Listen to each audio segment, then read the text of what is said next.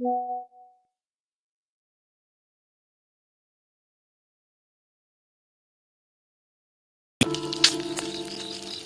クロって男関わらん方がいい。焦んだったらここを出よう。Sometimes people ask me what makes my soul flow.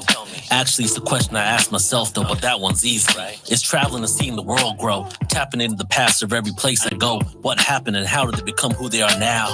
What historical lessons made these people so proud? Sometimes I can't avoid the noise that is too loud, the sound of beliefs that keep me down in perpetual cycles of vices and devices. Might this world be different since it Berkeley were told gifted?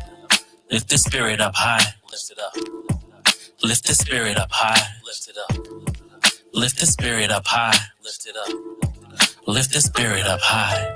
Out of the slums of the darkness, through the tunnel I will travel. I see light, a blurred line between what's wrong and what is right. What is wrong? What is right? What is good? And what's evil? An upheaval to be committed to my own healing. This anxiety I'm feeling, spent lifetimes in a world that never existed. I forgot I was acting. This world of free will scripted. So give me the pen, so I can write it again. So that I can create a happy end. So my soul I can mend. So that I can find some peace, some zen. A long journey and a lot of pain. Sometimes I feel exhausted and drained, wishing for the cosmic rays to wash over me like rain. I'm done with the cycle of this game, a slave to the matrix. My brain has been wired this way. Change my perspective, my frame. Shift the channel frequency in a lane. Every day is a new day. Yes, it is. Is a new day. Lift the spirit up high. Lift it up. Lift the spirit up high. Lift it up.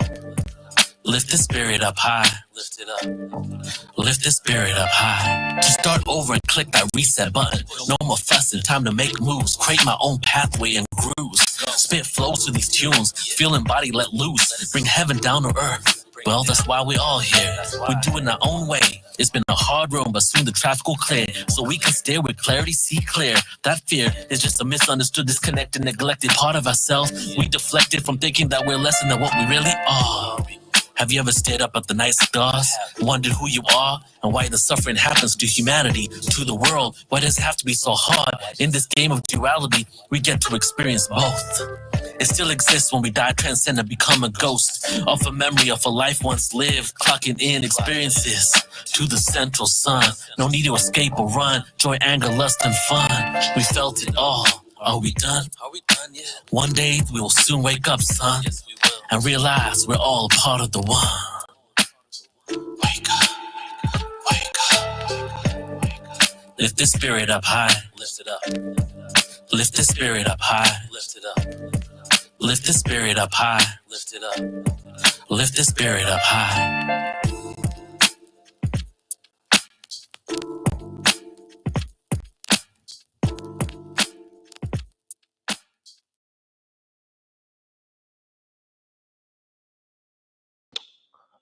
Hello, beautiful people. Welcome, everybody. Welcome, welcome. Good to be here with you all. You guys just heard a debut of a song that I created. That was me. That just made a few days ago in the studio here in near Barcelona. Thought it would be a good way to start everything out. Hope you're all doing beautifully. We have lots of people that are going to be tuning in today. And go ahead. I already asked in the chat, where are you all tuning in from? Go ahead and put your energy in the field. Happy welcome to the portal day, everybody. Officially welcome to this day. And we're going to speak about how incredible this day is and what it really represents in a little bit here. But I want to tune in and see how you guys are feeling. And I need to be honest with you guys. There's been so much happening that I made so many mistakes in putting this together. You guys won't even recognize it if I didn't tell you. I told all the speakers that we're starting at 10 a.m. Pacific. I sent them the schedule for 10 a.m. Pacific, but I put 8 a.m. in the chat. I mean, in the on the website, in the replays, in the emails. I put 8 a.m. I thought it was 8 a.m. the whole time, and I wasn't even looking that I put 10 a.m. But I've been calling speakers. We're going to make some moves and shift things around. I'm going to do a little presentation too, so it's going to be longer than we thought it would be. And I literally realized, like, 1 minute after launch time that I messed up on the schedule, but there are no mistakes, and we're gonna go ahead and that just means we have 2 extra hours for today. And that means that we have more time for some of these speakers because, you know, we're doing 25-minute slots, but now we're going to go even longer with some speakers. I believe Laura Eisenhower is going to be coming in a little early. She's going to join us and do an hour talk rather than her 30 minutes. BRIDGET Renee Holiday might be tuning in as well. But we're going to have some fun, and let's make this a good one, okay? And I want to read what you guys are saying. Let's have a conversation. I want to see how you guys are feeling. Thank you so much, Celeste. And let's go ahead and read out. Let's go ahead and read out where you guys are tuning in from. And we'll do a little intention setting. Yes. Okay. So the song, thank you guys. I literally just created 11 songs in 1 month here in Spain. 3 of them with my brother Flo Karuna. And we're going to launch it on Spotify in a few weeks after we have mixed and mastered. But it's some of the best work that I would say that we've ever done. I'll play another song on the way out when we're done with today. And so that'll be launched. And if you guys want to tune in more to the Spotify music, my name on Spotify is MC Resonance. All right. So let's see who is the farthest away in the world from the location I'm at now. Anybody here from Antarctica? Let's see.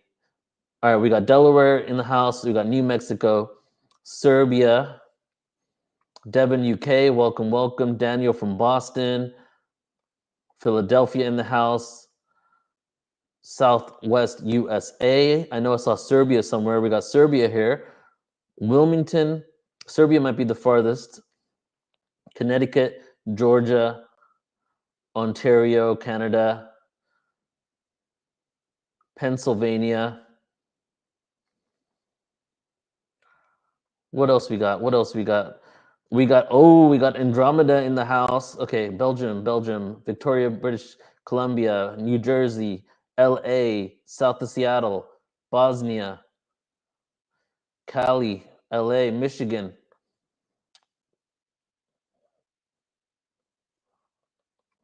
Beautiful.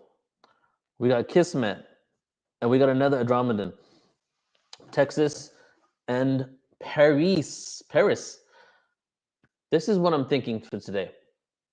Well, as we start out, first I want to talk about why this day is important, okay? Any of you guys want to share why you think this day is important? I'd love to know your opinion, input. And something that I've shared, well, we got Sirius representing here too. Something that I have said in a lot of presentations I've done is, guys, believe it or not, I'm a skeptic. I'm a skeptic at heart. Well, a healthy skeptic. I used to think I was an unhealthy skeptic, but now I realize I'm a healthy skeptic. That's a good way to put it. So much so that portal days, right? 11/11, 10/10. What does this actually represent? Is there actually a portal on that day? Is there? Well, we know the Lion's Gate, there's an astrological alignment, but we have synchronistic days all the time. What's the difference between 11/1, 11/2, and 11/11? And is there an actual astronomical, astrological event occurring? Well, when it comes to 11/11, we don't really hear too much about if there is an alignment on that level. So for me personally, whether something's happening in the cosmos or not goes beyond the point. For example, on 8/8, there is something happening in the cosmos. It's aligned with our Earth and our experience on Earth. But when it comes to this specific day, have you guys heard of the Maharishi effect? I think a lot of you have, and I'm probably going to butcher it. And I was supposed to get some articles on it to show you guys, but I forgot. But the Maharishi effect, in a nutshell, is when they did a study on a group of people that were meditating. I believe it was in Washington, D.C., and the Maharishi effect.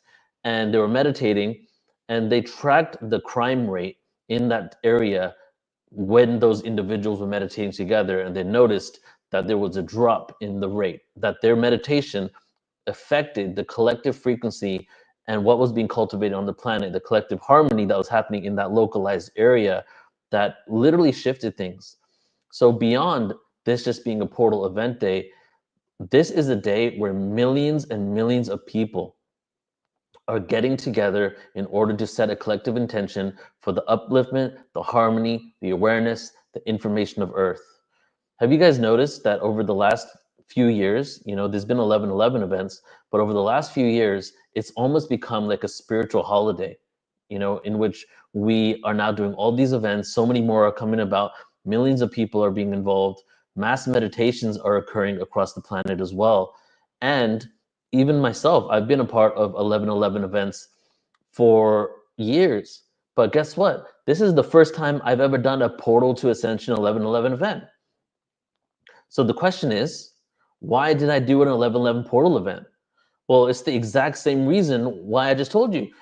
As we are moving forward and more people are doing this, I am realizing it's a collective opportunity for us to create our own Maharishi effect and us to get together with millions of people. I even texted some of my family members, hey, it's 11/11 today. Go ahead and meditate. Spend 5 minutes and connect with millions of people around the world today for us to set the collective good for our own well-being and for the rest of the planet, right? So beyond any like metaphysical concept, there's a super scientific reality going on right now that they are definitely, you know, I already know so many different events occurring. One's going on for 24 hours just straight. So we are literally creating a shift with our awareness. This is a collective opportunity for us to come together to create harmony, peace, and unity on Earth. And we should make every day an 11/11 event. If we can all set our collective intentions, right? So what I want to do is I want us to start with our intentions in just a moment here. I'm going to go ahead and ask you to do it.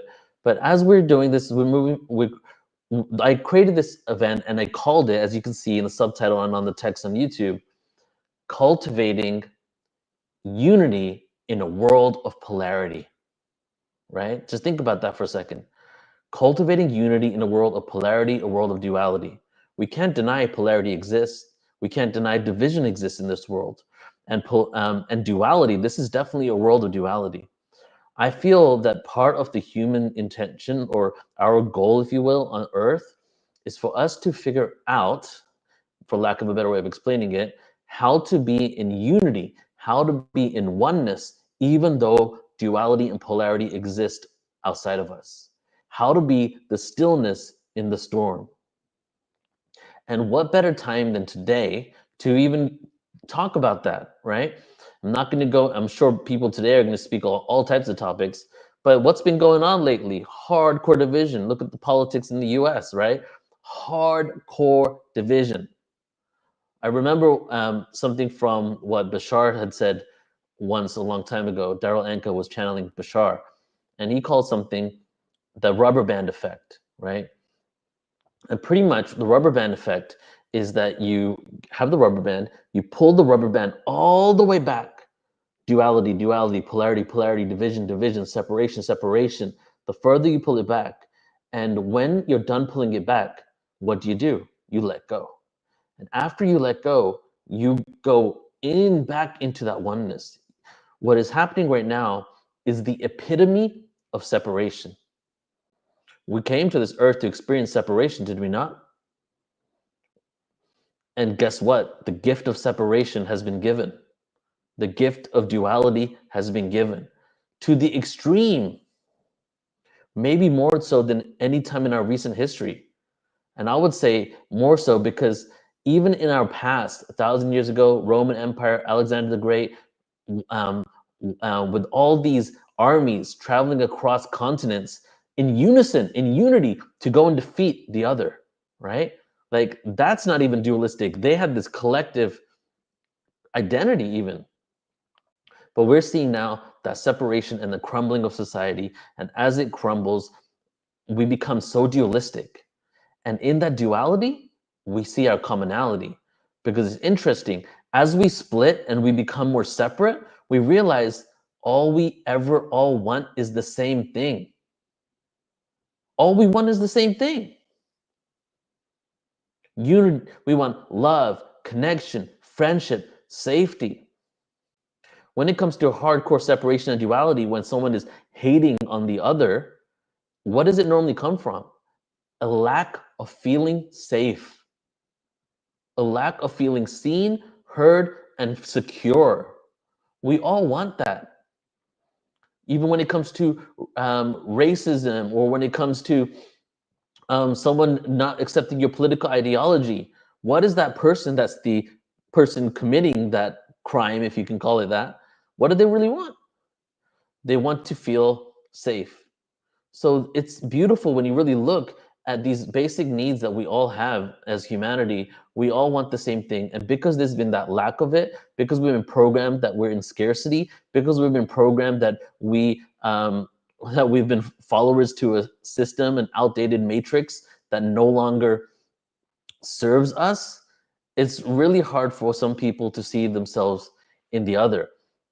So today is the portal day in which I would set the intention for this event for us to extend our hearts and our love to all of humanity, especially those that we disagree with. They're an advanced soul too. People saying they're Brahmin in here, they're saying the Syrian in here. Do you think these people came from hell? Or did they come from somewhere as well?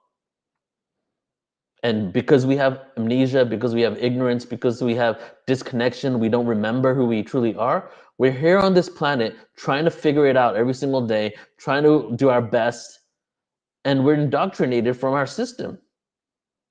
The process of unwinding from that system is happening now. The trust in the system has gone. It's gone. We are in unprecedented and amazing times. Whether there's chaos in the world, the chaos is only a necessary growing pain for us to move into a greater understanding of what we are, what we want, and how much we have in common with each other. Okay, so that's my personal beliefs, and I would love to just say that I'm excited for what's going to happen, and I feel that we only have amazing things in store for us in the future, but the way to get there is to go through that pain, of that collective pain. You know, it doesn't have to be suffering, but there is a collective trauma that has happened. There is a disconnection that has occurred. And all of us need to sit with that disconnection, go through that tunnel so we can emerge into a greater experience on Earth. And now, so with that being said, I'm going to take a look at some of your comments here because lots of comments coming in. And then I want to do this. And maybe you can start thinking about it now. Let's just take time as we start, because we've got some amazing things going to happen today. Lots of great people going to be joining us. Let's take a moment to start tuning in to an intention, okay? And we're going to have some fun with this one. We're going to do 2 intentions. What is your intention for yourself? Okay, first one. So all 300 people on right now, in 3 seconds, let's all take a big breath, okay? In 3 seconds. Big breath into your lungs, outside your heart. In 3, 2, 1, big breath in. Let it go through your heart. Relaxing into the moment. Now tune in. What is an intention you have for your own well-being? What do you want for yourself? We'll get to the planet soon. But as a lot of us here know, that there is no healing outside, there is no unconditional love outside, there is no compassion outside, unless we can love, heal, have compassion for ourselves. Systems, religious, organized institutions have created it that it's almost selfish and sinful to even want that for yourself. Let's break free from that mold today. And go ahead, guys, and start dropping it in the comments, because we're going to actualize all of this. All of you guys are putting this in the field. Not only are all of us tuning in here going to be able to do this together, but we're also going to have the collective intention of the whole planet, of everybody doing this with us, to also put it into the field, to amplify all these intentions. So go ahead and start dropping it in the comments, everybody. What is an intention you have for yourself? What do you want to cultivate, curate, expand into? Go ahead and start putting it in the chats, and I'm going to read them out and put them up on screen, because we're going to do some so it is. We're going to do some so it is together, and we're going to make all of this into a reality. I'm going to read some of these here. Matthew said, I call out to my soulmate today, the universe, to connect us all. I am so ready to be in love with the spiritual way this time. Lauren says, compassion is essential. 1111 portal. Open your heart to one infinite creation. Love is an expression of unity.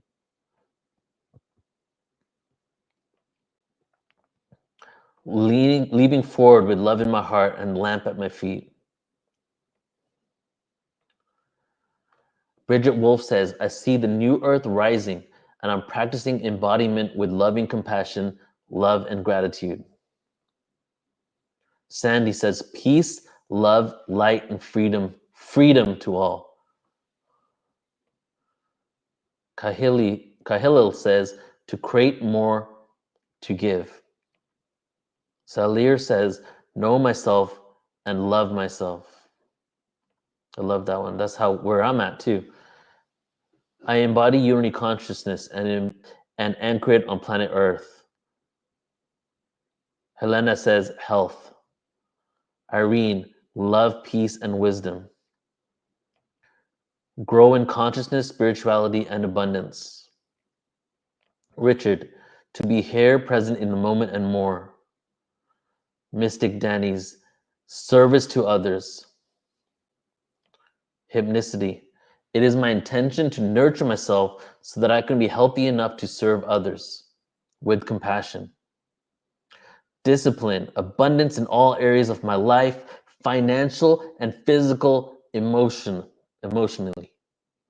As I'm reading this, guys, take in the words, okay? We are beacons. We are frequency beacons. I think all of you know this. We are frequency beacons. We can amplify intentions. And together, we're like all individual crystals coming together collectively with our own crystalline energy. And we have the potential to send this out to the universe. What does the universe do? Universe is non-judgmental. I call the universe one big Xerox machine. It just gives you whatever you put out there. We put out a lot of lack and scarcity for so long. So today we have an opportunity to put out energy that can balance that. We have discernment here, health and happiness for myself and others, connection on a soul level, compassion for my healing, embody the Christian consciousness, to learn, understand, to heal, healthier eating and deep grounding, love myself and stop doubting myself and abilities, clearing my blocks as I move into divine alignment, health, wealth for myself and for all the new earth, to open myself to full unconditional self-worth, abundance in all of life, wholeness of body and mind and spirit. See this, guys? This is really amazing. Like everything that, look at how many words of amazing, incredible intentions, passion, ambition is streaming right now. Releasing what no longer serves me, learning about the energy portals to release from all fears, deepening spiritual soul embodiment, abundance for all with love, wisdom, and connection and compassion, healing in gratitude, enthusiasm to regain my sovereignty. And that's what we're all collectively doing. Seeing the divine when I took look into the eyes of everyone I meet and interact with today. I like that one. That's a good homework assignment, everybody.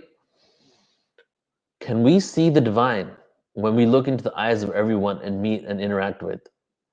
Would that mean that we need to see the divine within ourselves first? Can you see the divinity in your own self?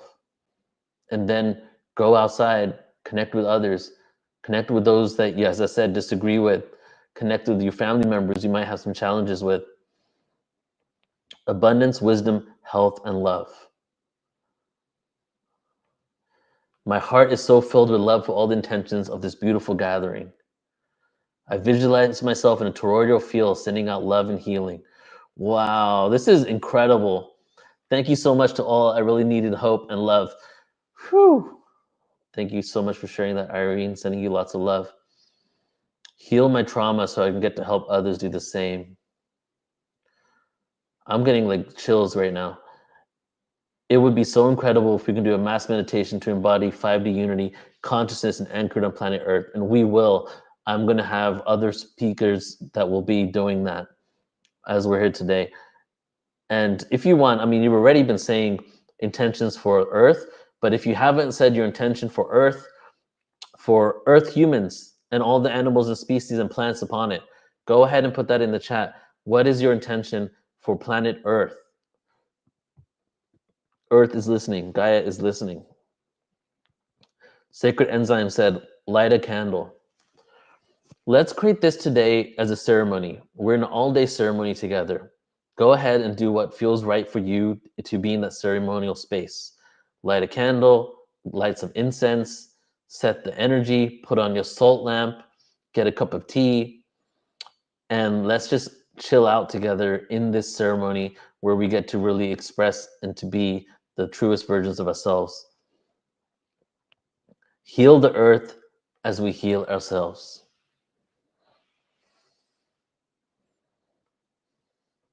Century loving, thriving abundance, unity consciousness for all life.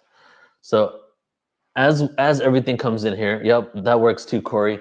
As everything comes in here, I just want to express just a few things that have been coming up for me lately. I've been going through.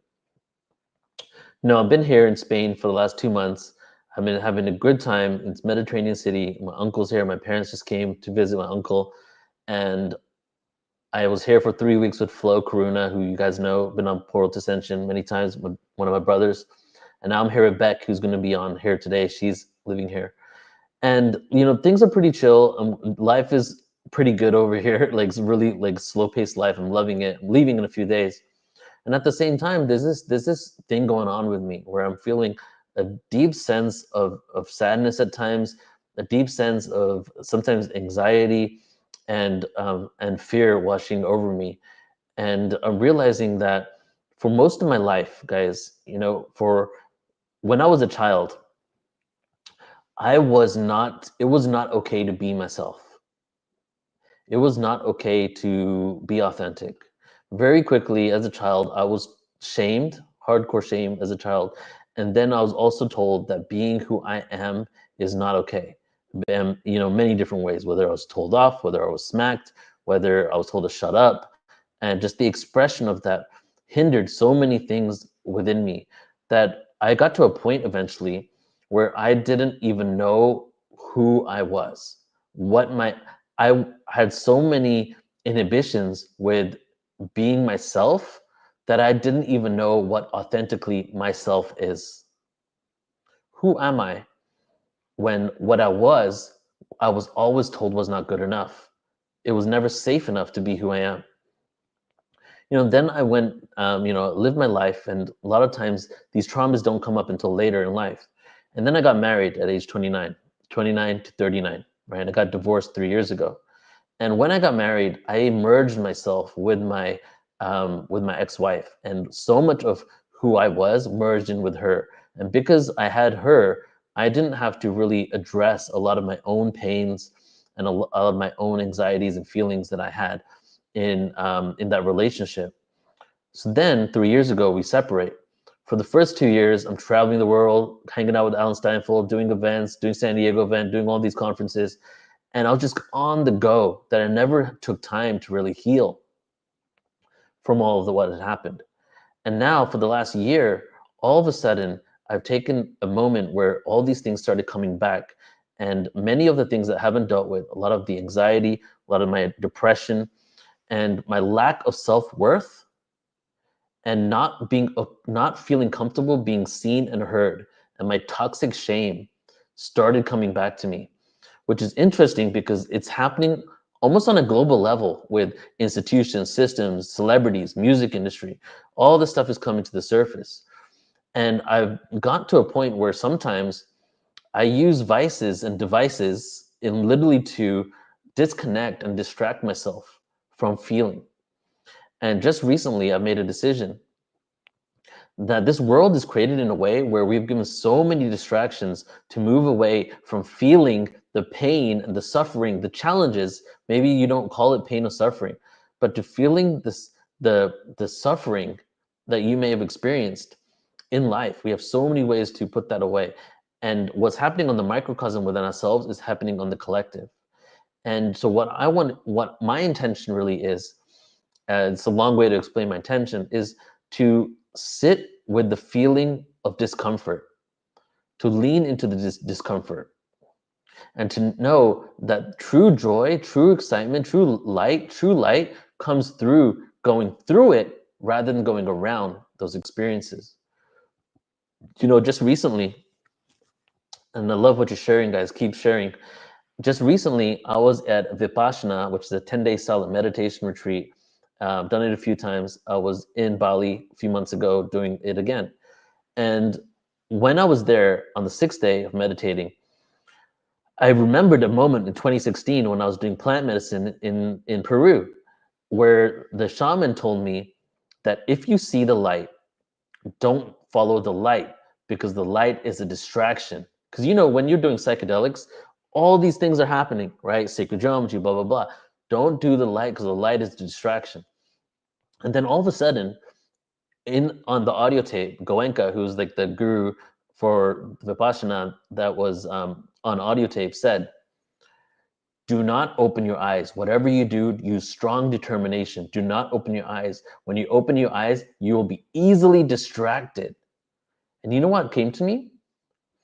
The light is a distraction. The growth is in the darkness.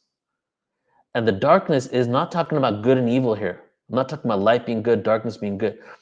It's a literal persona, it's a literal manifestation. When you meditate, if you open your eyes, all the light distracts you from the meditation. When you meditate and you close your eyes, we literally go into the darkness, that the growth is the darkness, right? And think of that as you will, but I'll say this to add to that. What happens when you have amnesia and you go to a planet? What happens when you go have amnesia and go to the planet and come to the planet? We forgot who we are. We forgot our connection to source. We forgot our past lives. We forgot our extraterrestrial lives. We became so disconnected that the fact that you and I were still remembering our connection in a place where our minds were wiped is one, incredible, right? But we literally came into this world, this density, and we wiped our minds clean. Could it have been that we've been such masters and have achieved such greatness within the cosmos that all of a sudden we're like, what's the next experience? How can we experience something different? How can we experience something new, right? And the best way to experience something different and new is to wipe our minds from knowing what we've experienced and come into a place where we have all these challenges so that we can remember who we truly are. But the best way in that situation to remember who you truly are is by going through the darkness. The only way to get to that light on this earth is literally going through that tunnel. And another analogy that came to me in that moment when I was in Vipassana was the analogy of there's always light at the end of the tunnel. But you need to go through the tunnel to get there. You need to go through the tunnel, the dark tunnel, to get there. And what happens when you're in that dark tunnel? It doesn't have to be hardcore evil, hardcore challenges, but it's on this earth, you know, tell me if you've never had a challenge before. Tell me if there's nothing that you've ever grown from. Tell me if there's been some experience that has been so challenging and dense for you that you did not receive an enlightened experience after that, or achieve some sort of growth, some sort of lesson, some sort of expansion. Because in this world of duality, we can be one of two things. We can be one of two things for every experience we receive. We can be the victim, or we can be the master. So many people go through challenges and they become the victim to their own challenges. Hurt people, and if you continue to hurt, you're a victim to it. But now you become the perpetuator. Or you can go through a situation, right? Learn that lesson and then become the master when you heal it for yourself and have the opportunity to teach others. You know, a good example for me, and I've shared this a few times, and just because this feel very vulnerable today, and this is, I think, is a very good event for all of us to be very vulnerable, is that, you know, as a child from age 3 to 7, I was molested, you know, from 3 to 7 years old. And I spent my whole life trying to figure out how to heal. Even when I didn't even know, I remember that it happened to me. And when I started remembering what had happened to me, I started realizing that I was acting like a victim to that for a long time. And yes, I was a victim to it. But if you're a victim forever, you will always be a victim to it and continue to live that life. Continue to live a life of shame, of guilt that you don't even own, right? Not even talking about past lives, but you don't even own that, right? So by going, then I had to make a choice in my life. Do I want to continue to give stories about why I am not who I truly want to be? Or do I want to do what the tools, the techniques that I really want and desire for me to move to it and become the master of that energy, right? So we all have that opportunity. I often say as well that when you go, say that you're like somebody's an ex-drug addict, right? And they go and get therapy and counseling. Do you think they would have more of a benefit if they went to someone who just got a degree in therapy and now is helping them out?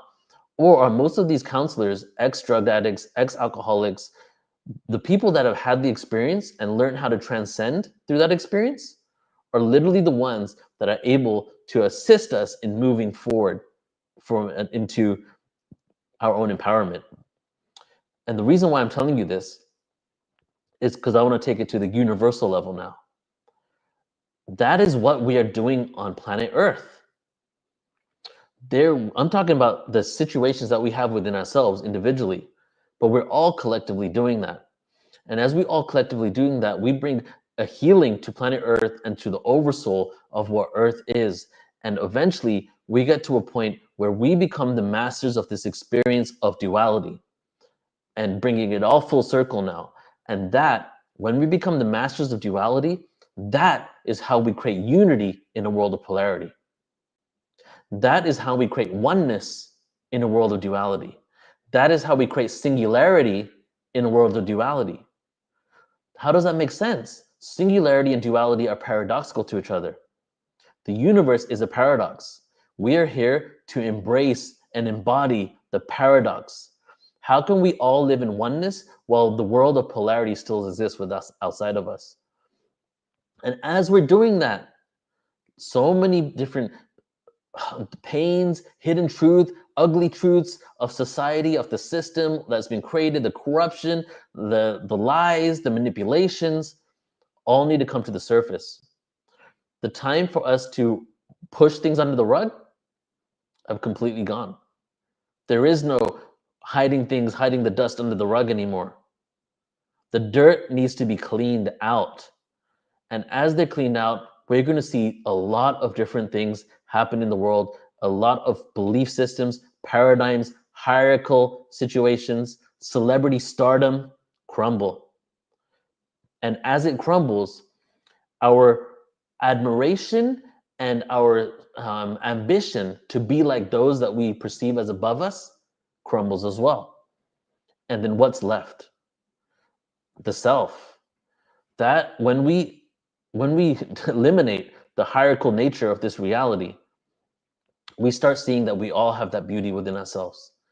And that is what this whole ascension process, in my opinion, is about. And that's what we're going to be bringing forward today.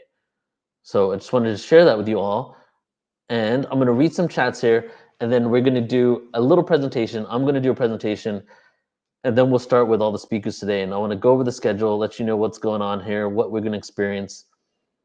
And I would love to just see some of these chats. And Hypnicity says, mushrooms thrive in the dark. Yes, they do. And it's interesting because mushrooms spend 75 to 90% of their life underground. And then the last amount of their life, they go into the light. Bridget says, the mighty seed grows in the darkness. From seed and soil, the seed contains everything needed. You are the star seed. I love that. To also recognize that the consciousness itself is looking back and experiencing itself and each other as well. I'm also dealing with myself. I almost have no friends now. Relationship is only showing me my trauma. Yes, relationships are the best way for you to see your own trauma. And it gives you the opportunity to move through it. One of my friends a while ago said to me, many people think they're healed until they get into a relationship. Because that's when the deeper work starts, you know? I choose not to go into the light. I am reincarnation again. I'm turning around to the 90% of the void where all knowledge is. Oh, that's deep. Light piercing the darkness. The seed cannot grow without the darkness. Experience is king. Hey, you know what's really cool, guys? You guys are, this is amazing. This is the community right here. What you guys are saying, how you are showing up and what you have to offer into this field is really, really inspiring me. And I'm just loving the fact that this is the people that we're all like, that this is the community that has been created here. Mark is saying, this is one of my guidance the last few years has also been saying.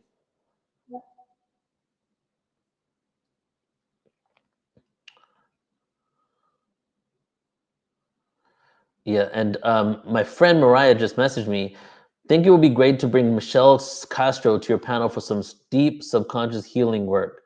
I'm going to give Mariah the link to the webinar if you're listening, Mariah, and if she's around, go ahead and give it to her. She can come and join me, so I don't have to tap dance by myself. The spirit realm in a natural state of isness. I'm glad so many people have learned over the last 5 years processing trauma is the key. Superiority versus inferiority. All right, so since, as I shared, I did not know that I had the schedule wrong, and we have now an hour and 15 minutes before we officially start. But Laura Eisenhower is coming in early. She'll be here in like 25 minutes, Laura Eisenhower, and she's going to start us out with a longer presentation. And this is who we have today. We got Laura Eisenhower herself. We have astrology and so much more with one of my favorite people, Raquel Spring. We have Beck MYLONAS, who I'm living with here in Spain. She's going to probably bring in some dragon codes. We have GERALDINE OROZCO, always bringing some amazing awareness. BROOKLIN RAYNE. We have the Alan Steinfeld himself. We have JODI SEROTA. We have Phil Gruber, Bridget Renee Holiday, and Jehan Sator for an amazing 6 to 7 hours from now together. So to start out, and there will be a meditation, I'd rather have someone else do the meditation, but I think what we will do though, just to start out, we'll take 3 breaths together and breathe it out of our hearts as we create a synergy field. But now what I want to ask you guys is, because I'm going to present, and a lot of you here have seen a lot of my presentations, I'm going to give you a choice, okay? A choice on what to present. And let's do it number 1, 2, and 3, okay? 1, 2, and 3. Let's do number 1. Do we want a presentation on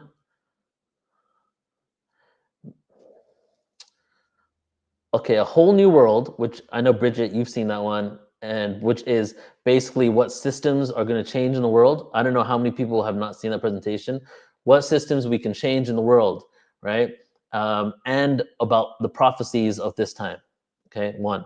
Number 2 is sound, the sound frequency, sound and frequency. Okay, 1. So we got 1, which is a whole new world, which is prophecies of the now, of this time coming up, and then also what institutions are going to shift and change. And 2 is sound and frequency, and 3 can be create, which will be this one's more of a fun one, creation stories of ancient civilizations. Okay, whole new world, institutions, systems change now. 2, sound and frequency. 3, origin stories of ancient civilizations. Let's get the vote in. Let's get the vote in. Give you guys 2 minutes to cast your vote. This is the real vote. And as you notice, there's a 3-party system here. There's not a 2-party system. So I gave you 3 choices because 2-party system does not work. All right, what do we have? We got, Marina said number 1 the 20 times. So I think she just knocked it out of the ballpark right there. We got lots of 1s coming in. We got a couple of 2s. We got a 3, 1, 2.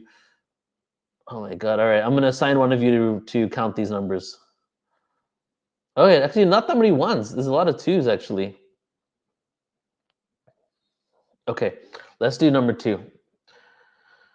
Let us do it.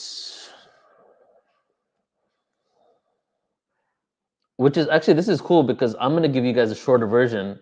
Little plug here. On November 16th, November 17th is my birthday, and November 16th and 17th on my one day is my birthday. I'm doing a 2-day presentation, which is a 2-day workshop called the Ultimate Sound and Frequency Workshop. And we're going to spend 4 hours with each other, 2 days, where we're going to do this presentation over 8 hours with chanting, humming, seed sounds, listening to the sounds of different planets and all that stuff. So I'm going to do this presentation now. Obviously, I'm not going to do the whole thing because I don't have that much time. But if you guys are interested at any point to join that presentation, you will get a link. You will get an email. And if you're new to Portal to Ascension, please click subscribe. Please like this video. Please give us some love. And if you want to join Portal to Ascension's email list, go to portaltoascension.org, and you can sign up there, and you get hundreds of hours of free presentations, and you'll get on our email list, get all the cool stuff that we're doing. So let's do this. Let me see here. All right.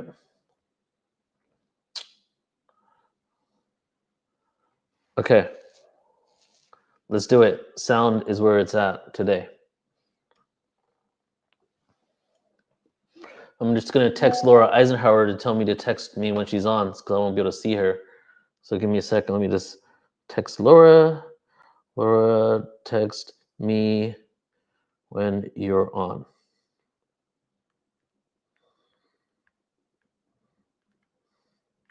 So this presentation, everybody, is called the Ultimate Sound and Frequency Webinar. And this is the first, I've created many presentations, but this is the first presentation I've ever done. I created it a while ago now, and it's been, growing and evolving ever since the first moment I created it. And the reason why, this is some of what we're going to cover today, and I'll get into the reason why I created this webinar in a second here.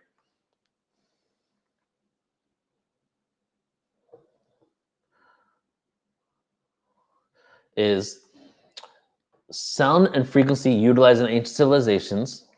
We're going to do an introduction to sound healing instrument and toning. There's, in this presentation, chanting, experiencing meditation practices, the science of sound frequency, misinformation regarding sound frequency awareness, because there's a lot of just, this does this does that, but no real evidence. Psychedelics and frequency, extraterrestrials and frequency, and what does this mean for our future? We won't get to cover everything, but if you want the whole thing, November 16th and 17th, we'll get into it all. So the question is, why sound? Why do a presentation of sound? And even more so, why is this the first presentation I ever created like 8 years ago? I think this quote says a lot. The forms of snowflakes and faces of flowers may take on their shape because they're responding to some sound in nature. Likewise, it is possible that crystals, plants, human beings may be in some way music that has taken on visible form, right? So this quote right here really shows that, could it be that all things that are physical are sound that's taken on visible form? And before I go to the next slide, I just want to say out there, because BRIDGET Renee HOLLIDAY is in the room. Bridget, if you come in early as well, please text me on my phone, okay? Because I won't be able to see it. And Laura is not going to be here for a little bit. So text me if you're coming in early so we can get you on. Nikola Tesla also stated, if you want to find the secrets of the universe, think in terms of energy, frequency, and vibration. And I love to start with really laying down some universal ground facts, right? What are the facts that we can not only metaphysically accept, but what are the facts that we can now also scientifically prove? Well, one would be, we are vibratory energy beings. That's literally what quantum physics shows. That we used to think some time ago, not too long ago, that the atom was the smallest thing that exists, the atom. You know what's interesting? So many people in the world still think that because they haven't got the memo, they haven't got the update. But now we've realized that the atom is actually made of smaller particles. What are these particles called? Well, they're called subatomic particles. And that's where we get theories like string theory, which has its flaws as well. But it basically is that everything is like some static energy, if you will, and some sort of vibratory essence, that these subatomic particles aren't even really technically physical. They're vibrating energy strands. So we have now shown that what we've been considering in the metaphysical world is now provable through through quantum physics. Our brains produce electricity. The way our brains work, and I'll show you a graph in a second, is that we have some type of acid, I forget the name of it now, in our brain. And this acid creates a chemical effect that then creates an electrical current fueling our brains through electricity. That electrical current goes down our brainstem through our spine, and it fuels with an electrical current all the organs in our body. Vibration and frequency is measured in hertz. Okay, so that's something that we measure in. The universe is singing, and we'll get to that later. How can we even say that? Humans have lived on Earth for hundreds of thousands of years, more than widely accepted.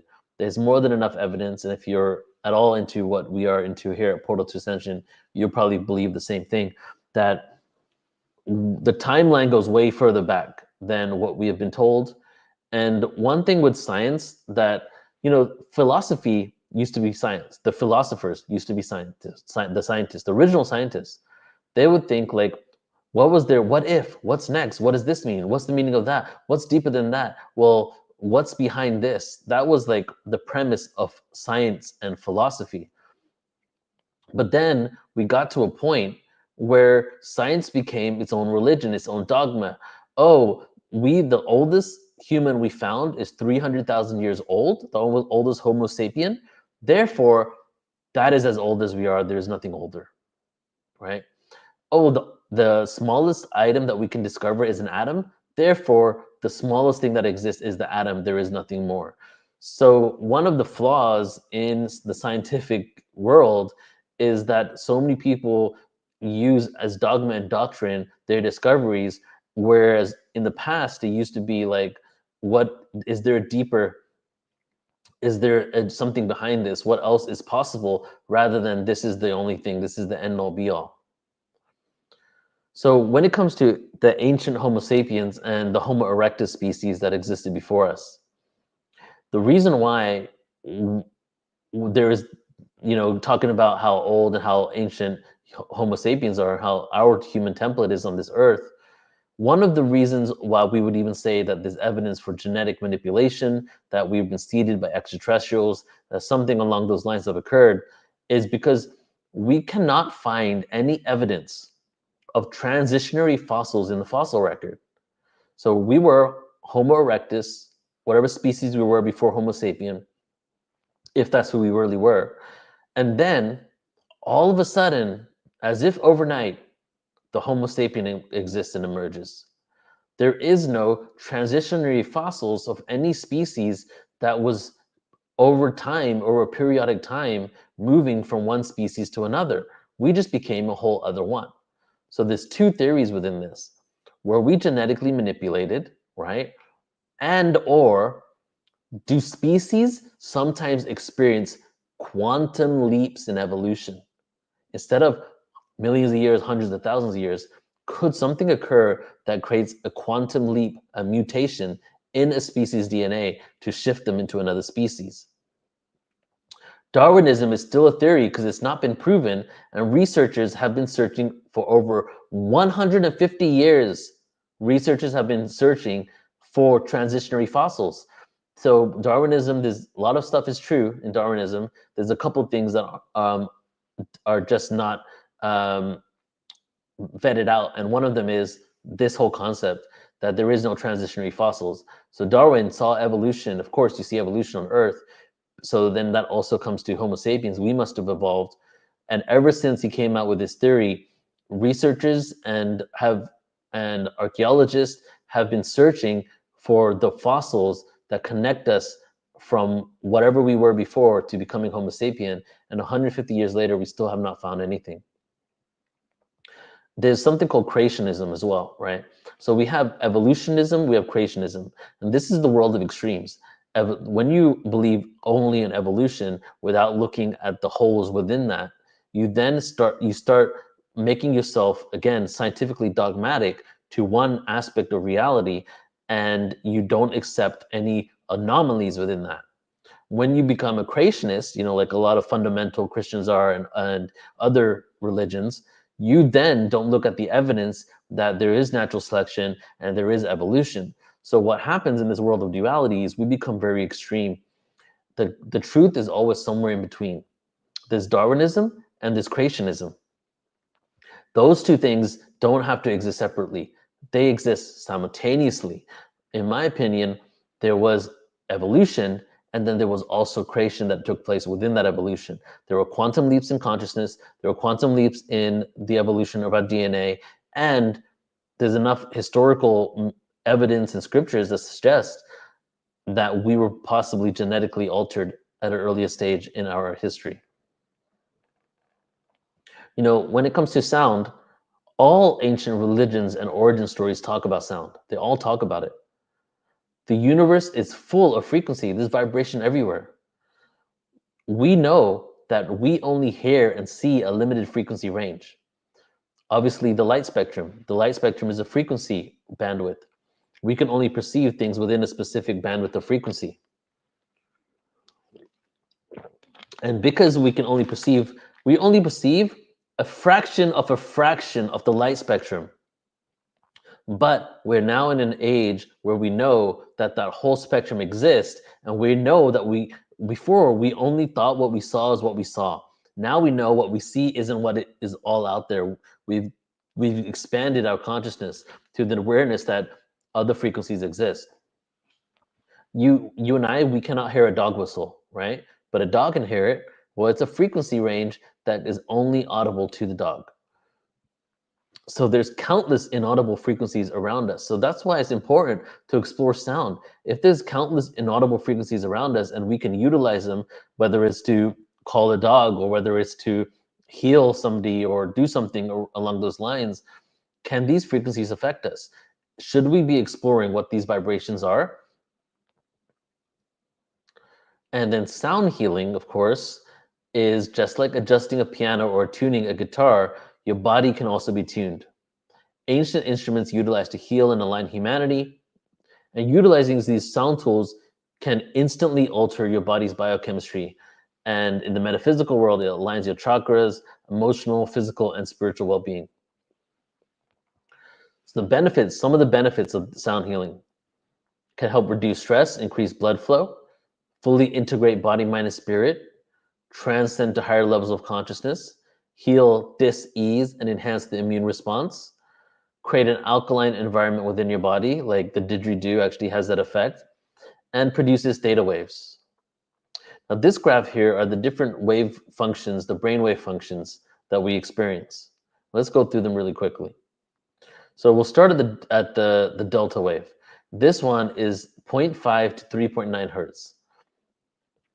Deep, dreamless sleep, deep relaxation, loss of body awareness, accelerated physical healing and growth hormone released, access to a collective unconscious mind, empathy, inner peace, spiritual insights, and mystical out-of-body experiences are all within this state. Now we have the theta wave.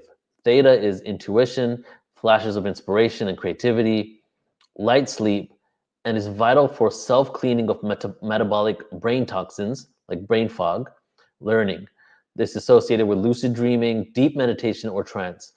So when we go into delta wave, that's almost, you can go into that in a sleep state. Maybe some people could do that in a waking state. They can move themselves into it in meditation or even through astral travel experiences. When you're doing a regular meditative experience, that is normally you go into a theta wave state.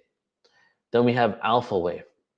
Relaxed productivity, creativity, visualization, mind relaxation. And the beta wave is linear analytical left brain thinking. So right now, my eyes being open, speaking to you, communicating with you, that's beta wave. And then the gamma wave, which is the genius brain wave. Whole brain activity, higher consciousness, hyper concentration and focus, insights, flow, super learning, mystical out-of-body experiences, critical for elevated awareness and self-responsibility, achieved through frequent meditation and regular exercise. So that's where we're going, okay? We're going to the gamma wave. But interestingly enough, the theta wave and the delta wave states leads us to a gamma wave state more in our waking life.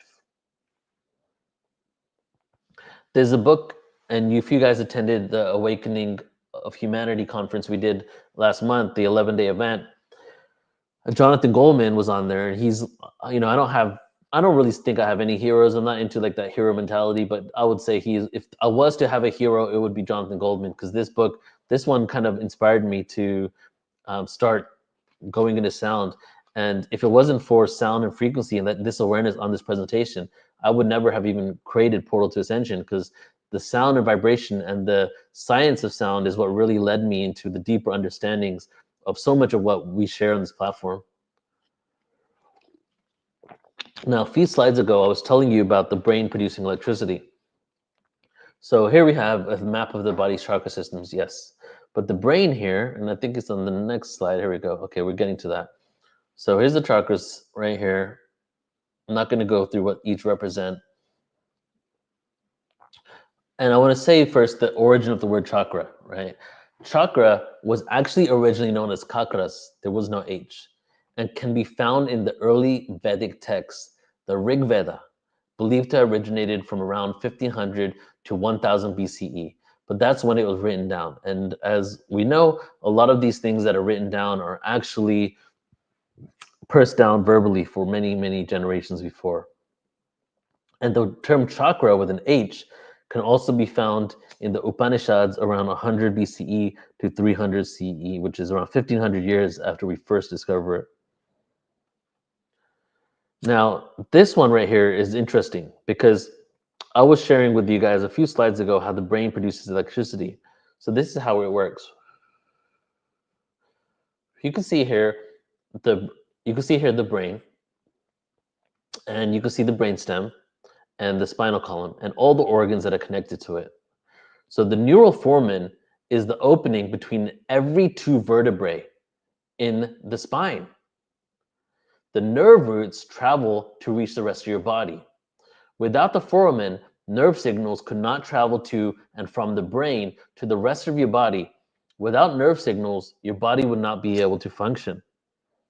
So this one is very interesting because this is the scientific evidence that the chakras are not metaphysical areas that we just talk about in the metaphysical world, like portals to other dimensions, even though that is the case. They're actually physically in existence in our body. Every two vertebrae through our spine, there is an opening. Guess where that is? Oh, one of the chakra centers, right? And we actually have this. So the brain produces an electrical current, and then through the nervous system, the electrical current goes through our brainstem into our spine and out at every of those neural foramen over those every two vertebrae, the opening, nerves come out of that area, and guess where they go? Well, they go to all the organs that are connected to the chakra. So what is happening is there's an electrical current flowing down the spine, going through these nervous system and fueling like a battery, plugged-in battery, and our brain being the battery, the electrical current that is needed for all those areas to work.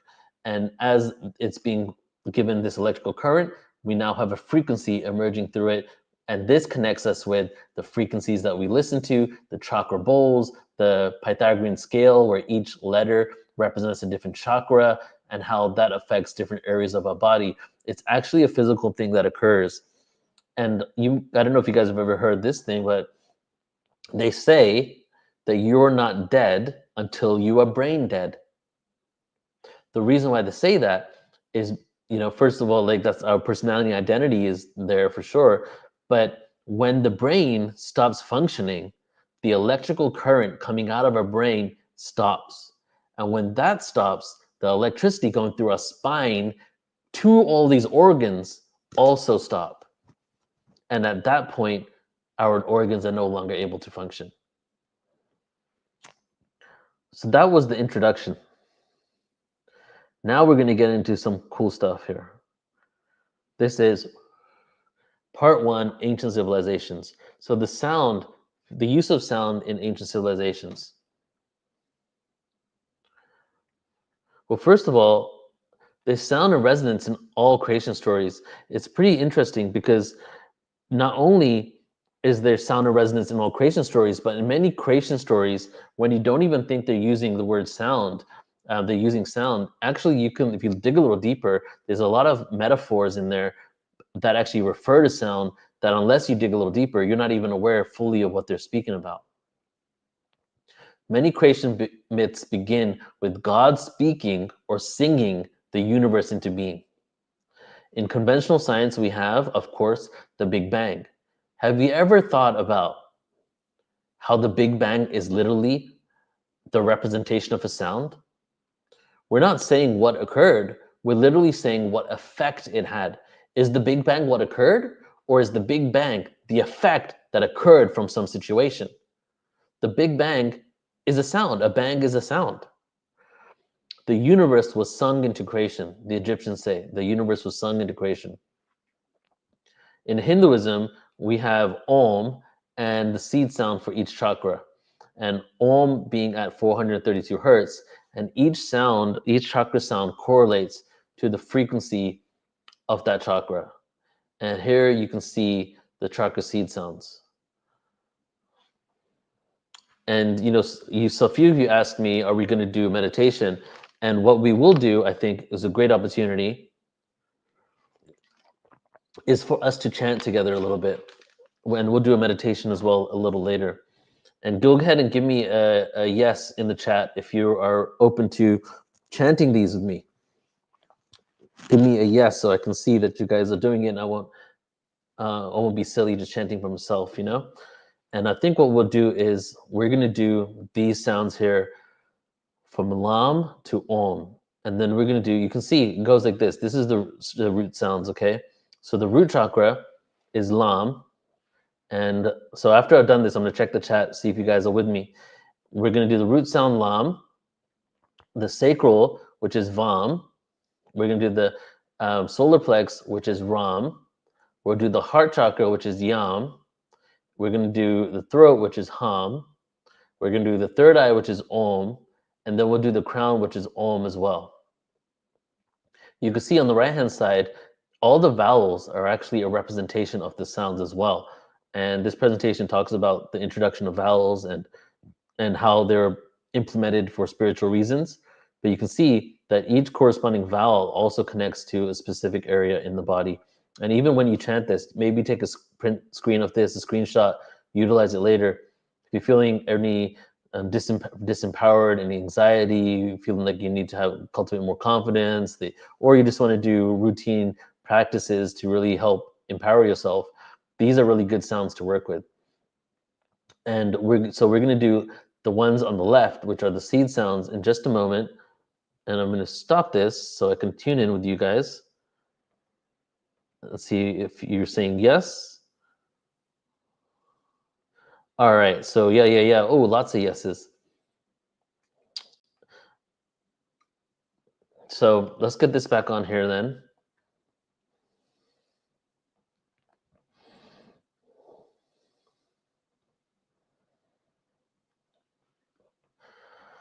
Okay, we're going to chant, as I said, Lam, Vam, Ram, Yam, Ham, Om.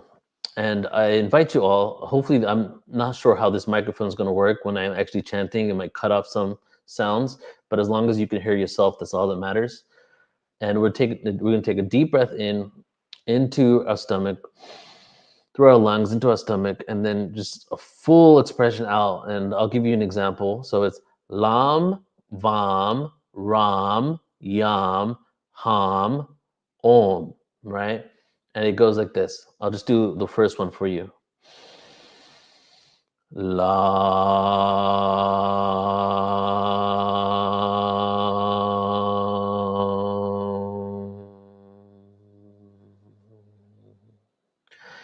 going to do it in a moment.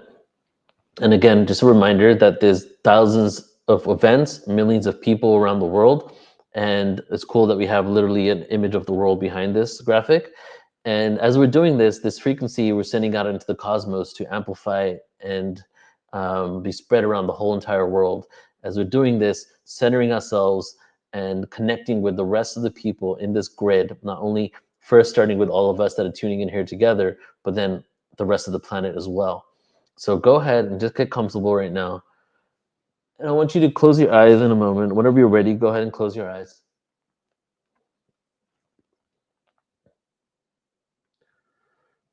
And just breathe normally. And what I'll do is I'm going to say the sound and then we all chant it. So you don't have to open your eyes. You don't need to see what's next. I'm going to tell you what the sound is. And then I'll guide us through the breath. And then we let it out. Okay? So begin to breathe a little more deeply.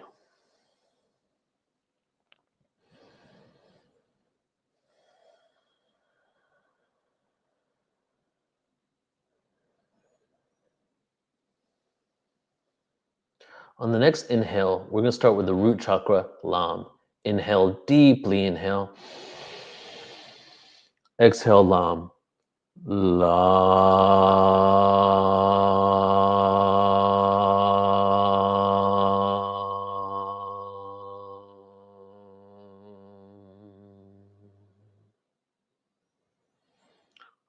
Next chakra, breathe in, Vam. Sacral Vam. Breathe in deeply.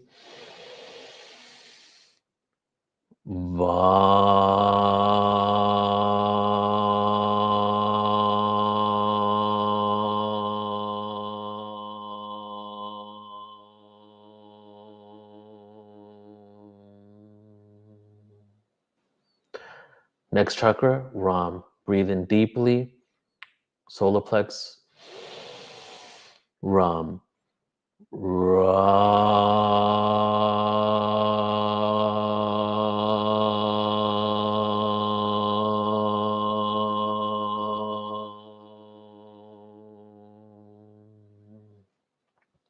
The next chakra is Yam. Breathe in deeply. 3 yams for the heart. 3 yams. Deep in. 1.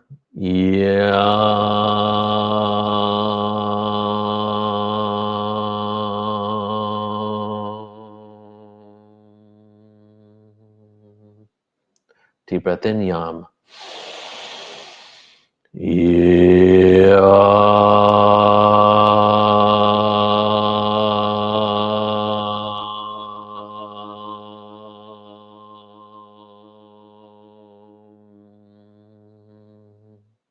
One more time for the heart, Yam.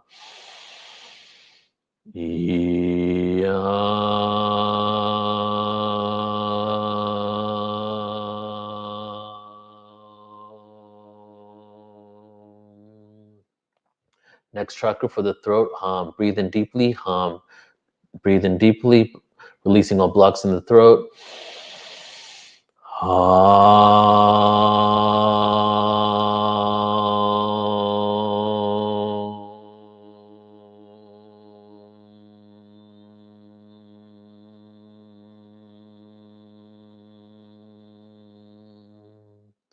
Now just sit for your eyes with your eyes closed for a second before we go into the third eye and the crown. Feel the vibration in your body. Feel the vibration in your body.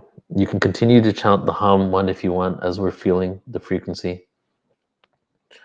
We activated the root, we activated our groundedness, the I am presence, the self, the survival instincts of earth. We've entered the soul, the sacral, our sexual organs. We've gone into our willpower, Ram, the solar plexus. We've aligned with our heart to amplify everything through the heart.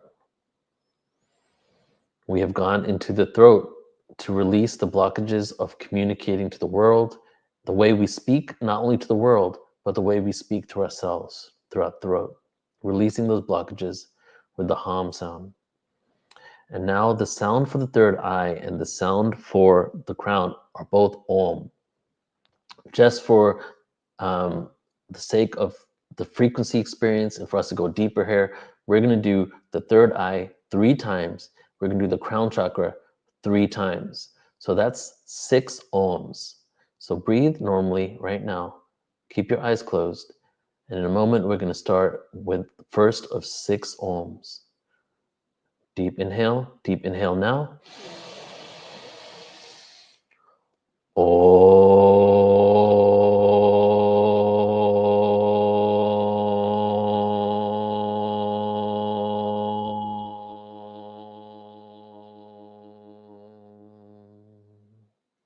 Again.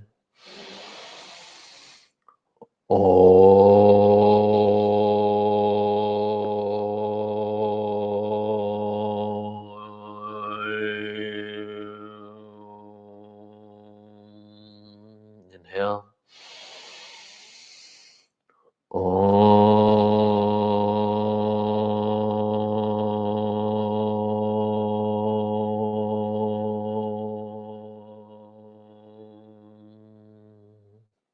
Fourth Om.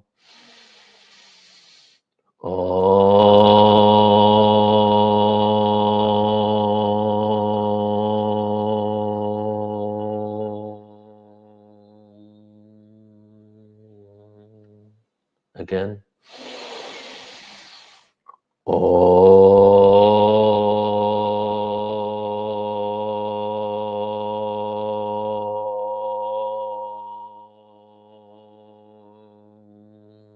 One more time.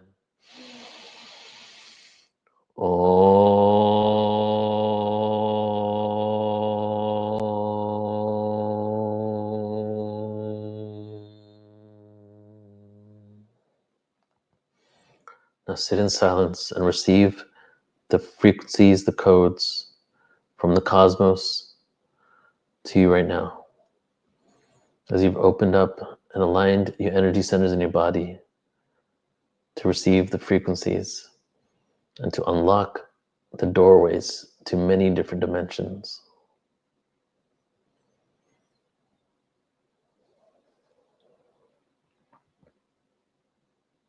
Sit in the vibration. Observe the thoughts. Feel the vibrations in your body. Feel the pulsating of your heart. Feel the long or short breath. Feel what it is to be human.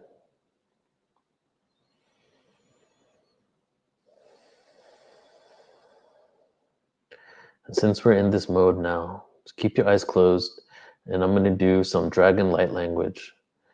And as the dragon frequencies come through, just stay in the vibration, tuning into your own body.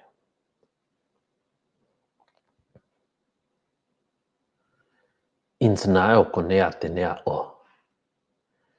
Insana koeate ana asi o hana tiana o. Ina ko hana ta a. Usni hakiana ana wara. Io no anae no ko tina na leta ukumpala itana o ati na a. Insa no ko na tiana ha. Iana ko ana iana mo te arana si kanda. Inta no te kana aiwa. Izana o kana kumbala tina warani na sakana o na sina patina. Wuni akana na asni oro watani ana kana a wuntina iana fo. Insana hoanaka. Ianoa na waneanaka. Ianotoana dia. Uanaka.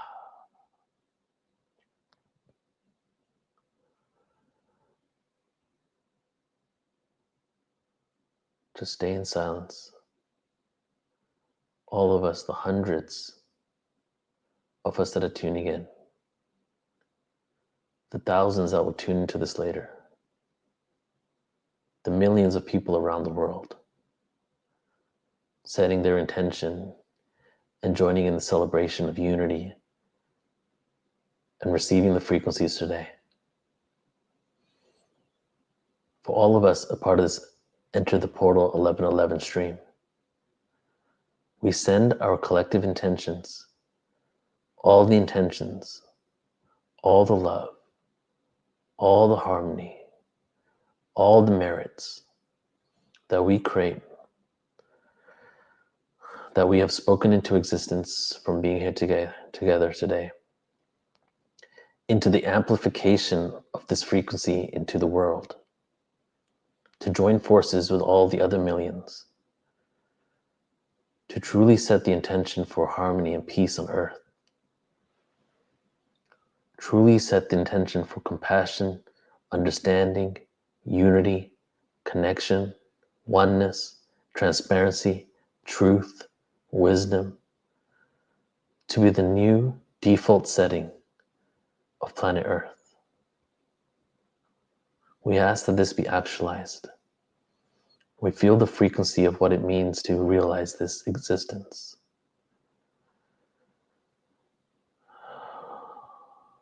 Take a deep breath in, everybody. Deep breath in.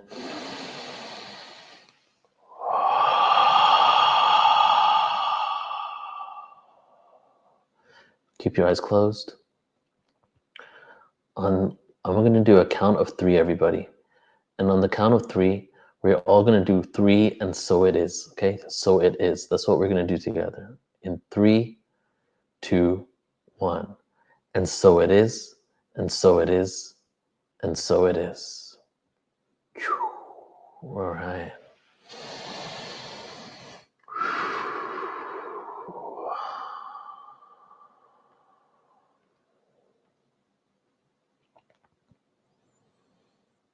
Wow.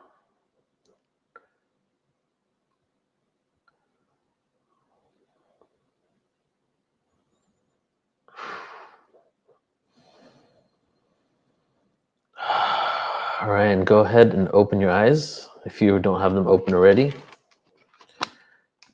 Guys, I literally feel like I left my body. Whoa. The last like 30 seconds, I felt I was leaving my body. That intention of all of us coming together, like there was something in that frequency. How do you guys feel? Go ahead and just leave some comments here in the chat. We're going to continue in a moment here. I need to take a second after that, actually.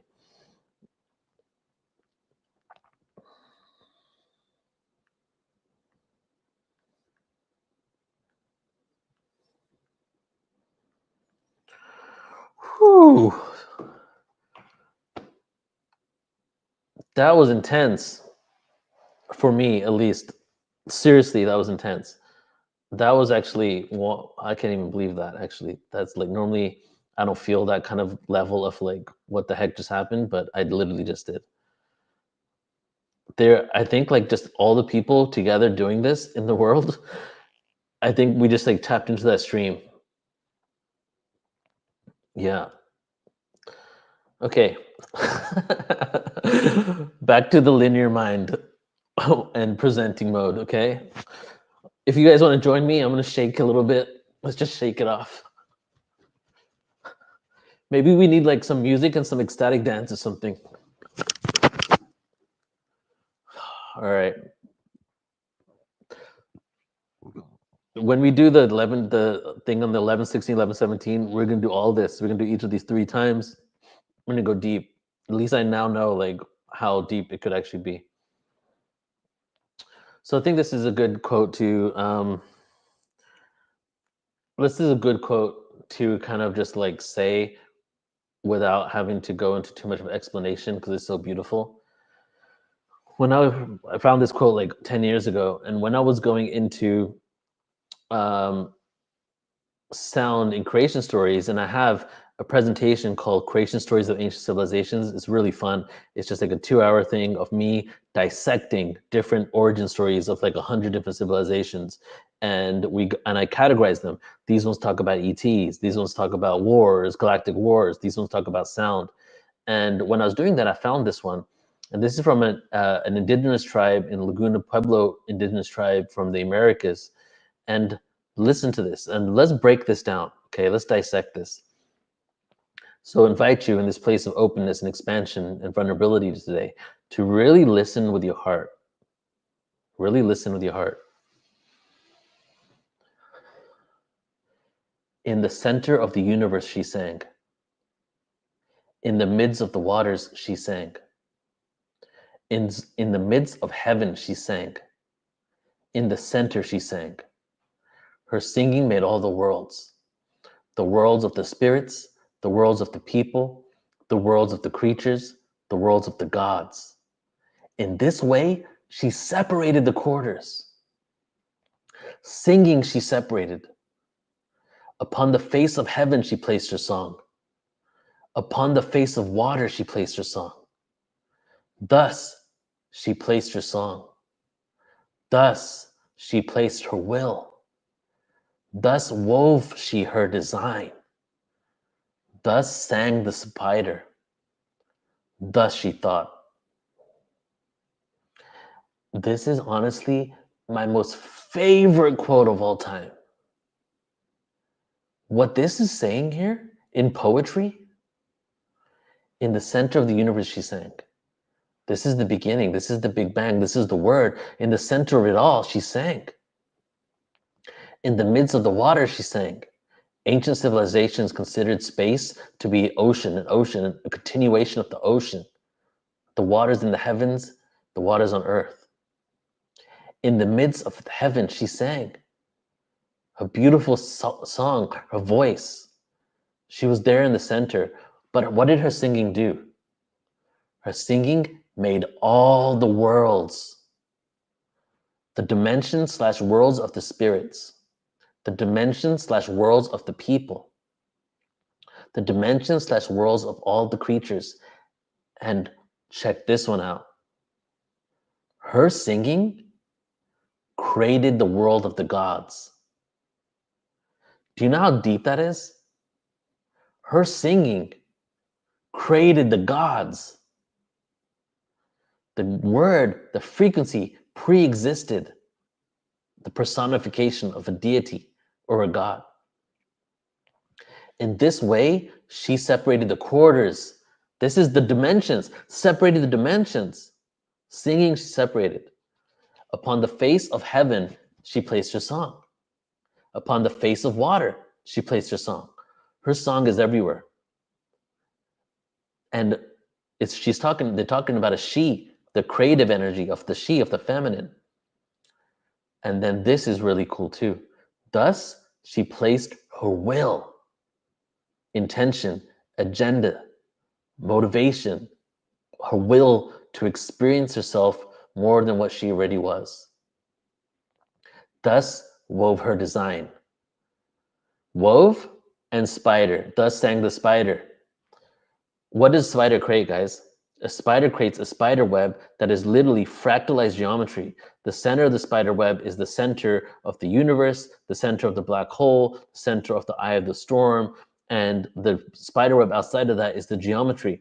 They're literally talking in the most poetic, beautiful way of a spider, literally God and creation being a spider that creates geometry from a central point of creation, which for every galaxy is the center of the galaxy, the supermassive black hole.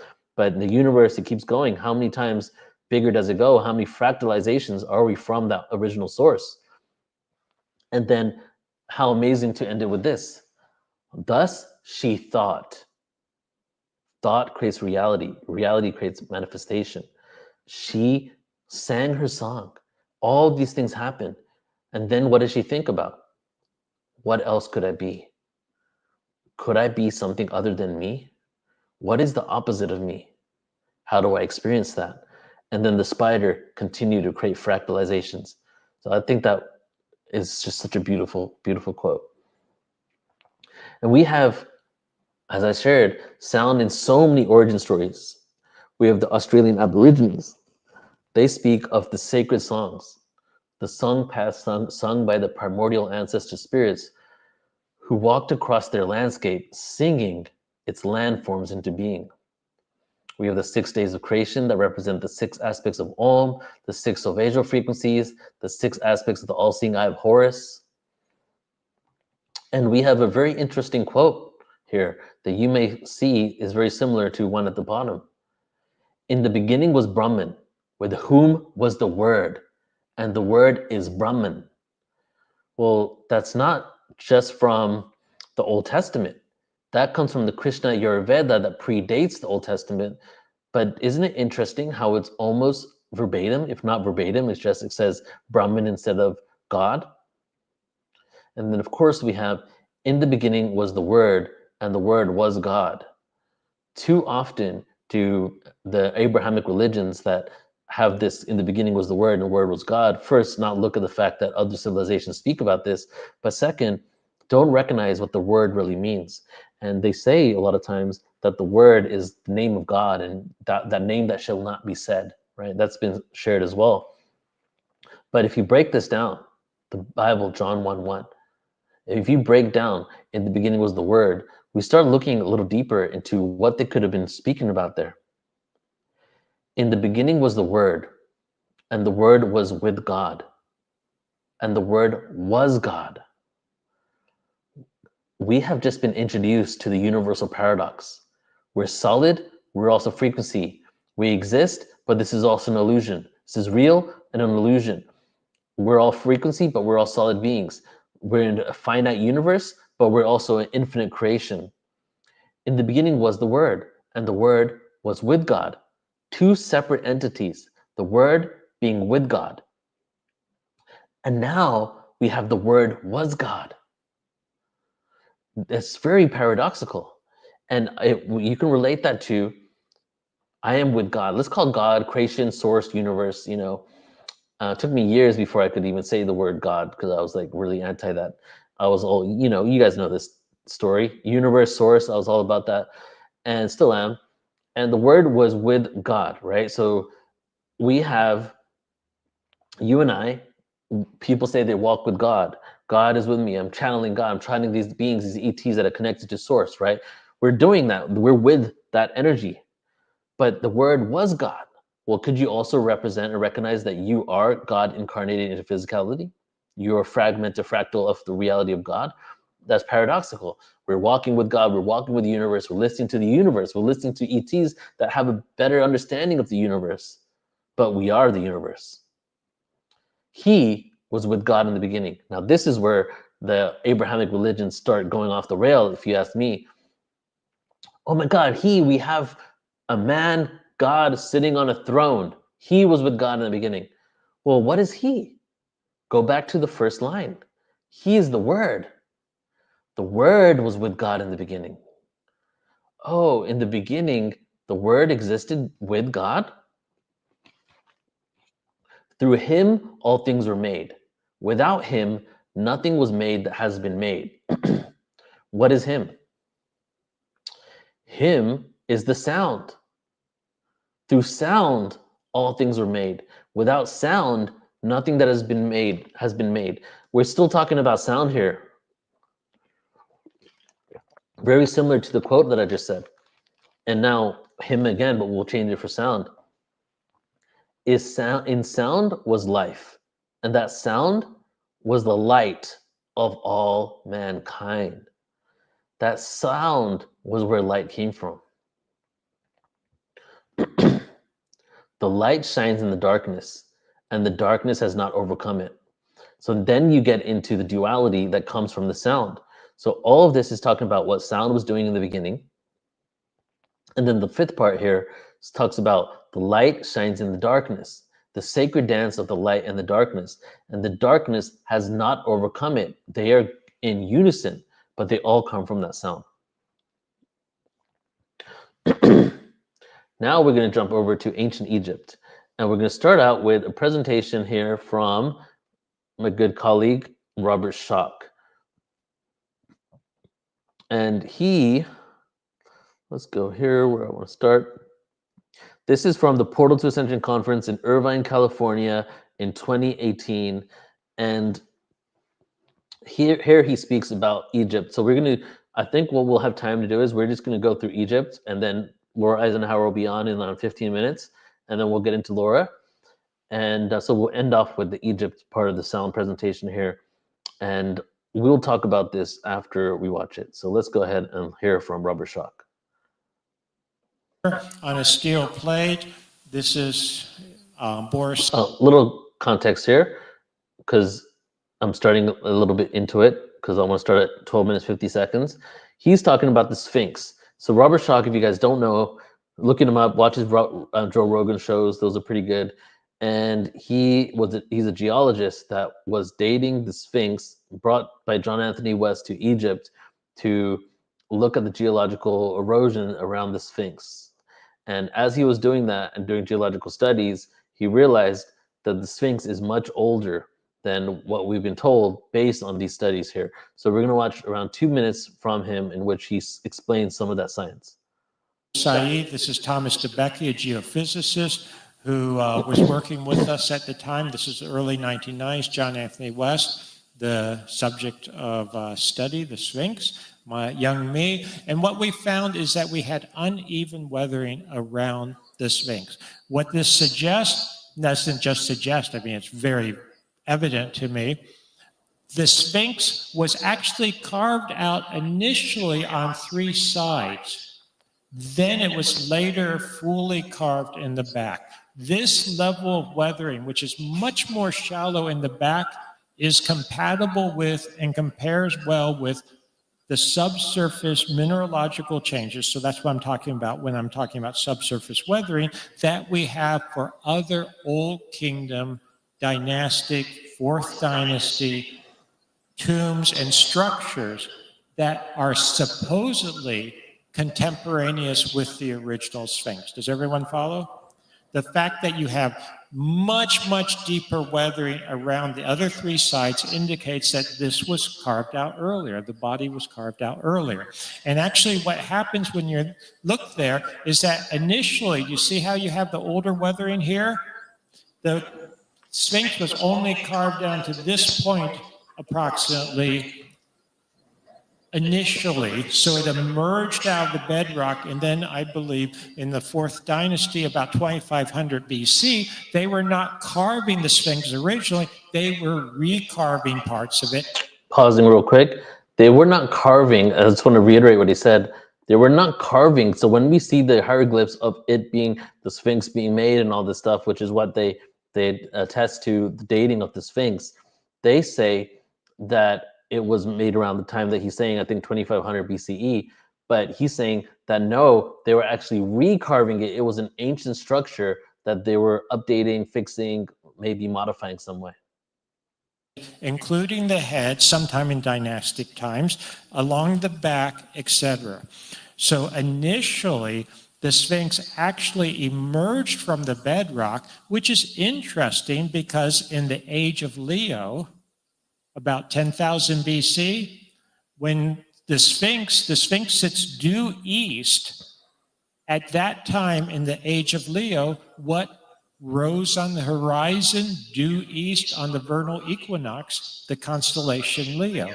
And when you view it from this vantage point, arguably it rises that way with the rump. You see how the rump sort of attaches to the horizon initially as it comes up. Now, I am not basing my dating on Leo and when Leo rose, but I think it's interesting that it's compatible and seems to tie in with my dating. My dating currently for the core portion of the Sphinx, the core body of the Sphinx, is about 10,000 BC. Why? What I've done is calibrate how quickly, or slowly, I should say, the subsurface weathering will take place. So it's really based, the core dating for me is based primarily on the seismic evidence and calibrating that. And you can read about that if you want to in Origins of the Sphinx. I'll show a picture of that book shortly. So if you want to see that whole thing, it's on the Portal Ascension YouTube. You guys are on it, can type in Robert Schock on our channel. And the reason why I'm doing that is because I'm going back to the first point that I made in the first couple of slides. Humanity's been on Earth much older, much longer than we've been told, and we have been more advanced in our ancient past than we have also been told, right? We say that the Sphinx was created around 2500 BCE. Well, the cradle of civilization, we're told, is around 6000 BCE in ancient Mesopotamia and Sumer. And even though those guys were incredible and they brought a lot to culture and humanity and Earth, that is not as, it doesn't start there. It goes back even further. There's also a deliberate misdirection of how old our civilization is going to Sumer and Mesopotamia rather than Egypt. Because if we were to look at Egypt from the lens of people like Robert Schoch, Graham Hancock, John Anthony West, Robert Bauval, if we were to look at Egypt from that lens, all of a sudden we got to think like, wait a second, how was humanity that advanced that long ago? And is there maybe some sort of even older civilization that they inherited their information from that has been lost to time through the cataclysms that have occurred on the planet, including the impact during the Younger Dryas period that happened when? 13,000 years ago, right before the dating that Robert Schoch just gave us of the Sphinx, right? So more questions arise from speaking the truth. And those questions can obviously lead to a greater understanding of our ancient past, which, I don't know, you tell me, maybe there's some people out there that don't want us to know that, right? So this part here is on the Pyramid Code on Netflix, which is a great show. I've been there for a long time now. And on there, this show, now we're getting to the sound and frequency, ancient civilizations, that the pyramids in the Giza Plateau, most likely many other pyramids around the world, and the Great Pyramid is definitely designed with sound and frequency in mind, that it seems like it was utilized for many different things.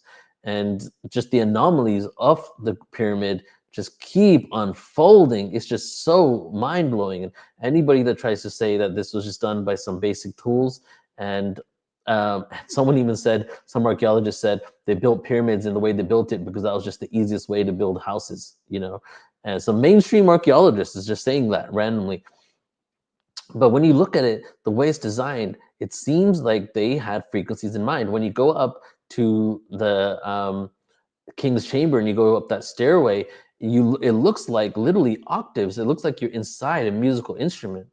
So underneath the Great Pyramid, there are aqueducts. And if you've ever been there, you go to the King's Chamber, you go to the Queen's Chamber, and you can see some water seeping in through the Queen's Chamber below.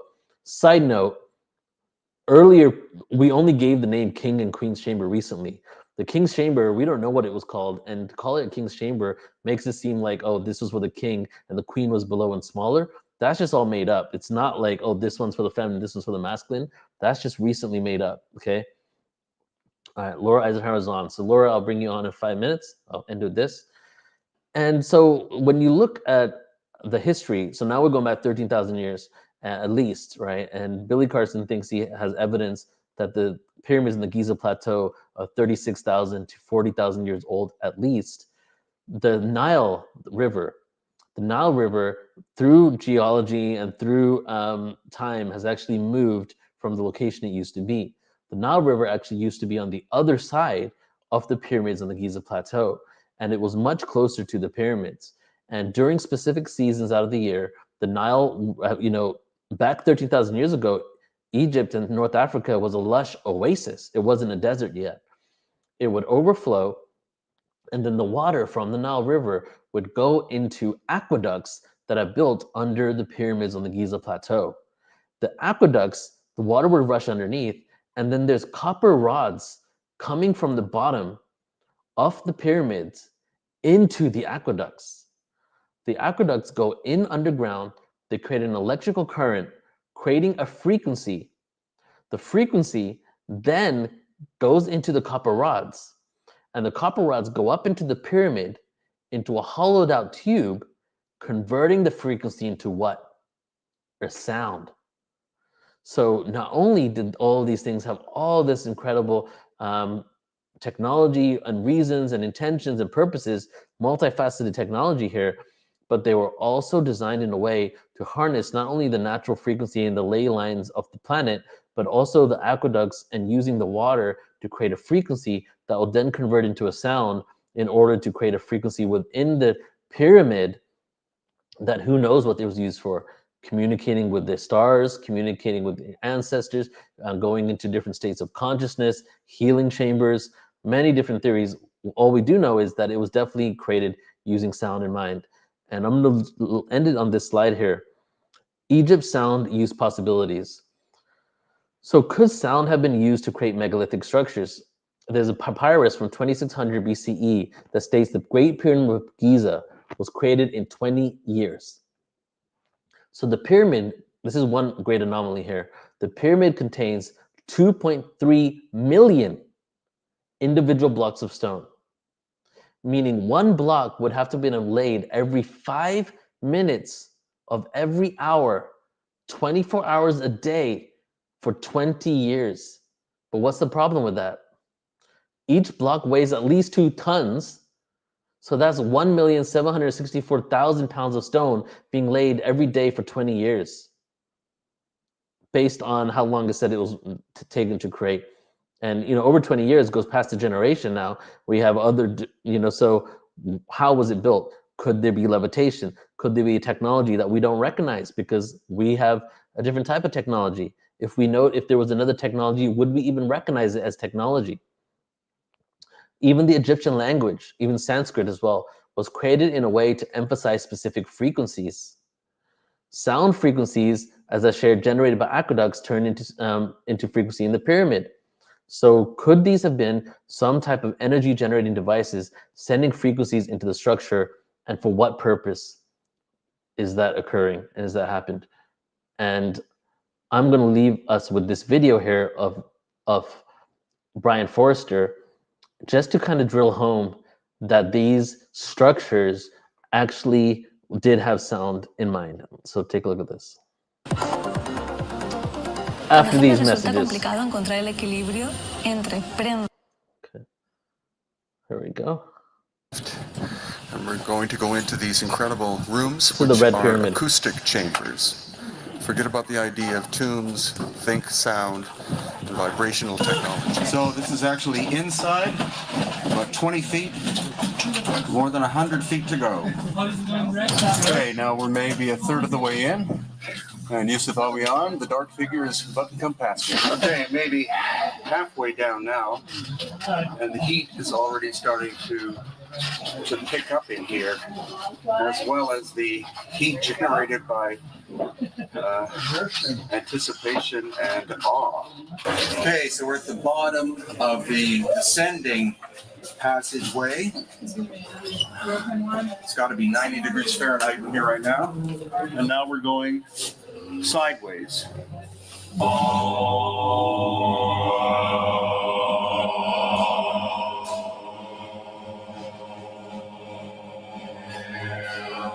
Look at the way that's structured in there. Perfect for sound.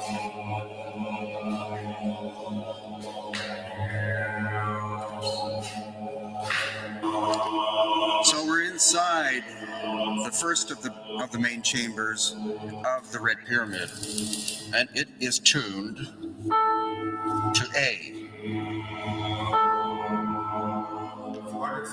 That seems to be the sound that it likes the best. So I've just walked through a short tunnel into the second of the chambers here, and the sides of them taper in with these almost baffle-like stones. And of course it could be actually an acoustic cone filter of some kind. The lighting's pretty terrible, but you can see there is a massive crack in the solid stone. And that's part of the theory, again, that this was an energy generating device. As were some of the others of the pyramids on the Giza Plateau. And that they actually became overloaded at one point, partially exploded, and then shut down. And as hard as it may be imagined to believe, we could be talking about that explosion occurring about 12,000 years ago at the end of the last ice age. All right, we're going to end in a second here. 3 things or more. 12,000 years ago, what date is that? Around 10,000 to 10,500 BCE, the same as the finding with the Sphinx. And the sound came out to A equals 432 hertz in that chamber. These individuals were not deliberately trying to chant A. Whatever frequency that they created with their voice, the chamber was created in a way in order to shift the harmonics to give you back A, right? How amazing is that? And then the last thing is, I've now come to the awareness that pyramids are created around the world on these grid line structures in order to do many things. But one thing also was to create a grid around the planet to stop the earth from falling deeper into the ages of forgetfulness. And I feel that a lot of these devices were created in order to amplify and kind of protect energy fields and civilizations from falling from grace. And it seems that many of these pyramids overpowered and exploded from within. And the red pyramid literally has a burn mark inside. There's no one put a bomb out in there. No one bombed it from outside. An explosion occurred, electrical explosion occurred inside some of these pyramids. And you could see the scars of those electrical currents in there. And then they shut down. And now is the time where we are learning a lot of this information and getting to a point where we're going to bring this technology back online. So there we go. That's my presentation for you all. Okay. Thank you, everybody. Thank you for watching that and tuning in with me. I think I did a successful tap dance for 2 hours, and we now officially started. So we're going to bring on our speakers in just a second. Laura, I don't see your video working, so just can you make sure that your webcam is on? And then let's bring your webcam on, Laura, because I don't see it there. And it's going to tune into your comments and chats. So guys, if you want to go deeper into that presentation, again, on November 16th, and then on my birthday, November 17th, we're doing 8 hours. We're doing 4 hours per day of that presentation. And we're going to do it in a way that we really use the chakra seed sounds. We're going to do the humming effect. We're going to do Jonathan Goldsman's technique. We're going to listen to a lot of information, and we're going to be practicing going from left and right brain hour after hour. Right brain information to experiential information. So portalsascension.org, you can tune in there. It's the next one coming up. So Laura, I want to bring you on. I'm going to bring you on because I don't know if your video's on here. There we go. Hey Laura, you're muted. Hey Neil. Happy 11/11 and Veterans Day, everybody. Happy 11/11. Good to see you. Good to see you too. How you doing? I'm doing well. Looking forward to the cruise. I know, right? That's coming up. And for all of you who don't know, we're doing a cruise in about a month, and that's at galacticoriginscruise.com if you guys want to tune into that. So Laura, what are you presenting on today? Do you want to just talk, or do you want to I do have a PowerPoint. So all right, let's do it. Okay. And I do present, right? Yep. And present entire screen. And go to entire screen. Yeah, right. Entire screen. And you have 45 minutes. Okay. I'm trying to see it there. Okay. Shoot. Okay. Okay, here we go. Do you see it? It's coming, it's coming. Yes. Okay, go ahead and get to your PowerPoint. You see that? Yeah, we got it. All right, you can make it full screen. Okay, it's all yours. All right, everybody. Happy 11/11. It's great to be here with Portal to Ascension on this portal day. And I'm going to talk about the astrology kind of going on and what 11/11 represents. And you can kind of skim through this to see where my background information and just experience comes from. And yeah, I just kind of tie a lot of different things together based in all of this kind of background. Okay, so let's just jump right into it. So Monday is today. And today Venus happens to enter Capricorn. And you see the quincunx, a more minor aspect, but the planets are still in communication with each other, and it can be somewhat of a tense aspect with the Mercury square Saturn that we're moving into, Saturn being the ruler of Capricorn. So this Mercury square Saturn is very much about feeling your ability to communicate is blocked. So I think a lot of people are feeling encouraged that recently Mr. T talked about the end of censorship. And there's a lot of conflicting news stories going on, though, that are causing a lot of conquer and divide. So it just looks like this aspect is where people just don't know what to say and maybe are not sure what to do. And it's kind of a waiting period to see how it all unfolds. Venus moving into Capricorn, amplifying the Capricorn energy, will really help establish, commitments and bonds with those that you love or want to collaborate with, making, solidified plans perhaps. So yeah, it's right before a big full moon happens on Friday, and that's going to be a full moon in Taurus, and it's very influenced by the planet Uranus, which I'll get into. And Saturn will station direct. Currently, it's been retrograde, so a lot will begin to move forward. Pluto, that has retrograded back into Capricorn, is going to be going direct mid-month. So if you feel like you've been sitting on something and waiting on something, it's like launch time. And on an 11/11 day, allow that, magic of this master number to, be that portal of trust and faith in yourself to really access your dreams, your visions, your, higher awareness, so that you really, can speak these things into reality. With the square Saturn, if you feel like you're being blocked or stopped, just write it down, be patient with it. The squares to Saturn always require, patience, but, don't let it make you feel defeated, especially if there's a lot of disruption going on with friends and family. I mean, the polarization is increasing almost to the point where it's going to crack, and unity is going to be what rises from it. I think, the more polarized, this gets, the more ridiculous it feels. That I think eventually people are going to start to realize what the greater priority is, which is the unity. But some, maybe won't join us in that. So that full moon, I'll talk more about Uranus and the power of that planet coming up. And also this weekend, we've got Venus squaring the nodal axis. And the nodes are shifting into North Node Pisces, South Node Aries. And with a Venus square, as this shift is, kind of taking place in the sign of Capricorn, which is a very grounded energy. Saturn rules the law of structure.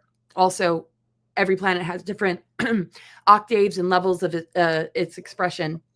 So the lower expression of Saturn would be dark Saturn, tyrannical Saturn, controlling Saturn, and the higher octave being self-mastery and being a teacher, working with the law of structure as a container for the fullness of all that we can be. So the Venus square will put a lot of pressure on the changes we need to make, the connections we need to drop, how we need to move forward, especially with the conjunction with Uranus. Uranus is all about activation. I'm going to get a little bit more into that. But first, 11/11, strength, justice, master number. Certain tarot decks have the strength card as the number 11. Some have justice. They're both very, very connected. The 11th house in astrology is Aquarius.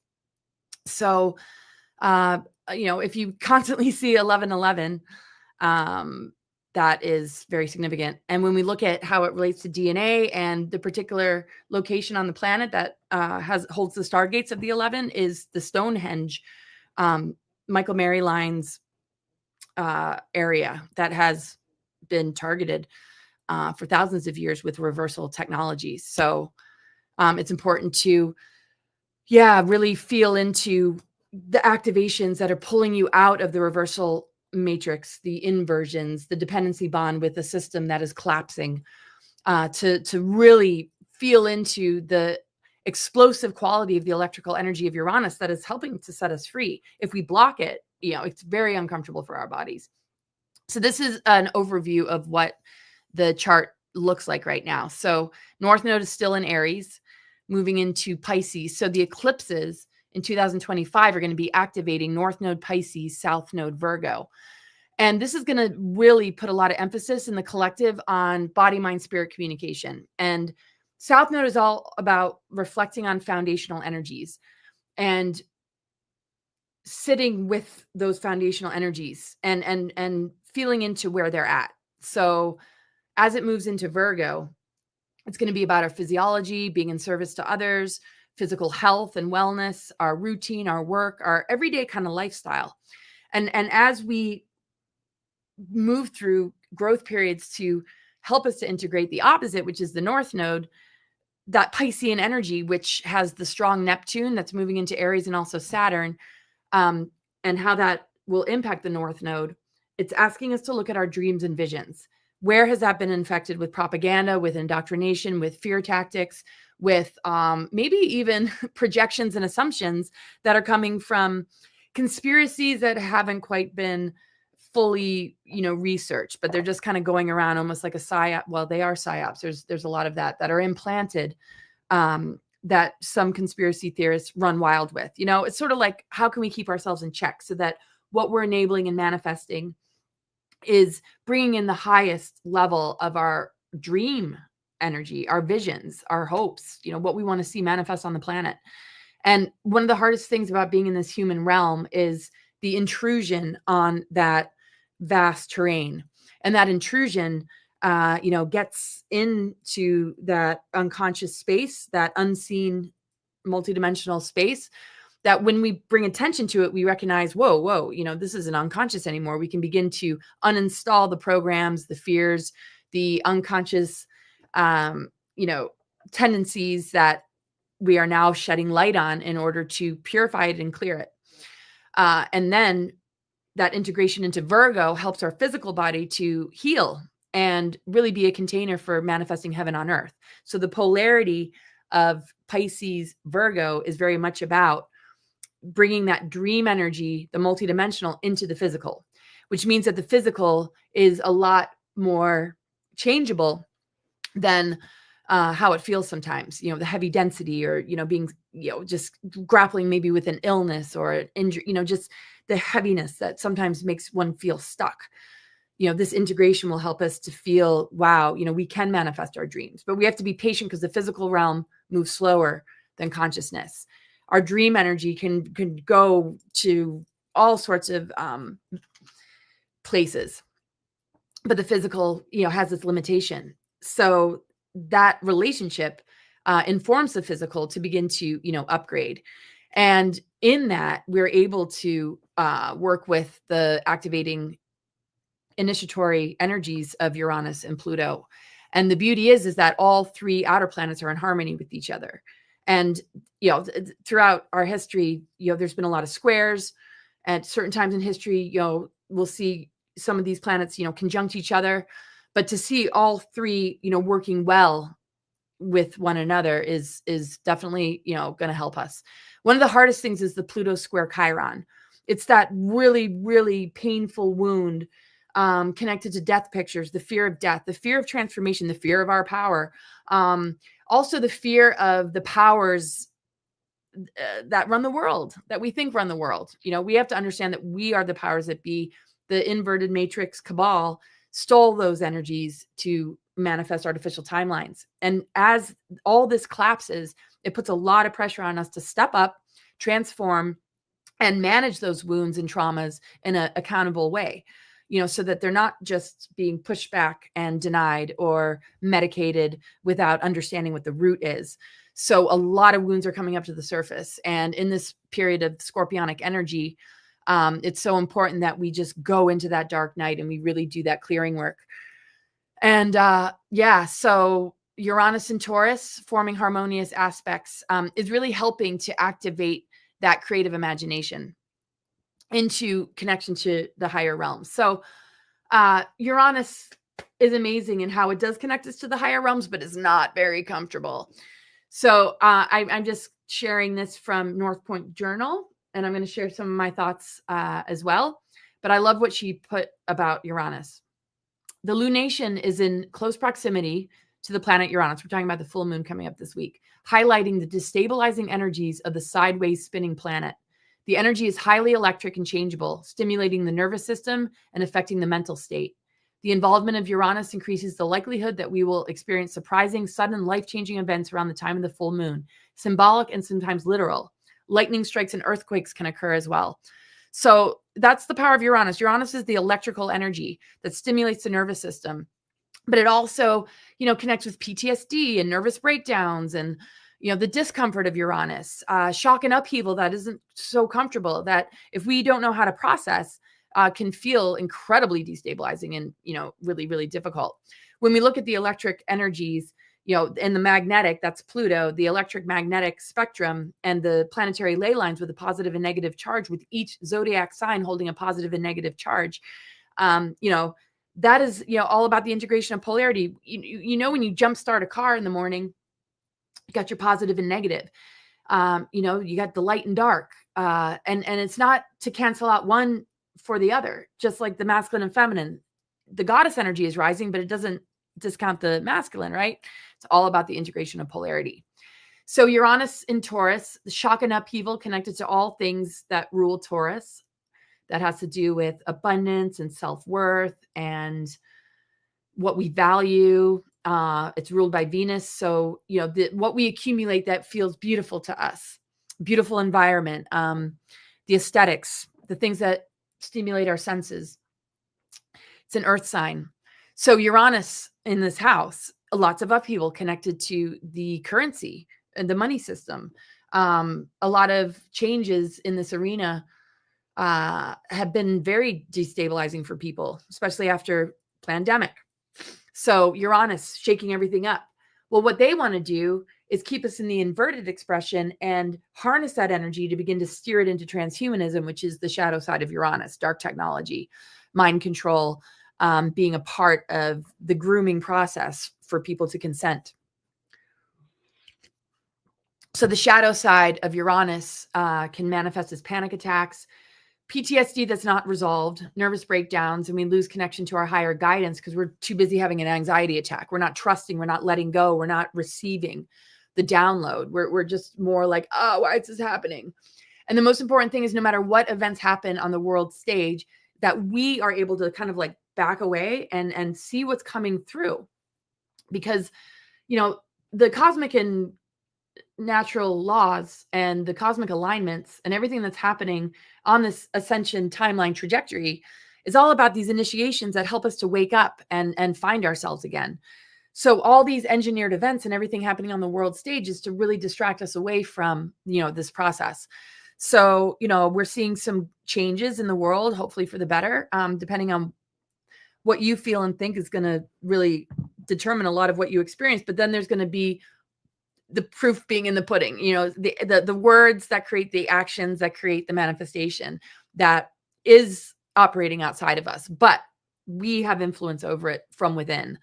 You know, the thoughts and energies and intent that we hold, not sitting back and hoping somebody else saves us, you know, just stepping up as best as we can and not allowing the madness of the world and the duality of it all get the best of us. And hopefully we'll see, and I really do feel we're going to see some tremendous positive change because of this election. But there's red flags, there's sabotaging influences, and, you know, so we need to just recognize the importance of our consciousness and how we assist in steering things. Neptune in Pisces, consciousness freedom in its highest form. And with Neptune moving into Aries and Saturn moving into Aries in 2025, that's a super strong manifestation of, you know, the divine human, the Mars energy not being so compartmentalized and so groomed and programmed that is able to, you know, move out of the 3D and move into a much more creative place, as far as not just creating as in music and art, but being creative as far as, you know, how you manifest things in your life. So that's going to come easier for some than others. When it's in its shadow version, people are infected by fear viruses, mind viruses, disinfo, confusion, all designed to infect our creative channels. And of course, we know where that comes from. Programming and what we see in the news, everything external that infects that place and brings us down, drops our energy. So we want to keep that space clear, clear, clear, and just focus on the dreams that we can reach, that we can bring in. That's what we're here to do. Pluto and Capricorn moving into Aquarius. It's actually going direct on the 19th, and the death of matrix control. And we're revisiting, you know, Pluto and Capricorn, and it's been a bit of a pullback for us to, you know, revisit all of this. And we're seeing a lot come to the surface in the world as well with the Diddy stuff.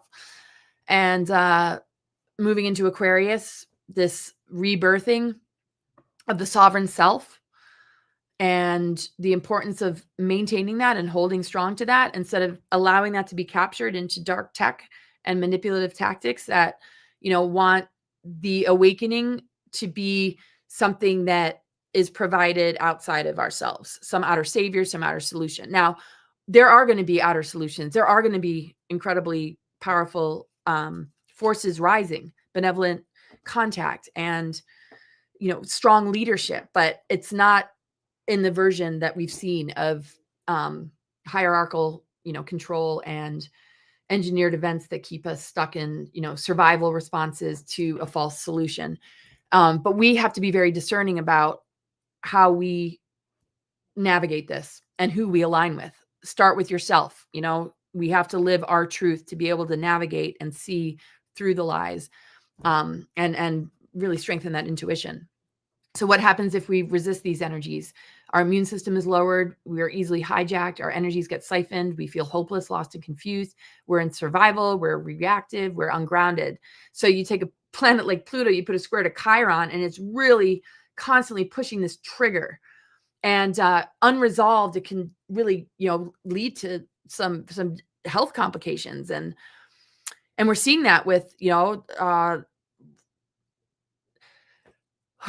just the ramifications of what we've inhaled in our environment, spike proteins, things that have been injected in our bodies, GMOs, all of this stuff. So that's sort of the breaking point of like the toxic world that we need to leave behind so that we can move into healing that's based in like frequency, sound, and color, epigenetics, it's shifting our thoughts and beliefs, deprogramming, all of that stuff, because we are the most advanced technology. So there's a deep place within us where we have always known who we truly are. Our inability to call it forward has created lists of conditions and diagnoses in the medical world that seem to undermine and label the efforts put forth by the soul to be free, to feel loved, and to be living as one's true, authentic self. So I've personally been very familiar with the whole concept of engineering events so that one fails. It's been said to me many times that this is what my targeting has been about, that many events in my life have taken place that were set up in order to break me down and defeat me. There's a whole bunch of us out there that have contended with this in our lives. The whole planet is contending with this, and we all are to varying degrees. There are engineered versions of our traumatic experiences that come from the global villains that are vampiric. And then there's facing your maker and karma and agreements to experience something so that a transformation and upgrade can occur. And the two, kind of work simultaneously as well. The artificial that is trying to control a narrative, a timeline, using geoengineering, indoctrination, psyops, weaponizing elements in consciousness in order to control the trajectory of life and destiny is the vampiric harvesting methods that infect our creative channels into manifesting a future we don't want. But we de-weaponize the weapons when we clear and purify our inner elementals and we are in divine consciousness. We support one another and know what to do. The death and tower archetypes reside within our soul to rebirth and rebuild, heal, awaken, and restore. The death is the Pluto. The tower is Uranus. Neptune is the creative imagination, the divine consciousness. So those all are working together. But, different times of the year are going to, put personal planets in our chart. And the sun and Venus and Mercury and where those planets are, Jupiter and Saturn, at odds, as we see with Mercury square Saturn, even though that's not an outer planet. But, it's just really helpful to know what's going on with the transits, what's going on with your own chart, what's going on with your progressions, because we're moving into the alteration of the zodiac because of the 13th sign of Theicus, which really marks the bifurcation of time. So there's the descending hub, which I look at as, staying with a toxic partner or parent, a false parent. And that shows up in the pillars of society, that shows up in our relationship to, the false matrix, that dependency bond. That is a very low frequency. When we look at 3D all on its own is digressing. And that separation from the soul, which transhumanism and these artificial intelligence signals are attempting to do to a person, the 3D becomes even more 3D to the point where the soul matrix completely disconnects and that human becomes bioengineered into a different form that's not even human. That is what they've been attempting to do. I feel that there's a huge, huge opportunity now for the whole of the collective to wake up and rehabilitation being available on a really massive scale. But I look at the bifurcation of time as a breakup with the old inverted system, like you breaking up maybe with a partner who's been an energy vampire, an abuser, and a deceiver who has tried to cover that up and tried to convince you that it actually loves you. So the ascending hub is high frequency and it's stable. Even though Uranus, which is destabilizing, brings us into this stability, it's what needs to break down and crack down so that, you know, truth can rise. So lies and deception are embedded in our culture. So, you know, a lot of, you know, what we see crumbling is also a lot of what's crumbling within people that have, you know, formed a belief around it. We see that in religion. We see that, you know, with people idolizing celebrities and their political stance, which didn't go so well this election. We see that in the medical industry. We see that in the school systems. And, you know, there's a lot to rehabilitate and heal from that people really aren't willing to do just yet. I mean, they're saying, you know, Trump is going to take us away from women's rights, but where are women's rights when a man wins a beauty contest in the place of a woman, right? So anyway, there's all these memes everywhere that I'm sure everybody is seeing. And the well-intended visions of the people that have been captured by this dark agenda, you know, is very criminal. It's terrible. And I'm not saying it's all about Trump. I don't want to make it about him at all. But what are these energies? What is available to us? And when we're in alignment with it, what is manifesting on the world stage in response? Because the world responds to us. If we're under mind control, we're stuck in that bond. If we're awakening, you know, the world is going to change in accordance with that. So are the elementals, because we're elemental beings. So our distorted and rewritten history, current and past mind control dogmas, mutations within all nature, endless wars and conflicts in general are all products of the invader ET's quest for the Holy Grail. Earth civilization has been thoroughly programmed via the resident on-planet Illuminati representatives to believe such chaos is natural and to occlude any memory of our true heritage. So that's inspired by Noel Hutley.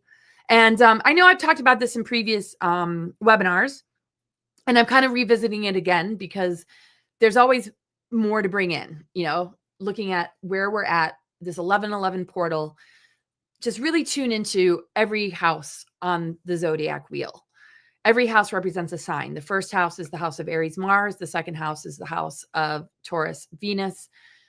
Third house is Gemini, Mercury. Fourth house is Cancer, Moon. Fifth house is Leo, Sun. Sixth house is Virgo, Mercury, with all elementals connected to it. So fire, earth, air, water, fire, earth. So Virgo, Mercury.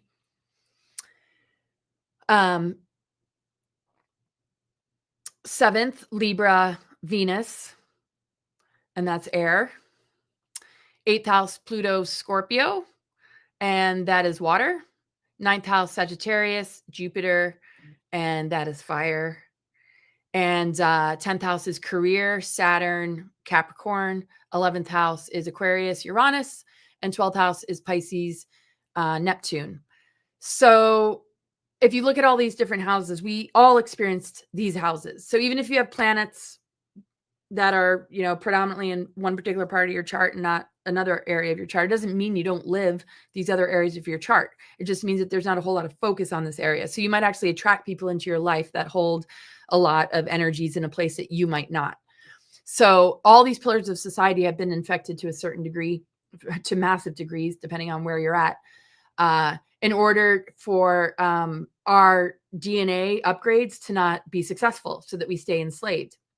So we see this massive attack on self-appearances, beginnings, first impressions, you know, just social media, trigger events, self-appearances with the pronouns and gender confusion, you know, second house, money, values, work environment, daily routines.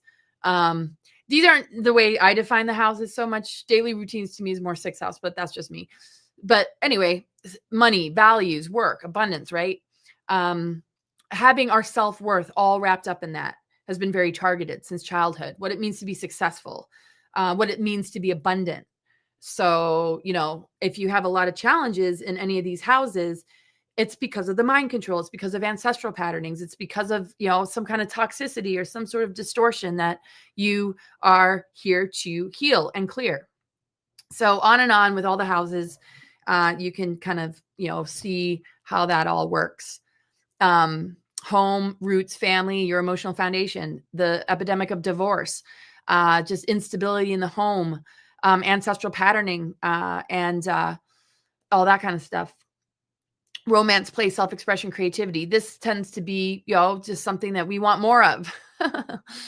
And so you definitely want to give that part of your life more attention, period. Yes, that can be targeted when you look at, the entertainment industry and the music that's put in a different frequency, the subliminal messages, just there's infiltration in everything: health, fitness, organization, acts of service. Well, we know that a lot of these organizations that claim to be acts of service are connected to human trafficking and pedophilia, and health. My gosh, where do I even start with that? Right. So if you look at the opposites, you got the 12th house, endings, healing, closure, spirituality, opposite the 6th house, health, fitness, organizations, acts of service. So we want to integrate polarity, self-appearances, also with relationships. We don't want to lose ourselves to relationships. We want to know who we are.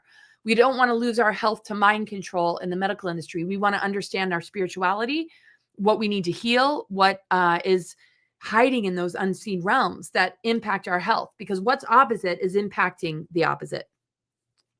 So we bring the two together and have a conversation, and that's where a lot of healing can happen. And this is what helps us to clear our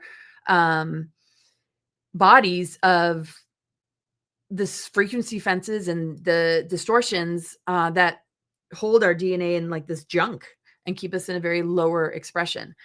So if all these houses are infected and we're, tied to the matrix and the way it defines it and the way we should experience it, we're not going to advance ourselves. So the whole process of unity consciousness is to help switch each other on, to work together, to clear all these houses, all these signs, all these elementals, and the masculine and feminine charge that each of them hold, to come together and restore this 12-strand DNA. So I talk about this a lot in my presentations about the rings of Saturn being a massive broadcast system, broadcasting a fake reality. So if we look at the 10th house, which is the house of Saturn, Capricorn, public image, career, goals, achievements, fame, success.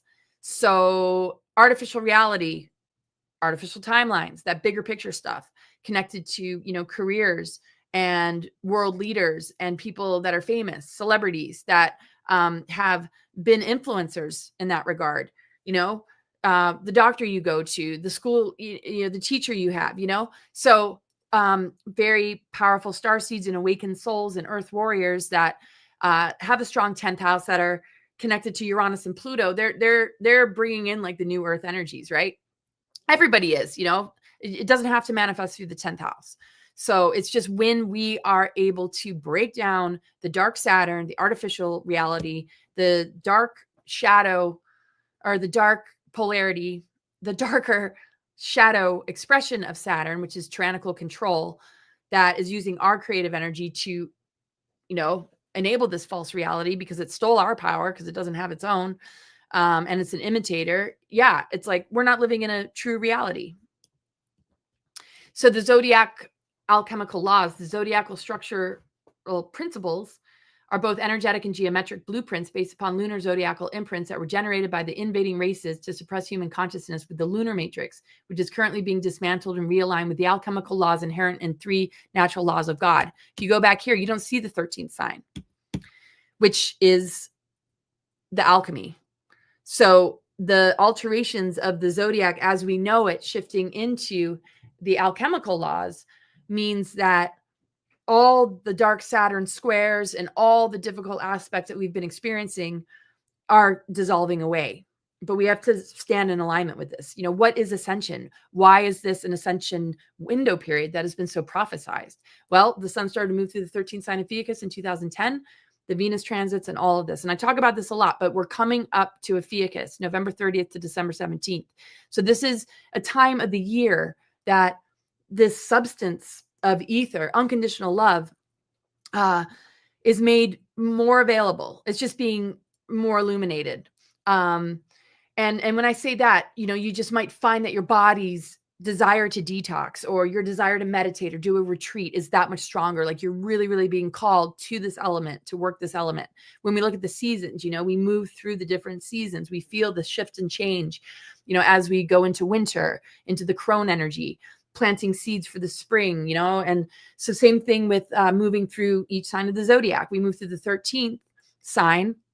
This is an opportunity to really breathe in the breath of life. And we can see how that was targeted with the masking and the pandemic, because they're so frightened of our connection with the mother, with the quintessence, with the fifth element, and how that begins to show us the true Father, God source, beyond the Anunnaki, and the divine blueprint of the Christ Sophia. So mutations in DNA can occur as a natural or unnatural process. The unnatural is our exposure to mind control, weather, weaponry, chemicals, artificial intelligence signals, vaccinations, laboratory-made viruses, toxic elements. The fifth element, ether, was put into reversals on the Earth grids, and this has been corrected now. So when you look at all that, you know, people really attach themselves to, you know, the detriments of this. But what is the golden age? Is turning the lead into gold. Why is it called the golden age? It's not just all love and light. This is a major time of alchemy and transmutation of, you know, these very, very toxic and detrimental frequencies and substances and chemicals and viruses, and it's all based in frequency, right? And the, you know, of course, the mind control. So it almost doesn't even matter what's streaming through the news as long as we don't get along. Because if we don't get along, we're not helping each other switch on and clear, you know, the 12 houses, the signs, and we're not working, you know, together to rebuild that 12-strand DNA.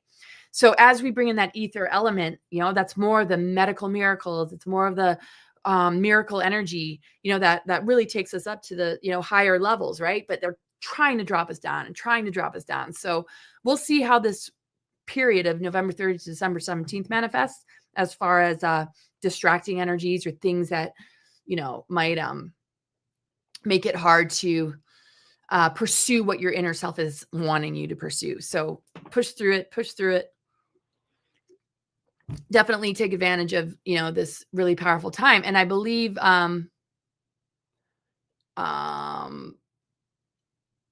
November 30th to December 17th, there will be a couple days on the cruise. 3 days where we're going to be in the tail end of Ophiuchus. So I, for one, I'm going to be fasting and meditating, and I'm going to just, last time I did, I had unbelievable visions, the most extraordinary visions I've ever had in my whole life. It was unbelievable. And a healing, you know, took place that definitely I'm due for, just to clear away just a lot of attack energy, a lot of, you know, grieving of just things in my life, and the empathicness of the things that are happening in the world connected to the hurricanes. I know we're all feeling, right? So, you know, coming together, assisting one another, being a resource, sharing, you know, donation links where, you know, they're coming from. You know, we just need to come together. We're elemental beings. We can shift the energy of weather patterns and everything like that. So this will be a really, really powerful time to just cleanse all of that, to release, to alchemize, and to, you know, move into this winter season and come out, you know, in springtime, like all pristine and purified. So I talk about this in pretty much most of my presentations. It's just a very important reminder that the planets, the platonic solids, the elementals connected to that are part of the global, complete the global grid. That the reversals of the dodecahedron, which represents the ether, was put into reversals. Our DNA is also connected to the elementals, the nucleic acids. So the mitochondrial DNA is the fifth principle, the cosmic ether, right? So when we move into the Ophiuchus season, November 30th to December 17th, that is a very powerful time to reconnect with the mother, reconnect with nature. The damage to the mitochondrial DNA is why humanity is so addicted to the matrix. It does not understand the trauma of what's taken place in our galactic history, the dark mother reversals, the Niberian diotic crystal grid reversal technology, the Nephilim reversal grid technology, where things were unplugged on the planet, particularly around the regions of the Michael Mary line, and how, you know, through osmosis, we're born into a world that doesn't have that circulation of energy of that sacred union. You know, we're born into the Saturn moon matrix manipulations, and how that's impacted the planetary grid and harvests and siphons energy from us to feed the black cube of Saturn, particularly in the rituals and the targeting of, innocence of children. It's just like unbelievable, right? So, that fifth element, hasn't really been circulating through the planetary grids or us. We see the toxicity in the waters and the air and the degradation of the environment. All that is shifting. We're healing along with Mother Earth. And as we breathe in this breath of life, we're clearing in the same way that Mother Earth is. So we need to be a conduit, and we will see the changes happen because we are doing it ourselves. So those that choose not to, what kind of world are they manifesting? Well, there'll always be the opportunity to rehabilitate, to self-correct, to begin to notice the resources that will help them to get in alignment, to find their truth, to clear the programmings, to clear the trauma loops that have been captured by things in the news and in social media that delay the deeper growth of getting to the root of where that actually is coming from, who it's coming from. So, we can really begin to awaken the truth of this within ourselves and know how deeply connected we are with the elements, with animals, with the herbs. And I know we all know this. So, but this is why this is an ascension window period, the healing of the mitochondrial DNA, the reconnection with the mother, the anchoring of the mother energy on the planet. So the programmable alien AI has infected carbon material and is what has taken over the platonic solid dodecahedron and related pentagonal geometries that build time-space constructs. These time-space constructs are instruction sets in the morphogenetic field that run into the ley lines of the planetary body. This is how they've built artificial realities and false timelines and projected them into false holograms. So the inverted pentagram is that fifth element that hasn't been available. The dark rituals, the Baphomet, harvesting and siphoning. That's the false dark mother. And then we've had the patriarchal father, Anunnaki manipulations of ancient texts, and just everything just like being this false reality. So that's why I look at it like a breakup. When you're in a relationship with an abusive person who is deceiving you or hiding the deception, it's like, it's a form of harvesting. You feel drained by that person. Your self-worth is dependent on this person. And until you start to look at the red flags and you start to realize what you're really worth, it's going to be hard to break up and make a change. So Chiron will be moving into Taurus, and it'll be a huge time of healing self-worth and pictures surrounding abundance. So spiritual warfare and psychological warfare, bioharvesting methods are tactics that are used so that we keep feeding an inverted system that is parasitic. Our astrology chart can help to remove ourselves from the dark weaponry and manipulations that come through the news, social media, Hollywood, religion, and the medical industry.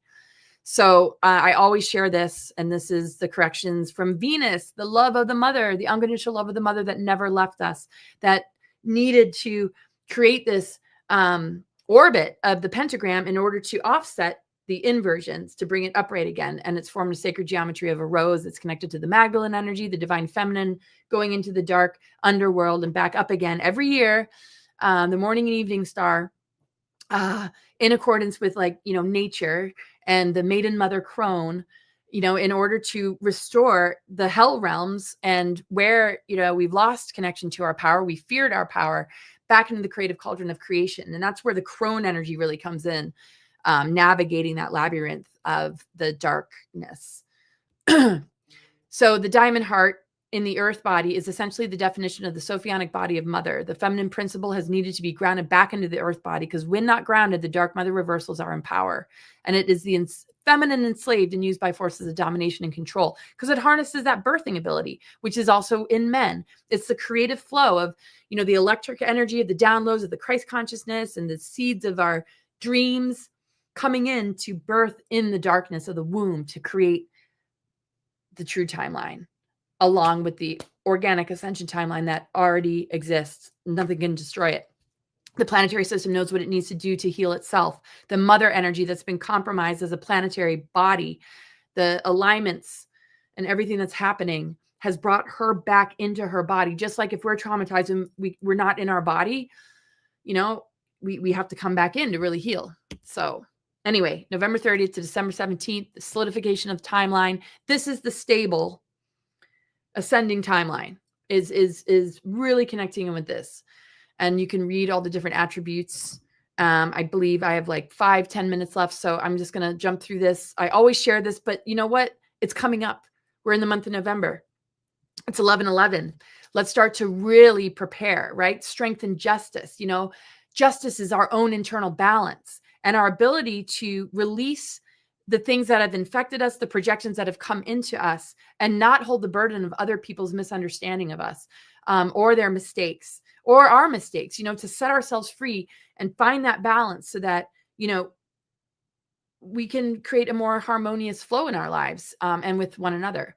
And strength is like something that's ingrained in us. You know, when you get the strength card, it really shows, you know, the foundation of like all that you are, that you remember and you know that you're creating from, you know. So that 11/11 portal is really strong in just, you know, grounding yourself with the root system and allowing the branches to blossom into, you know, the fullness of consciousness and what's possible to, you know, anchor and ground and manifest the changes you'd like to see in your life, in your health, in your relationships, the changes that you might be afraid to make, that you can begin to, you feel more confidence in, that you will be supported, you know. And if something's really not right for you, notice the things that will show up as signs. You allow yourself to communicate with nature and how we're constantly being communicated with. When we injure ourselves, the body knows what to do. The immune system knows what to do to heal itself. When our life gets injured, we manifest medicine in the form of people, synchronicities, and life changes that will take us to an upgrade. But if we don't perceive that, we tend to digress and we tend to stagnate or accumulate, you know, a lot of heaviness. So I was talking about the 12 constellation transmissions being infected. So this is why this constellation of Ophiuchus is so powerful. It represents the pending birth of the Christ child growing in the womb of the Divine Mother. So that's that light and dark integration. That's that alchemy, the lead of this human experience turning into gold, the golden age. The negative alien agenda had control over aspects of the 12 constellation transmissions, which had resulted in more extreme negative polarities in the world of forces in order to achieve their intended objective of control over matter forms, to influence humanity into the negative polarity, and to use dark matter for running AI machinery. So this is just the heart of everything that I'm sharing when I shared the 12 houses, the negative alien agenda attempting to control those 12 constellation transmissions, those 12 houses, the pillars of society, the way we're raised so that our foundational energy, when we move into, you know, our career and the rest of it that are in the upper part, you know, we're carrying, you know, a lot of the programs or the ancestral, you know. So Uranus, Pluto, and Neptune. Uranus is a wrecking ball. Pluto is death and rebirth and alchemy. Neptune is the creative imagination that we're cleansing from the programs. And we're well on our way to rebuilding this 12-strand DNA with the 13th sign. That is the Ascension timeline. So it'll help us to not be locked into incarnational cycles, reincarnation cycles. It's the rite of passages that that are available to us. You know, when people are like, well, how do I do it? Or what, you know, just simply hold space for yourself to be in alignment, be true to yourself, be true to what comes up. You know, Chiron is everything. Chiron is the ruler of Ophiuchus. Chiron, Ophiuchus, divine firewater, the golden gate, right? The golden age. So Chiron helps us to understand our mission through wounds and afflictions and shows us what we're missing and longing for. It becomes our purpose. The healers of the world have strong Chirons.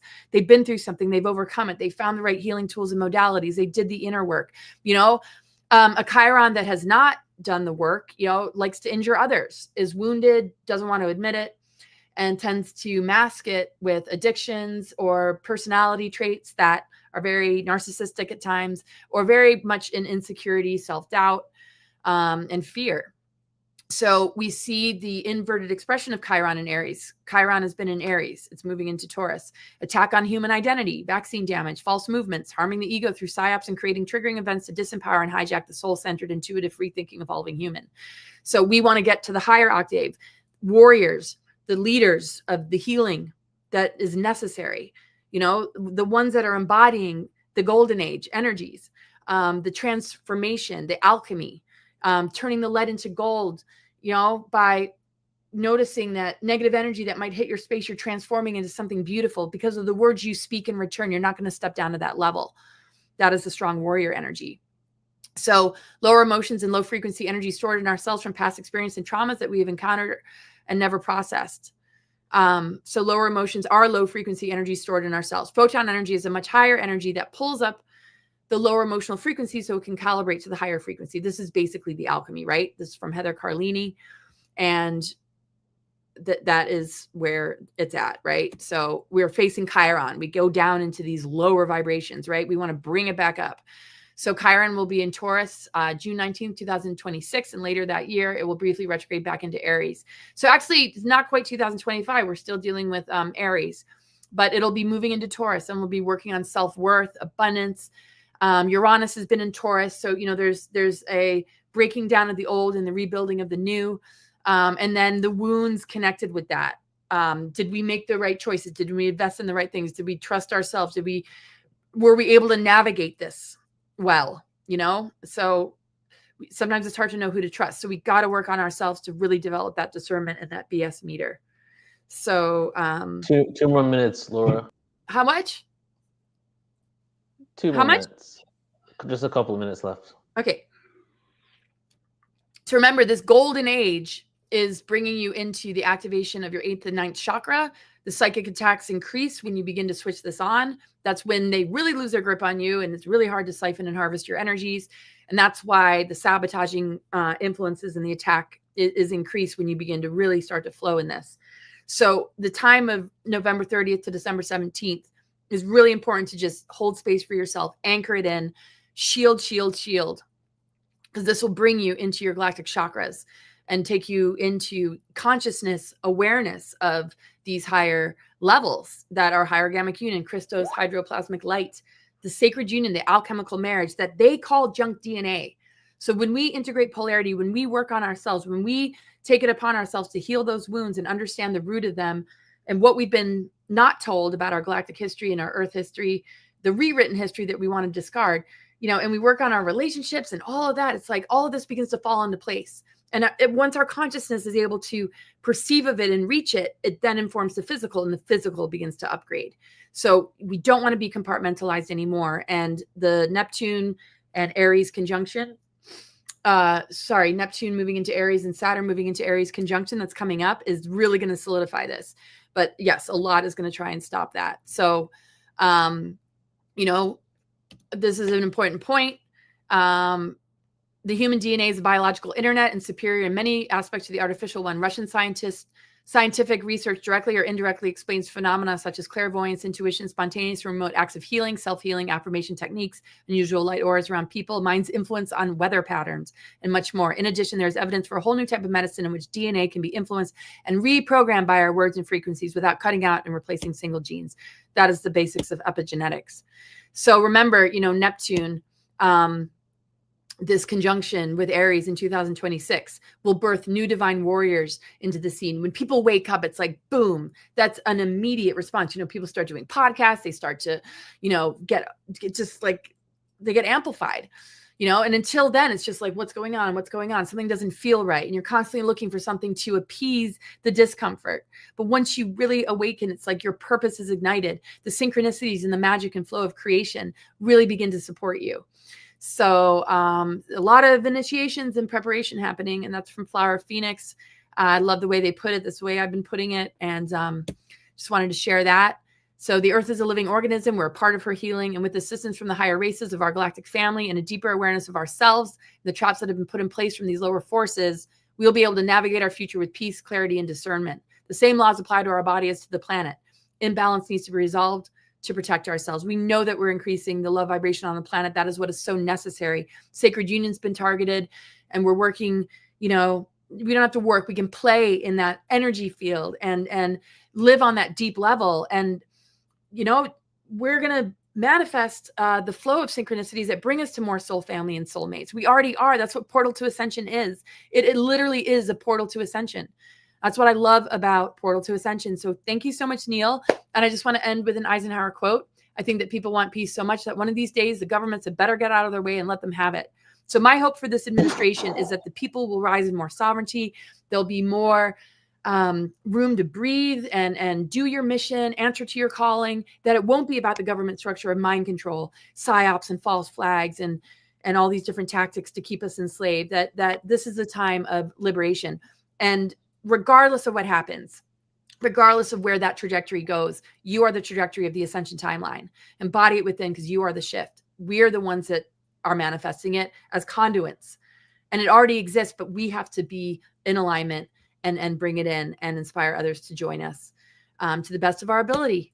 Okay, everybody. I hope that was helpful. Yeah. Go ahead and stop your screen share. Just click stop share. Yeah. There we go. Oh, Laura, thank you so much. And that quote gave me full body chills. I love right that there. quote. Yeah, no, that wraps it up in a nutshell. Really does. You shared a date in November. Can you? I missed it though. Can you say that date again? You said something was happening. Yeah. Well, Yeah. I don't. Was it November November? 30th to December 17th. That's when we moved through the Ophiuchus constellation. So that's between Scorpio and Sagittarius, and that's where the ether energy, the alchemical substance that really, transmutes the lead into gold and takes us, into, more embodied golden, energy, Christ consciousness. And the timeline of organic ascension is that, and we, are holding strong to it. And thanks to a container like yours as well, it's like it just helps everybody stay really grounded in the truth of what's really unfolding versus the artificial versions that are collapsing before us and is collapsing within us. So thanks, Neil, for having me today. Yeah, thank you, Laura. Before you leave, so somebody asked a question, and I feel this is a good one to ask throughout and just have different perspectives. So Star Brothers asking, how do we find harmony and understanding in a world of materialism, disunity, and separation? We really just need to just back away from that and be a neutral observer. I mean, it'll change when it's ready to change. We can only really be a resource, a beacon of light, planting seeds, putting ourselves out there. When folks are ready, they'll gravitate over here, and we have to trust that they're going to create life events that shatter all that. When people have sudden losses, it doesn't mean it's coming from the right source or it's okay. But we're taught to leverage sometimes being stripped of everything to find what's true within. And so those events are going to happen on that soul's journey at some point. So the best thing we can do is send love, keep the unity alive, and find like-minded people, focus on your own growth, what you can create for yourself. And people will eventually come around. Even though we're at different phases and stages on our soul growth and on the timeline, look at yourself like an expedition leader. At times you want to slow down to hold the hand of somebody who's not moving at the speed that you are, but don't let it drop you off the cliff. Beautifully said. I love what you just shared. Stripped of everything to find what's true within. The true work, the true abundance. Oh my God. And your magic. You can recreate, it's a fresh canvas.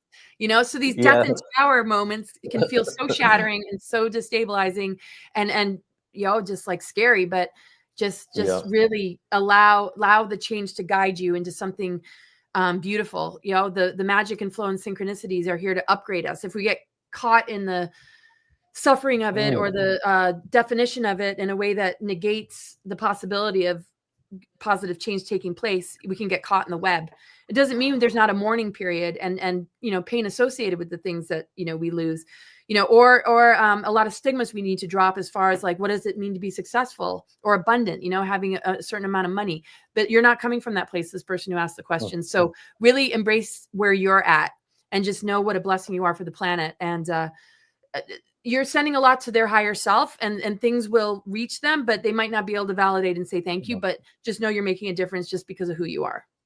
Yeah. Beautiful. Laura, thank you so much. Very powerful transmission today. I feel it throughout my whole body. I love you very much, and thank you for being here. I love you so much. Okay, thank you, everybody. Bye. See you soon. All right, everybody. So the ceremony has officially begun, if you haven't noticed. And what I'm thinking today, we started with some meditations, some activations. It would be really cool, since there's so many of us, every time a speaker ends, we're going to do 3 breaths together and expand it out of our heart, integrating, receiving, sending the signal out, joining the collective millions of people that are in this field with us today. And, just to kind of piggy tail of what Laura was saying, right? About the systems, about being stripped of everything to form a new, greater sense of identity, right? The systems are collapsing. The systems that do not serve us, do not work for us, we don't have to judge them. They played their role perfectly fine. They gave us the depth of experience. They gave us the darkness. They gave us the struggles. They gave us the rewards, right? And all of those rewards or challenges are all beautiful because the challenges obviously helps us grow from it to realize what we want. The new systems wouldn't even been created if we didn't have the systems that didn't work. Now we know what we don't want, right? How many times have you had an experience in life where you received a lot of what you don't want, and then you realize what you do afterwards? You know, I would say my ex, my past relationship was kind of like that. But now I know where I really do want. And the more we're relying on these old systems, the more we have this attachment to it. And when they collapse, I feel that it creates a sense of disharmony in us because we based our whole identity based on these outdated institutions and systems. And a lot of people don't realize that even when those systems go, the basic needs of what it means to be a human will still exist: food, shelter, water, friendship, connection, love, right? Those things will still exist unless this world just all of a sudden just ascends and we're in a different reality. But those things are still going to be there. So it's really about the perspective. So as these systems start collapsing and falling, we now do exactly what Laura said. We have literally a blank canvas to create a new reality. Instead of trying to fix these things that don't really work, and they're like, old car, like 100-year-old car that keeps breaking down, and then we just keep putting in a new transmission, but the rest of the things just keep collapsing every 6 months. We have the ability to design and create something new. And that is what I think is truly beautiful. So let's go ahead now. We're going to move into our next speaker in just a second, but let's do what I said. Let's take 3 breaths in together. So I invite you all, keep your eyes open if you want, keep them closed, because we'll do this after every speaker. And just breathe normally. And in a second, we're going to start with 1 of 3 breaths. And as you inhale through your nose, expand it out of your heart. And as we expand out of our heart, we encompass the whole planet with our heart frequency. And we create a synergy between our group right here, joining the other groups, and then just keeping the whole of Earth in our hearts, in harmony and unity. So now take a deep breath in for the first inhale. Expand it out from your heart.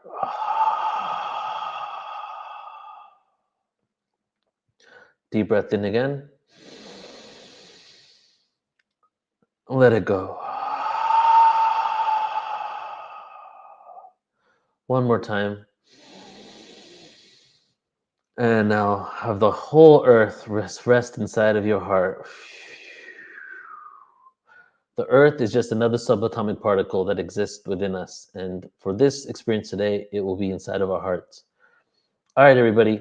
I am so excited because we have amazing people coming up. Raquel Spring coming up next, Beck MYLONAS, Geraldine Orozco, Brooklyn Raine, Alan Steinfeld, JODI SEROTA, Phil Gruber, Bridget Holiday, Jan Sutter.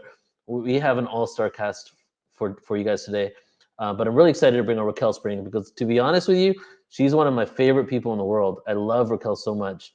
Raquel Spring is a world-renowned 4th-generation astrologer and mystic, celebrated for her unique expertise, which sets her apart in the field and empowers her to guide leaders towards their path, purpose, destiny, and freedom. She's an international speaker, leader, and she integrates a diverse range of skills into global retreats and visionary leadership programs. She has a signature program called the Mentorship Program for Embodied Astrology, Awaken Your Dragon, and the Path of the Priestess. Raquel fosters awakened awareness and provides investment opportunities for emerging leaders worldwide. And a little quote from Raquel is her mission, my mission. This is me speaking as Raquel. My mission is to help you align with your truth and embody your purpose through visionary leadership, whether through astrology, retreats, workshops, programs, podcasts, private sections, lectures, and presentations. My passion is to guide you in understanding the essence of your soul's direction as you anchor your purpose in this new age of consciousness and authentic expression. So I'm really excited to have Raquel join us today for the 11/11 event. Hey, Raquel, you're muted. Go ahead and unmute. Hey. Hi, Neil. It's so good to see you. Happy Good to see you too. to you and everybody Thank you. present. Oh, how Same lovely to you. here. Yeah. How are you? So beautiful. Great. And we're meeting tomorrow for a session, aren't We we? are. Yes, yes, yes. This is I'm perfect looking alignment. forward to that. Yeah. Yeah. You're radiating as always. Thank you. Thank you. Yeah. It's so good to be here. And it's interesting that Laura, right before me, she's also an astrologer. So I was Yeah. like, oh, that's so great. You're starting off with the Perfect astrologers. segue. Yeah. All right. Yeah. So we're ready to receive. It's all yours. Let's dive in. All right. Let's Thank you do it. so much. So today is a very special day, the 11/11. What are we celebrating after all?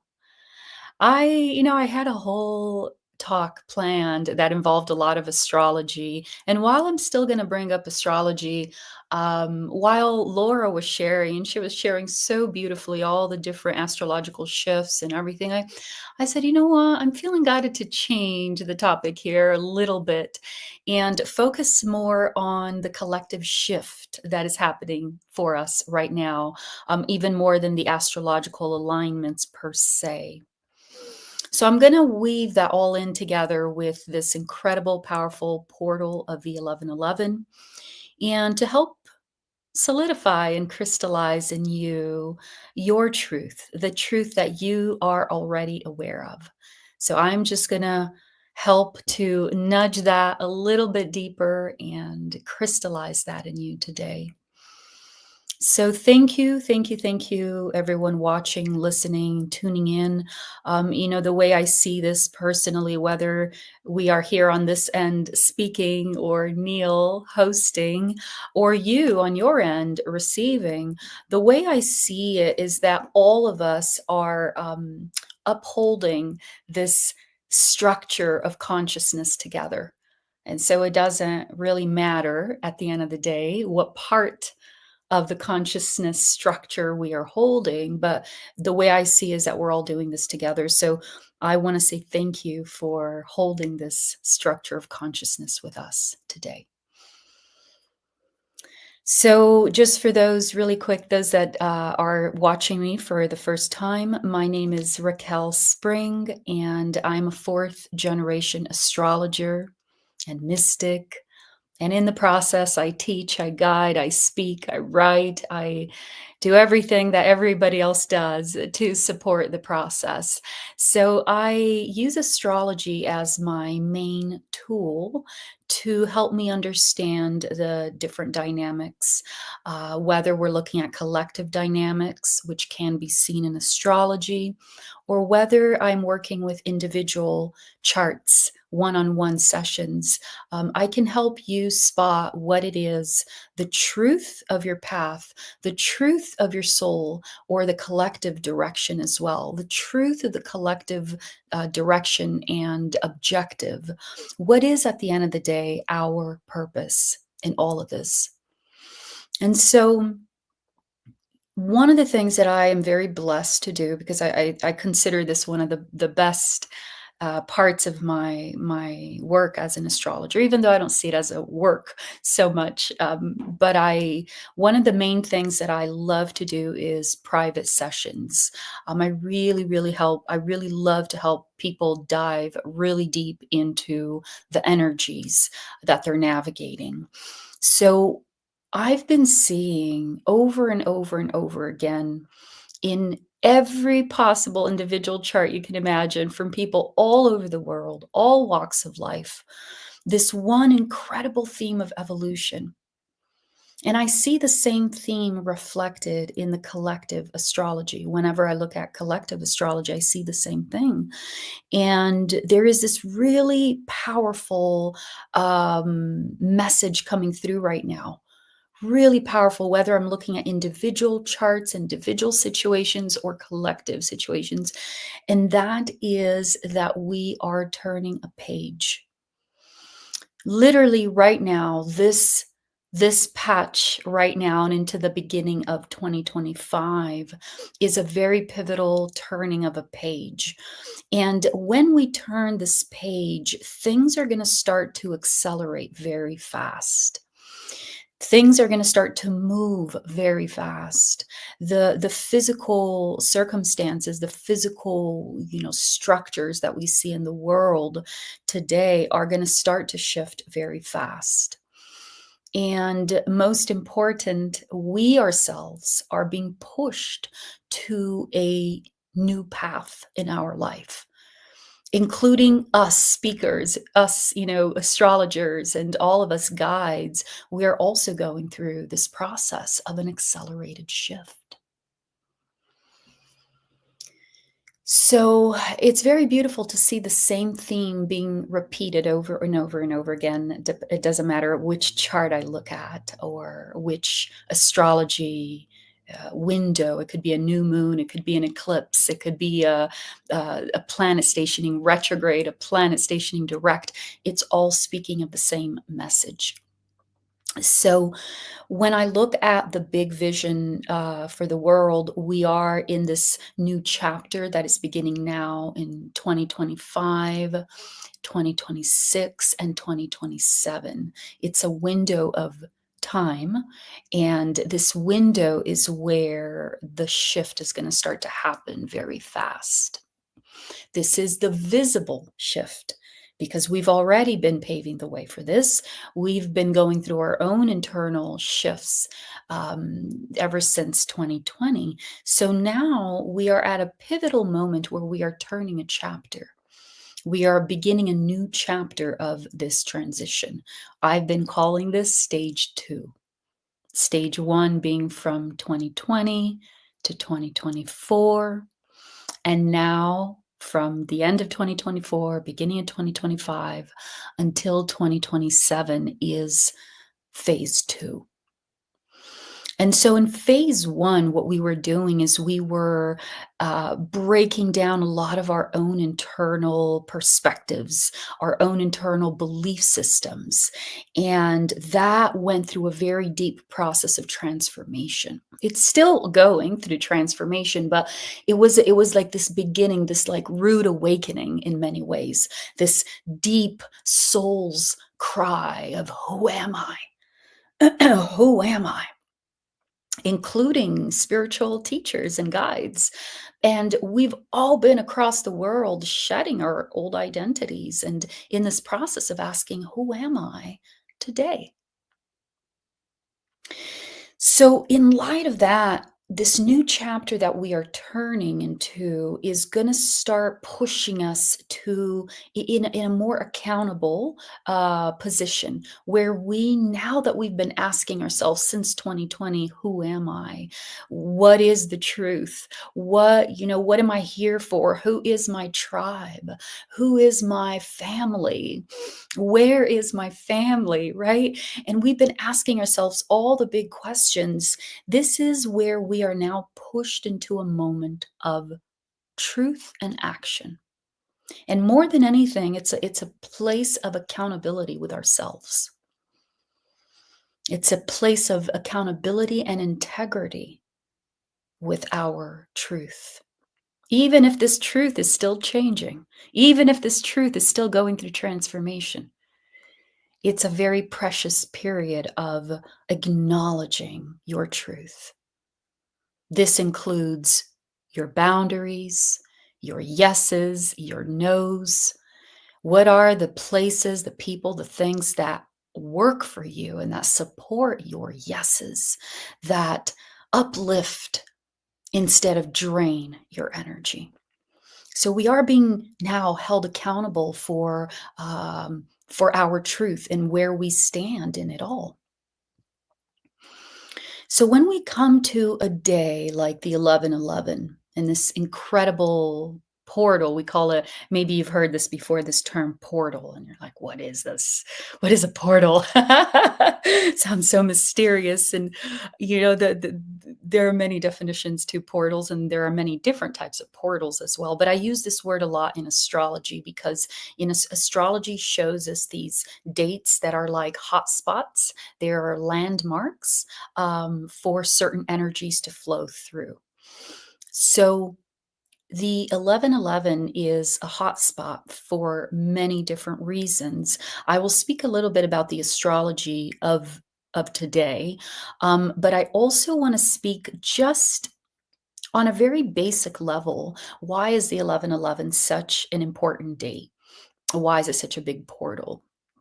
Well, the 1111 is a code, if you will. It's a mathematical code that ignites a deeper sense of awareness.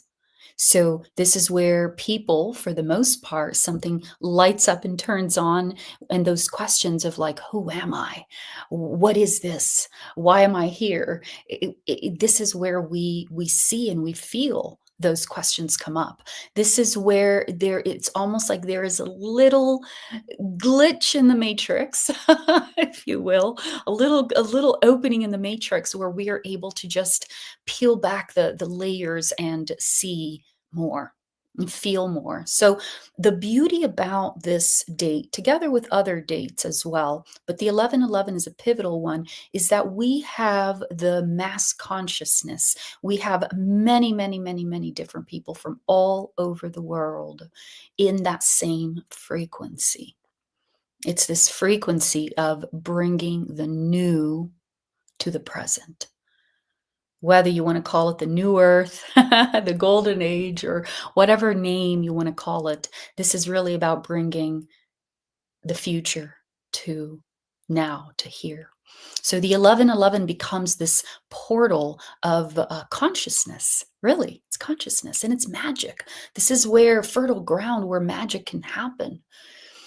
Now, and that's just on a very basic starting level. There's many other reasons why this portal is so important, but this is truly, more than anything, the way I see it is we have so many people from around the world conscious in this portal, in this date, on this date, with the same frequency and the same energy supporting the cause. So, and the cause, by the way, in case you're wondering, is consciousness and the upliftment of consciousness. So, what is special about the astrology today? Well, today, right now as we speak, there is a very important alignment that is happening with the planet Venus. And Venus, the planet Venus, is the planet that rules the heart, values, relationships, things that we are drawn to just due to the very biological instinct of pleasure. That is a function of Venus, is to be drawn to pleasure. So where whatever Venus does impacts our values, our sense of pleasure, our sense of love, our sense of worth as well. And then, of course, relationships too. Venus rules relationships.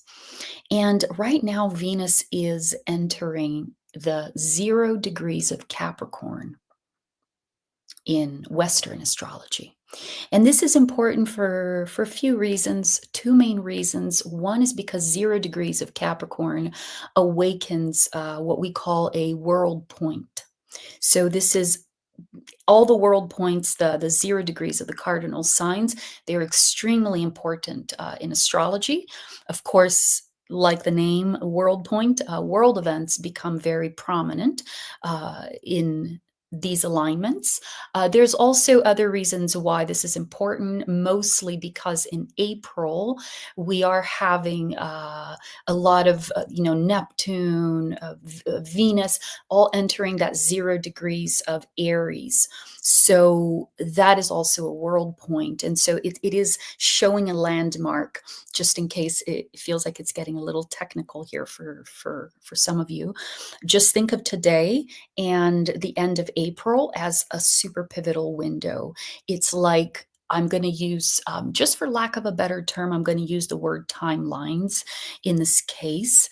The deciding of which timelines you're in, for lack of a better expression, because now you know the energy, the context of what I'm talking about. Choose your timeline is happening now in this window.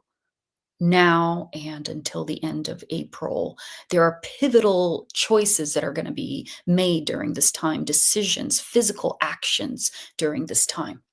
So the number one most important thing about today's energy is that Venus going into 0 Capricorn awakens this pivotal chapter for us to make important decisions. This is the stage 2 of the process, so the energy will be a little different than it has been up until now. There's going to be more of a sense of urgency. We're going to feel more pushed and pressured to take certain steps in our life. The aspects that are no longer negotiable, there's nothing we can do to stop that or to delay that anymore. So wrapping it up here, because I know I have about 5 minutes left. The second important thing about this this opening, this window, is that as Venus moves into Capricorn, this is the most important thing. It opens a T-square with the lunar nodes. North node on one side, south node of the moon always on the opposite side, and now Venus is in the middle. A T-square with the lunar nodes brings to a very important point of focus, something that has to do with your destiny. So this is the landmark that has to do with fate, with destiny. And when you cross that, when you reach that crossing point of the lunar nodes, that planet, in this case Venus, she becomes in focus for different choices, decisions, people that come, people that go, conversations that are had, aha moments, including with lessons, including with things that we are transforming through. We go through pivotal aha moments that have been predetermined by the cosmic clock and the cosmic creator, because it was already set in place at that place and time for you to have a flip the switch, and it has to do with fate and destiny. So that is all happening today. Last but not least, this is all culminating in a full moon. We are going to be having a full moon this week in just a few days, and the full moon is going to be conjunct the planet Uranus, which is the #1 planet of change. Radical change. Uranus doesn't do anything halfway. Radical shifts. So we are being pushed and pressured right now at this time to look at reality in a different way. We are being pushed and pressured to take accountability for our choices. Who is our tribe? Who is our family, right? What are the places, the people, and the things that are in alignment with our yeses, with our future? And then based on that, dare to see the world in a new way, with new eyes, because everything is going to start shifting so fast. Our connection with the cosmos, with planets, and even planets beyond our solar system is going to start becoming more alive for us. Our understanding and use of energy, for example, is another way where reality is going to start to shift so fast around those things. So my last few words to you is, what I'm advising you is, don't focus on what is crumbling. The crumbling is necessary. Just because something is in a state of chaos, it does not mean it's wrong. We are afraid of the unknown. Naturally, biologically, we are geared toward survival, right? So we have those instincts that want to kick and scream and just wants to survive. Dare to start to see the reality in a new way. Start to see this as a process of transformation, including with your personal life, because that version of you, that version of the world no longer exists. So the faster you can go with the shift, and the faster you can be open to the new version of you, the new version of reality, the faster this process is going to happen. Even though we have a window that I just gave from now until 2027, people will have their rhythm inside of that. Some people will get it a lot faster and move a lot faster, and others will try to resist and kick and scream and try to live the old in a new dynamic, which is not going to work. So it really is up to you with how much you want to surrender to the process of chaos and understand that this is a time to start to see everything in a new way. So the other people that are not looking at the world like this and that have their own points of view, that's okay. If you need to listen to them for whatever reason, do so, but don't try to convince them. Don't waste your time trying to push for something if it's not flowing. Conserve your energy. Use your time and your energy wisely to connect with like-minded people instead of trying to resist and fight your opinion with people that are not ready for it. Use your time and your energy for the people that are. There's plenty of people all over the world, and it's only growing more and more and more people that are ready to wake up. So today we celebrate the state of consciousness together. You are not alone, and for this I am so grateful for your presence, your participation. Neil, I'm so grateful for you as well. I don't know if you're there. I'm here. You holding space for us to celebrate this day of consciousness. Thank you. Thank you, Raquel. So beautiful. Thank you for your transmission. And a couple things you shared, I want to just like speak on. You said everything is going to start shifting so fast. Learn to see the world in a new way. And just because something is in a state of chaos doesn't mean it's wrong. Yes. Super powerful. Very powerful, because we get to reframe everything. Like, I'm going to be so raw and honest with you. Like you, I'm going through my own, little moment of chaos with a specific situation. And I will tell you, there is that human part of me that's just like, what the fuck, right? What's going wrong? But then I stop myself and I'm like, you know what? Nothing is wrong.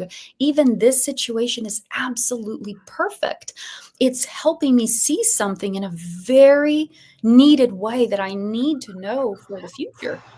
So we're all shifting, and even our own chaos, even our own moments of suffering or pain or loss, they're all so beautiful and necessary in order for us to go through this transformation. So when we can see everything as beautiful, it changes the way we go through the process. It doesn't have to be as difficult as we make it sometimes. Right. Would you say that these experiences and sitting with it helps us drop into a deeper sense of self and a deeper sense of authenticity?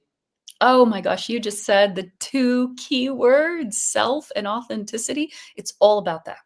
Everything, including and especially the chaos, is actually birthing a new understanding of ourselves. So this is where, if there's only one thing you focus on and one thing alone, is finding your authenticity, because we've lost sight of that. We've compartmentalized everything into categories of work and professions and, personality types.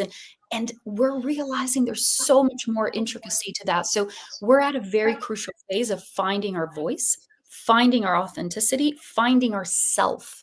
And this is going to look different than any other, let's say in my case, astrologer, spiritual guide, leader.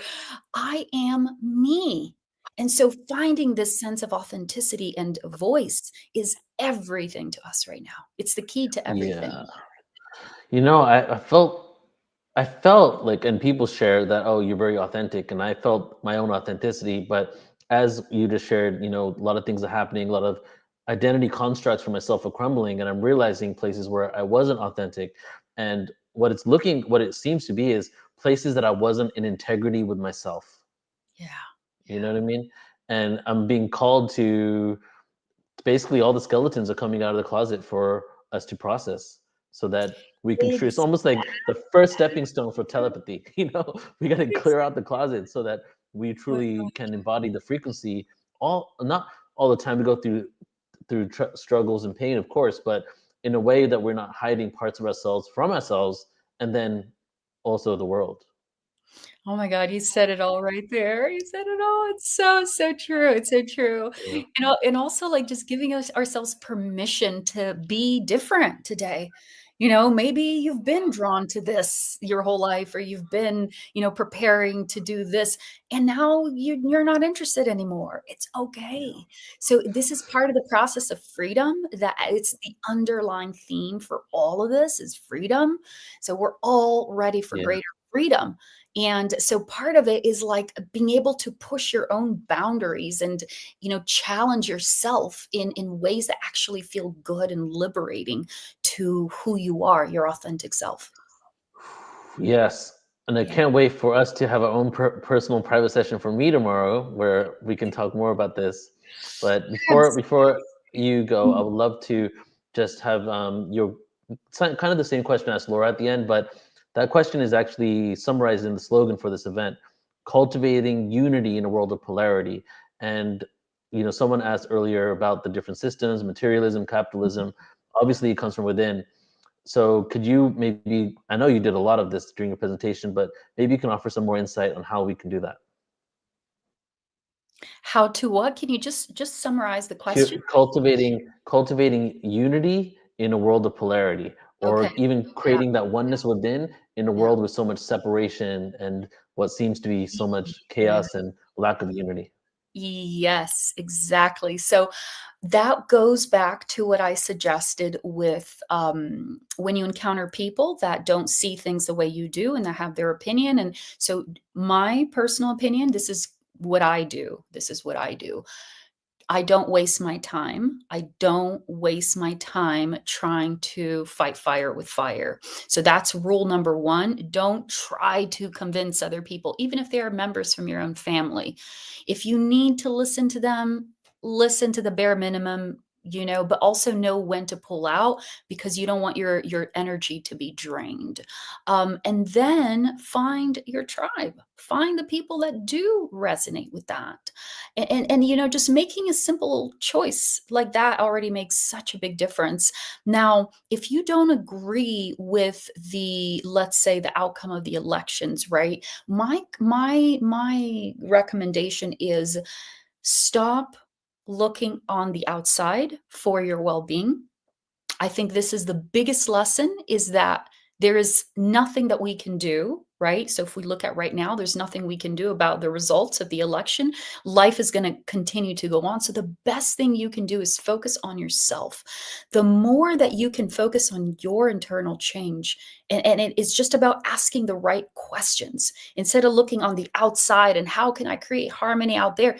How can I create greater harmony within myself? And the more you ask those questions and the more you focus on that within yourself and on every day harmonizing your essence with your body, how you feel more and more, how the quality of your voice, how your energy comes through from you. And if you can focus more on that than on what's happening on the outside, trust me, you won't even attract half the people that are in fighting mode as much as you would if you weren't doing that. So just focus on you, do what you can. When you do come in contact with opposing forces, come back home and reflect on that. What was that showing me? Why did this come up? Was there something that I should have stepped up? Was this just showing something to myself? Reflect, learn how to reflect on your situations instead of automatically going on fight or flight. And just remember that we are in transition. So it may not happen overnight, but the more that we align with like-minded people, the faster this can happen. In Yes. unity, there's strength. Beautiful. Beautiful, Raquel. Raquel, I love you so much. I appreciate you beyond you'll ever know. Oh, And just before you go out, I would love for you to share with people where they can find more from you, how they can work with you. yes, absolutely. So just go to my website. I used to have all the social media, all the YouTube channels and everything. And about a year and a half ago, I needed a break. But if you go on my website, I am full of goodies for everyone there. And you can just go to Raquel Spring, RAQUELSPRING.com, raquelspring.com. There are multiple ways that you can receive guidance and support and just stay up to date with what the energies are bringing. Amazing. Raquel, I love you, and I'll see you tomorrow. Yeah, I'll see you tomorrow. Okay. Yeah. Love to everyone. Happy 11/11. Beautiful, everybody. So, as I shared earlier, we're going to now take 3 breaths. Not only is it cool from whatever I said earlier, why we're doing it, but I think it's really cool to do these breaths to shift the energy into the new experience. Rather than going from speaker to speaker, we take those breaths as integration, and then we just reset and we go into the next experience and receive the codes there. So, I invite you all once again just to get present here in the moment. You can keep your eyes open. We're going to breathe into our lungs and out through our hearts, creating the coherence, continuing this force field around the planet Earth that is this love vibration of our hearts, joining this frequency with the collective frequency of the millions of people doing activations today. So go ahead and just breathe normally this moment. In a second, we're going to take our first breath in. So the next exhale, take a deep breath in, into your lungs, into your heart. Expand it out through your heart, around the whole of planet Earth and everything and everyone in it. Deep inhale again. Breathe it out through the heart. Expand it through the whole of the planet. Deep breath in. And expand it out one more time.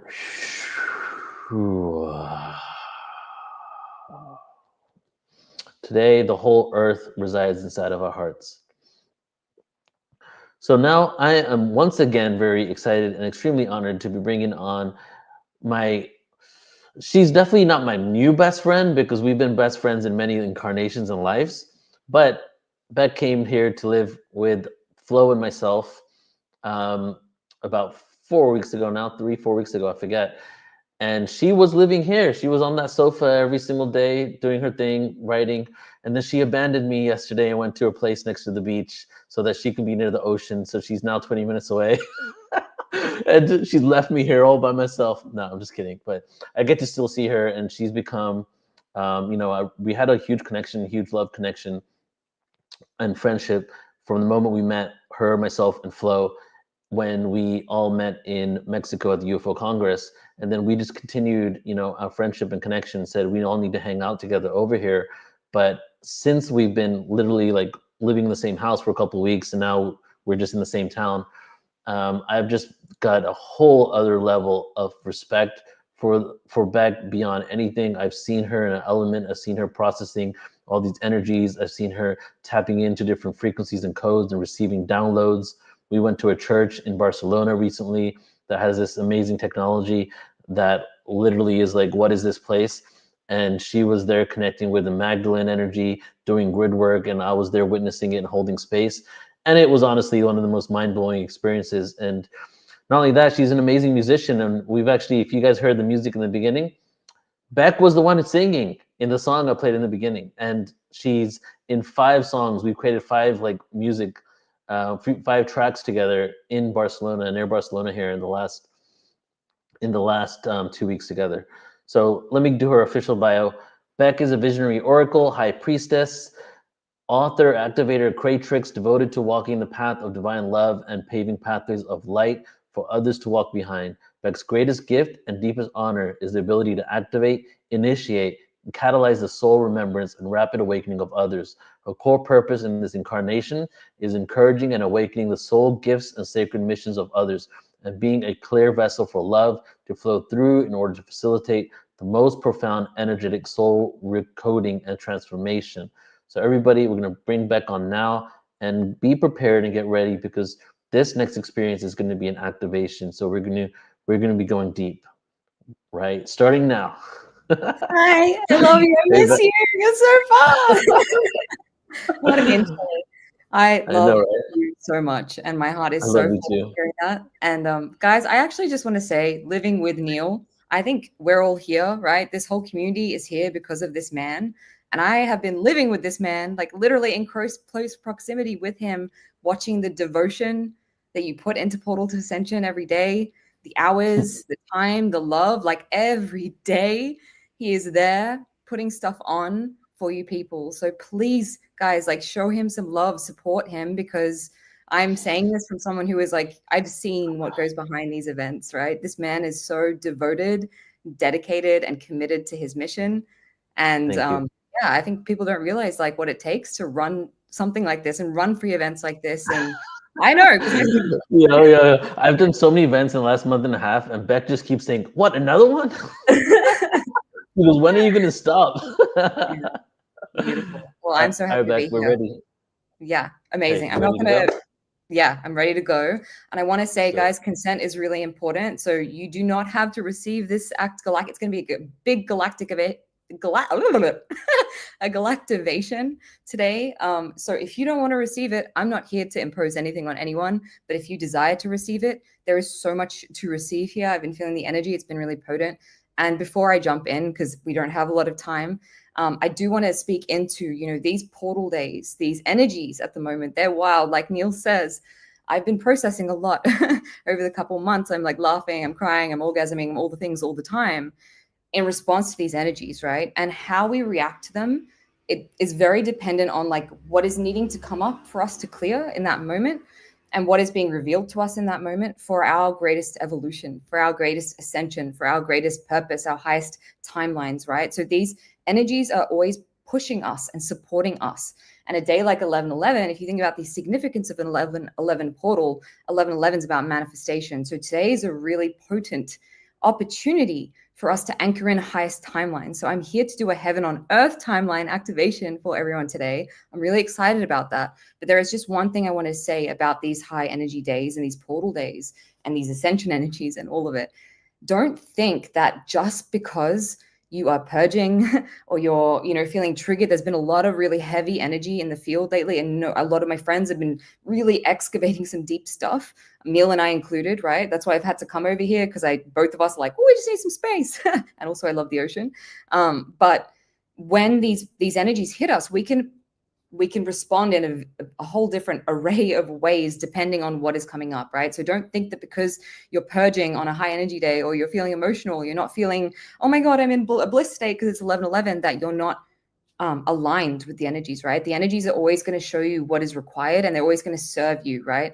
So in order to reach those higher timelines and have those collapses and have the quantum stuff shifting and the miracles and oh my God, this is amazing, right? We have to excavate and clear the old stuff. So today's activation, I really want to support you guys to clear, like, just 0 point any old pattern, any old belief, any old karma, like past, I do a lot of past life work, right? So we're going to go into deep past life stuff, anything which is not serving you to step onto your highest mission timeline. So if that sounds great, it's highest mission timeline, your heaven on earth timeline, which is also your highest mission timeline.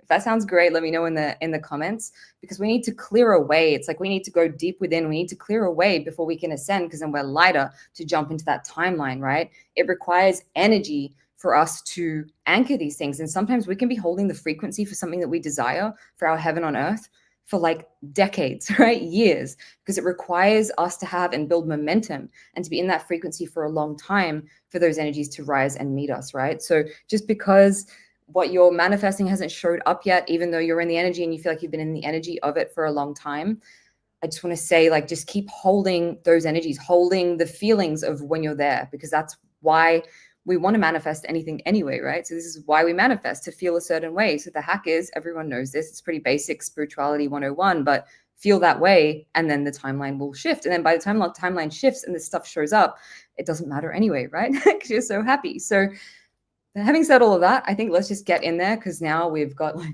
even less time and I'm going to try and make this as powerful as possible for everyone. So please join me in closing down your eyes, as this will be the best way to receive this. And all you have to do is receive, right? We're going to be doing, I've got my team here and I've got a lot of beautiful galactic beings here supporting today. We've got some Christ consciousness frequencies. We've got a whole priestess lineage here supporting. We've definitely got the dragon. So I'm just going to call in now all of the beautiful beings, even though you're already here supporting today's clearing and activation. I really feel the Arcturians super present today, because we are, or will be, using some of their technology to see these timelines. I'm calling now on the divine creator, God. Please hold this space in your love.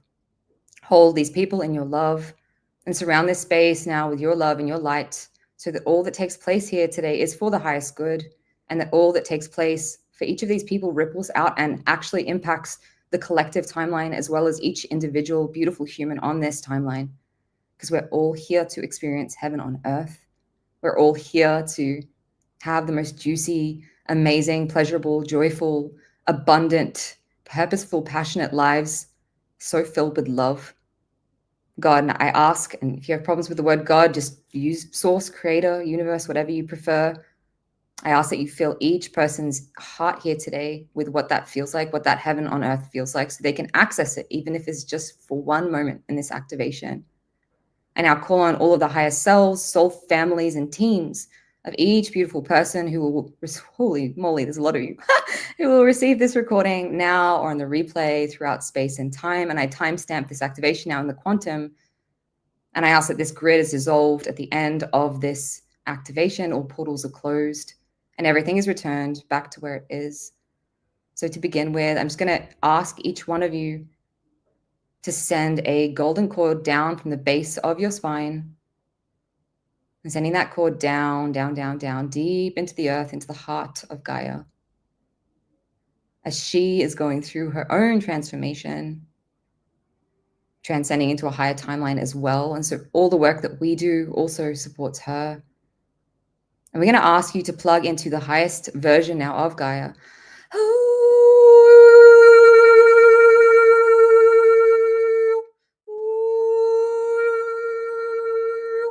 Plugging into the highest version of Gaia that is available to you right now. And sending another cord from the top of your crown up, up, up, up, up, up, up into your soul star. And plugging that cord all the way up into source light, connecting you to the creator, to God, to the universe, the central sun.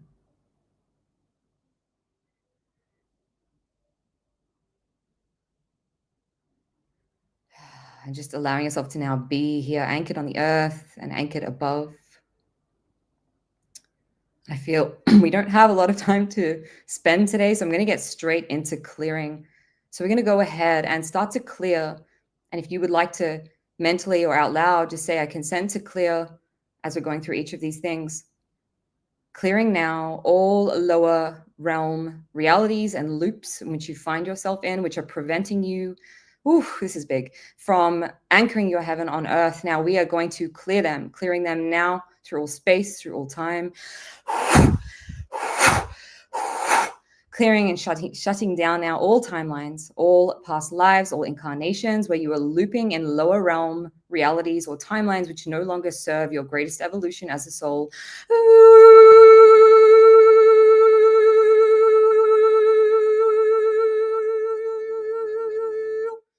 Any timelines where you're caught up in slavery or suffering.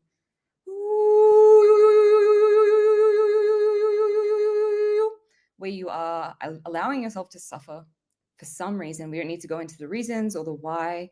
You are preventing yourself from experiencing joy, bliss, abundance, pleasure, fulfillment, passion for whatever reason. It could be a contract. It could be an agreement on a soul level. It could be unworthiness. It could be trauma. We're just going to lump them all together. We don't need to know what they are, but your soul team knows now what they are and what is ready to clear. I'm going to go ahead, clear, collapse those timelines now.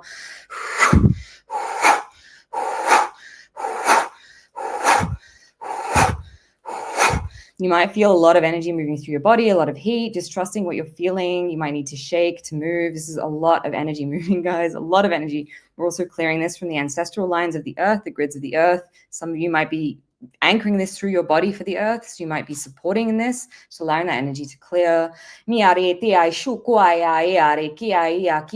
Anywhere where you are holding yourself back from experiencing your heaven on earth out of fear, fear that it will be taken from you.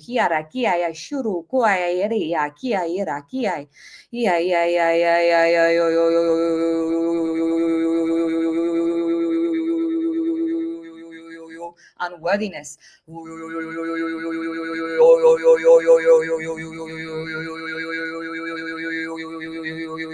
guilt or shame.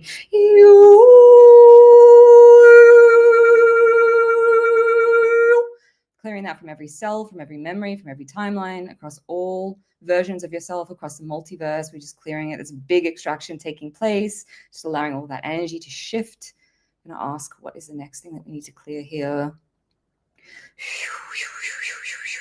We're going to go ahead and clear any fear of fully being seen in your gifts, in your magic, in your uniqueness, in your soul essence, through all timelines, all versions of you across the multiverse, through every memory, through every cell. We're going to go ahead and extract that now from every cell, every memory, every version of you. Well, lots of energy moving across the multiverse where you feel like you cannot show up out of fear, of judgment.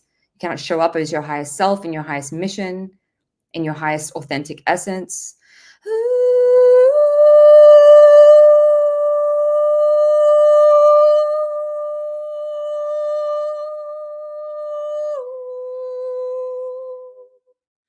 I'm getting one that this is going to cause some resistance for people, and I'm just saying it because I can feel it.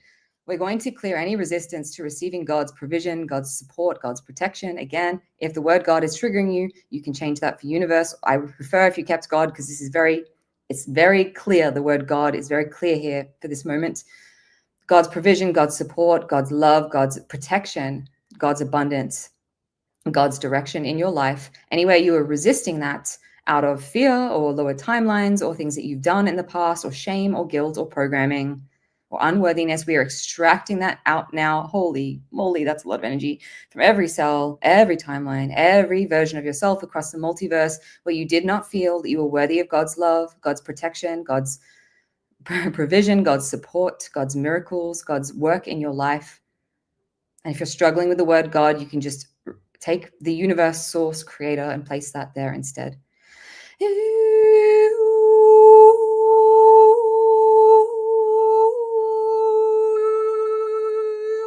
Anyway, you are blocking the flow of miracles and magic into your life out of fear, shame, guilt, unworthiness. We now clear this from every cell, from every memory, from every past life, incarnation, across the multiverse. Anywhere you are blocking the flow of grace that wants to move or propel you into this higher timeline, blocking and clearing that now. There's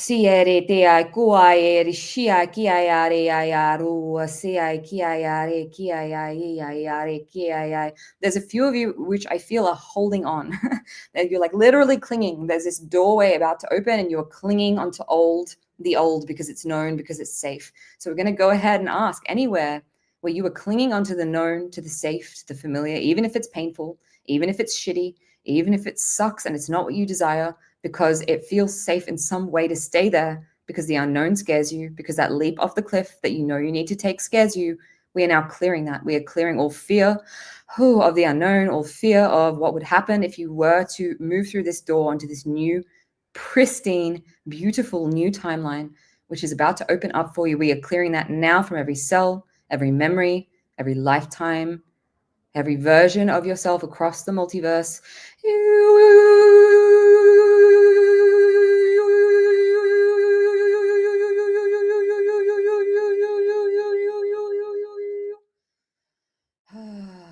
We're just going to call in the dragons to clear this space, clear the energy, clear the field. There's a lot of shadow blowing up now, which is what we want. We're going to vacuum it out.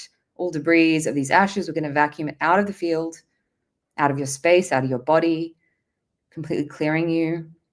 And as this is being vacuumed out, we're going to bring in the holy water, the sacred waters, the purifying waters to cleanse and clear you. We have some beautiful goddesses here with this beautiful crystalline water just purifying you, imagining that is this fresh start. This water, this element of water is purifying you for this complete fresh start. You don't have to take the past with you. You don't have to create your future from the past. Every single minute, every moment is a new opportunity for a new timeline, a new reality. You get to start fresh, clean slate. To go on the religious theme, which some of you really won't like, but it's like being baptized, right? It's like that being dunked under the water and you are just absolved of everything from the past. So imagine now you can let that water, without any of the religious stuff attached to it, clear away all of the past. All of the past. Just let it clear everything away that is preventing you from moving through into your heaven on earth timeline. And as you do this, beautiful soul, I want you to see, sense, perceive, or imagine there is a gate or a doorway opening in front of you. Some of you will perceive this literally as the gates of heaven. Others of you might perceive this as a portal, a wormhole, a door, or just an energy pulling you. And I want you to see if you can sense, feel, perceive, or even just vision what is on the other side of this doorway. This is everything you've been asking for. All the joy, the love, the connection, the abundance, the purpose, the pleasure, the fulfillment. Whatever it is, the peace, the health, the money, your soulmate, your children, whatever it is, that beautiful property you've been manifesting, your off-grid, pristine piece of earth where you're going to build your retreat center. That's someone's for sure. They gave that to me. That's one of mine. Just letting that feeling of what it is on the other side of this door, your heaven on earth, whatever that means to you. It doesn't have to be some big fancy thing. It could be just a feeling. Start to perceive that feeling and start to let that feeling now enter into your heart, into your womb or your energetic womb if you don't have a womb. Into your body. Letting that feeling now expand, that pleasure, that joy, that bliss, that ecstasy, amplifying this frequency.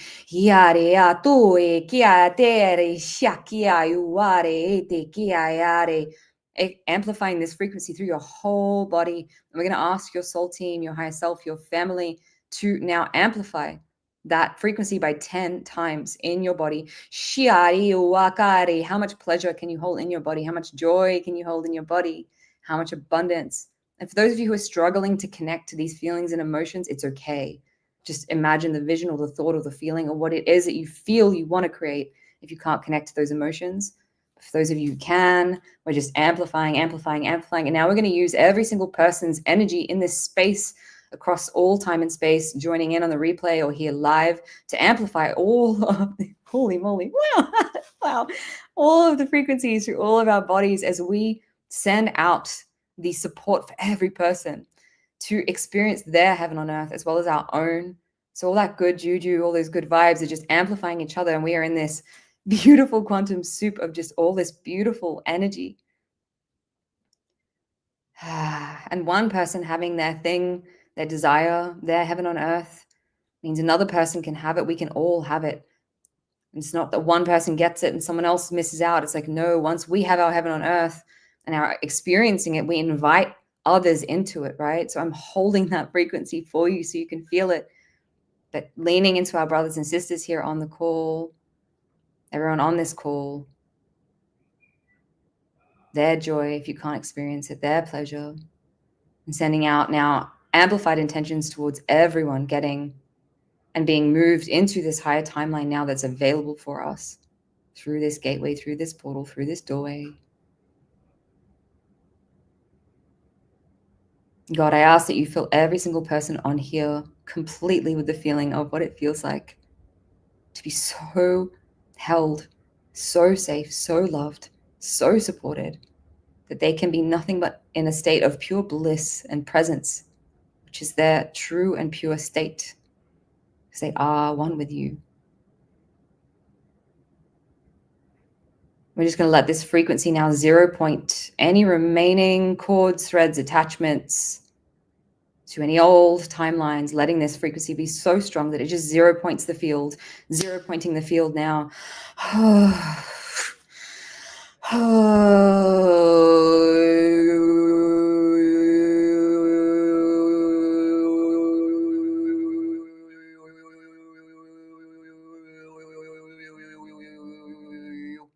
You may feel now, if it's a door, I'm going to ask you to open the door. If it's a gate, open the gate.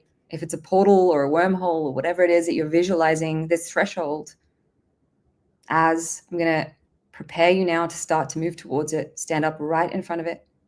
Feel that frequency emanating from the other side of the door, or gate or portal or whatever it is. Could even be a version of yourself that you're seeing in front of you.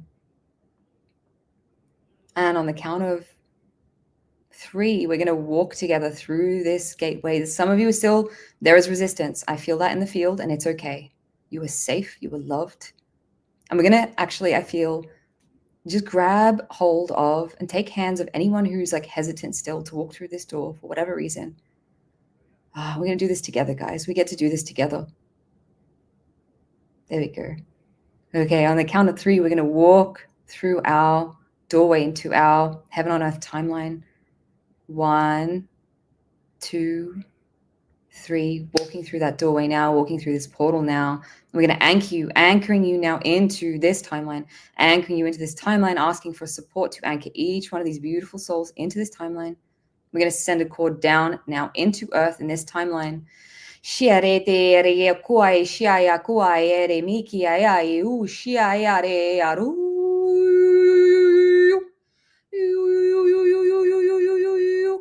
what you see, feel what you feel, hear what you hear. You may be feeling, seeing, sensing things. what is coming on this timeline. You might just feel energy.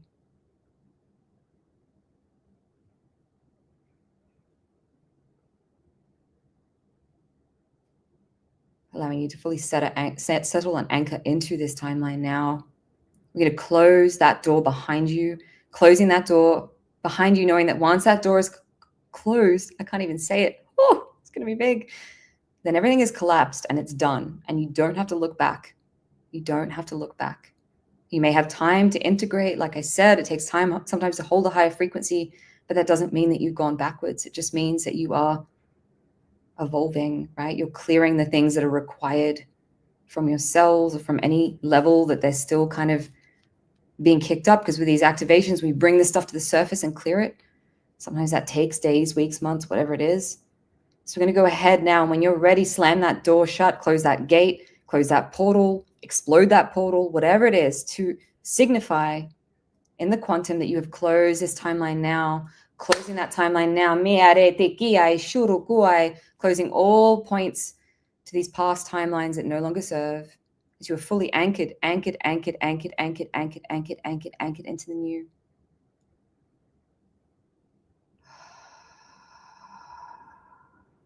And I just want you to feel what is possible here in this frequency now, what is possible for you, what doorways are opening up, what calls to your soul.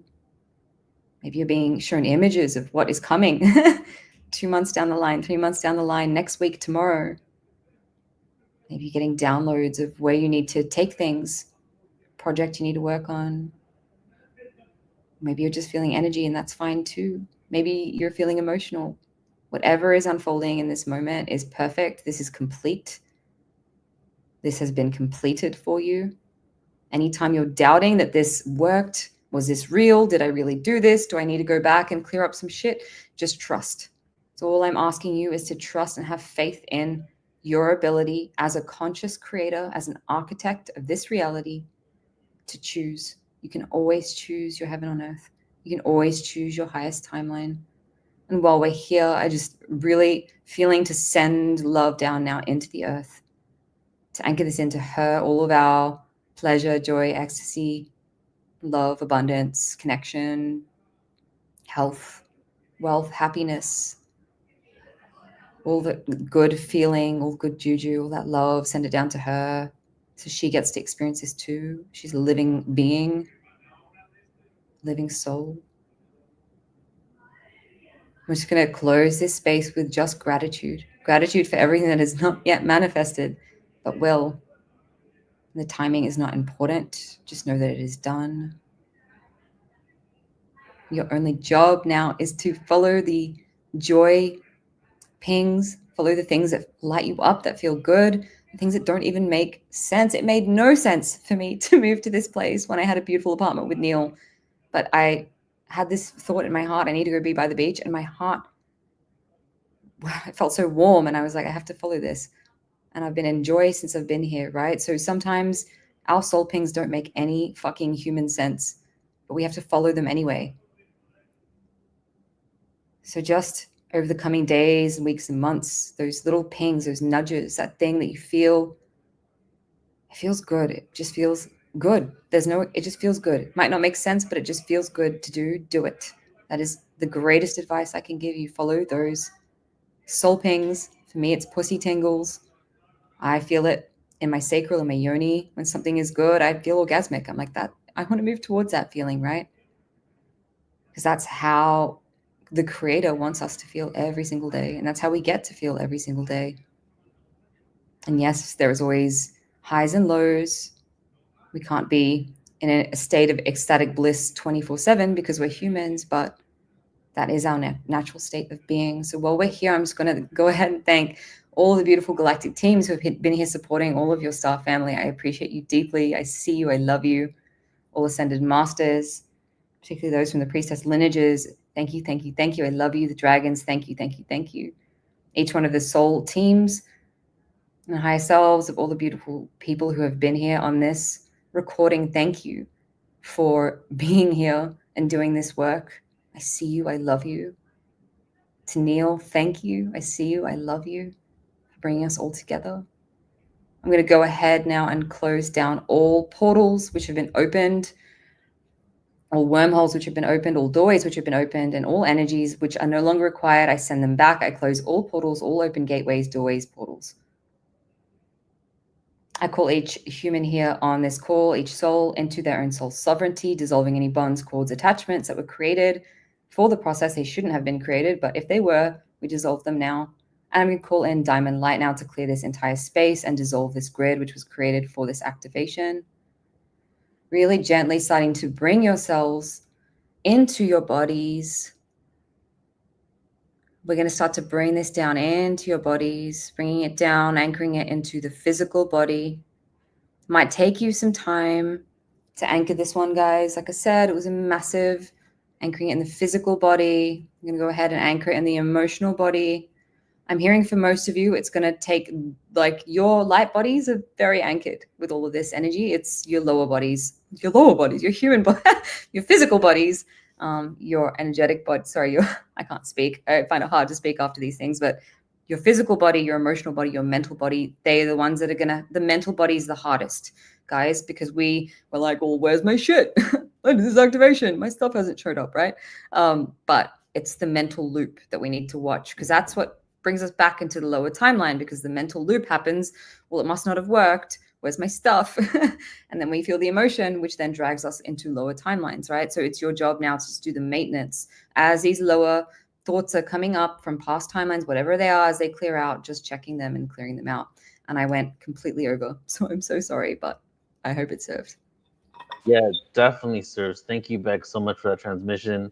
And yeah, I was with you the whole way, experiencing it, feeling it, and clearing out a lot as we've been speaking throughout the day and before. And a lot of stuff is coming up for everyone. So thank you for spring cleaning.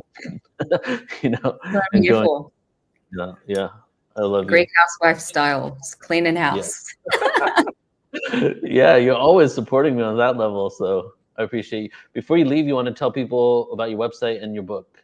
Absolutely. So you can. Yeah, go ahead. You can find me on Instagram at BeckMyLonas, BeckMyLonas. You can find me at my website, which is beckmylonas.com. I have a book, which is like extremely potent. It's a codex. It's called Diamond Light Oracle. It's a whole trip, right? It's lots of clearings and activations, supporting you to embody your highest soul self here and be on your soul mission. I talk about grid work. I talk about the mission I've been on for the past few years. You get a full Diamond Light body activation. So I would definitely check that out if this activation called to you, because it's basically that, a 500-page book. Yeah. Hey, we got to, so Beck and I just created a song together called Springtime. I think we should change it to Spring Cleaning. Oh my God, we should. I love the springtime. Is a spring cleaning? Yeah, I don't know how it would go, but we could work on it. All right. Love you, Beck. See you later. Love you. Bye, guys. Bye. All right, everybody. Integration breath time, everyone. I'm going to stick to this. So let's take a moment here, and we're going to take 3 breaths in again. And this time we'll do it a little quicker. So I invite you all just to go ahead and just breathe normally if you're not breathing normally already.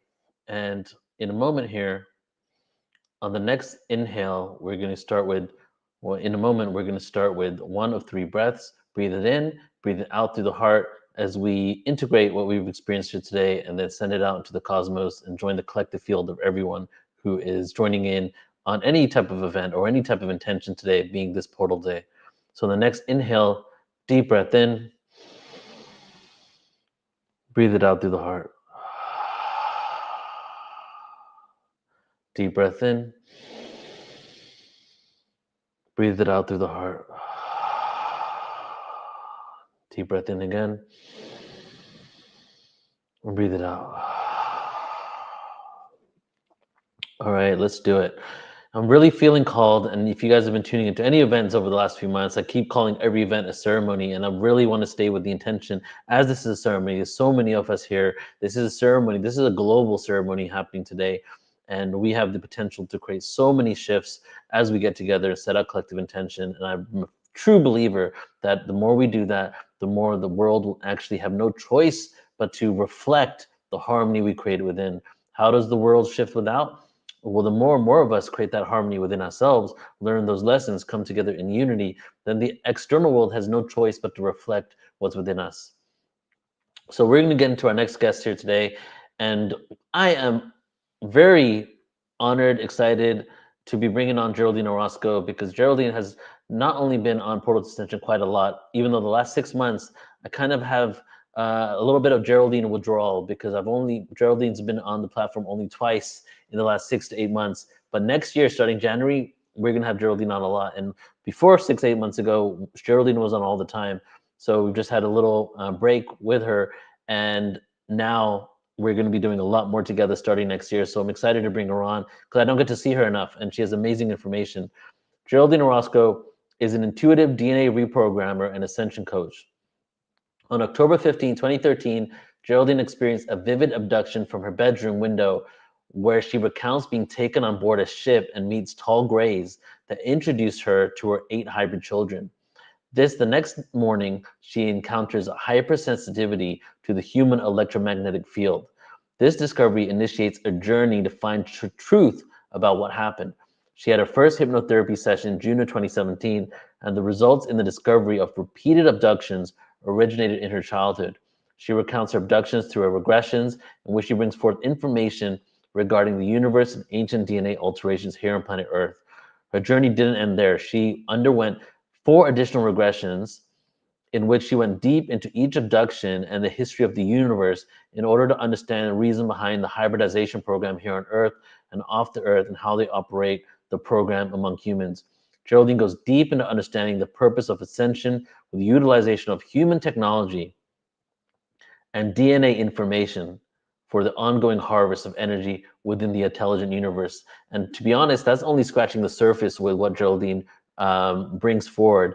And if you checked out her YouTube, checked out any of her other events here, she is next level. And I love how she brings in both the right and the left brain at the same time, really brings unity, provides the insights, the information, and then connects it into what the greater picture is. From her regressions, her experiences, her meditation, she's been receiving so many downloads, and presents on a wide range of information. And beyond all of that, I love her so much, and she's very close to my heart, and I always enjoy having her on Portal to Ascension and getting opportunity to connect with her. So let's go ahead and bring on Geraldine. Hey, Geraldine. Oh, it's so great to see you. Thank you so much. What an honor it is to be here. It's an honor to have you. How you doing? I'm fantastic. You're in Spain. It's amazing. Thank you. You too. Yes. All right. So what are we receiving today? Do you have a presentation, or what are you doing? I have a presentation. I'm going to zip through it, and yeah, can't wait to dive in. It's such a special day. Thank you for putting this together. We have a lot to talk about and a lot to do. Yes, my pleasure. All right, so go ahead and start your screen share, and I'll put it up here. Let me go ahead and find it.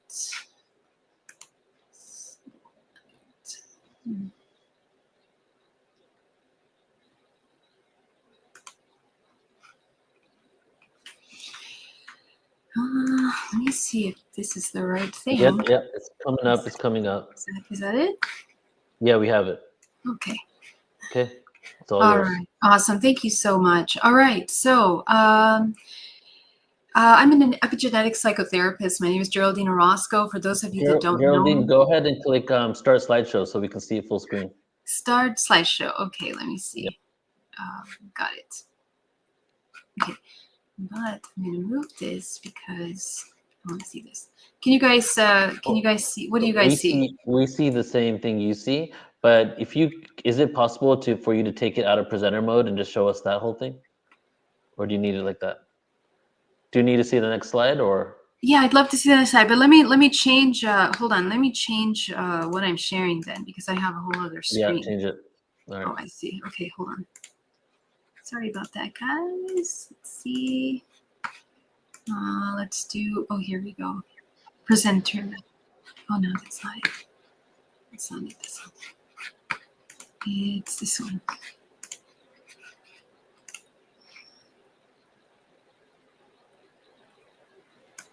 Okay, there you go. This is what you're seeing, yeah?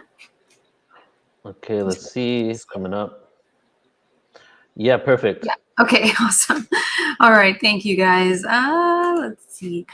Okay, so I'm I'm an epigenetic psychotherapist, and my primary area of research and what I love to look at is the connection between our soul and our DNA.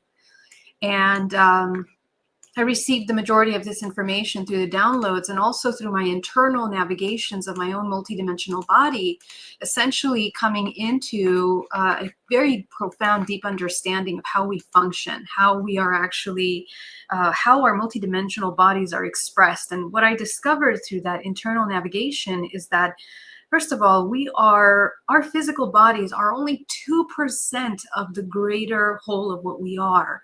And that is extremely important for us to understand, because this deep understanding of what we are is going to change the future of science, of physics, and of spirituality. Essentially, what we are celebrating here on 1111 portal, and this is why I put this infinity cycle here, is because we are at the very center point, at the apex point of major transformation for humanity. This is the beginning of major transformation. And what will happen from this point on is that our entire world is going to change from the inside out, and we will begin to understand science as spirituality and spirituality as science. This is going to be we are circling back to the ancient wisdom way of connection with the earth, and we are doing it on a higher octave, though, and that's what makes this human race at this time so important. Our experience here on the planet Earth is that we are experiencing that reunification of science and spirituality on a much higher octave, in a sense where we are experiencing the merging of matter and the non-physical. We are learning the difference between the artificial and the organic systems of symmetry and harmony. So what I would say today is the greatest theme is that we are learning how to exist with both aspects of ourselves, the shadow and the light. We are learning how to embody the 0 point of those two aspects of ourselves. So one question that comes up for today is for you to get very clear about what is your highest potential, your highest creative potential. What is really your purpose? And to have a clarity of intention and to understand how to embody the alchemy of disconnect.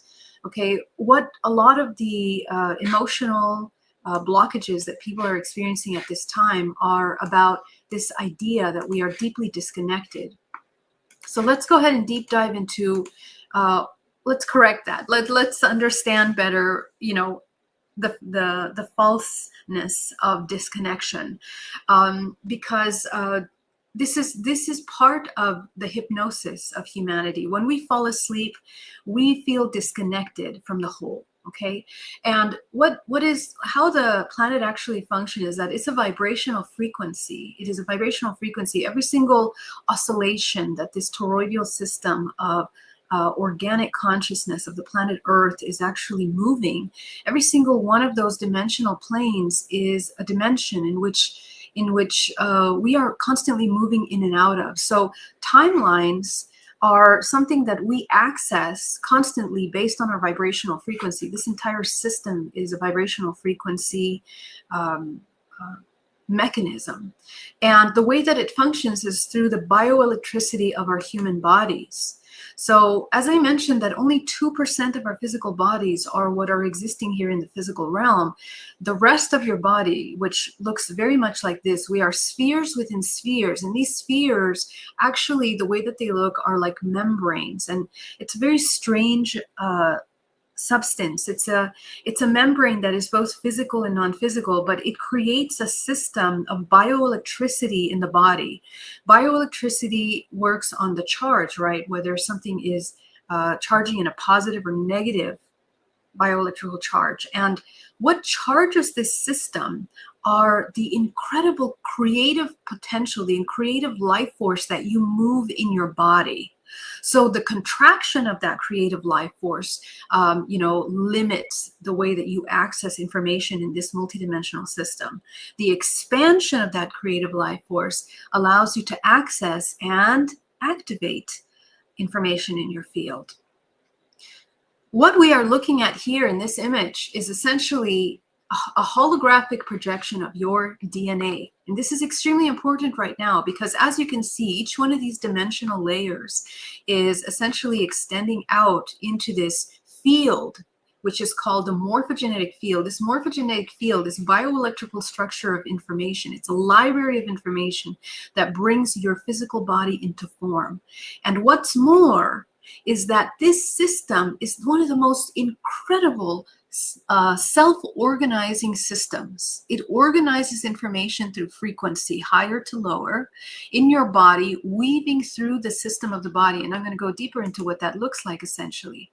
But what I want you to remember today and moving forward as we move into stronger waves of frequency, which means more information. When frequency is moving faster, we receive more information. And the importance of that and how you manage your physical body is to understand that your entire body is receiving information. This is how deeply interconnected we are. You are a fractal of the universe, and in your physical body is encoded exactly how to navigate and hold this these energies of information that are moving through the universe, the cosmic movements of the planets. That's why this universal astrology, it's important to understand it, because we begin to understand the influences of the stars and cosmic bodies that are within us. What is moving are the cosmic bodies that are within us. Now, your multidimensional body is governed by these systems, but the human body in itself, being a fractal, has feminine and masculine energies, these polarities in the body. We want to learn how to use this physical vessel in order to be able to hold space for two truths.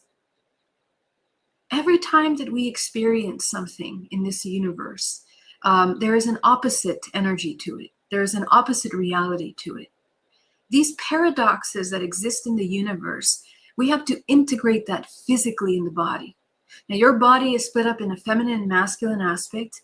Whenever you have aspects of your physical body, of your subconscious mind that are holding, resisting, blocking certain aspects of yourself that you reject, you hate, you ignore, you judge, you are blocking out entire universes, libraries of information that are available to you for your ascension and your growth.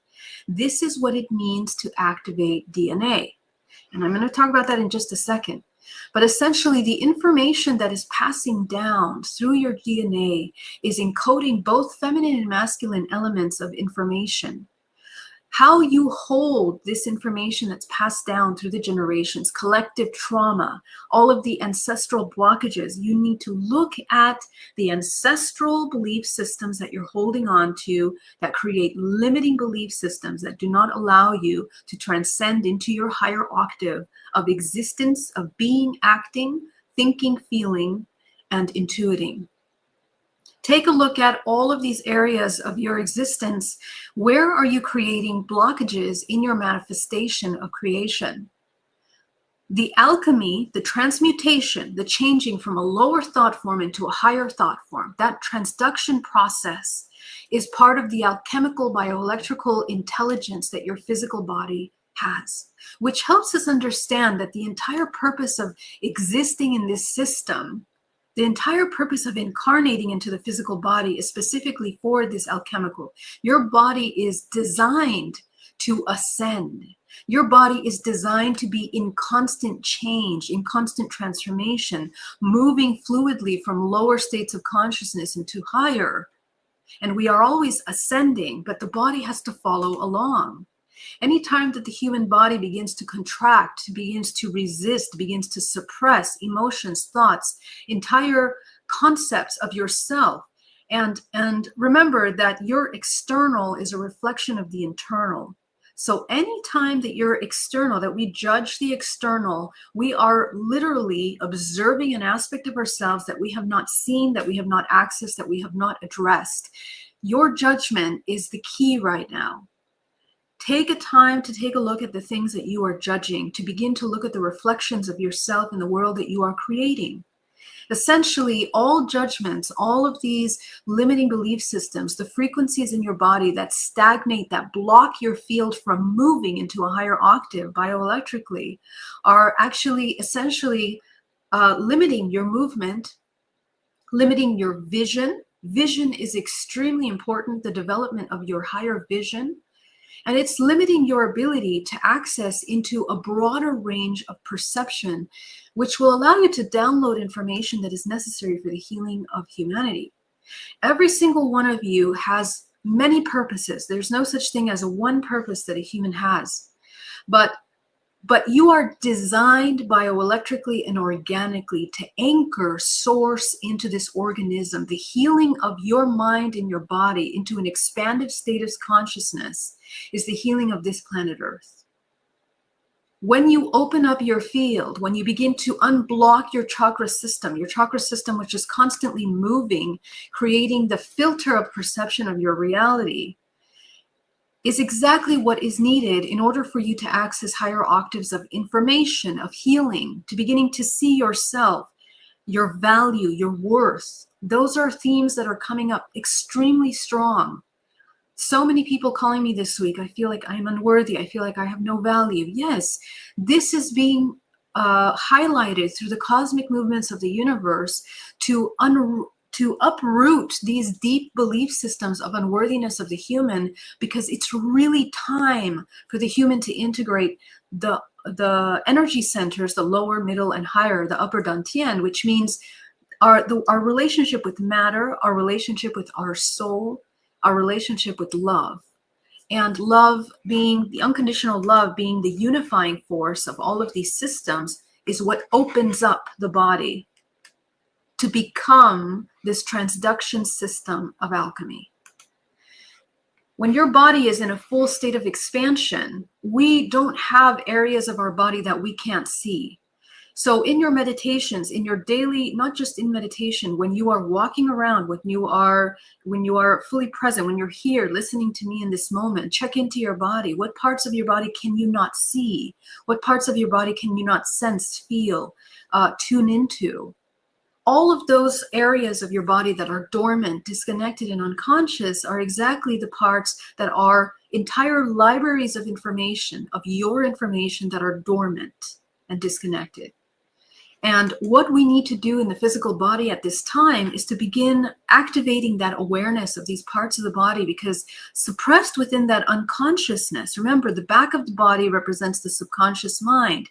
It is the divine feminine. The front is the masculine. The right is the masculine, the left is the feminine. So take a look at your body as a whole. Begin to see yourself as this whole. Every single chakra has millions of little micro vortices that creates the fields of your body. And when these are contracted, when these are blocked, these little coils, these little vortices, they contract, and they do not allow the human body to access entire libraries of information which are encoded in each one of these little coils. So the human body, it essentially becomes disconnected from entire aspects. And this is why our perception becomes, very, very myopic, essentially. We are only seeing things in a very dualistic manner, when what is needed at this time is the ability to hold space for the paradoxes of this universe. This is the spiritual maturity. This is the reunification of matter and the non-physical within yourself, within your mind, within your body. And it is the activation of your DNA, which essentially allows you to access the Merkaba. Why is the Merkaba so important to us? Here's what's happening right now. Now, I am not a believer of this 4 or 5D ascension, because the way we actually function is we're moving through many, many, many dimensional planes simultaneously, but we are moving into a higher octave. And the definition of that higher octave, it's difficult to explain for humanity, but we are moving to a higher octave in many, many dimensional levels. So we were here, we were moving closer to this point. This is an image of this universal movement maybe like 10 years ago. What we look like now is this. Okay, we are literally at the center point of this. We are beginning the new era the era of Aquarius. We are beginning period 9. This 8th year is the last year of the karmic cycles. Okay, and what that means essentially is that we need to take a look at all of the dormant, repetitive patterns, the ancestral dormant belief system structures that we have been cycling through unconsciously over and over and over and over again. It is time to really wake up consciousness from those and begin to embody what would be the new way of existing. Within your DNA is a portal. Your physical body is a portal, and each one of your DNAs is, each one of your chakras is a portal. Your chakras are a holographic projection, self-organizing, infinite potential, and it is a projection of your DNA. Every time that you in your body hold a different vibrational frequency, you're choosing a different timeline for creation. Please understand, every moment is creating. It's not just a matter of coming into a state of unconsciousness. So the activation of DNA is something that we are extremely proactive in. We're constantly participating in that. No longer are we in constant states of contraction or constant states of expansion. It is the 0 point that we are needing to embody at this time. The 0 point, which is the neutral state of observation, which means that you are aware and you are able to hold space for both negative, whatever you're perceiving external that you perceive as negative is a reflection of some part of you that you haven't met yet. Whatever you're perceiving internally that you have not met with. These are spectrums of light, spectrums of information. Whatever you block from yourself, whatever you want to separate yourself from, this concept, this illusion of separation, which does not exist biologically, bioelectrically, psychologically, and spiritually, it does not exist in the body. This is a human-created illusion, essentially, that is, it's manipulated, and there's a lot of mind control, of course, externally, that feeds on this parasitism that we create within ourselves. But the more that we access these subconscious elements of ourselves that we have blocked and resisted, we are expanding our range of vision, which this is the spectrum of light, is, you know, the rainbow color that you see here, which is what we see every day. But you are expanding into the higher ranges of octaves of information, and your entire body is helping you do that. Every single organ in your body is processing frequency information. How are the health of your organs? Are your organs smiling right now? Are your lungs smiling? Is your heart smiling? Is your brain smiling? That's not just a concept. When you bring this joyful, good connection into your body, you acknowledge the organs in your body. You're acknowledging entire universes and libraries of information that are available to you. We have to bring it into the body. We have to anchor into the body. DNA activation is the ability to begin to integrate these dualistic aspects of ourselves. And we are accessing broader spectrums of information through the physical body. This is the importance of this time at this moment. How you feel changes your entire organism, and it changes the resonance with the experiences that you're creating. And this is also true for your dream state. So please understand that actually the majority of our work is in dream state. When we fall asleep, we're leaving the body. But if you don't train lucidity in your waking state, are you present in this moment? Are you aware of your whole system? Are you able to hold space for dualities in your life, in your mind, psychologically, emotionally, instead of constantly judging, suppressing, resisting, these aspects of yourself, the shadow aspects of yourself? The opening of yourself in that way is the freedom. It's the free will that is available to the human, but the human only has free will when they're aware of it. Whatever is suppressed is where your gifts are hidden. So today, be aware of what you are suppressing, because within the parts that you don't want to go to, the parts that you want to ignore, that you feel you're not ready to address, Trust me when I say that these are manifestations that will come into your life and begin to experience. It's going to reflect in all the things that those are just the physics of this universe. So to begin to shift in how we're doing that, it is necessary to access the transmutational process of this body. When we begin to move lower energies, when you start to feel heavy, heavy, heavy emotions, snap out, interrupt, feel fully that emotion, gain the information that is necessary from that, and train your body to feel the opposite of that emotion. Take it as an exploration. Take it as a research project. You are researching yourself. You are researching how you feel when you feel a low emotion, how you feel when you feel a high emotion, and observe what it does in your body. We are very, very well versed on low frequency emotions. We are deeply, deeply practiced on the ability to express the plethora of low frequency emotions, but we are not trained in the higher frequency ranges of information. So we are learning now. We are pioneering, each and every one of you that feels alone, disconnected in this world, that feels that not so many people are aligned with your higher frequency or understanding of it. Please understand that you are paving the way, not only psychologically and emotionally, but spiritually, meaning that you're activating the DNA of the collective subconscious. So when you begin to feel positive emotions, not fake superficial emotions, deeply alchemized understanding, integration of the emotional ranges that are available to you when you alchemize a lower range of information, that creates an entire bioelectrical shift, and it changes the geometry of your body. Because the way that you're holding your chakras, the way, whether you're expanding or contracting them, changes the geometry of your body. Because each one of those major vortex systems of information is either contracting or expanding information. So what happens in the physical body, that we come into this state of expansion, and you come into this centrifugal state.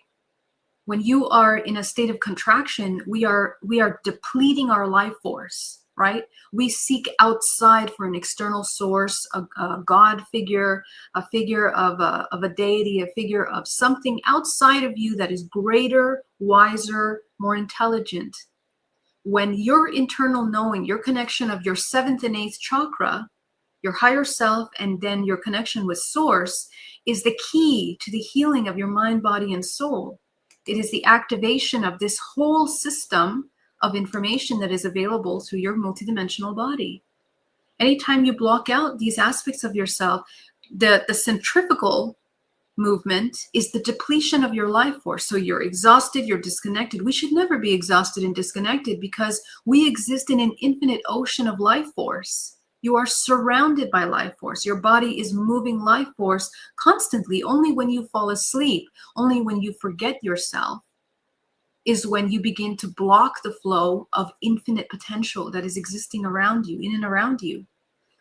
So as we begin to access and open these elements of ourselves, we're activating the alchemy, is to come back to that innocent, childlike state of co-creation, that one that was not afraid of creating, the one that was not afraid of experiencing, of seeing darker things. And it is essentially the collective inner child that is being healed at this time as we enter into a new phase of humanity. We are rebirthing collectively, and we are also maturing. If you can imagine an extremely mature and extremely intelligent inner child, the inner child that has been through all of the hardships of life, but still has the ability to hold space for that divine innocence, that love, that purity of connection to all possible experiences without limiting or judging. So if you begin to tune in, be very attentive to the things that are that you love to do, that bring you a lot of excitement and joy, because that is how you're going to interrupt the heavy, heavy emotions that are being brought up to your attention. That is how you will alchemize them. And through the process of accessing these higher octave activities, the body will bring information for you. As I mentioned, you will begin to, you know, lighten up and express those suppressed aspects of yourself.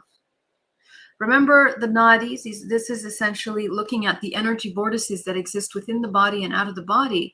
Your morphogenetic field is a gigantic system of information that is available to you. So as soon as we begin to move through, oh, sorry, those were not my little slides. As soon as we begin to activate these dormant aspects of ourselves, this is where we begin to see who you really are, okay? So here are some key takeaways to work on during this activation day in your meditations. Be aware of your shadow aspects. What is in your subconscious mind that you have been suppressing? The access to the memories of your childhood memories are the access to the Akashic records. Do not be afraid to dive into those memories, to uproot those memories. The alchemy that you do within your life experiences, it will allow you to expand into past lives, and more easily are you going to understand the things that are happening to you. There's no reason why we shouldn't understand the things that are happening to us, because we create everything. We are participating in that creation of our lives. And begin to observe these ancestral belief systems, because as a matter of fact, our human bodies are deeply connected to our ancestral lineages. Because we are an extension of the planet Earth, those ancestral lineages take us to the places of the planet Earth which are holding grids of information. So when you activate your ancestral memory through the alchemy of these ancestral trauma, you're actually activating the collective memory of this planet Earth. And we release the stagnation of these ley lines, of these systems on the planet that are become stagnant, that are causing wars and suffering. There's always going to be duality in this universe, always, always. But your ability to hold space in that is extremely important. So I guess I'll stop here because I think we've come on time. Slideshow. Here we go. And yeah, so just I didn't get to everything, but a quick reminder that is super, super important at this time. Beautiful, Geraldine. Thank you so much for that. And before I let you go, you know, firstly, I love the word paradox. And when you spoke, I think you said something along the lines of hold space for the paradox. Yeah. And can you just maybe speak about that a little bit more, just like what that really represents for you? Yeah, so essentially, so a simple way to explain that, anytime you're judging something, what you're judging is actually within yourself. And this is one of the most powerful aspects of healing and DNA reprogramming. This is what I do on a daily basis. How the human heals is that they begin to see themselves in the one that they perceive as their abuser or their herder or the one that damaged them. When you begin to put yourself in those shoes, you begin to realize that the same root core belief systems that allowed them to act in the way that they do is living as it's existing in us. We are actually existing in that same consciousness. So to heal and to come into unity consciousness, we have to integrate those little parts of us that we're not seeing, we don't want to see, we want to resist, we want to reject. This is how we expand our consciousness. This is how you activate DNA. This is how your field grows and strengthens. And this is also how we learn how to alchemize things through the heart being the unifying system of unconditional love that allows you to feel compassion, not only for the other, but yourself. So that training, psychologically and emotional, is going to help you hold space for paradoxes of the world, because that's a micro mirroring of things that are happening on a much larger scale. Wars, human trafficking, deaths. Those things are reflections of internally what the human is suppressing and hasn't addressed internally. So this is, if we want to see some changes in the world, we have to address that, but we also have to understand that there's always going to be duality. It's the ability to hold space for both sides are true, both sides are valid. Positive, negative aspects are part of this system. And to sit in the 0 point, to be able to hold space for that, allows you to expand your reach of love, the unconditional love of all things. That is a very powerful bioelectrical, alchemical expression that is holding space to anchor healing frequency into this planet Earth. That's so beautifully said. And the slogan for this event is cultivating unity in a world of polarity, right? I saw that, you already and I was touched like, on perfect. Yeah, because like I used to think that we're moving from duality to singularity, and we're just going straight to singularity. But duality, that's because I judge duality as good and evil, and now I'm seeing duality as so much more than just the polarities, that it became such a dense reality. So I feel that our intention in our whatever dimension we're going to, whatever reality we're creating, is to be the singularity in duality. How do we stay in oneness while we still exist in the polarity? So I love, as for your final share here, you already kind of went into it. If there's anything else you want to share in regards to just cultivating that singularity in this world of duality. Yeah, so just to be clear, we're embodying the 0 point. The 0 point is it's non-judgmental state of observation. So that doesn't mean that we don't care about people, or we're numb to the pain and suffering of the world. It means that you have transmuted, you have felt that pain deeply in your body, you have understood it. To understand these negative emotions is very important for you to feel them, as I mentioned. But we also have to access the library of both positive and negative emotions in our body, which will allow us to understand the world in a broader way.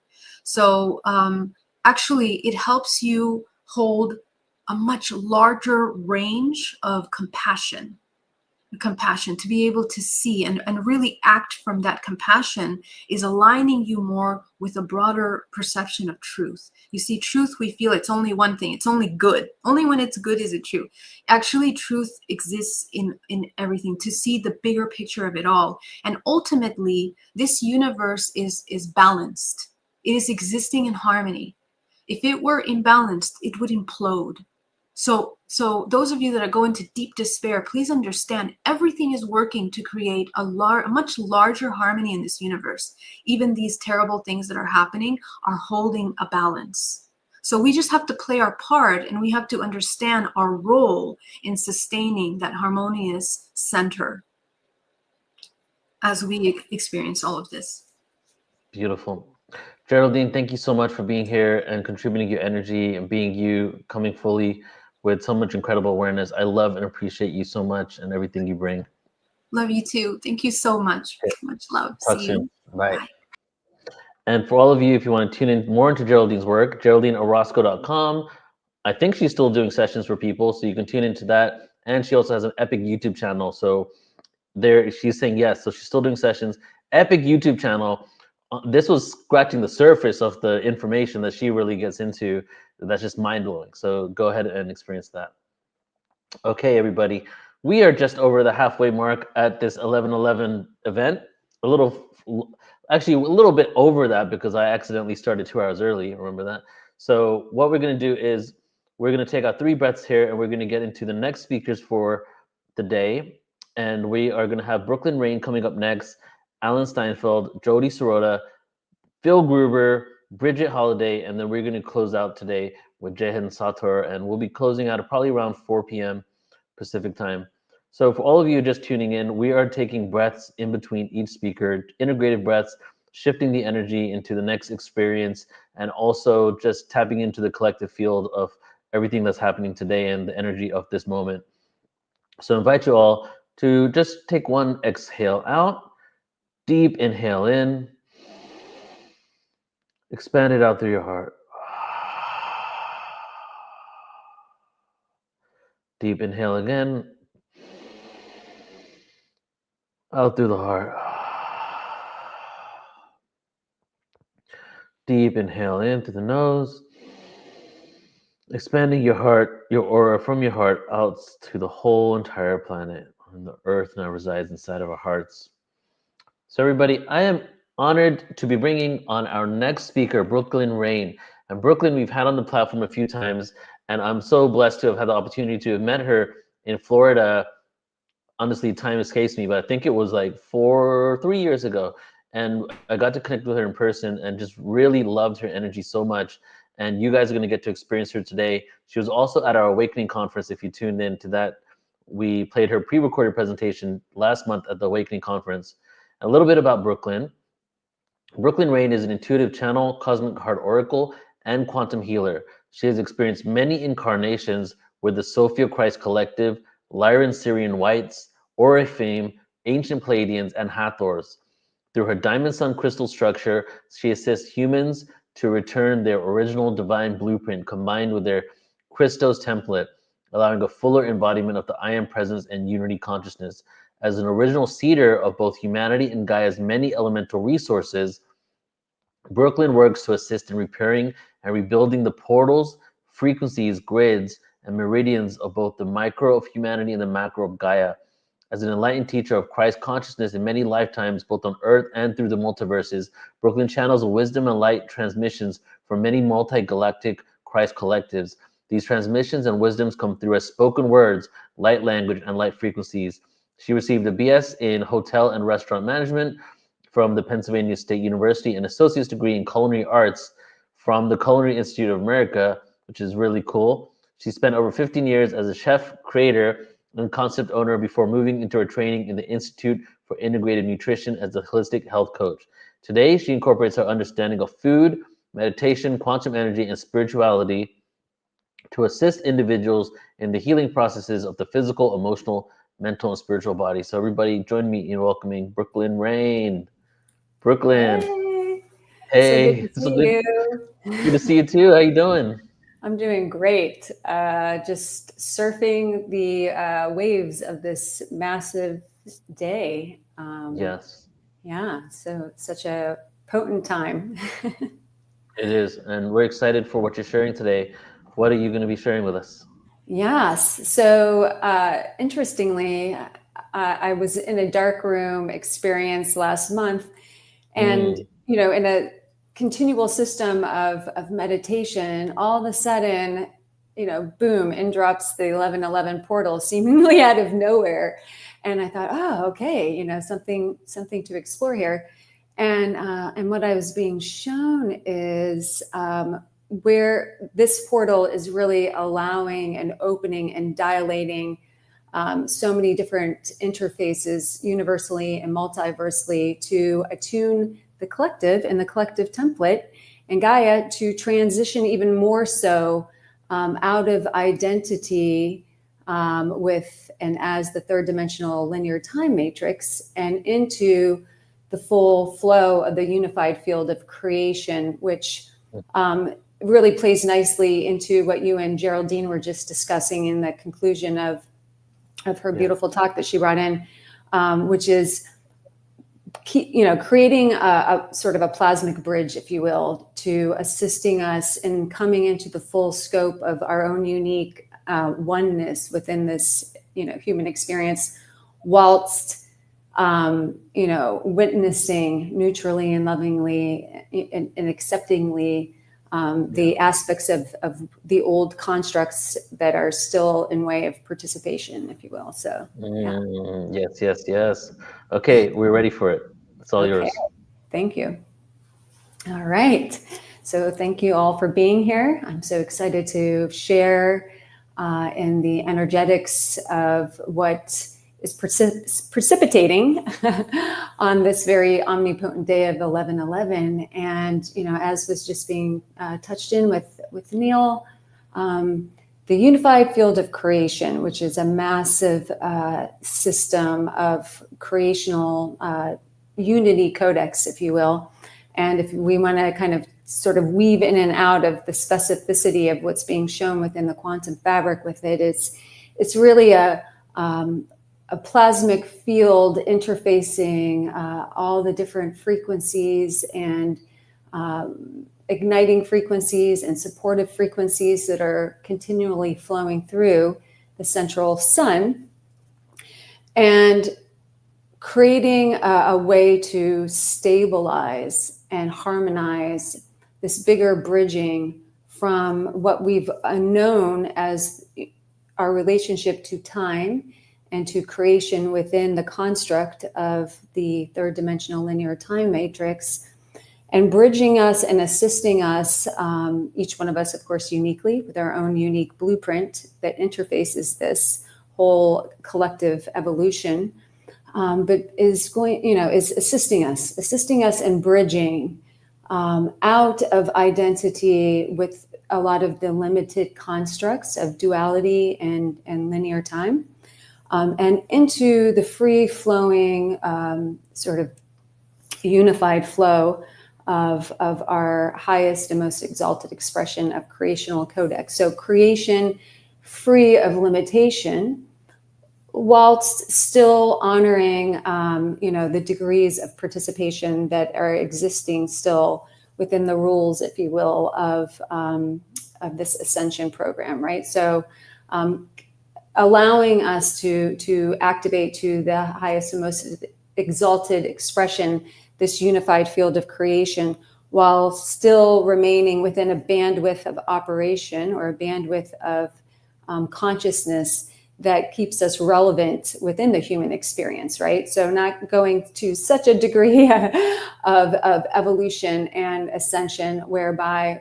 we can no longer be held within this plasmic bridge of lower speed processing of third density to higher speed processing of the fifth dimensional range and far beyond, which would be again, more accessible in many ways through this unified field of creation. So the 1111 portal and gateway, as have been shown, is a multiversal conduit.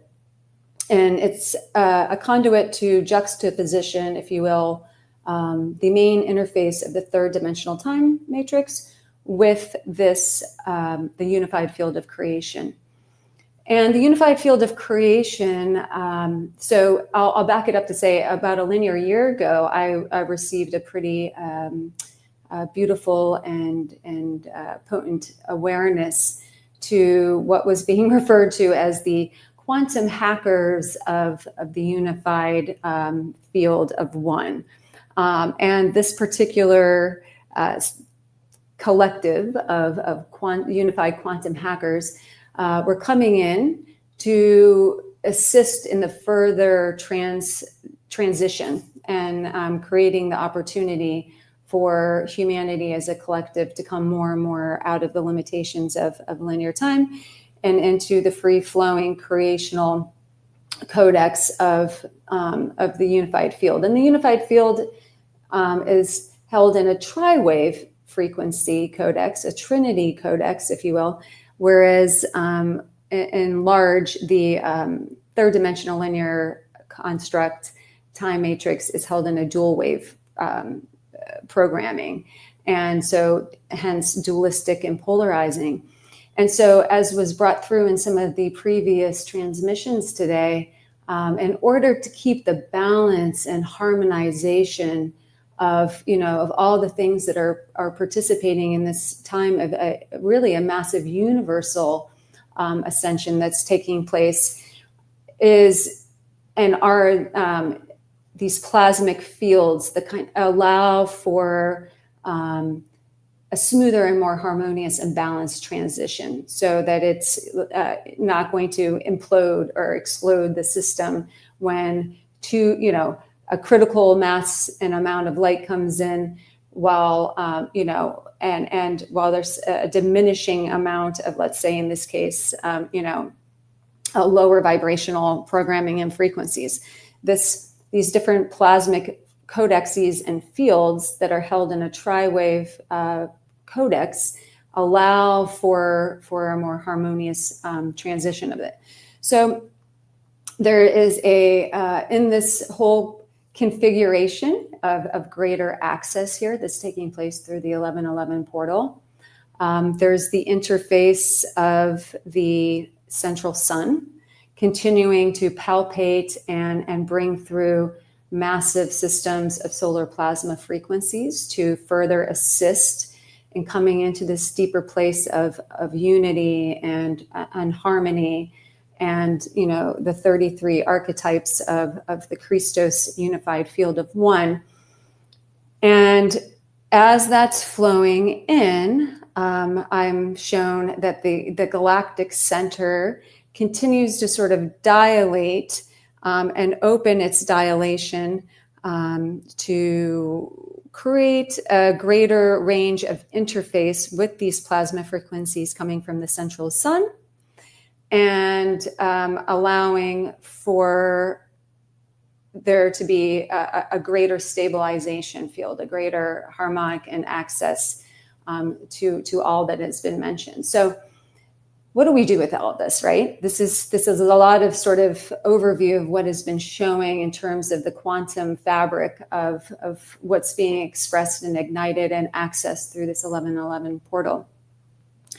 And so, you know, what does it all mean? And it all means infinite things, right? Because there are infinite truths, and everybody receives and participates in these big systems of collective energies and multiversal and universal energies uniquely, right? Based on our unique construction of our blueprint.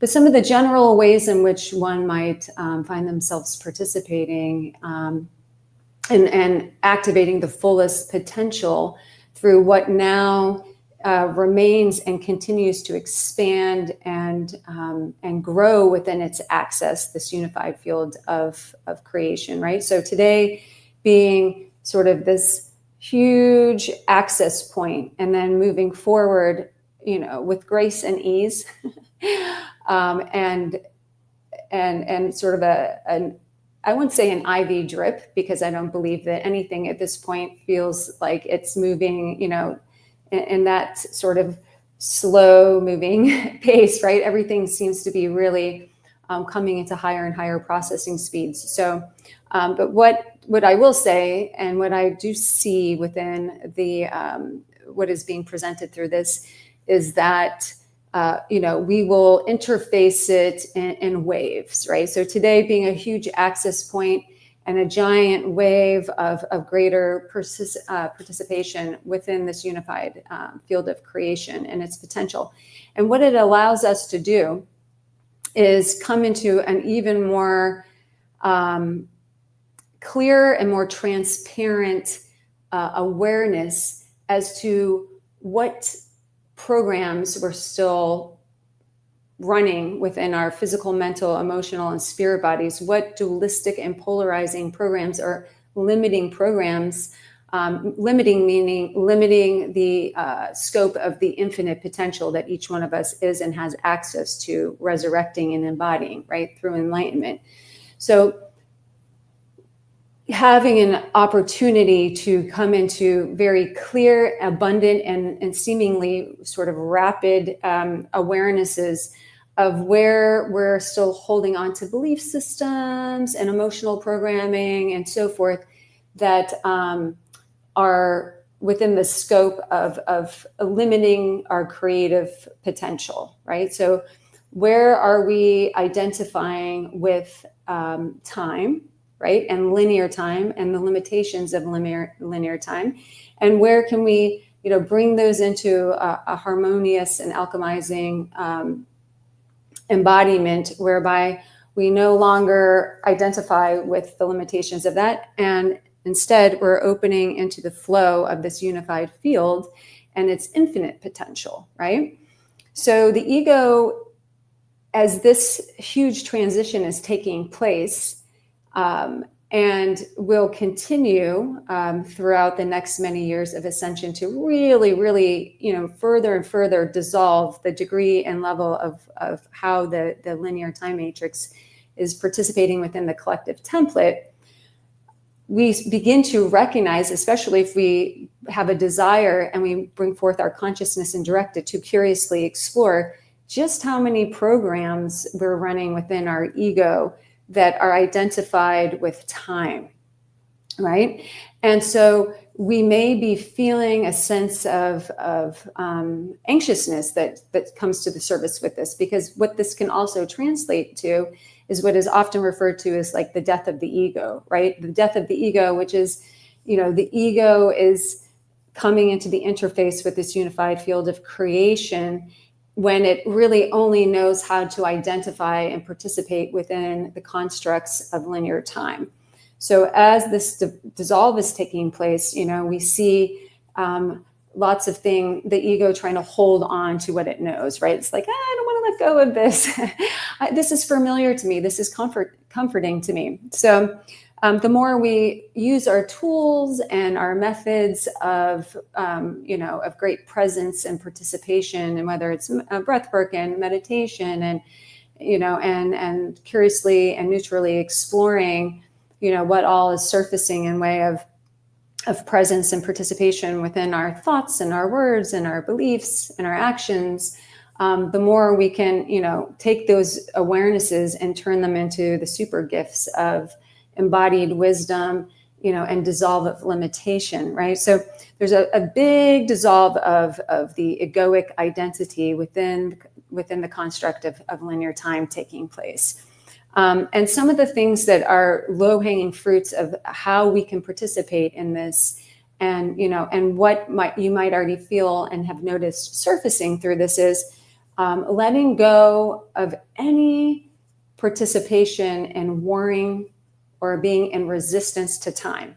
And once you start to get curious about this and you start to explore it, you realize, wow, like there are lots and lots of programs that that we have accumulated through our experience here, right? Through participation here, that are very much some more subtly and some less subtly participating in some sort of resistance or warring frequency with time.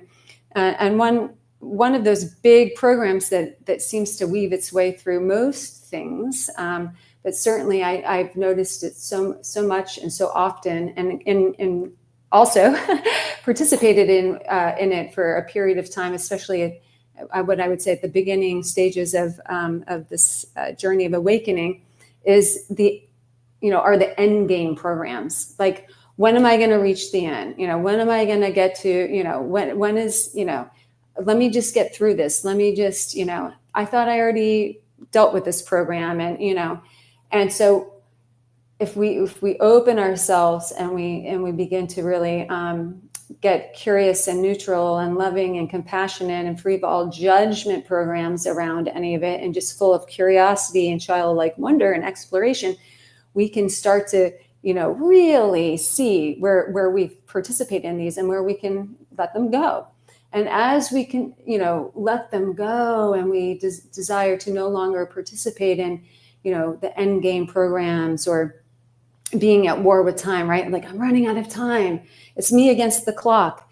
It's so intricately and subtly and subconsciously woven. So we can simply set a practice, and, if we're like, well, I don't know where I'm holding those programs, just breathe.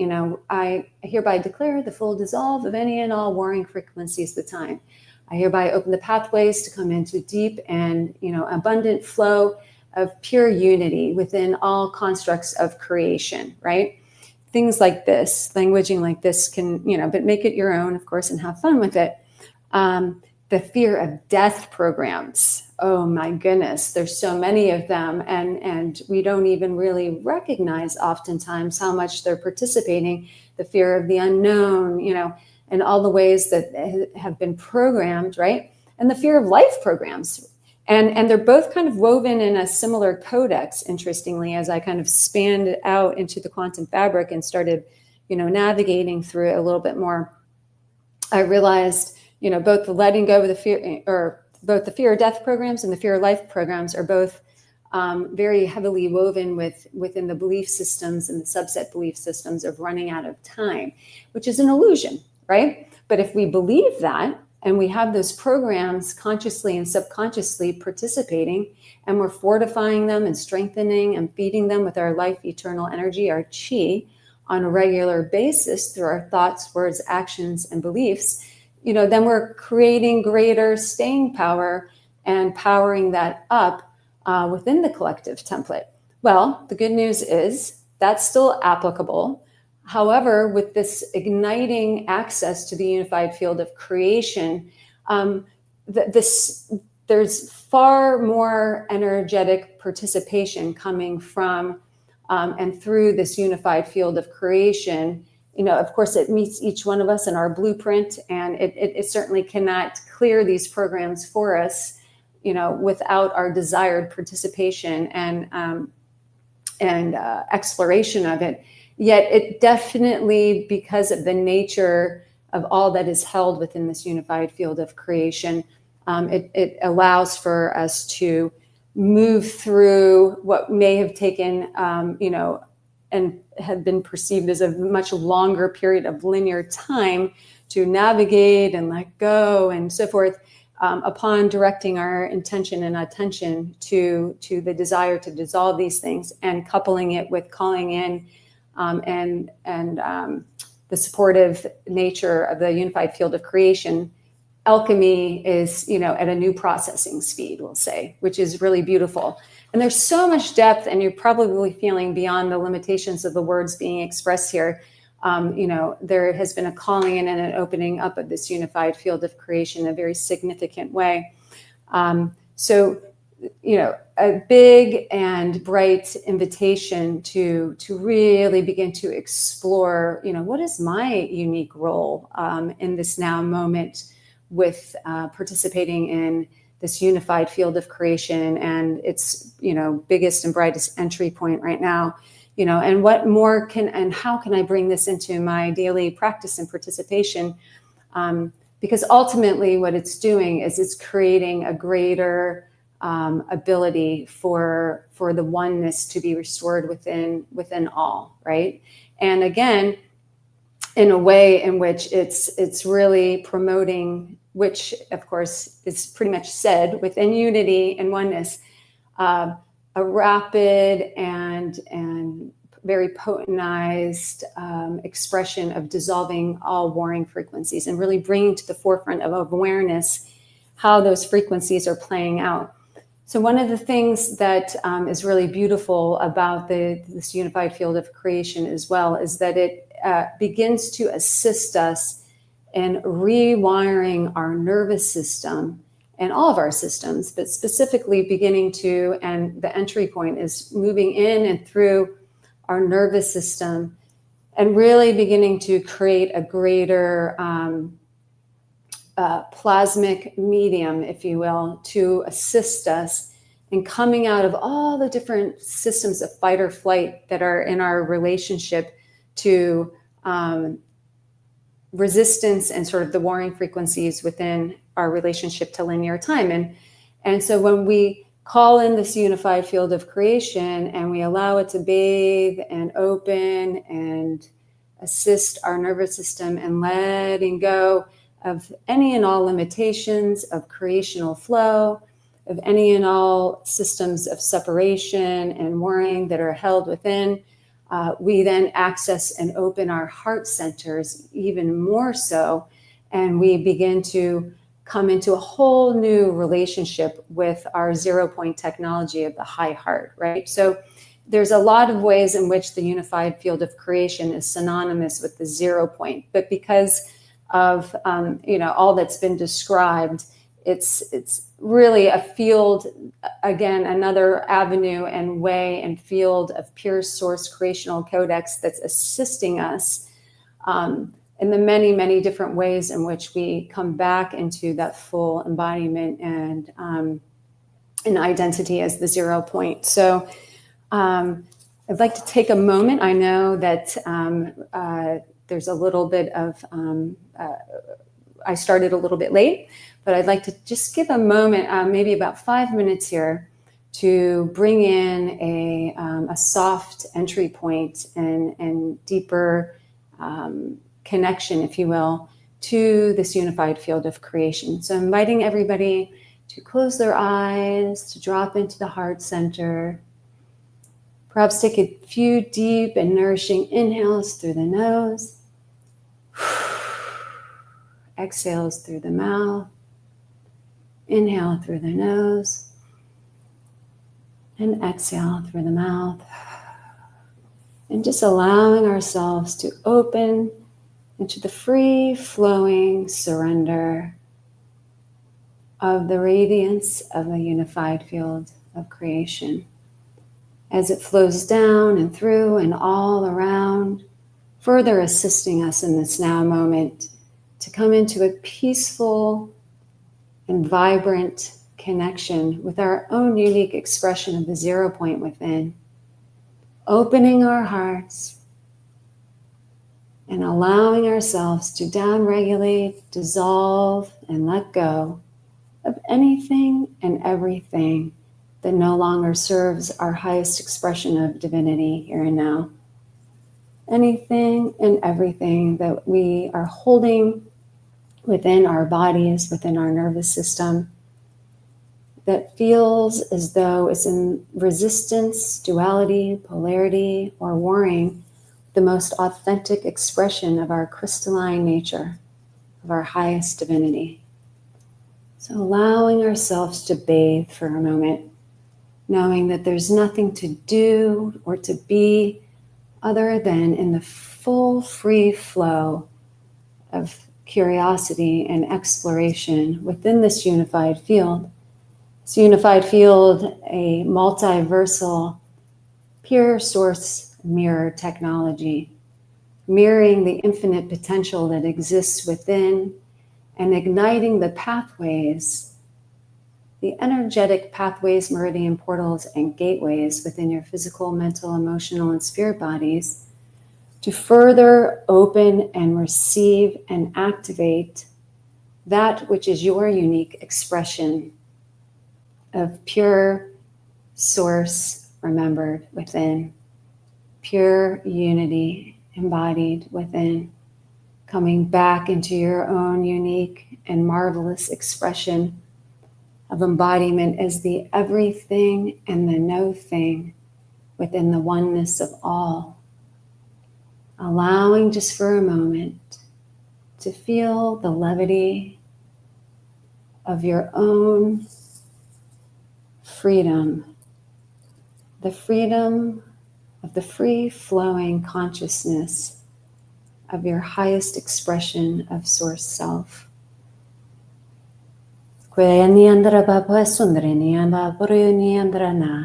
As alawe sundarini akaru swashandra balale sundarini andri. Atra pia sundarini aka ushundarini akara ushundra tayana.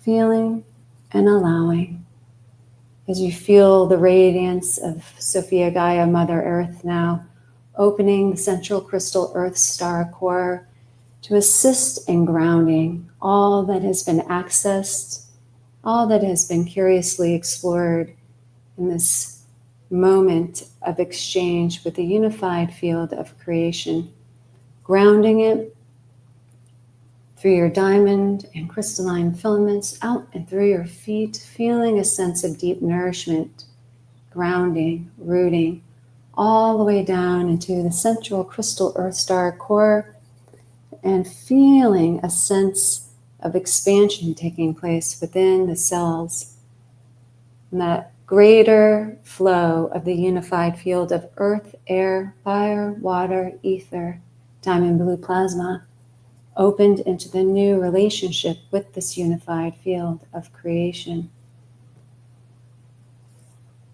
Dropping back into your heart center and coming back into a deeper awareness and presence of your physical space now, your physical body. And so it is, and so it is, and so it is. Thank you, thank you, thank you. Perhaps taking a moment and allowing yourselves to take a few deep breaths and continue to allow the depths and degrees of all that is in way of releasing, of all that is in way of igniting, in accordance to the highest divine light, love, law, and order.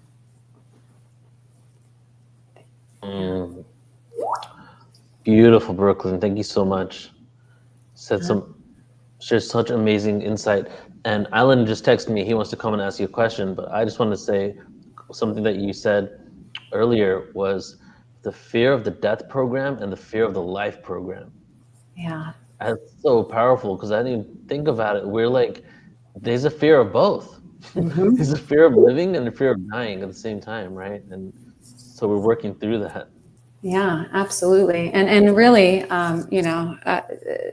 sometimes if we really get curious and neutral in the exploration of it, we might see how the fear of life is actually a more dominant program, and it leads to a very significant system of paralyzing energies, if you will, right? It creates sort of paralyzation within many of the different levels of our physical, mental, and emotional and spirit bodies. So when we let those go, I mean, we enter into a whole new level of access of our potential. Yeah.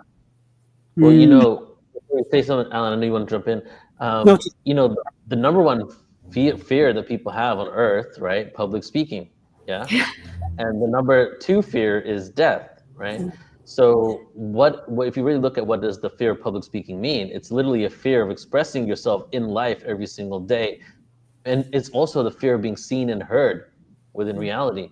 And I feel that it's because we're confronted with life daily. Death comes up every now and then, but life is something that we need to show up for every single day. And so it makes sense to me that we have more of that fear of life than we do of death. Yeah. Well, I think it's also judgment, Neil. We fear speaking publicly. I mean, I know I used to have that fear of other people judging me, because I guess I judge myself. So they're reinforcing the judgment I have, right? So, but I wanted to ask you, I thought it was brilliant and you're really inspired. How can we remind ourselves all the time that we are connected to this quantum field? Like, what's a way to just tap into that? Yeah, I love that question. The thing about it is our minds try to create these really, complicated systems, and like, oh, it's got to be much more challenging. Do you have to say this and walk around 3 times? And really, it just comes down to tapping into our hearts and just setting the intention of, curiously exploring and igniting and opening whatever my unique interface is with, the greater nature of this quantum fabric, and then beginning to trust, right? Because we can only begin to conceptualize that most times, right, from the perception of the mind and what the mind might be able to perceive or think that it knows of it, but really it's so far beyond the mind's complex, right? So, trusting if some seemingly random thing comes in to answer the request. Okay. I'm not going to negate that or judge that. How can I playfully, explore that like a child and start asking it questions and opening it up and really that's what just, for my journey with it, it's just like, okay, I'm going to ask and I'm going to get curious and then I'm going to trust. And it really just comes down to trusting, right? Trusting and trusting and trusting and trusting when there's really no reason or anything else out there that should, suggest that we should or can. Yeah. But what do you do with the judgment of yourself and others? Where I know it's mine, but how do you go beyond that stuff? Yeah, that's such a beautiful question, because I will say that is my probably numero uno daily devotion and, declaration and prayer is like, I declare to see through the eyes of source within all beings. I am that I am, right? I hereby declare to dissolve all systems of separation and judgment of myself and others. So really, I mean, for me, and maybe this is coming from my old school and lifetimes, within these different Christos lineages, but it's just, practice leads to embodiment, right? So it's just like showing up and remembering everything's energy and energy programmed, and we're eternal sparks of source creation. And when we identify as that, and then we're at the hub of programming the energy, then everything starts to be reprogrammed as that, right? We're quantum computer systems for these organic technologies. But judgment is a doozy. Well, it's all a work in progress. We're but it's great to meet you. Great to hear you speak. I think we're both in New York, so maybe there'll be some event we'll be at. Well, I used to be in New York. I'm in Tampa right now, but I do come to New York because I have a lot of family in that area. But it is so lovely to meet you as well. Yeah, I'm going to be speaking in Tampa on December 6th, 7th, and 8th at the Cosmic Center in Sarasota. Do you know that place? Okay, I don't, but I'm going to write this down now and look into it. The Cosmic Center. You could probably do a talk there at some point. They're very open to all this stuff, light language, everything you're bringing through. The Cosmic Center, December 6th, 7th, and 8th with JJ Hertalk. I'm speaking there. Oh, nice. Okay, well, yeah. If I'm in town, I'm going to come see you. Thank you. Okay, great to meet you. Thank you so much, Brooklyn. And before you go, let everybody know where they can find out more about you. Oh, okay, thank you. Sure. So I have a website. It's brooklinrayne.com, or you can also access it as seedofconsciousness.com. They're one and the same. Amazing.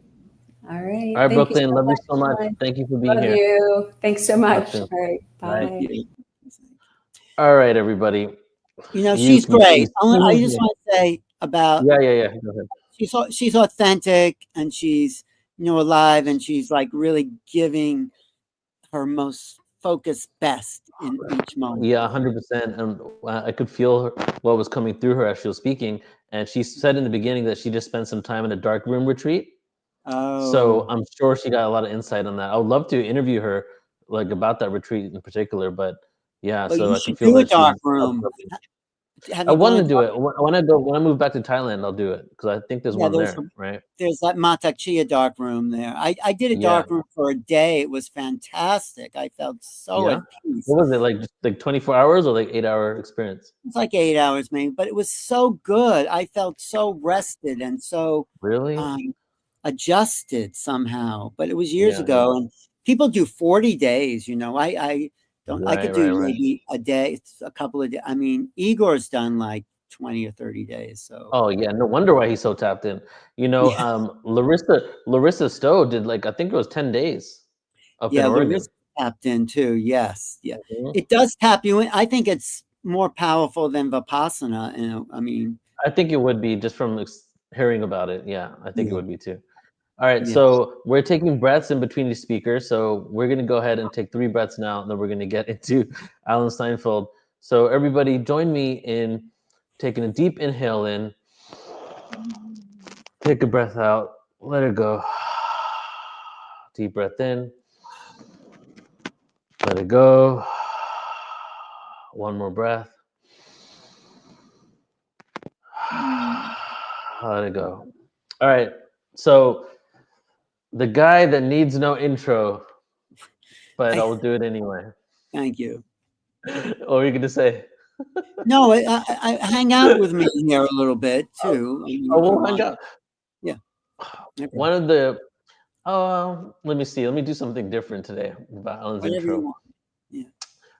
I would say one thing I've never said about you on an intro is one of the coolest people I know. Very cool guy. But Alan is a pioneer and an OG, as we say, in the field of consciousness. When I woke up to all this information, 2001, 2002, within a year or two, I stumbled into Alan's videos on what used to be called Google Video. It was uploaded there. And I was getting so much information from speakers that are literally the paradigm shifters on the planet. Some of the first interviews with Greg Braden, Bruce Lipton, Nassim Haramein. But he's been at it longer than most and really has this dedication not only to the information, but his curiosity and love for people is truly what's contagious. And the reason why he can speak to people so well and communicate and have the gift of that is not only because of his New York background, which I think is one of it, but it's also because he's extremely curious about individuals. And one time he said to me that I eat people for breakfast. I gotta keep saying that. And he meant that in a good way. Yeah, I absorb them. I just meet them and just kind of feel them. That's what I mean. Right. You know how you say Phil Gruber helped you with public speaking? Yes. And even yes. though I was doing it, I would say that you helped exponentially bring me out into speaking as well by seeing a lot of what you do. And you're just one, you know how close you are to my heart. So without any further ado, everybody, Alan Steinfeld. Thank you, Neil. I just want to thank you for being a good friend and for, we've been through ups and downs, tough times, good times, and, we're still connected. And, yeah, I love people and I love speaking, but I also realize that we, like Brooklyn said, there's this inner work that we all do. And that's what I think both of us are connected that way. You're doing a lot of inner work and you help remind me, oh yeah, it's not just outer stuff and chakras and stars and dolphins and whales. It's about the inner space, and it's about balancing those two in a world that's like changing, and the world that's like everything's shifting. And I know the political scene just came down, and I thought, why is the collective bringing this other force in that some people want, some people didn't? And I would say it's to disrupt and change the old ways of being, the old, the stuck establishment. That's it's like chaos. It's like root everything up, like just tear it up. It's like plow the fields. And so I think we've been stuck in a time, and I think the people of this country were saying, not that I wasn't one of them, but we're saying we need something different. And so, Byron Katie says you can't argue with what is. If this is what is the greatest benefit we can all gain from whatever what is? And if we look at it, it is a reformatting of something on both sides. We all have to do this upgrade. It's an upgrade everywhere you look, and the future is always unknown, but it's more unknown now than it's ever been, because it's also full of shifting. And this is where the ETs and disclosure, and let's talk about that a little bit. It's where the unknown is unimaginable in a sense. People saying, oh, this is going to happen, that's going to happen, but what really does happen is always greater than what we can imagine. Does that make sense? Right. Yeah. And I would say that right now, moving into this new world in the political scene, there is more unknown. We are not sure what's going to happen, what's going to change. And I personally, and many others, are sick of the status quo. Things just going on the same way, being gaslit by governments around the world.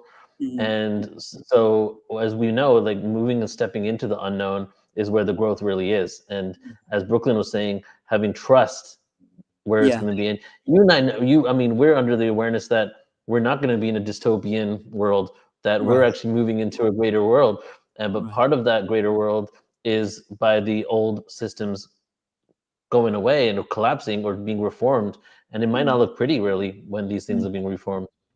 Yeah, it's about this period of self-reflection, looking at our own dark side. You've done that. Tell me, not to interview you unless you want, when you find that stuff that maybe doesn't feel good, what do you do when you discover this little distorted piece inside you? How do you deal with that?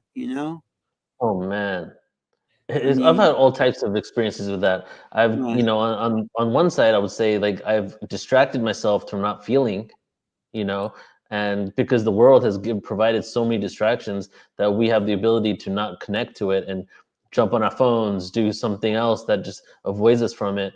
But that's something I'm really not attempting to do anymore. We spoke about this throughout today, is sitting with the discomfort, sitting with the pain. And one of my friends did Instagram live today, and she's honestly the most joyous person I've ever met. Okay, really? So much joy, it's insane. Who's that? Her name, the Colorful Coach. I'll send you her Instagram. The Colorful Coach, plug for her. Literally, like, I was in Chiang Mai in a co-working space, and this woman came in with all these colors just vibrating, and I worked out the courage just to go say hi, because it's like a place where everybody's working, and so much joy. And today she did an Instagram live, and she goes, people think I've always been this way in this joy. And she goes, I got to tell you, the way I found the joy was by sitting with the pain and stop avoiding the pain that I was feeling. Yeah, I think that's really key, because stuff comes up, you know, you piss someone off or they pisses you off, and it's like, you want to make it all right. Okay, just make it all right. And then it's like, well, maybe it's not all right. And then it's like, okay, that's uncomfortable because, you know, maybe someone hates you for doing whatever like you weren't conscious of. And it's like, okay, that's sitting with the discomfort. Yeah. That's sitting. And so I'm curious about you though, Alan, like, because, you know, in my eyes, right, you always show up, you always present, you don't seem to take things too seriously in a way that it hurts you, like from interactions. You can see the light in the situation. So what do you like? Do you still experience challenges, Alan? Absolutely. You know, I think we're in this world to expand. I mean, I try to be like that woman you described, and then there's like a little blip, and it's like, oh, okay, what's going on? So, yeah, I mean, we want to ride in fifth dimensional realities where it's all like unicorns and dolphins, and, you know, and it's great. But, you know, the human level of evolution looks at those karmic patterns, and that's the challenge. So I'm just looking, I think it's a time of self-reflection worldwide, and I'm looking at where I could be better, you know, where I could do this, you know, where I don't have to hang up on my mother when she calls, you know, it's like that, you know, because she's needing, and I don't want to be put in a place where, you know, like it sucks my energy. But then again, you know, I don't know, maybe it's okay to feel someone else's needs, which we do. That is okay. But, you know, where's the balance? You know, that's the journey of awakening. How much do you go for your highest and also acknowledge other people's highest? You know, that's the sort of balance I think we're all looking as we kind of move into this next world. There's that balance between self and others, and it's not just, yes, service to others is service to self. So I don't know, I'm just looking for that. Like so I would say that, so it's like, I understand what you're saying, that you do still experience challenges, and you gave some examples.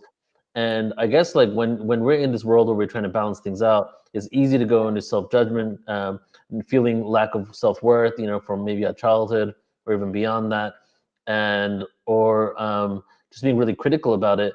But what it seems like you do is that you have a genuine curiosity about exploring the balance, and you know that it's happening. So how do you get to a point that you can actually, instead of going back and forth and being pulled back and forth as you're trying to balance, allow yourself to ride the waves and experience it all as more like a ride that you're going through, and, you know, in a way that doesn't have to have all of these wounds associated with it, right? Being a victim to it doesn't make sense. It will have wounds. It will. It's like, well, I don't know. The best example is when I broke up with this woman who we're really connected, and it just didn't work out. And it felt like pain in my body. And I could identify it as, you know, depression or sadness, but I just stayed with the sensation in the body without judging it. And it kind of just, I tracked the sensation embodied and just kind of let it move through me, you know, without resisting, without judging, with just feeling, I think is what I'm trying to say. Just feeling the sensation without even mentalizing, oh, it's this, or this. So, you know, there was something about that, you know, I understood how to get through like difficult times or something like that. Just like being with the embodied experience. Does that make sense? You know, so yeah, it does. Really just, yeah, being present with it. Yeah, I think it's what Brooklyn was sort of saying. I really like it's like being with, I don't know if she said this, being with what is in the human experience. It's like that great channel we saw a couple of months ago. What was her name? I want to interview her. Aluna. No, was it Aluna or was it someone else kind of giving more, like we asked at the end of one of those shows you did? I don't think it was Aluna. I think it was someone It wasn't the else. Awakening Conference? No, it was before the Awakening Conference. There was that woman we interviewed a couple of, it was that, what was the conference you did before the Awakening Conference? Anyway. The Lyran Conference? No. Anyway, she had some advice like, well, you don't really get through this world like without experiencing the totality of it, you know. That's sort of what my teacher Ramtha said. You have to be able to look at everyone in the eyes and say, yeah, I know what that feels like. And then and when you can do that, it's like if you could really own all those experiences, that's a sort of a completion in a sense of the three-dimensional human field. You know, if you could be at peace with the rich, the poor, the young, the old, it's like if you can feel everyone, because we're really feeling beings. We're here to feel, you know. That's my understanding of the human experience. Not to create emotionality where it's like the repeated feelings over and over again, but to every moment is a feeling sensation. And the more I think we can feel, the more the soul expands. So it's like when you see yourself in everyone, or you feel the connection to the experience as they are part of everything that is being expressed, right? Yeah. That's when you kind of, that makes sense. Like, then that's when you kind of meet the third dimensional game and process it all. It's almost like the end of this game and the beginning of a new chapter, right? When you see that connection. I think it's that, but on a much, I mean, it's on that deepest level that you can feel anger and sadness and jealousy. It's just allowing yourselves to feel that to its depth. And then what Ramtha would say, if you can own those experiences, you got that. You just call them into your field so you can experience the human. And then once you experience and own the human experience, what happens on a cellular level, when you're at peace with it all, it starts to vibrate at a different frequency, at a higher rate, because you've cleared those levels of that have kept people in the human drama. I mean, that's it. We're in the human drama, and some people think that's all there is, but we know, like that woman you mentioned, that we can transcend it, but you can't transcend it by escaping it, I guess is what you have to embody it. That's what I feel. Does that make sense? Yes. Yeah. So that's something that I'm really been working on lately myself is, and the whole phrase of the way to where I want to be is through, not around. Right. So truly going through the experience. Well, you've been through you put yourself through some very intense time. You don't have to share them personally, but you went for it. You said, okay, I got to work on that. And I really admire you for, you know, you may have lost thousands of dollars in the process from whatever you needed to, but you needed to do that because that's what your soul was calling you to do. And and you know, it brought more things to the surface. I thought I would process a lot of things in it, but it actually just opened the floodgates for things to be processed. And what I feel is happening now is just, we shared this today too, like just being called to have a deeper sense of authenticity. And all the places that I've built up walls, built up facades, built up this performer, this people pleaser, you know, I'm not like that to everybody, but I am still like that in some levels, right? Is like, how do I have my boundaries? How do I show up for myself and know that if I'm staying true to myself, I could feel more of a connection with others. You know what I'm saying? Rather than like, because when I don't show up for myself, I'm a people pleaser, or you know, I come from some sort of wound. it never really creates a deep connection with that person. Right. You know, and Oh, it that's creates good. actually a sense of more loneliness. It creates a sense of more loneliness and more disconnection. No, that's a good reminder for me because I'm a people pleaser. You know, it's like, you know, I want to make everyone happy, and those boundaries between people pleasing and taking care of your own boundaries of self. It's that balance, and that's why we need community to like say, oh, like I had a teacher, Paul Lowe, and he was very present. And we'd be sitting at dinner, and he'd say to me, "Oh, did you see how you talked to that waiter? Did you see that? Did you see?" And he'd point out every little thing, and it's like I could have gotten upset, but he was helping me be more aware of the things I wasn't aware of. Like, you know, you're in a restaurant, you just ordered it, and you don't see the person there sometimes. Like, that's a person there, you know, that's a person doing the best they can. So, you know, if we go unconscious, or talk about myself, then we don't honor ourselves and the other person. So it's like I try to be that aware of, you know, if there's a guy asking for change on the street, you know, I'm here in New York, it's like, I'll look at them. I mean, a lot of times I just write them off and gotta go, but sometimes I'm just there with them and just feeling them. And, you know, if you feel them like, oh, yeah, I'm going to give this guy $5, you know, I didn't expect to, but, you know, what are you going to do? I mean, not what are you going to do? You don't have to do it, but it's like when you have that connection, it's like, okay, that's something to me, but it's more to him, to this person. So it's like, Yeah. I think that's, I mean, I know that's what we all truly want, is to feel that connection. And it's so interesting to see so much disconnection happening on the planet. But at the same time, like we shared in the beginning, that is kind of like the rubber band effect. We're getting so separated, and so there's been so much division, but ultimately I think through that division, we're starting to see that we all want the same things. I think that's exactly what happened in the political process. You know, the Democrats didn't get what they want, and they're looking at themselves and saying, well, what's wrong? Why don't people like what we want? And the Republicans are, you know, it's like, okay, we got this, but how are we going to, I don't know if they're really saying, how are we going to bridge this country? How are we going to unify?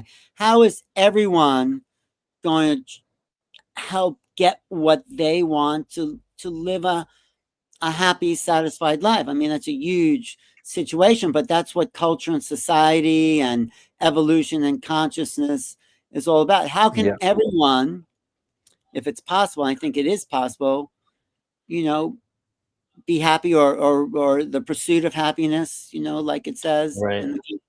Yeah. So that's the challenge in this. We can't get any more divided, or maybe we could, in the world. But you know, it's like it comes full circle around. Okay, it's hugely divided, and it's like someone asked a question about the bifurcation of reality.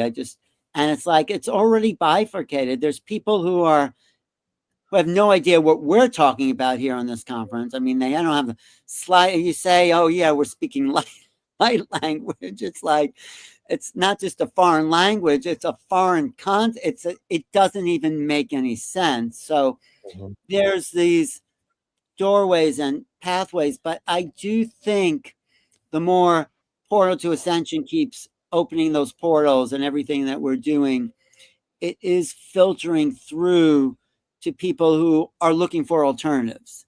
There are people looking, and that's what, you know, that's what I think both sides of the political party. Okay, here's an alternative. But, you know, we have to go into some unknown territory. I think we all have to take a chance and leave the known behind, and expectations and projections, and stand sort of naked in the kind of world of uncertainty.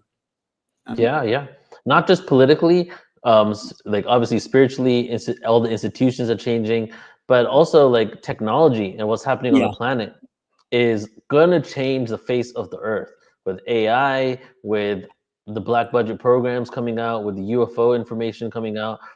We're at the cusp, right, of a huge critical mass, wouldn't you say? And even though like there's been drip disclosure, just the level of what's happening right now with the technologies that exist that are out of sight, you know, Yeah. we could have, this is all unknown for us. There seems to be a different world coexisting with us behind closed doors, you know. Disclosure is the game. Tell us about disclosure. I mean, well, just discuss it. We'll discuss it. It's a game changer because it wakes people up out of this really mundane reality and realize, and helps me realize we're part of this amazing unknown cosmos that's yet to be discovered. I mean, it's like, you know, I know there were Native Americans here, but it's like Columbus sailing across the ocean and finding these people.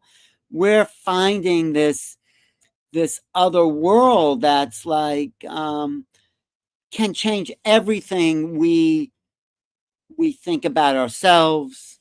It will change our technology, it'll change our sociology, it'll change our religions, it'll change how we think, it'll shift what this vehicle of consciousness is. You know, it's just imagine the technology. We are enslaved to energy. You know, that's the fossil fuel companies, if they are really fossil fuels. I don't think they are, but if they, whatever it is that runs the oil companies, we don't need them, and we won't once this new technology comes online, then everything's like on an even playing field.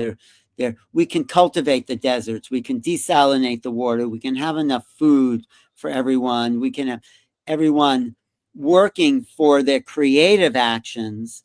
And I think AI can help in a balanced way, you know? Yeah, I think that's why the inner work is important for us to be able to inherit AI, because AI is neutral, but without the inner work, that's when it gets used for other types of agendas, right? Being at a place where we use it for the collective good.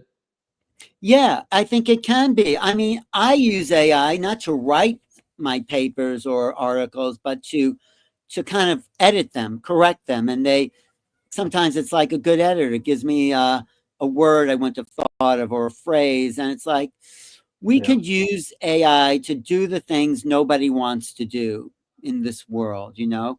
It's good, but it is also dangerous. It's dangerous if there's no morality attached to the creators. But it can serve, I mean, these computers, you know, serve us. I mean, they serve us in keeping this connection. You know, if we didn't have them, and people were against computers, people were against automobiles, people against telephones, you know, it's like, it's here to serve us. This is what Marshall McLuhan said. Technology is an extension of our senses, and it's like fire. Fire was the original technology, and there's always a double-edged sword with technology. Fire could burn your house down, or it could warm you and cook your food. So you can't let the technologies control us. We can't let the technologies control us. Right. But well, it's kind of like a hive mind, a collective hive mind of humanity. It's like all of us manifested AI. It's like all of our experiences manifested in one central mind.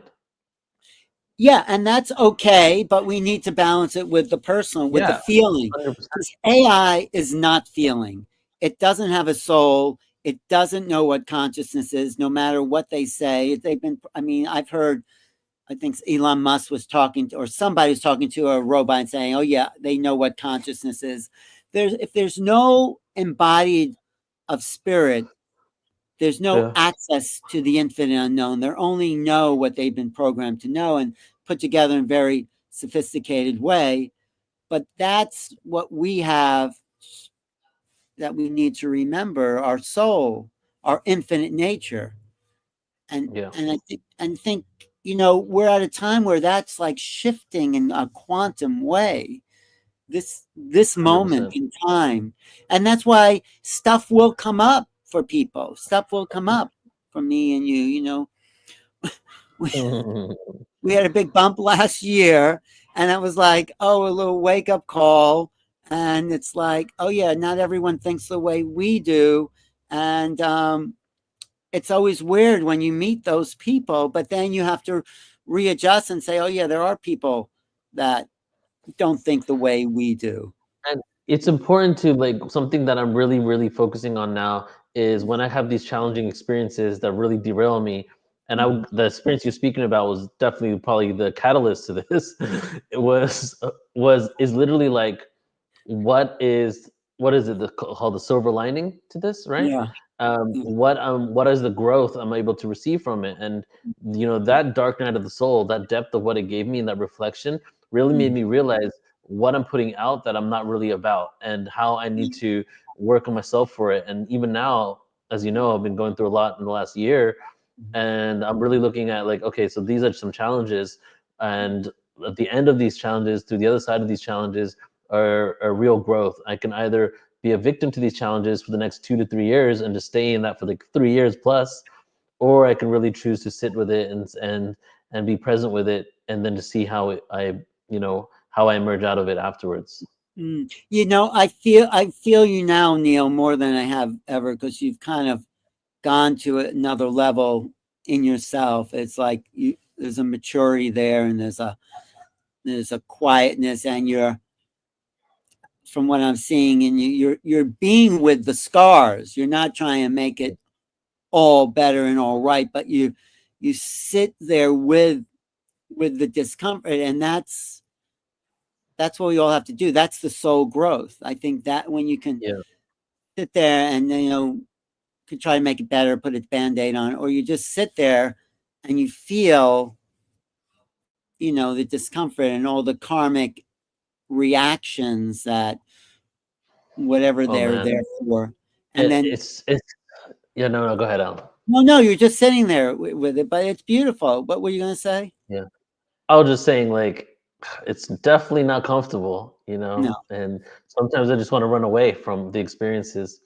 But I know if I run away from the experiences, I'm just going to be, another 5 years will pass, and I'll still be in the same circle, same loop, If you run away from it, it's going to run out. Back, So, all right, we're going to bring on Jodi in a second, but I want to ask you. I just want to acknowledge, like, thank you for, being in this discussion, allowing us to go deeper, and, and see each other, in new ways. And so I appreciate you, Neil. Thanks for being a friend. Thanks, man.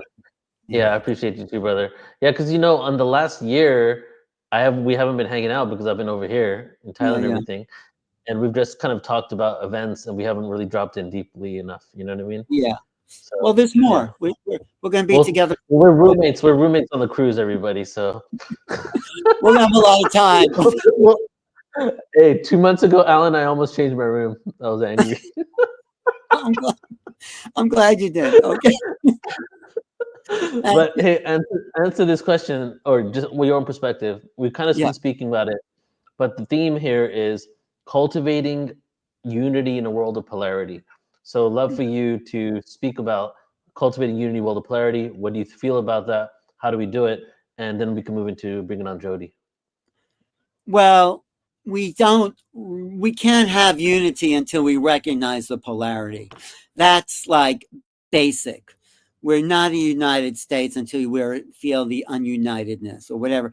We don't need the polarity, but we need to recognize there is polarity. There's two sides, and we need to say, like, why does that person feel that way? Why does that side? What needs are not being met? This is Marshall Rosenberg, nonviolent communication.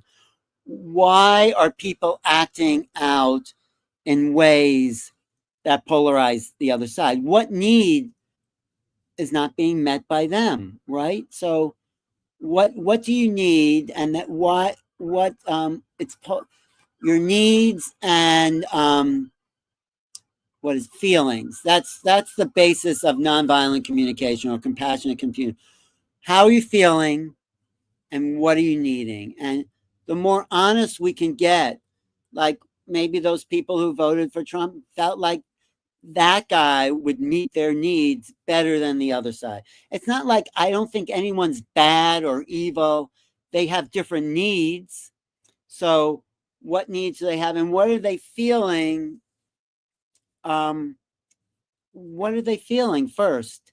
And are you feeling isolated? Are they feeling outcast? Are they feeling not listened to? We have to hear that. We have to hear what people are feeling and what they want to meet those feelings, what they need to meet those feelings.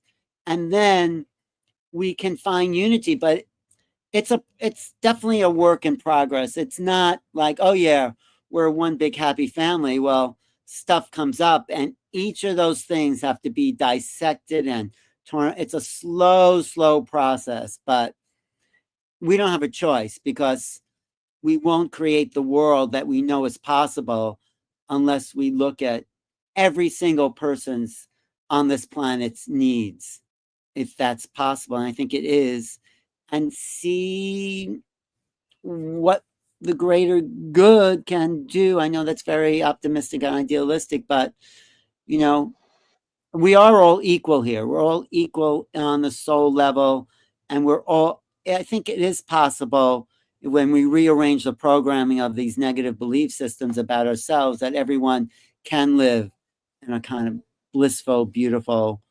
imagined world. Does that answer your question? Wow. Yeah, Alan, that was incredible advice. Well, one more statement I want to give you is I read this quote from H.G. Wells, who wrote the first book about aliens and all that. But he said later on in his life, he said, someday we'll look back at old newspapers or articles and think, was there ever such a world? A world where people would kill each other or do things, awful things. And, you know, that's the future. That's the future where we can tap into seeing that maybe it's possible to end war on the planet. And yeah, I don't know. It's just, I would just like to emphasize what you said here, just as a couple of the key things. What needs are not being met, and why does that person feel that way? And we can put those two questions into any place where we feel that we don't agree with someone, including our parents. Yeah. You know, in politics, everybody has a need that needs to be met.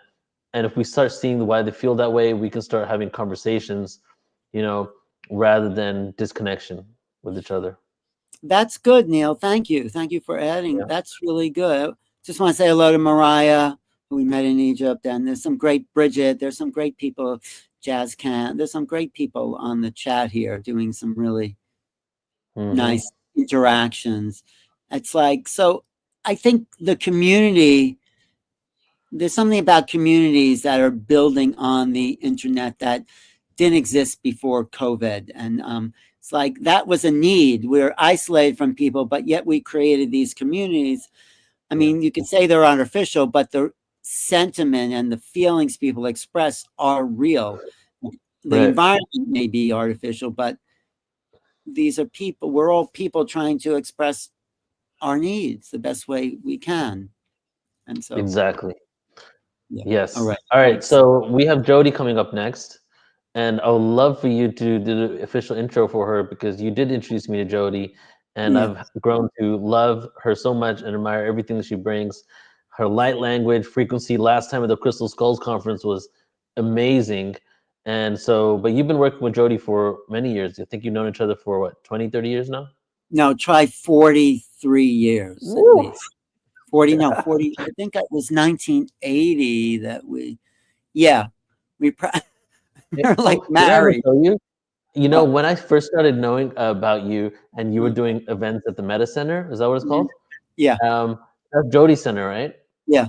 So I was trying to figure out how I could meet you. So, so I was trying to book an event and do an event over there and come out there so I could meet you. Oh, wow. Well, no, that's great. But yeah, and the Meta Center, thank you for saying, the Meta Center was a fantastic center in New York that just brought all the metaphysical, spiritual people together in a community. And it, you know, maybe everything's not supposed to last forever, but it was really great. I did a lot of events there. Jodi Jody used to be upset with me saying, people think it's your center. It's because I did a lot of events there. But I thought it was. I thought it was. No, Jody did a fantastic job holding that whole thing together. Should we bring her on for a second? And there, hi, Hey, Jody. Hi. Has it been 40 years for us? It's 1980 or 81. Exactly. That was when I was born. We're still friends. We are still friends. But you know what's great also about Jody is that you're also very humble. You're also very kind, and you're also working on yourself a lot. You know, she's not arrived to a place of, not that it's a bad, you know, you keep, you know, going through it, but also uplifting the energies with higher frequencies. And just to show how synced up we are, me and Jody, she called me and it was 11/11 on 11/11. That's when we talked today, this morning. I was guided to call you to ask you what are we doing in terms of who goes next and what is the and you know, Jody, lineup yes, for this particular thing. You know, Jody taught me how to understand, if understanding is a good word, light language, because, you know, I would say, what are people saying, this kind of gibberish? And then I just listened to her and I felt this wave. I felt it. I felt whatever she was doing or saying was just, it was not just words. It was like, wow, there's something coming off this woman that's like, it's, and then I realized, oh yeah, those words or those sounds are communicating frequencies. And you know, my left brain wanted to understand it, but it's not understandable because there's nothing to attach to. So you have to feel it. You have to feel what's coming to you. And so Jody's been a teacher. Frequency of sound, and sound, even in past things, supposedly, I don't know if it's the truth, but they talk about how even for the pyramids, that the way, how could they have had those boulders or whatever they have? I've never been to Egypt, but to create these things from other dimensions, but they were using, supposedly they were using sound to move things. I don't know if that's an absolute truth, but sound has an effect. And if you use sound on your body, it can help you to heal different things. If you use it just to put it out into the world, it has an effect. It's like when babies are talking in gibberish, they could be already coming in with light language, but we wouldn't know. So, well, they're also saying, when they're talking gibberish, I think in their brain, they're actually trying to communicate something. They're trying to communicate the kind of bigger pictures. Like when we put words and we really narrow our consciousness to make it one thing. And when light language or even babies gibberish, they're trying to communicate something that's bigger than the word, you know? So I don't have any children, but friends of mine would say, oh, that's the language of that you need to go because they're scared or they're crying out for food, or, you know, they start to figure out what is the language. And then at the same time teaching them language, ideally the language, whatever nationality you are, to be able to bring through compassion and love and all that, just an energy of just, acceptance. So, right. We're teaching them a language about compassion, which really is not, it's not about the word compassion, right? It's about, right. Frequency. And love isn't just a feeling, it's a frequency. So it has no conditions. You don't have to explain anything. Usually you can, if it's really truly love, even of yourself to yourself. You were talking about earlier, how do you, I forgot what you were saying, something about how do you reconcile. There's just things that not wanting to hear, listen to your mom or whatever. Right. So it's sort of, how do you stay out? How do you go into polarities? And I think, like my guides use an example of being on a seesaw and you have two people doing one side or the other. And if it doesn't work, or the person just wants to leave and not do that anymore, if they left, the other person will either go and find somebody else to do it with to keep the polarities going, or they'll just shift and change and do something different. So, and I saw one of the things before you were asking about was like giving money to people on the street or whatever. A lot of times for me, I'll do that, but I also, sometimes I just stop for a moment and send love. Yeah. Same thing for ourselves. How do we go through? I mean, there's the 1111. It's almost like two gates, and there's also space between the two and the two. If you want to, from in terms of like initiations, in the past, people always had to go through initiations to come into a new level of consciousness, like Christ or Krishna, those or ascended masters to ascend. But the idea for the portal, I look at it as a portal of like some visual, because as an artist, I'd see it as like the pillars are here, and you can either try to squish through or look through the sides, or you can walk through and see what it has in store for you. And so the other thing my guides have been talking about is this time period, the Earth herself, the entire planet is going through cleansing. Usually when you go through cleansing, it brings things up to the surface in order to let it go. And when we go through our own cleansings, if you do, like I recently was doing a cleansing that a friend of mine was teaching me how to do, intermittent fasting and everything. But from that, what came about from that, I realized I can do it to a point, but then she also told me, but it brings up things that you need to look at when you fast. You have nothing left in there, so it comes to the surface. So I ended up with like a swollen eye from my sinuses. It was just all different. I was overwhelmed a bit. All these things were coming up for me.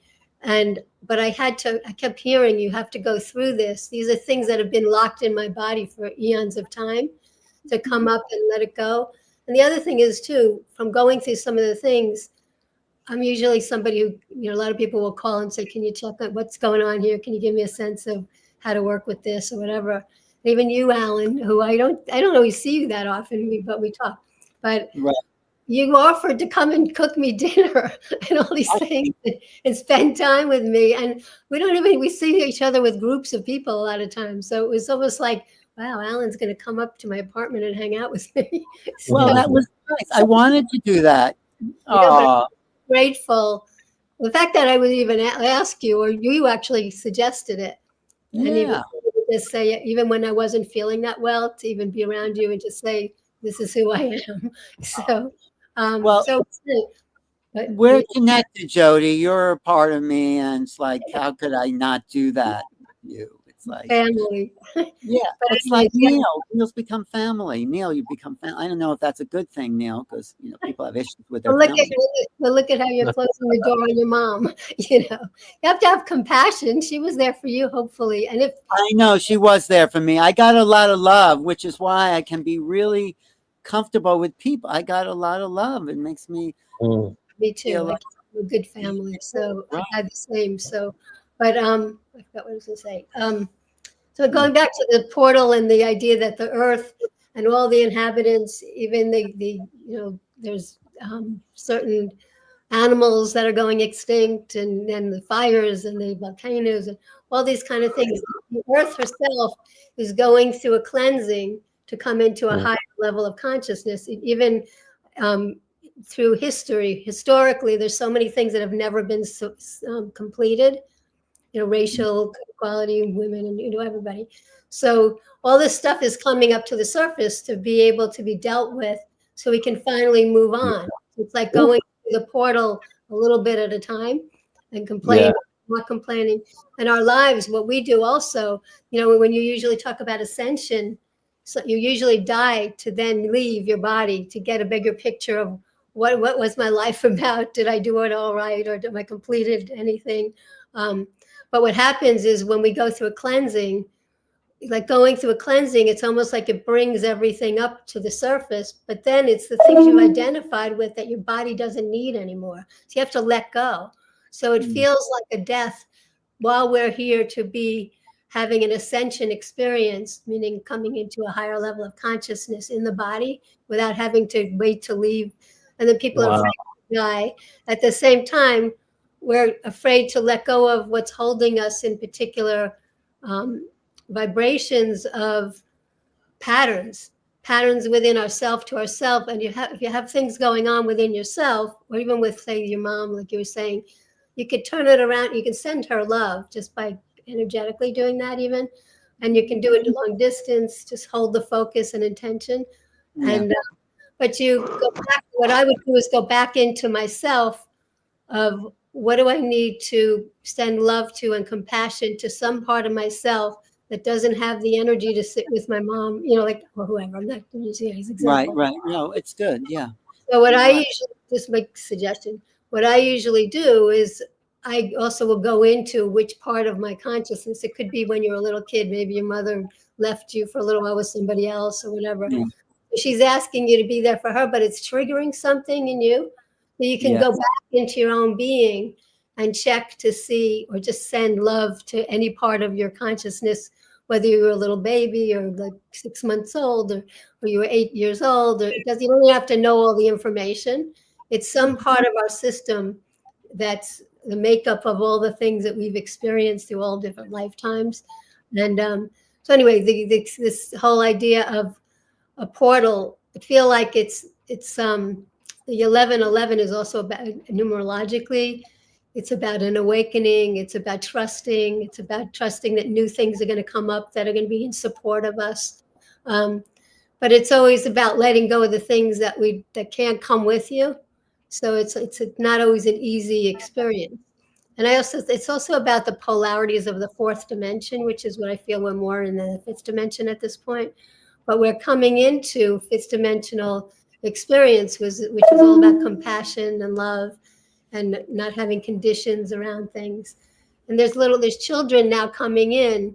I saw like a video of some little girl. She's like, her name is 7, and she just does light language, and she does things with her hands and sings them as if she talks them. Yeah. So even the children coming in, talk to like friends of mine who had babies, and I would start talking. Well, they were a little bit older, into like couple of years old, starting to talk in light language, and now she knows light language. She speaks it. She's very open. Her parents are father made her stay open for all the energy that was coming through her. So I feel like with light language also, it's not so much about teaching someone, now you say this or that. I find that when I activate people through speaking the languages with an intention, it will help them to, if they want to open up to these languages, just to understand that it's a responsibility like anything else, channeling, which I do as well. All these things, it's a responsibility to bring these things through. It's not just a game. So, and it's frequencies, and they have an effect. So you have to have clarity about what it is that your guide, wherever it's coming from, your higher self is what is this? What are they saying? And how does it make sense for you? Asking questions. I'm constantly checking in and things. I'm also doing ongoing things now where I wasn't before, where I'm doing a 6-part thing every week for people who want to do a 6-part series. And the reason I was doing that is for wholeness, because one of the things I just naturally do is I constantly am looking at like, what's the theme of what I'm dealing with at this point in my time, in terms of whether it's the month or the day or the year, or whatever it is. And sometimes that it connects with, I'm not an astrologer though, but if I go to an astrology reading with certain people, whatever they're telling me seems to go along with the things that I've been working on anyway. So I'm always working on myself, but it's a lot of it is, it's not the easiest thing. And also, but it's the only thing, Jodi. Love is the answer. So thank you. What else? What are you Jodi, what do you you're the first, I think I shared it with you before. You're the first time we had light language on the platform was you. And I truly, that was like, it's interesting, Alan, that you said you thought it was kind of gibberish until you had Jodi on, because I felt the same way. And Alan was the one who told me to have light language on. He kept pushing me for it. And then, but as soon as the frequency came out of you, I felt it.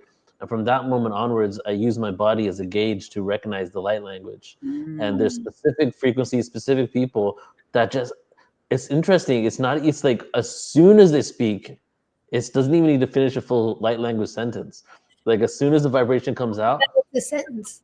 I feel it immediately. Like 2 What's words. that? Maybe, how do you know there's an actual sentence? It might I know, be, right? Some of it just keeps going. It just keeps going. Yeah.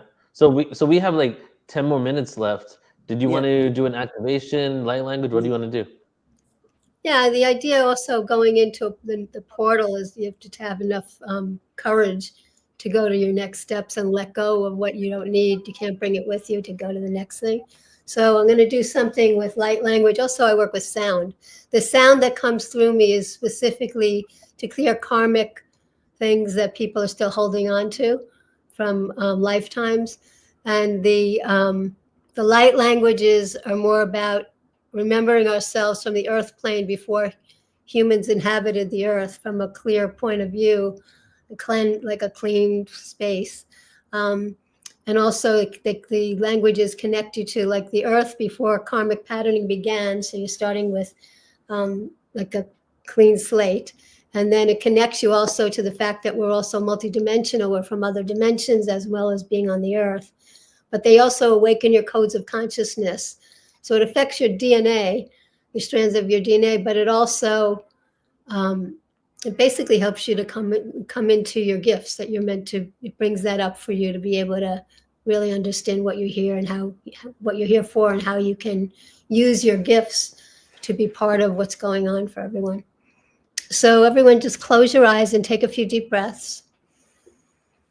And you can hold an intention. We're going to work with the energy of the 1111. It's an awakening of a new stage of your spiritual development, and to help to ground yourself into a fuller sense of consciousness. It's also about aligning us into a whole new level of our consciousness and trusting in your own intuition. And it's for manifestation of your desires and to bring in the angelic beings that are part of who we are, but also the legions of the angelics and the archangelics. So just take a few deep breaths and close your eyes and hold an intention. It's really important to have your attention and intention, paying attention to what you're intending to create within your life with as much ease as possible.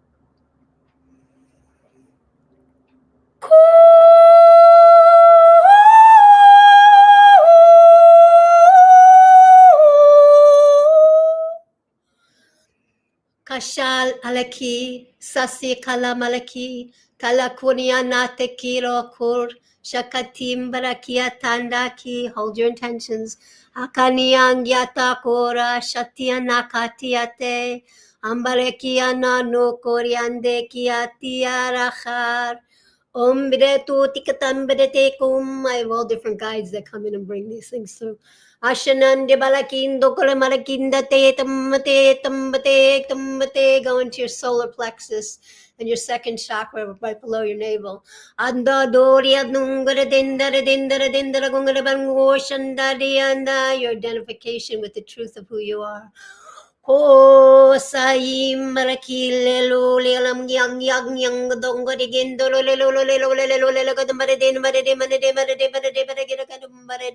breathe.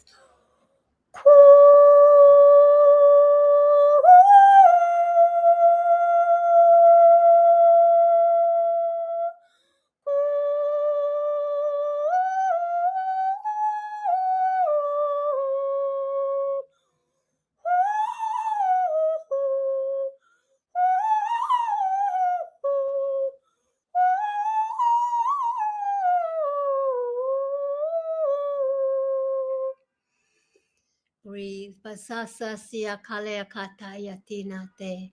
Kulikilo julo kulakila niatatia ta kalahi malaka.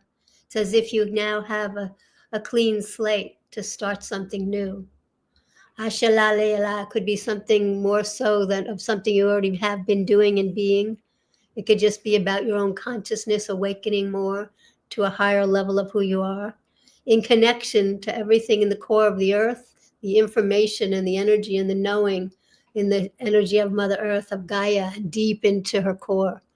And also bringing that energy as we are also anchoring into, through our bodies, more of our consciousness, allowing yourself to reclaim the fullness of being, of your consciousness within your body, and still connected to creator energy, God consciousness, love, the highest frequencies of everything there is, that we are also a part of.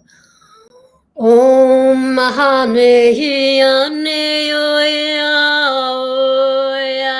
Nani Mani Nani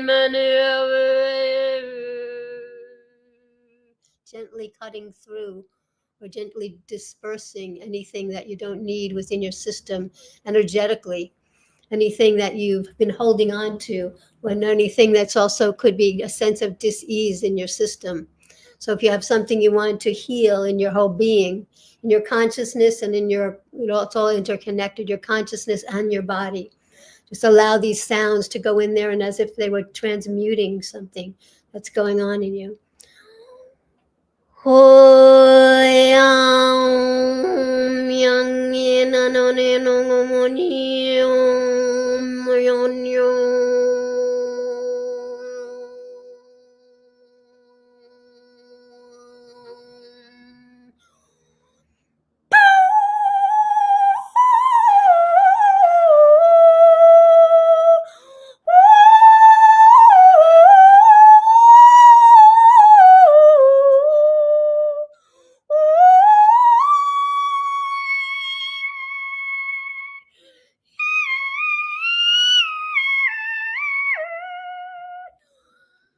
Dia siata kaya takawayikita. Tikila likule shutulit. And open your heart, open your heart. Breathe into your heart center, all the way through to the back, the front. Odeyalu shalalekilotul. Tipi to click it on taking going. And the other golin, Tishugondalu ulishkodole golungomadi. The Malay Golish and the Dole, the Golongo Laglush, Galudaga Dongonia Dogunin, Jogongai Dongodash, to Golian Dagolian Diagadu.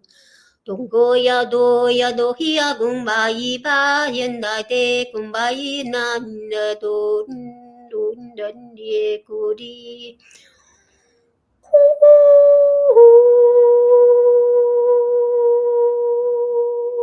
Calming out your system, while still letting go of whatever keeps you held back from moving forward in any area of your consciousness and in your life.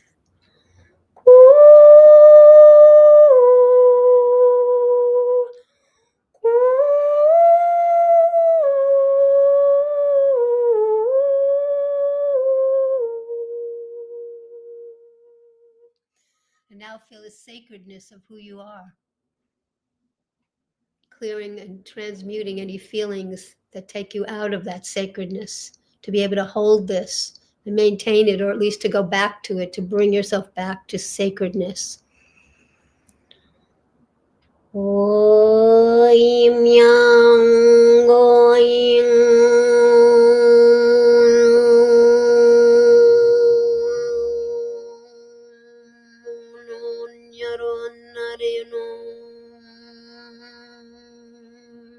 Have compassion for whatever is the main thing that keeps you in your life where you're feeling stuck, or something's taking a long time to get to, whatever it is that you're frightened or anything like that. As these energies kind of transmute it, transmuting the thought forms, the perceptions, the belief systems through lineage, generations, ancestries, anything that's been passed down to you, could be health related as well. Anything in the higher consciousness of who you are that you feel like you're just not getting to what you're trying to get to. You allow these sounds to help to awaken and open and expand you.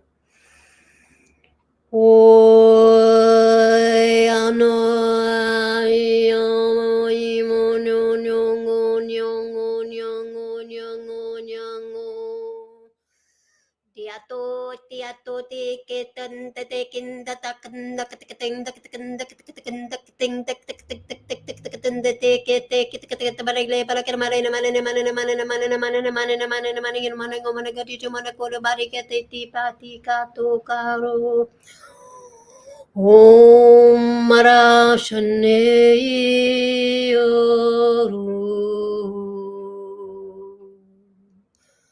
Om Namah Shivaya.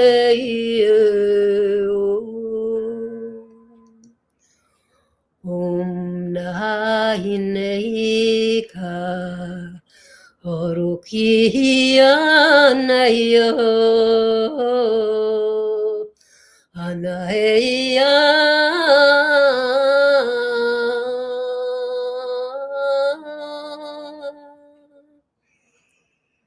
Breathe if these were initiations, initiating you as like the beings of the past that had to go through initiations to kind of almost prove to themselves that they had it in them to go into a whole new level of consciousness. To just have this to complete that, to give yourself permission to go through the portal, knowing that you're meant to go be there. If you're on this gathering, many are, but if you're on this gathering, that you're meant to move through whatever it is that's been keeping you in some way, shape, or form, feeling as if you're not enough, or not sure even what you're trying to strive for.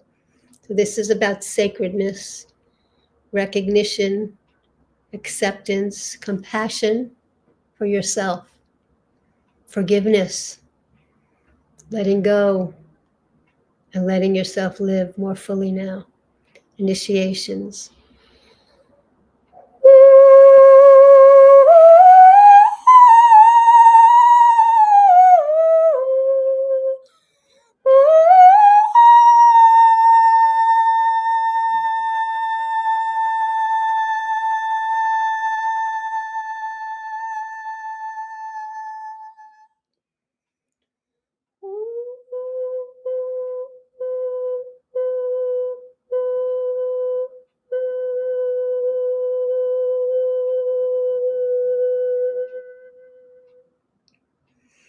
Know that you are blessed. Know that you're safe. Know that we're here with you, the legions of the angels and the archangels. You can call on them at any time. Know that you're recognized, and recognize yourself. Know that you can believe in yourself. You can come into new levels of your consciousness, even more so. Give yourself permission to now trust, be in acknowledgement that you're already going through the initiations, moving from polarities of the fourth dimension, coming into the fifth dimension of the multidimensional heart, awakening, accepting, knowing that you make a difference in your body and on this earth. So be it, and so it is. We send grace of pure love to all of you. Breathe in into your heart center. Breathe into every cell of your body. Breathe into every atom of your whole being. Breathing into your morphogenetic field, the emanation of your own being, while staying in your body. The ascension is about staying in the body and ascending. It's not about leaving your body to ascend at this time. We give thanks for giving us this opportunity to be here with you. We send you so much love, continued blessings of peace and harmony. Thank you.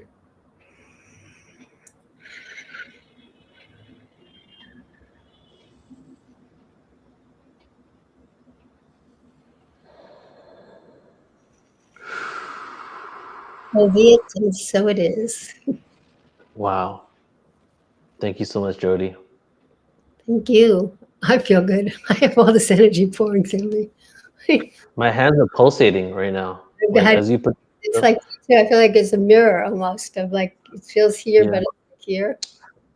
I feel like I got an energetic chiropractic adjustment. My whole body just got shifted. Oh, good. And it happened again. As soon as you started, right up my whole body. It's just like, it's that remembrance of that frequency, that sound.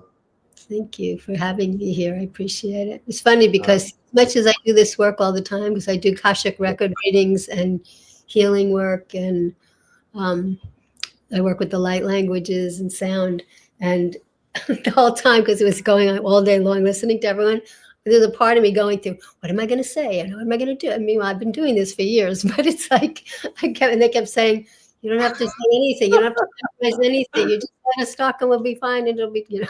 And I was, even though with all this stuff, I've been all these years, I've been doing this work for years and years. I'm also an artist. So I also, when I paint, I don't plan anything. I do abstract work. Light language. I write light languages in them and do things like that. But you write light language too? Yeah, I also I'm Ooh, not I a want to see that. I would never sing a real song in front of anyone, but I have I have a lot of octaves in my voice. And Yeah. then also I speak the languages, I sing the languages, I write the languages, I put them in my paintings. I have other things of just light language. I have some, I should, at some point I want to show you, I have some things of Max the Crystal Skull, because when I put my hands on Max, I was with somebody else who was doing something with it. I sat up and I said, I know these languages, it came out of my mouth, I know these languages, and I've spoken them before and I want to speak them now. And the other person said, okay, let's just do it. And the languages just came through me. And, but I was like, the energy was really intense. So I used the combination of the sound and the light languages together. Yeah. Have you ever recorded like tracks, like songs with your language, light language? I have some, but you had mentioned last time I saw you on the skull thing that I would like to work with someone who does some form of music so that it could be without changing what I'm doing, but to be able to have the frequency of this language. Yeah. And then, but to be put into some form of some kind of decent, interesting music. Oh yeah, especially because like as I hear indigenous sounds from the Americas. I hear like Amazonian sounds. I heard Sanskrit mantras. I heard Japanese. You know what I'm saying? It's like this was like the founder race of all these races. Crazy mixed up kid. No kidding. But I have like a lot of times in my healing work that I do with people, the sounds, it goes into indigenous tribal kind of things. Yeah. If they had lifetimes where they were dealing with, you know, the person who's the head of the tribe and, you know, tribal stuff. So this one was more about giving ourselves permission to step forward in our own lives and let go of what really doesn't support us anymore, because we want to bring everything with us because it's familiar. But you have to go, the initiations that Christ and Buddha and all those people, they had to just trust that it's like going through and putting that behind them now and stepping in front of like a curtain where there's an audience and you have to stand in front of it, just who you are, but not feeling naked, you know, not feeling out all who you are. So this time period with 11/11 is really a portal of moving through to a whole new level of consciousness. It's happening we're both Scorpios, you and I, but it's happening during the. Is your birthday today? November 6th. It just was. November 6th. Okay, happy birthday. Yeah, thanks.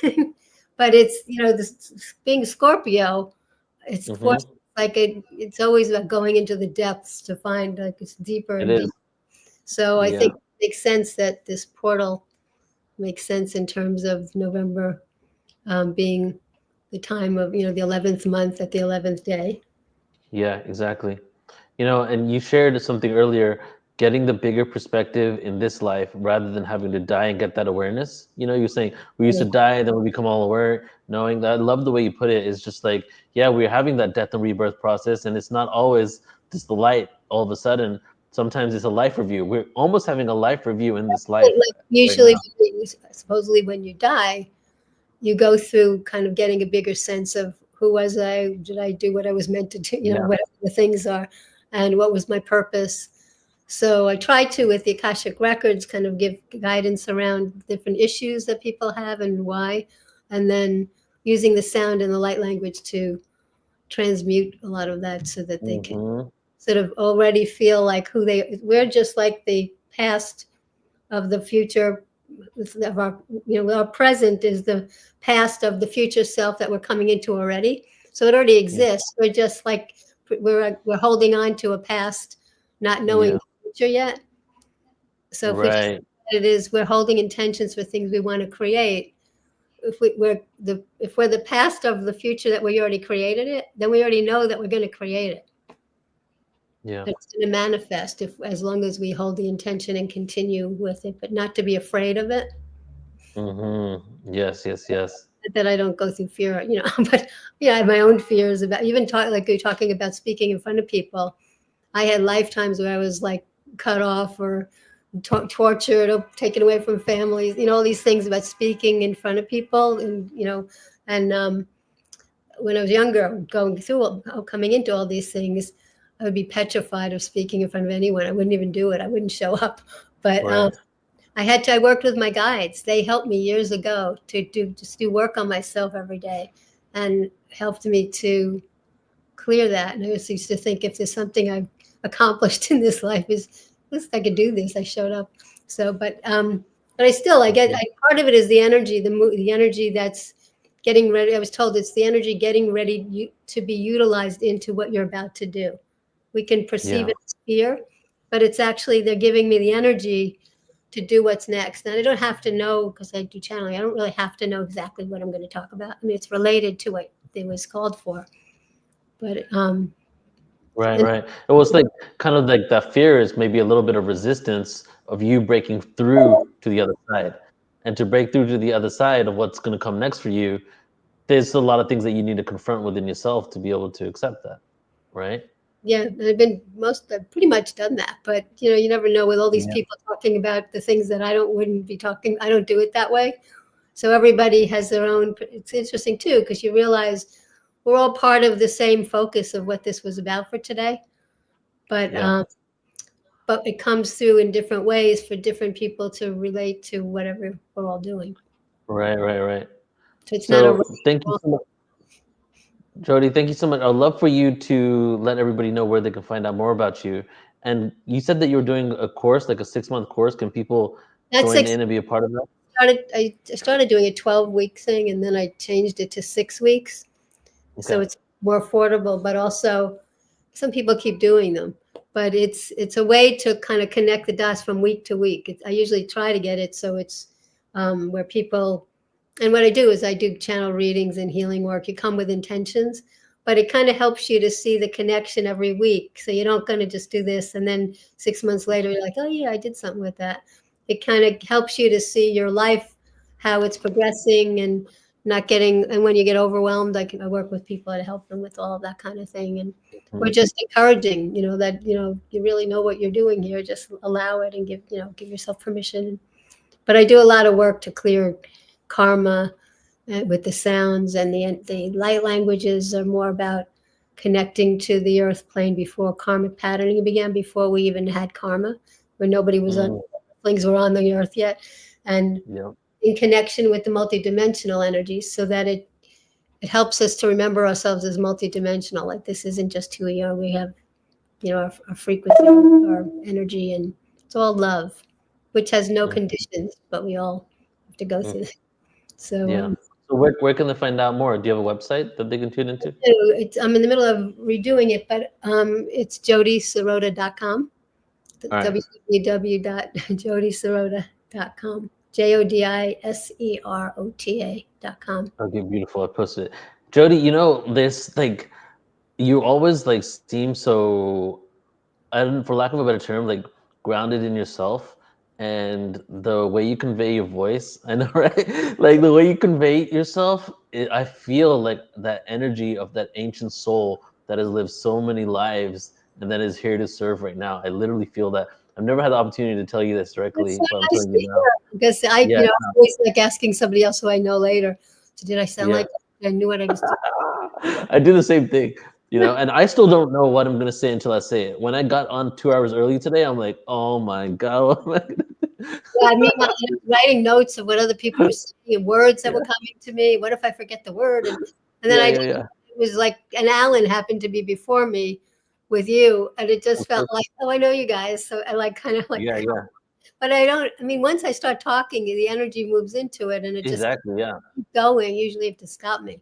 But we felt it, and we fully received everything that you had to offer, and that frequency is just within me now. And thank you so much for just being who you are and coming today and being a part of this event. Really appreciate you.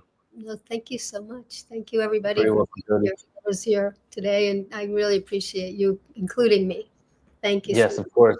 I'd love to talk more about music or something. I don't know what that is. I'm going to message you in December. I would love to get some music made, have you do some light language on it, rap on top of it. Because and I'm 100% serious. I'll send you some of my songs that I just did. I started putting my own dragon light language behind it, and I want to put light language in every song. I feel it's just perfect to go with it, just adding those codes into it. So we'll connect. Yeah, that'd be great. Thank you. All right. Any love, Jody. Talk later. Thank you. All right, everybody. We're getting into the final stretch here. I see Phil Gruber in the back mixing his cauldron. I saw him doing that for a little while ago, getting his brew ready for us. And so what we have going on for the rest of today is we have Mr. Phil Gruber himself. We have Bridget Renee Holiday, and then we have a pre-record from Jehan, whose Boundless Authenticity is in the chat, chatting right now. We're going to close off the day with that. So let's go ahead and take 3 breaths in together, integrated breaths from everything we've experienced, especially the activations that we just received from Jody, from Beck as well. So I invite you all. Let's just take a moment here and drop in.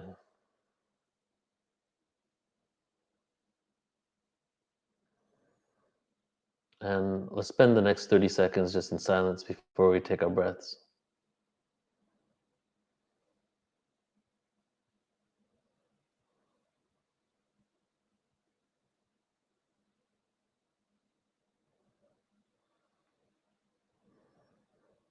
Feel the sensations inside your body. Feel the movement, the change, the fluctuations, the temperature in and outside your body. On your next exhale, let's begin with the first of 3 inhales. Deep breath in. Expand out the heart. Deep breath in. Let it go through the heart. Deep breath in. Exhale out of the heart. Imagine your heart field going around the entire planet. Your heart creating this epic bubble that the whole entire planet can live within. All right, everybody. How you all feeling? It's been amazing. We've been going on for 6 hours and 35 minutes. We got a couple more hours left. How are you all feeling? Love to hear. I guess chatting a lot here, but just go ahead and drop a message in the chat and let's just get some of your energies. How you feeling? Maybe 1 or 2 words expressing the experience so far today. How are you feeling in this moment? And we're going to get now into Phil Gruber. And first, before I do that, something that I wanted to share with you guys in the beginning, I forgot to share with you, is that 1111 isn't just a metaphysical, metaphorical number. Did you guys know that the sun's poles, the sun's magnetic poles, shift every few years? And guess how many years it takes for the sun's poles to shift? Not 11 years, 11.11 years. So 11 years and then 0.11 times 365 is literally how often the Earth's, the sun's poles shift. So basically it's 11 years, 1 month and a few days. So it's very interesting that's actually, I found that out like over a decade ago. And that is one of the key components of the 1111 code is the sun's pole shift.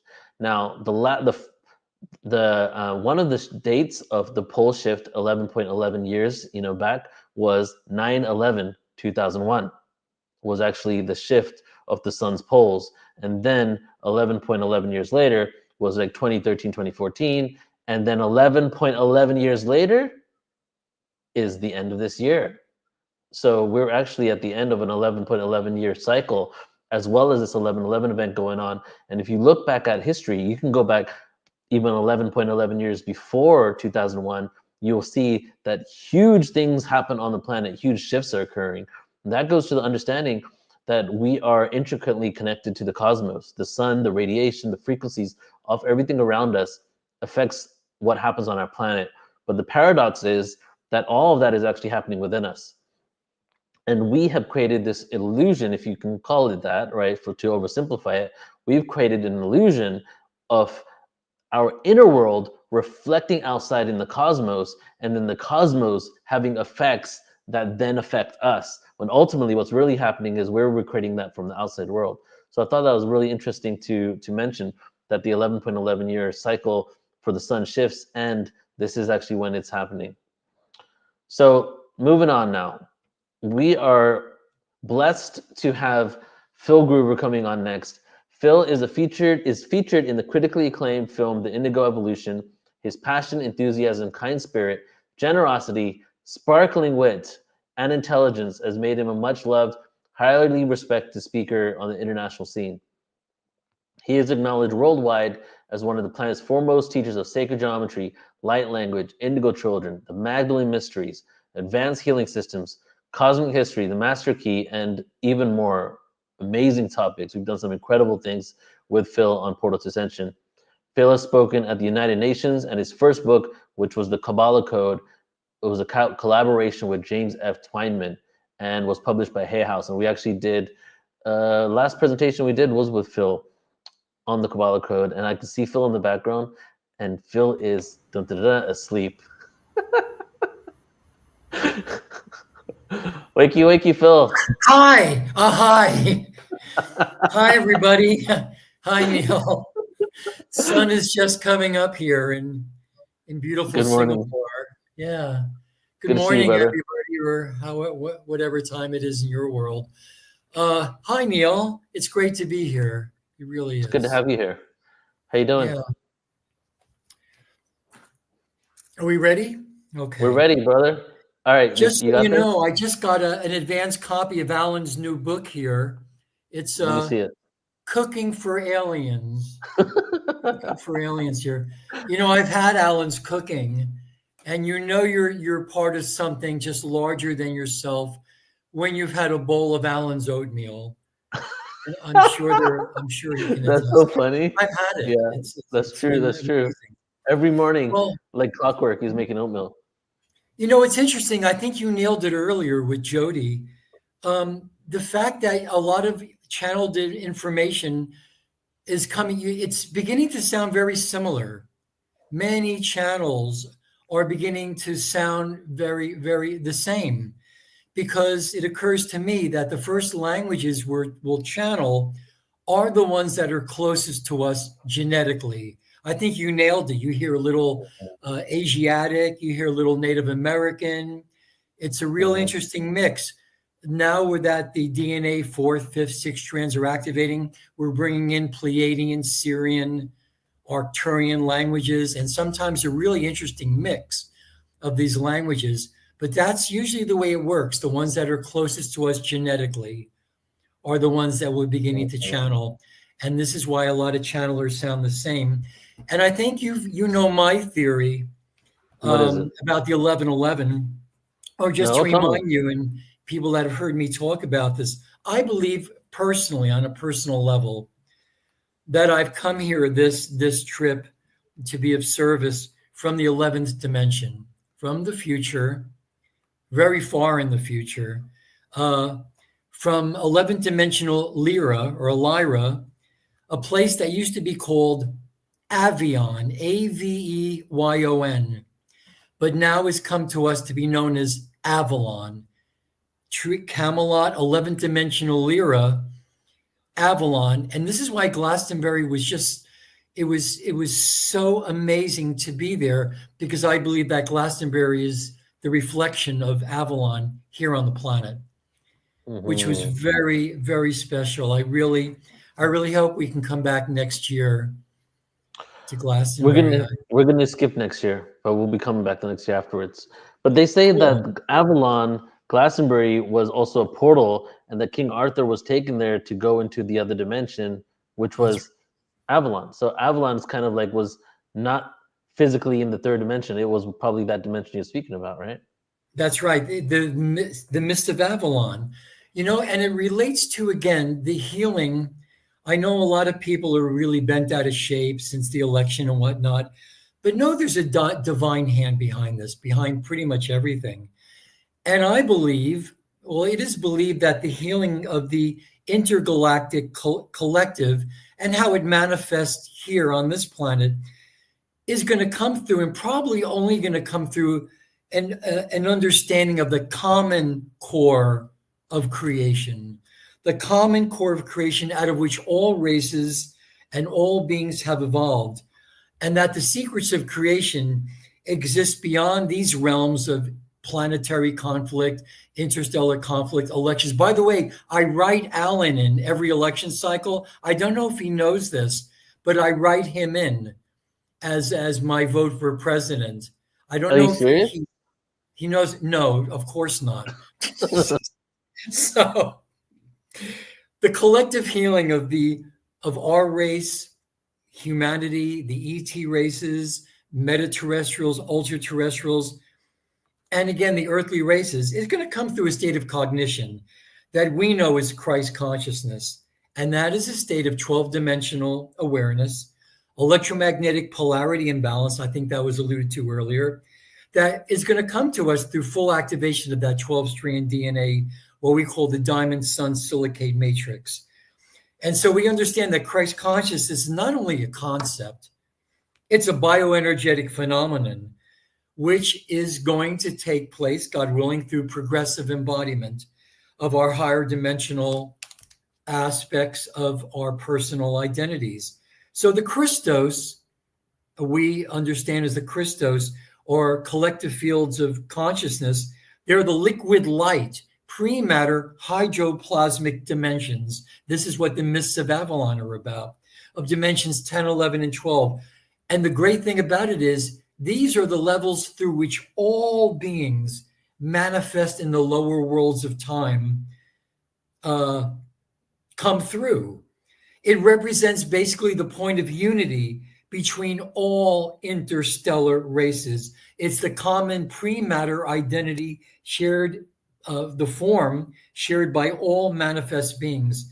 And although, as we know, there are many diverse races of biology and consciousness within all the dimensions, each of these races emerged through a common seed and gestalt of consciousness that we call the Christos.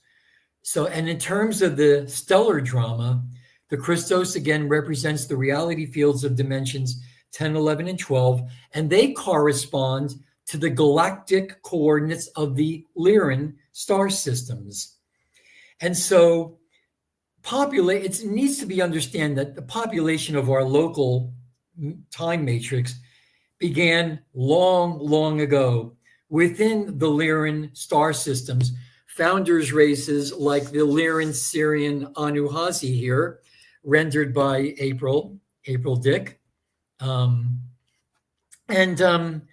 these are this singular race of pre-matter liquid light beings. They're the Lyran founders races. So the codes of Lyra that a lot of people have been talking about for a long time from the 12th dimension are carried in our DNA. And once activated, they're going to allow the body to experience full transmutation and ascension into that liquid light pre-matter meta-terrestrial identity. That's the bridge between matter density, space, time, and the pure radiation of the ultra-terrestrial identity forms who experience eternal cognition and true at-one-ment with God. So can everybody hear this? Neil, can you hear this harp? Does that work? Well, I'll just do this in the background. Yeah, we heard. Very, very gently. So I'd like here to borrow from one of our flame body activations that we use in our mentorship program, courtesy and of Iesha. Breathe slowly and gently. Oh, and by the way, when you come from 11th dimensional Lyra to get into incarnation here, into that first cell, you've got to come through one of the stargates on the planet that correspond to 11th dimensional Lyra, which is the Vale of Pusey, Wiltshire, where a lot of the crop circles are, probably in all probability to facilitate stargate transit. And the Isle of Eye, it's that little island off the coast of Ireland, and just before you get into incarnation, you have to go through the Earth's core too, through what's called the flame or the sphere of Amenti. So this is why I believe when the clock flips to 11:11, that gets our attention in a big way, because we're coded for that 11:11. We came from 11th dimensional Lyra, We cycled through the interdimensional stargates. We came through the Earth's core, a huge stargate at the core of all planets and stars, and then through one of the stargates, the planetary stargates that relate to the 11th dimension. So when that flips to 1111, I know a lot of people listening to this do see that 1111. I see it at least once a day, sometimes twice. So when it flips to that 1111, it gets our attention. So breathe slowly and gently and feel the truth of your God self here now, eternal.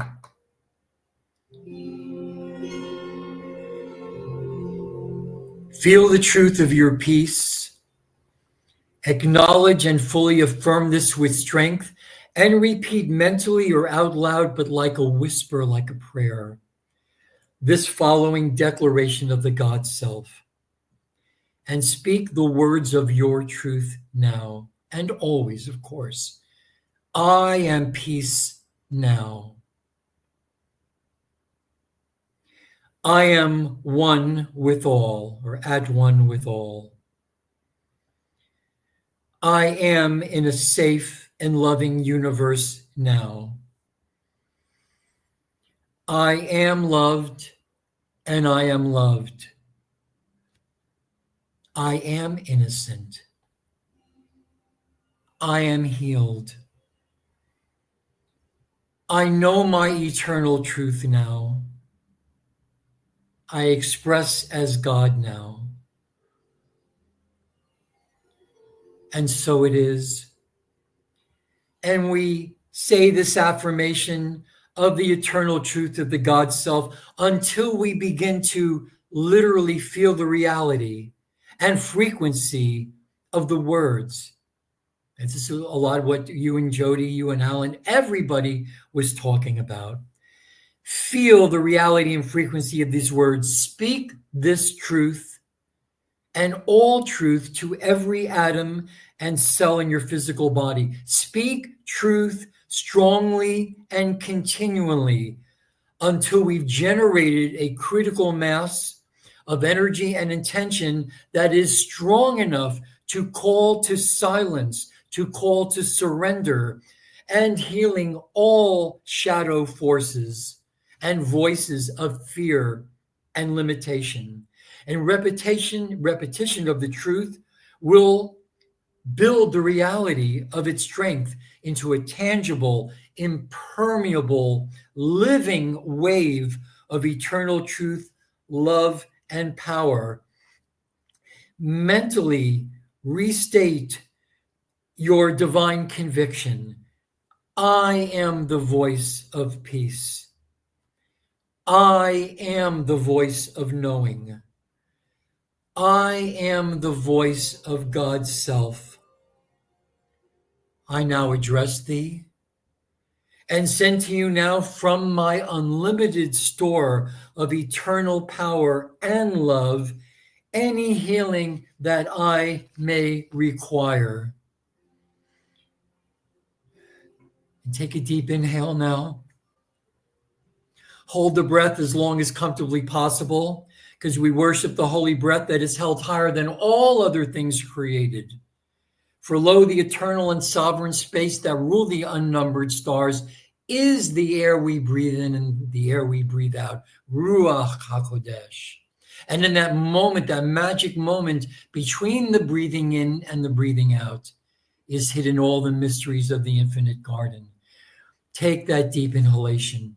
Hold the breath as long as comfortably possible and mentally affirm, I decree the following intention from this, my throne of power.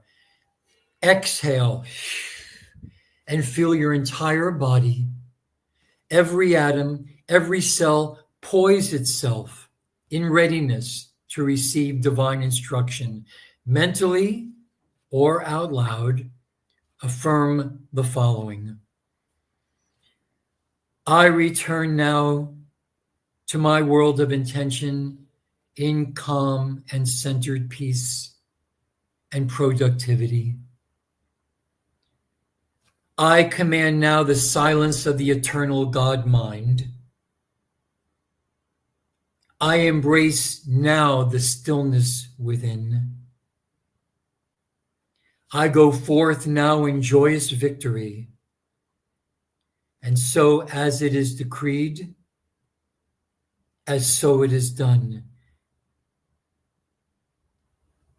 Feel the loving power that lives always now within you. Bring it right to the doorstep of third dimensional finite creation.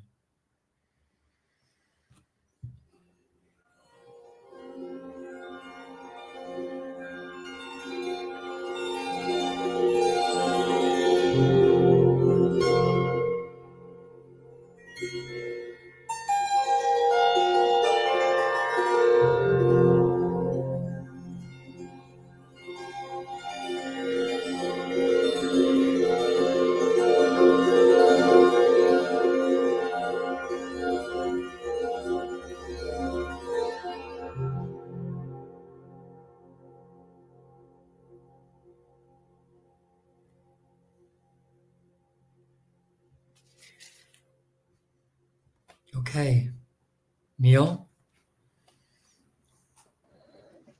Beautiful, Phil.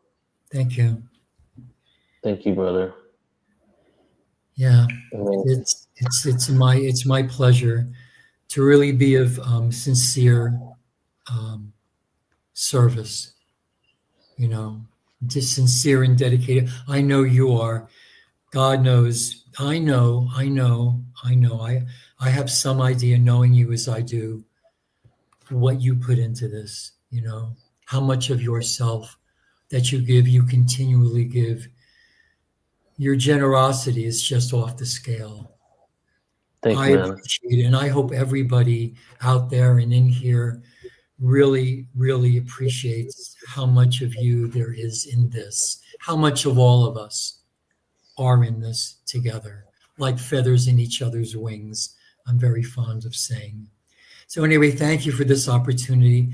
Lots of love to everyone out there on this 11/11, you know. I love you, Phil. I love you too, dude. Such a good friend. You mean a lot to me, man. Just really appreciate you, and getting to know you and our friendship growing over the last few years has been one of the biggest blessings in my life. And, you know, as I said, when I first had you on Portal to Ascension 4 or 5 years ago, for the first 2 years, I had no idea what you're saying, you know? And you do And now? I do. That's what I'm saying. I can sense my own evolution by understanding you a little more. That's the yardstick. cool. That's a good barometer. I like that. I like that. That's a great testimony. Yeah. Thank you, Neil. Yeah. Thank you so much. Appreciate you, brother. Okay. All right, we'll talk soon. Okay. Take care. Love to everybody. Bye. Thank you.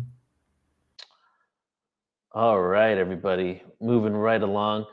Thank you to Phil. And now we're going to be moving into Bridget Renee Holiday. So Bridget, and then we have Jayan Satar. And the way I want to close out today is we're going to have Jayan. He's going to have a pre-record for him. So we're going to play that. And we're going to do another meditation at the end. And you know how we've been breathing, expanding our heart frequency around the earth.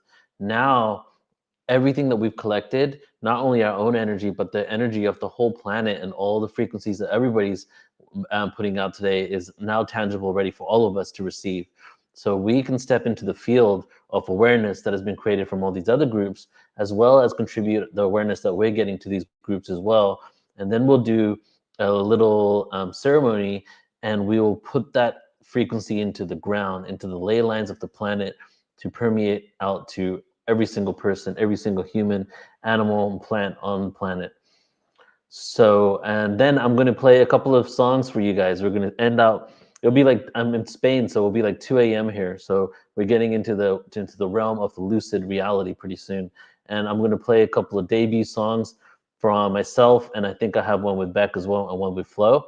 And then we'll close it out for today. So we got a couple more hours left. So everybody, I'm really honored and excited to be introducing you next to Bridget Renee Holiday. And I'm sure a lot of you have been on Portal to Ascension quite a lot. So you've probably seen Bridget a lot, especially over the last couple of years. Bridget Renee Holiday is a starseed channel, multidimensional medium, galactic unity ambassador, working for the councils of light. Her mission includes normalizing the conversations and perceptions around interdimensional, extraterrestrial, ultradimensional, and extraterrestrial beings. Her soul stream lineages are Pleiadian, Sirian, Arcturian, Lyran, Andromedan, Lemurian, Aurora, Blue Avian, Orion, and amongst others. She helps us access our lives beyond Earth through quantum hypnotherapy to anchor those frequencies and masteries into this life. She also serves as an Ascension contact specialist, mentoring starseeds and all who are awake and ascending to embrace deep relationships with our galactic, cosmic, and ethereal connections for direct and clear guidance. Bridget reminds us that we're all Ascension catalysts to have trained lifetimes for what we're here on Earth to do and be. So take a moment and imagine spending time with like-hearted people and you can openly share your experiences with while actively expanding your consciousness. And if this is what you love and you want to experience more, ascensioncatalyst.com. Now, speaking from my heart, because that was the official bio there, Bridget has actually become my guide, I would say, and this is the first time I'm officially saying it, but after the last session that Bridget and I did a few weeks ago, if you were a part of my Orion presentation, I did Orion, Galactic Wars, DNA, and Stargate to Earth presentation I did 2 weeks ago. That regression was all from Bridget's guiding me. And then my dragon presentation, my connection to dragons, was all from Bridget guiding me too. And after the last couple of weeks, I've been really tuning into it. And I realized, like, Bridget is not only a friend and somebody I really love and appreciate on that level, but she is definitely a guide to me in this life. And she is a guide to my extraterrestrial lives. That's what feels going on. That's the slogan I have for her. So she does incredible work and really taps into so many different extraterrestrial races and interdimensional beings.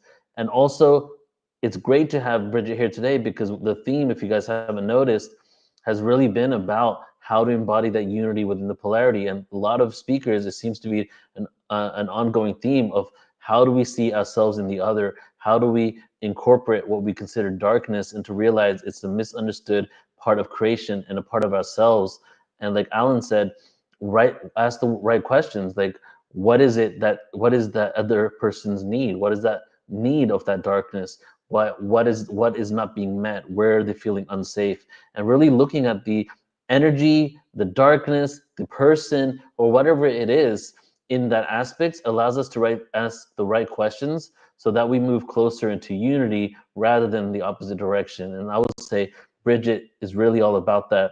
And she's all about that when it comes to that with the extraterrestrial world as well. So everybody join me in welcoming my good friend, Bridget Renee Holiday.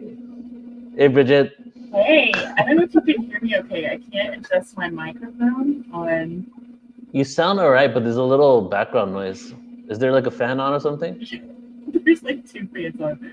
It just happened right now. Hi guys, sorry about the audio glitch.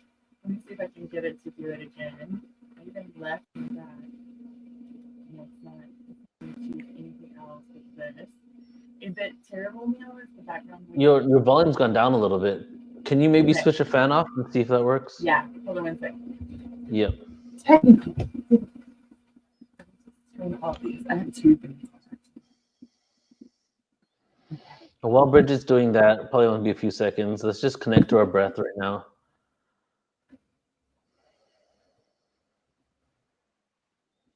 Are we good? Yeah. All right, let me hear you. Can you hear me now? On my sound.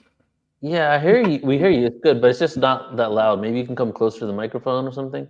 I don't even know what the real tech microphone is, but it's telling me. So, can you guys, if I talk a little bit louder, can you hear me better? Yeah. That sounds good. Okay, I'm back in the audio files. Welcome, Bridget. Thank you. Sorry for technical difficulties, guys. These things happen sometimes. So I'm gonna go close to you. Are you doing a PowerPoint today, or what are you gonna do? No, I just want to. No, I just want to talk honestly, and I can't go full screen. Let me exit that because I want to see the chat as well.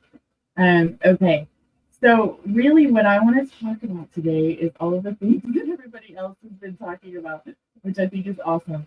I actually had a presentation and Geraldine talked about it, and then I forget who else. There were like 3 or 4 people, and then Neil and Alan had a big conversation about it. So I thought what we could do, you guys, is just, I'm going to ask a couple of questions, and you put some things in the chat, and we're going to see. Yeah, Bridget, we can hear you, but some people are finding it a little difficult. Can you switch off both fans by any chance? Do you have 2 fans on? No, I turned all the fans off. Hold on a second. Let me try to reinitialize. Maybe you can guide people through breathing. Reinitialize. There's moments where it sounds clear, but then this kind of like this overarching muffled sound. Okay, let me try. I just tried something.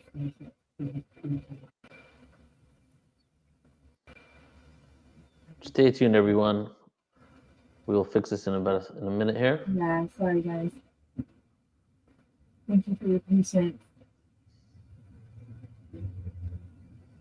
Neil, how about if I leave, close this, come right back in and see if that would help. If it's on StreamYard, my computer is showing that I'm connected. So it shouldn't be. Yeah, go ahead, disconnect, come back in. Let's see if that resets anything. Okay. You guys in a minute. Okay. All right. And actually, Bridget, you there? Yeah. Should I put on Jehan right now, his 20-minute presentation while you go in and out? Yeah, that'd be great. That way there's no dead air. Perfect. Yeah, all right, cool. All right, so everybody, we're going to go ahead and put Jehan's presentation on while Bridget goes in and out and we check her sound. So let me introduce you to Jehan, and he should be in the chat. Jehan, if you're there in the chat, go ahead and say hi. And he is the founder of Boundless Authenticity Podcast. And because he's out in the Caribbean, sometimes his internet's not that solid, so he went ahead and sent me something to play. Jehan Sattar is a CTAA accredited cognitive behavioral therapist, hypnotherapist, nutrition coach, mindfulness teacher, and specialist in the area of subconscious self-sabotage. Much of his work focuses on removing the disempowering thoughts and beliefs from the subconscious mind, which cause us to create less than favorable emotional consequences and circumstances. Jehan teaches you various ways to change internal dialogue, clear harsh memories and emotions, and delete useful information from the subconscious so you can overcome self-sabotage permanently. So let's go ahead and play his video here.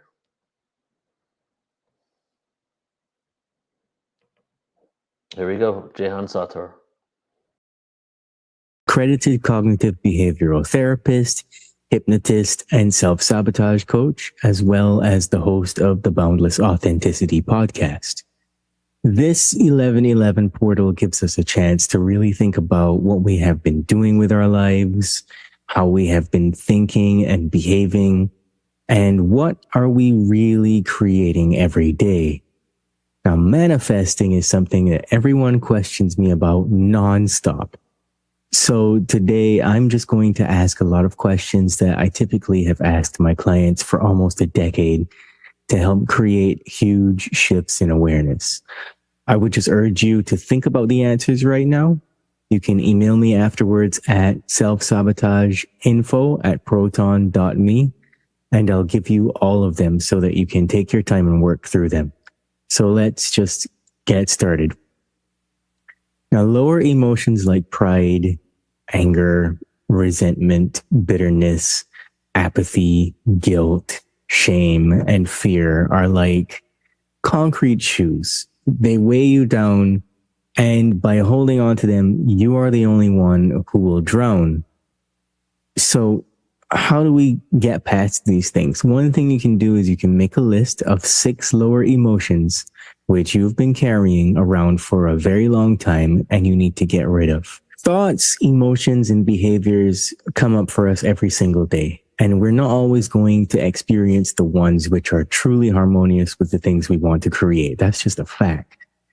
A common mistake that we all make is that we are seeking more abundance, and then we in turn what we do is we turn around and we focus on the things that we are lacking.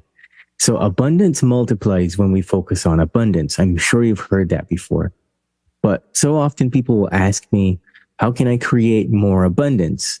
And then they're surprised when I tell them that the very fact that they're using the word more before abundance is indicating that they're focusing on lack. So abundance is all around us at all times. Just go count the leaves on a tree. When we want to experience more love in our lives, it is common to focus on resentment, other people's shortcomings, unreasonable expectations of who they should be for us. And what we do is we try to compare them to others that are currently in our lives or have left our lives. So often we're searching for the love that we want, and then when we get it, we do just about everything that we can to push it away. And this is all happening subconsciously, of course. But when we decide that what we want is better for ourselves, we're often unaware of the behaviors that we choose that are out of sync with the life that we say that we want. So we don't notice that it's really us with our foot on the brakes. And then we get to place the blame on circumstances and other people. You see how that works, right? We create the conflicting conditions which block us from receiving, basically just using our thoughts, our emotions, and our behaviors. So one thing you can do about that is you can write down 5 ways that you sabotage your growth, your abundance, your prosperity, and personal freedom. I'm sure there are ways that you can think of that are right on the surface. Now, the journey of life is a storybook which is full of chapters, and these stories are the ones that we create in our minds. We love to tell ourselves these stories so that we feel as though we have control over our reality. However, the question remains, how much of what we call reality is truth? I'll say that again. How much of what we call reality is truth? That's a powerful question. Many of us are still rehearsing stories rooted in shame or guilt or fear or anger and victimhood, instead of stories that are based on empowerment, courage, robust values, compassion, and empathy. Now, it's okay to experience the things that we label as bad in life. But what goes on to shift us into a pattern of better circumstances and makes us receptive to our highest good is the way in which we change the stories and the meanings we assign to them. Now, what you can do there is you can just write down 5 stories that you tell yourself and give these stories a title. You can change these stories to a more empowering narrative and give them new titles. Now, this is another important question that gets repeated in, I guess, just about every stereotypical coaching format, but it's a powerful one nevertheless. If you had no limitations, obstacles, and did not need validation or permission, what 5 things would you love to experience in your life? Think about that. Now, it is inevitable that on a journey of change, the very thing that we are attempting to change will subconsciously push back. And this is because it is a program which plays automatically. It will emerge from the depths to do its job to create actions which are in alignment with it. So if you are in a program which depends on you thinking thoughts of lack and doubt, then do not be surprised if you write a list of things to be grateful for, and then you get a stream of thoughts which sound like, oh, but I don't have enough money to join a gym. Now, I'd rather not make a villain out of your internal voice here. What I would rather do is get you to understand that the voice of judgment is just trying to keep you safe by believing that where you are right now is safe enough. And as long as you stay here, nothing can hurt you. Now, once you run through that idea a bunch of times and it really hits home, then you can see how in every respect, you listen to the internal voice of criticism and scarcity and act in a way which causes you to sabotage yourself. Now that's great news because now you can listen to it and just take it for what it really is, a program which is waiting for you to change the instructions. You got that? One way that you can shift from lower emotions to better serving levels of consciousness is to use gratitude. I know. It's all over the internet. It's the hottest trend. The question is, are you using it for its divine purpose, or are you just hopping on a trend? The trend lovers are the ones who are probably the most miserable because they're operating again from lack and scarcity. They're operating from low self-worth and greed, the need to get more by giving more, and pretty much just manifest themselves into a coma because they perceive that what they have is somehow not enough already. And then they wonder why none of their manifestations are coming into their lives. Or when they do get something, it isn't quite what they wanted. So please be aware of the growing amount of information available on the internet that is false and can actually lead you down into the same level of lack, discontent, ingratitude, and not enoughness that you don't want to experience. So when we are not in the feeling of gratitude, we are automatically in lack and limitation mode. As I already said, we will sabotage ourselves and block new creations because on a subconscious level, we really do not believe that we deserve to have whatever it is we want. And we really are not in the heart because we rationally see a list of gratitudes, yet we don't truly feel blessed and thankful. So what you can do is write a list of 5 things you have sabotaged due to your lack of belief that you are deserving. And then you can write a list of 5 things you manifested in the past that really were not in alignment with your true hopes and desires. And then you can write down reasons why you think those things might have manifested in your life. Self-awareness is always key, and it's really critical that you learn to backtrack over the things that you have done and see what you were thinking and what you were doing, because even sometimes when things work out great, maybe there was something you could have done better. Self-reflection is what is going to be the supercharger to your manifestations. The next thing about gratitude is that it's the most important aspect to attracting the right opportunities to you. And being grateful in the most challenging of times will help you to shift the energy back into your favor as it magnetizes these new higher quality experiences and opportunities. And it can even be the thing that you need to help you change your perceptions and perspectives that could be contributing to the problem or blocking solutions. Now, the most important aspect of gratitude is to truly feel the energy of gratitude in your heart. Writing a list of things that you're thankful for is always a good idea, except it lives in the realm of the rational mind.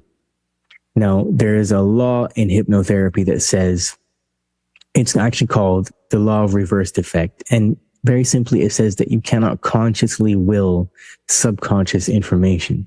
So when you're working with the rational mind, you're working with your conscious mind and you're trying to strong arm your consciousness. You're trying to manipulate your subconscious into something that the information just isn't hard coded in there. And so that's not going to work. It's going to backfire on you all the time. Now, logic is not as strong as the energy of the heart's field in the creation process. So in many ways, you could say it's not so much the law of attraction as it is the feeling of attraction. True gratitude is love.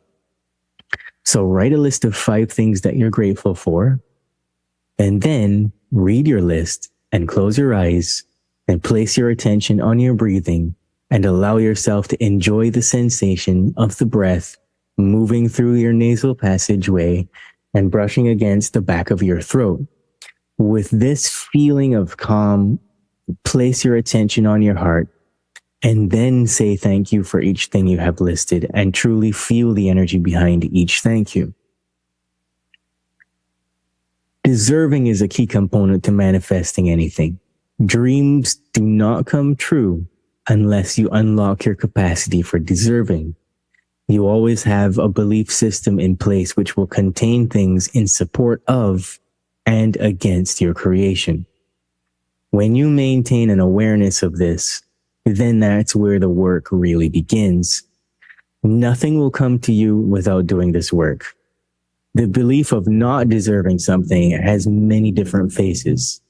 Until you are clear on why you believe you deserve this creation, you're not going to know what you believe that is keeping you from it. I'll say that again. Until you're clear on why you believe you deserve your creation, you're not going to know what you believe that is keeping you from it. So what you can do is write down 5 reasons why you deserve to have the dream you want to create. Write down 5 reasons, if any, that you feel you might not be deserving of this dream. Now question those reasons against deserving the manifestation. And you can ask yourself how these ideas are serving you in this moment, and write down 5 empowering statements which reframe those beliefs. And sit there and have a real good look at it. Be honest. Sometimes the reason why manifestations don't come true is because we weren't honest in the first place about what it is we really wanted, or maybe we weren't even being realistic. Sometimes grandiose thinking can play a role in that too. And I'm not saying that to, take the piss out of you or anything, but sometimes we have grandiose thoughts. Sometimes the things that we come up with are so much larger than life that it makes it really difficult to break those things down. And it's kind of like that old saying, how do you eat an elephant? One bite at a time, right? So you could also write down, along with that, 5 things that you would create if all of your limitations to creating those things magically disappeared overnight. Okay, so let's see, where are we now? You've identified some things you would love to create. You figured out what those limitations are. And now you know that you're deserving. The next step would be to determine what you can do to flourish and live in co-creation with the divine. So I have to say that the only limitation you have is whether you choose to focus on your fears and doubts, or whether you're going to focus on the goals in front of you. And it's important to note that we won't always succeed the first time. That would be ideal, yet unrealistic.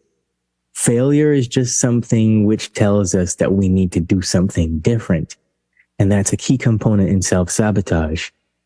Self-sabotagers have this thing going on where they're wearing these blinders, and the subconscious programs are being triggered by a stressful event or a stressful toxin or chemical in the food that we eat, or some emotion that's unresolved that it's ready to be resolved, but they don't want to do it for one reason or another.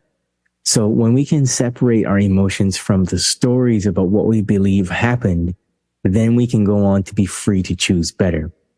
And how would you know if you did not try? As humans, we're far from perfect in every respect. And often the best things are created from our mistakes. So rather, the learning we gain from them, the willingness to keep trying is what will shift us into a better state of being so that we can receive what we want. So what you can do here is you can write down 3 instances where you tried and failed. You can write down some ideas about how you could have tried again. You can also write down some beliefs you have about why you failed and why you won't try again. Now that's critical, because when clients come to me, they're at rock bottom. They've tried everything, including therapy, other coaches, and they don't know what to do. And somehow a light bulb has gone off in their head where they realize that they are self-sabotaging and they've been pushing away all of the information because they have beliefs about why they won't try again. So be aware of those because they're really sneaky. And a lot of times those kinds of beliefs like to hide from you. Like just when you are about to grab it, either in your conscious thinking, your self-reflection practice, or your meditation, it'll disappear. Or maybe you run from it because you can't handle the sting of the emotions that go along with it. It's something that you don't want to look at. So write down some more empowering statements about why it's possible for you to try and succeed another time. The people who have acquired the most success did not do that without fears. That's the most important thing to remember at all times. It is ridiculous to assume that anyone is fearless. Everyone has their limits. So instead of putting focus on what you're really afraid of, redirect your focus to positive possibilities available for you. Whatever you repeatedly think about is what tends to happen at some point. So make sure your focus is on the right things. You can list 3 fears that you have, which are related to your manifestation. Now, often we get caught up in the story of what happened to us. As a result, we let the most trivial of things prevent us from giving our best shot again. And very often we're so quick to assume things about other people's intentions, or we believe that life is engineered in some way to beat us down. And so we walk around harboring resentments, which we created as protection from getting hurt. And these feelings can be so strong that when something good does happen, we are hardly present with it, and therefore we miss out on our good. So for each one of the fears that you came up with before, you can write down the good that could come from sidestepping those fears and diving into the unknown realm of possibility. You can also write down one strength that you have, which will give you the ability to tap into your infinite potential and overcome any circumstance which comes your way while you create your dream. You can also write down 5 things you would create if all your limitations to those things magically disappeared. Now, I've said that before, but that's an important and repeating theme. If all of your obstacles and all of your limitations were to just disappear, what would happen? Sometimes we're so afraid that we don't think of that, or sometimes we're just not even outside of the subconscious enough that we don't realize. So I think in closing, what I'm going to do is I'm going to finish with a little bit about intention. Setting an intention is one of the simplest and probably the most misunderstood parts of this journey. There's a lot of misinformation about this on the internet. So here's a simple set of steps. You can focus your energy on what you want to accomplish, make note mentally or on paper of your desired steps, and then you can ask to be guided by the divine source to take the right actions to reap the rewards of this intention. And the intention must be for the highest good of all, and you must be in a high frequency of joy and gratitude. The challenge here becomes not in setting the intention. It is actually about managing your thoughts and redirecting your energy back to joyful thoughts about what you want to receive whenever fear thoughts arise. This leads me to the widely misused concept of faith. Faith is just the ability to trust yourself to act accordingly to achieve the impossible. Faith is the ability to surrender to the idea that the universe is supporting you at all times and that whatever you want will always find you. Faith is knowing that we do not get what we want, we get what we need. This is why we manifest things that are even better than the original thing we wanted. Because the universe is not going to just give you garbage. The universe will always level up your blessings to show you on purpose that you are worthy and deserving of so much more than you could ever conceive for yourself. But what happens is that we get stuff, we don't know how we got it, or maybe we have an idea of how we got it, but we're like, okay, this is great, I got more stuff, and then we just move on. Now, I can't stress this point enough. In every moment, we are choosing. We choose everything and we get the results of our choices. Our other superpowers include imagination, willpower, perception, reasoning, memory, and intuition. We're always engaging these powers, and we get what we get without having to think about it. So the question here is, what if we could use these powers to create even greater circumstances, not just for ourselves, but for everyone on this planet? Don't be afraid to make a mistake or to fail. The worst punishment you could ever receive is the result of never trying. My last question here is, what would happen if you listed 5 things that you failed at that you're going to try again? Once again, I'm Jahan Sator, accredited cognitive behavioral therapist, hypnotist, and self-sabotage coach, as well as the host of the Boundless Authenticity podcast, where we discuss everything related to the evolution of human consciousness. Thanks for doing some work here with me today. And if you want, you can email me at selfsabotageinfo@proton.me, and I'll give you a long list of questions. I have 2 really great workbooks that you can, do some work with and see what you can do for yourself to help yourself clear some fears and traumas and work on your manifestations. And if you want to work with me one-on-one, just email me, selfsabotageinfo@proton.me. You can also connect with me on Instagram at Jahan Sator. That's JehanSattaur. And if you want to join my exclusive Boundless Authenticity Facebook group, all you have to do is search for it, and I will approve you to the group. Thanks again. Beautiful. Thank you so much, Jahan Sator.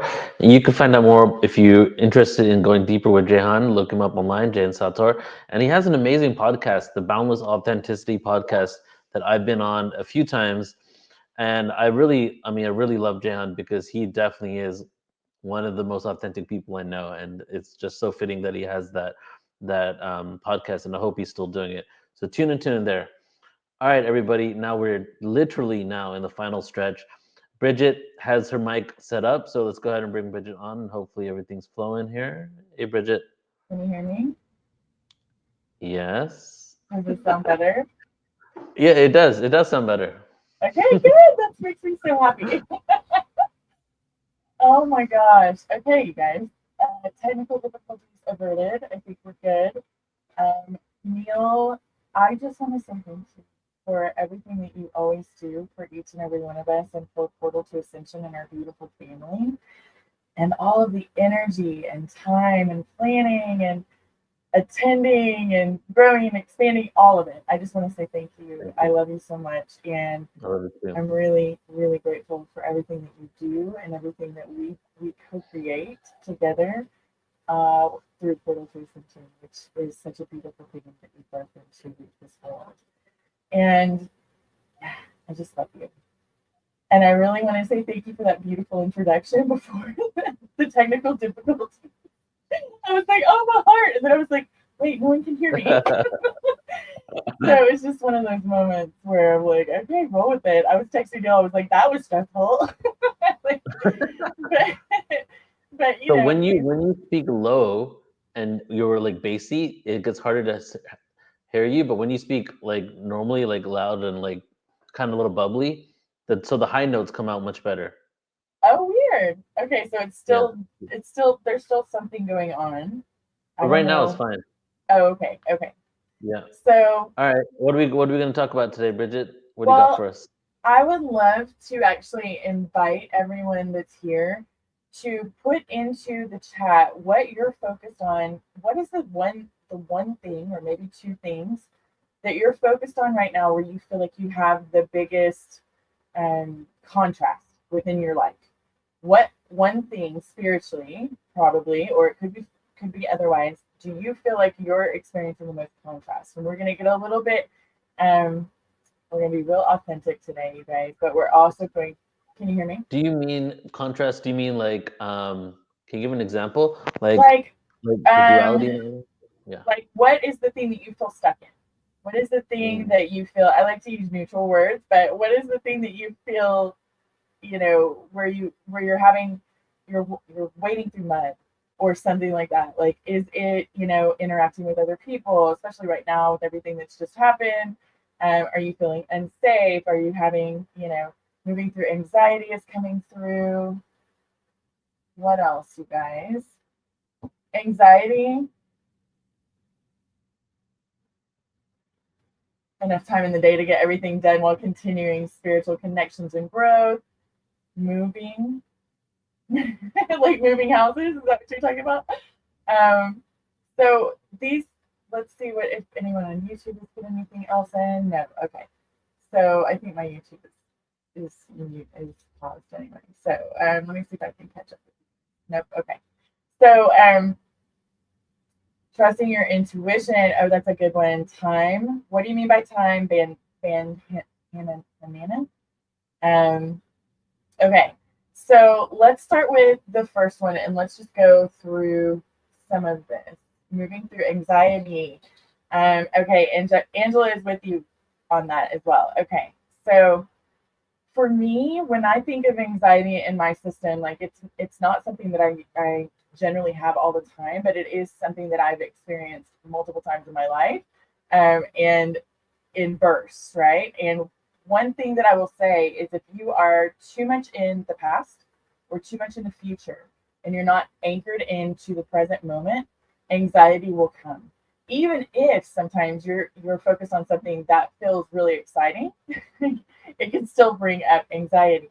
Also, is this anxiety the kind that ripples through your system and almost feels like a bad feeling? You can have shortness of breath. You can feel like your nervous system is just like on fire. If that's the case, when it comes to that anxiety, take a moment and do some box breathing. You're not going to want to because you're going to want to continue the stress, especially if it's a pattern you've created that you just continue to loop in and if it feels too big for you. But if you can take a moment and sit down and focus yourself on your heart, put your attention and focus in your heart space and start breathing in and breathing out. Do it for a count of 5, 8, 10, something like that. So on the way in, 5, count to 5, and do it slowly, like 1, 2, 3, 4, 5. Hold it, hold the breath in. 1, 2, 3, 4, 5, right? And then exhale the same amount of time. And continue to do that. And what will happen is your nervous system will start to reset. It will start to be soothed by the focusing on the breath. Focusing on your breath puts you in the present moment. In the present moment, we don't tend to have a lot of anxiety. It's generally when we're being triggered into emotion from things that resemble things that have happened in our history, or if we are spending too much time in the future, like planning what we're going to do next, those kinds of things, right? Thinking about the bills that are coming up, thinking about, whatever it is, right? The stress that we have with our friends and our family, or, the situation that we want to work out, or planning, the dinner that we're going to be doing with everybody. It doesn't matter what it is, it can trigger anxiety. And it can trigger an anxiety attack if our nervous system hasn't been soothed for a while and brought back into harmony. So that's what I would say for anxiety, and really be mindful to look at where we are within that moment. Right before the anxiety started to build and build and build, what were you thinking about? What were you feeling? What were you doing? And if it is not something where you are in the future or the past, does it relate to a trauma that you've had or traumatic experiences that you've gone through? And if that's the case, like, if it's something that maybe you had an experience with someone and that triggered the anxiety, then you can go back and do some healing, some deep inner work and shadow work on the trauma or traumas that have that energetic connection, right? So they're very similar frequencies to the experience that you've just had. And that's what I would say about anxiety, but do your best to be in nature. Put your feet on the earth. Sit with your tush on the ground. I'm known to say this to my friends. I don't use the word tush when I do it. You can imagine what I would say, but being very G-rated here. But I'm like, you need to sit your butt on the ground, put the soles of your feet on the ground and your hands on the ground, and sit out there for 20, 30 minutes. If it's cold, you guys be careful, right? If there's snow, obviously use your judgment. But the more we're in nature and the more we're touching nature, we're not designed, even though I love shoes and that's one of my biggest passions outside of spirituality, we are not designed to wear shoes all the time. That is a modern thing. We're designed to have ourselves directly connected to the planet that we are in deep connection with, right? So that will also help with anxiety, that helps with depression, that helps with a lot of different things. And the reason we're doing this today is because it's 1111 portal. What can we move through within our reality and recognize that it's not as intense as we might think it is? What can we move through together today to enable us to be able to step further into, even shifting perspectives or setting ourselves free from suffering, setting ourselves free from really thought loops and emotional loops and situations that are just overcomplicated, right? So that's why I'm asking, what are you guys? Lauren says trusting intuition. That's why I'm asking all of these questions, and we're going to touch on as many as I can while we're doing this, because this is the moment, you guys, where we are right now. All of you beautiful, beautiful souls who are watching this. This is where we get to do the inner work. This is where we get to, as you're listening to other people, listen for those keys that feel good and apply them.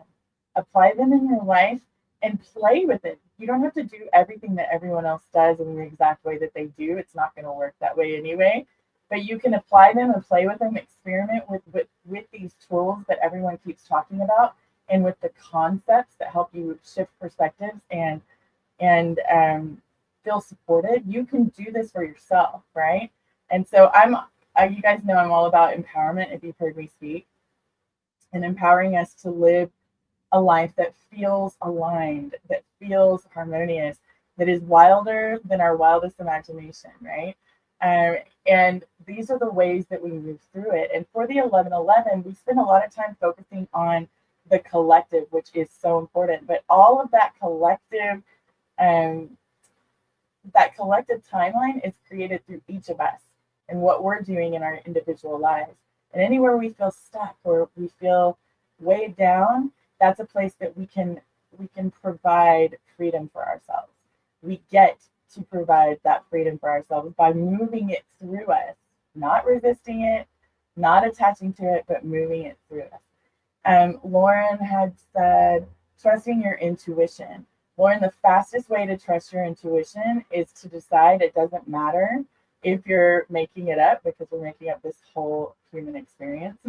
That's what manifestation is, right? But also to just practice following your intuition, practice your discernment in every moment. Ask yourself, how does this feel to me? Does this feel like a yes? Does this feel like a no? Does this feel aligned? Does this feel disharmonious? Anything in your mind, you can be doing this. Make a game of it, but also ask your high self to bring in more things that feel good.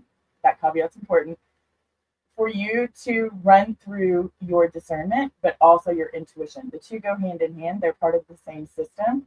So anytime you're exercising your discernment, your intuition is going to give you the answer to that. But also ask your high self to bring in epiphanies and things like that you can run through your intuitional knowingness. And just practice and play with those things. The more you pay attention to the synchronicities, that comes through the same sort of part of your energetic system as intuition and discernment, right? That information, those beautiful things that are happening in our external reality, but also within us. Those things come through as well. So for trusting your intuition, where do you not trust yourself?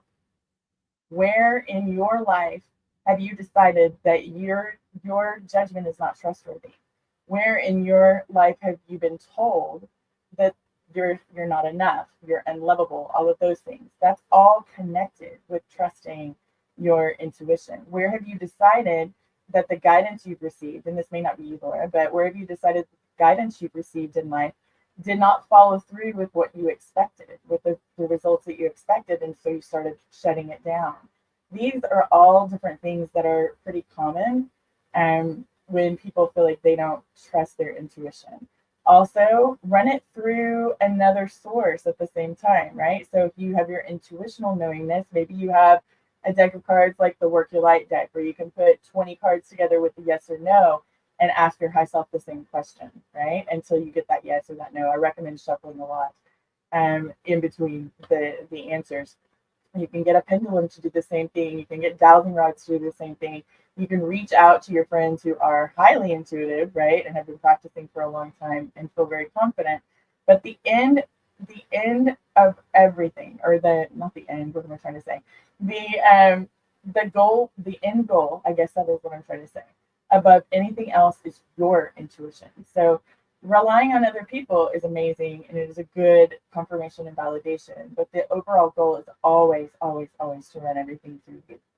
And the way to know your yes and no is super simple. There's a way to feel it in your body. So I'm going to have you say, who was it? It was Angela, right? No, who was it that said something about intuition? Lauren. Okay. So Lauren, I'm going to have you say my out loud, if you can, if nobody's around and you don't feel silly doing it in front of other people. But it helps if you say it out loud. My name is Lauren. Close your eyes and say it. You're going to listen to your voice. Most people, when they say their name, their voice goes up. Not everyone, but most people. You're going to feel it in your chest. It's going to feel like a, right? And then you'll say, my name is Lance. Use a name that starts with the same L or T or S or whatever your name, the first letter of your name is.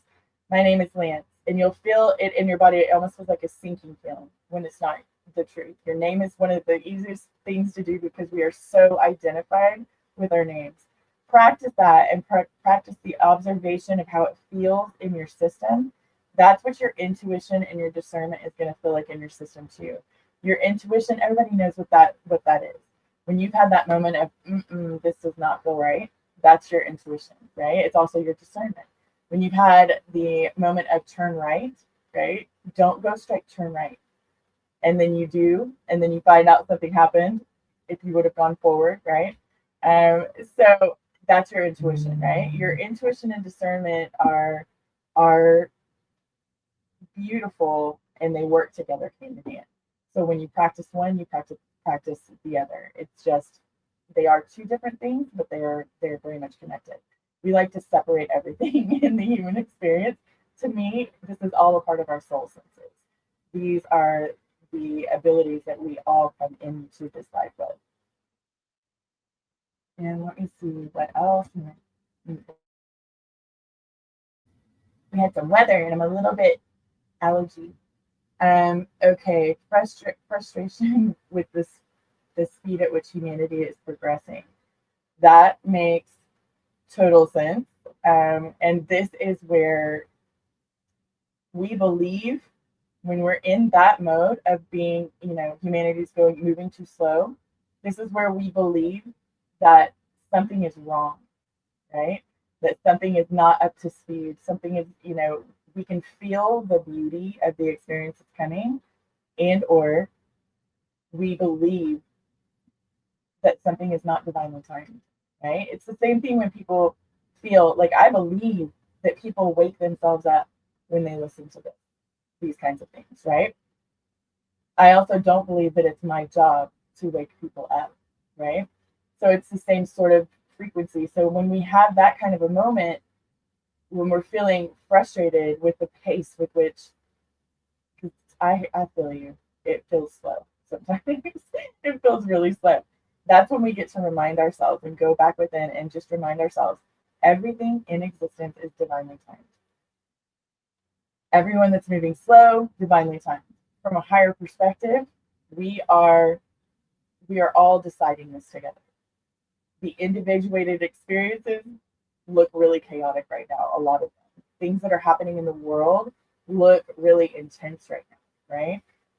There are, horrific things happening all around the world. There's more horrific things that we're being made aware of that have existed in our culture, especially in the United States, probably all around the world, that are, sometimes wilder and more malevolent, that humans are doing with other humans, right, than we could have ever imagined.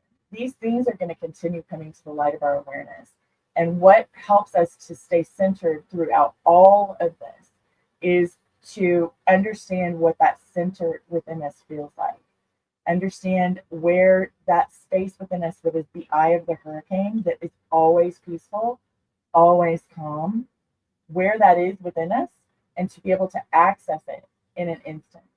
For me, through meditation and through consciousness traveling journeys, which are similar to astral projection, I can go into that centered place within myself, that harmonious place, very quickly.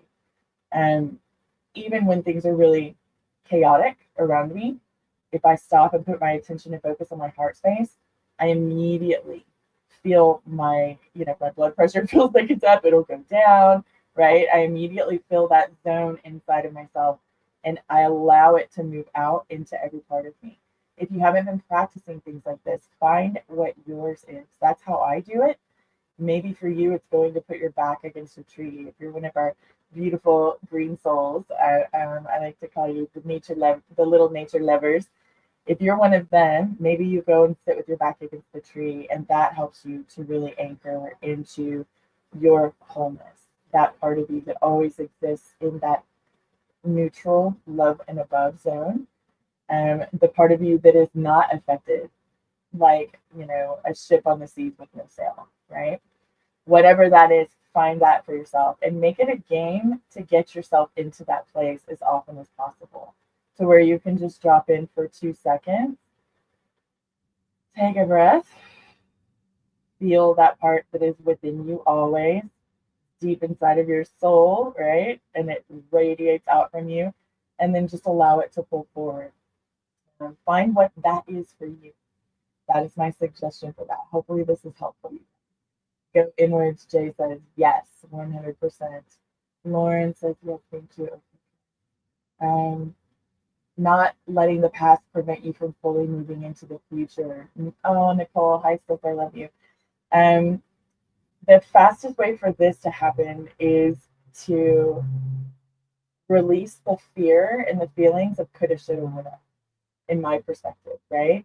The fear, heal the trauma that's associated with that, whatever that looks like for you in that moment, and release the shoulda, coulda, woulda. Understand that everything is divinely timed. Even the things that we've chosen that have brought intensity and contrast into our world, that is also divinely timed. Recall what you received from those experiences, what you actually gained from them. Did you receive the ability to set boundaries? Did you receive the ability to feel what being in your personal power is, right? And let your herstory, I know you identify as she, her, let your herstory be just that. It's just experiences. My team has been teaching me most of my life that each now moment is its own moment, its own set of experiences. And when we start to identify something in our history, herstory, their story, another experience, and identify with it in this now moment, we're now bringing that experience into the one that was going to create in the now, right? That was in process of being brought in for us to experience. And now we've said, okay, here's the overlay that I choose to have in this now moment, right? It's an overlay of an experience that's already happened. Now, a lot of you see patterns, and that is a very beautiful specialization in mastery. My suggestion is to observe the pattern, right? And look at it through the lens of things that are looping into your reality based on your beliefs, the stories that you tell yourself and others, and that unconscious and conscious programming and patterning that is happening from it. See the connection from that perspective rather than identifying the commonalities in the history, herstory, their story moment and the now, and then automatically assuming, okay, this is going to turn out like this. It's going to be so similar. The minute we do that, we are cutting off what this experience was going to bring into us, the fullness of it, right? And we're now basically copying and pasting elements of that past experience onto it. If it is something that doesn't feel good and doesn't feel aligned and it keeps happening over and over and over, why? Why is it being brought in? That's the first question. What is this showing me? What is this showing me about myself? especially if it's with other people. We've heard so many people talk about judgment. That's different than discernment, right? That's where obviously everybody knows what judgment is. We've all had a mean girl or a mean guy, judge us about something, right? But the judgment that we have for others is always telling us about ourselves. And that's another thing we have to, it's not an easy pill to swallow, but it's another thing we have to take into consideration, especially when it comes to patterning and things that are looping back into our world and our reality. What is it showing us? What are the loops? That's our high self going, are you gonna do it this time? Hey, are you gonna do it this time? How about now? That's our high self bringing it back in. Like, do you see it? Do you see what this is? Do you see this experience? Have you received the fullness of this experience to the degree that it is exhausted within your system now, and you're ready to allow whatever it is to shift and move through, or allow yourself to move into something else? That's what that is, right? So if we're holding on to the past, what are we holding on to? Is it guilt? Is it shame? Is it, something that we could use some forgiveness with for ourselves and that person? What is it, right? Look at the core of what those archetypical, sort of energetics are within that experience in the past, and look at the fear and the things that you're uncomfortable with about moving into something that is in this present moment.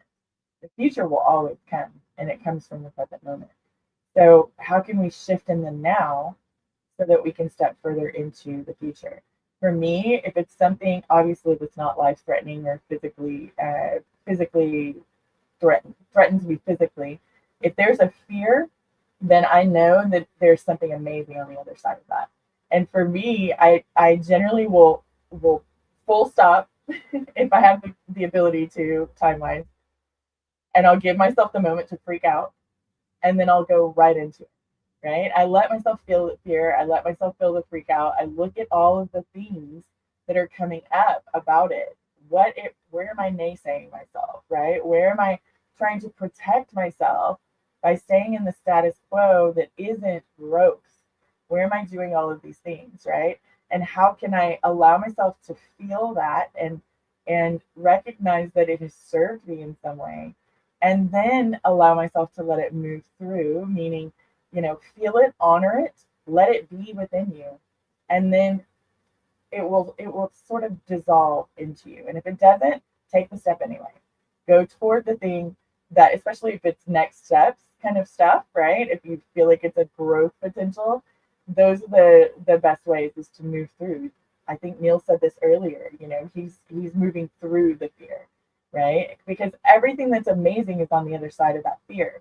For instance, when Alan Steinfeld and I used to hang out on Clubhouse audio only app, we'd hang out late at night talking about spiritual stuff. He's like, hey, in one of the rooms, he's like, hey, I have an opportunity for you. And I knew in my heart it was going to be amazing.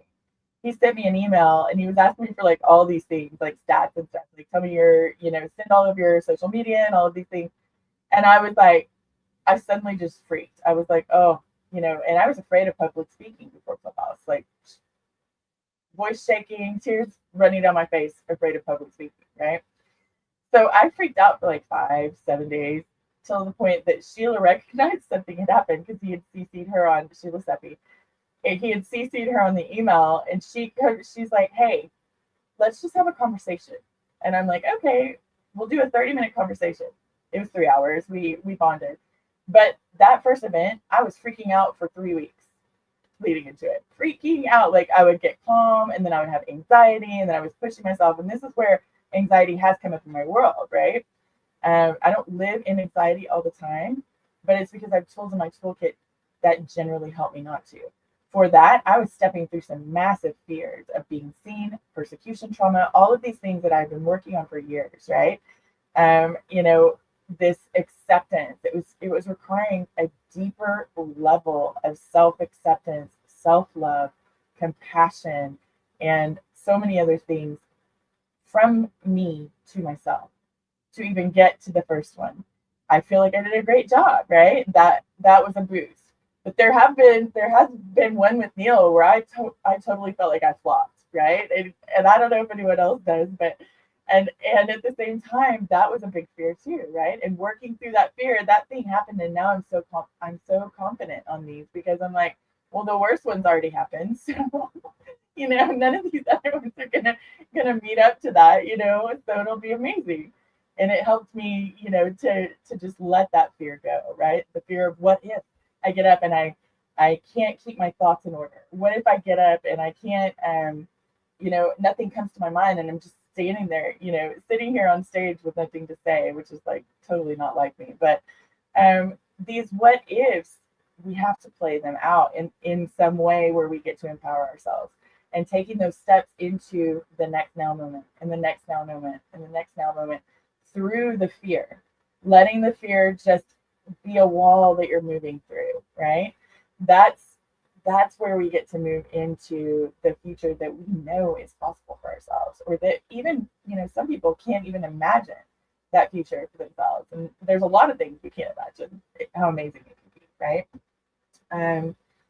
So hopefully that helped. Nicole, I love you. Nicole is one of our Ascension Catalyst family members. I see many of you here today. Anyone else? Let me see. Oh, thank you, Pearl. That's beautiful. All the beautiful comment. Let the fear be a wall that you're moving through is what Neil just quoted. Yeah. And Alan. Yeah.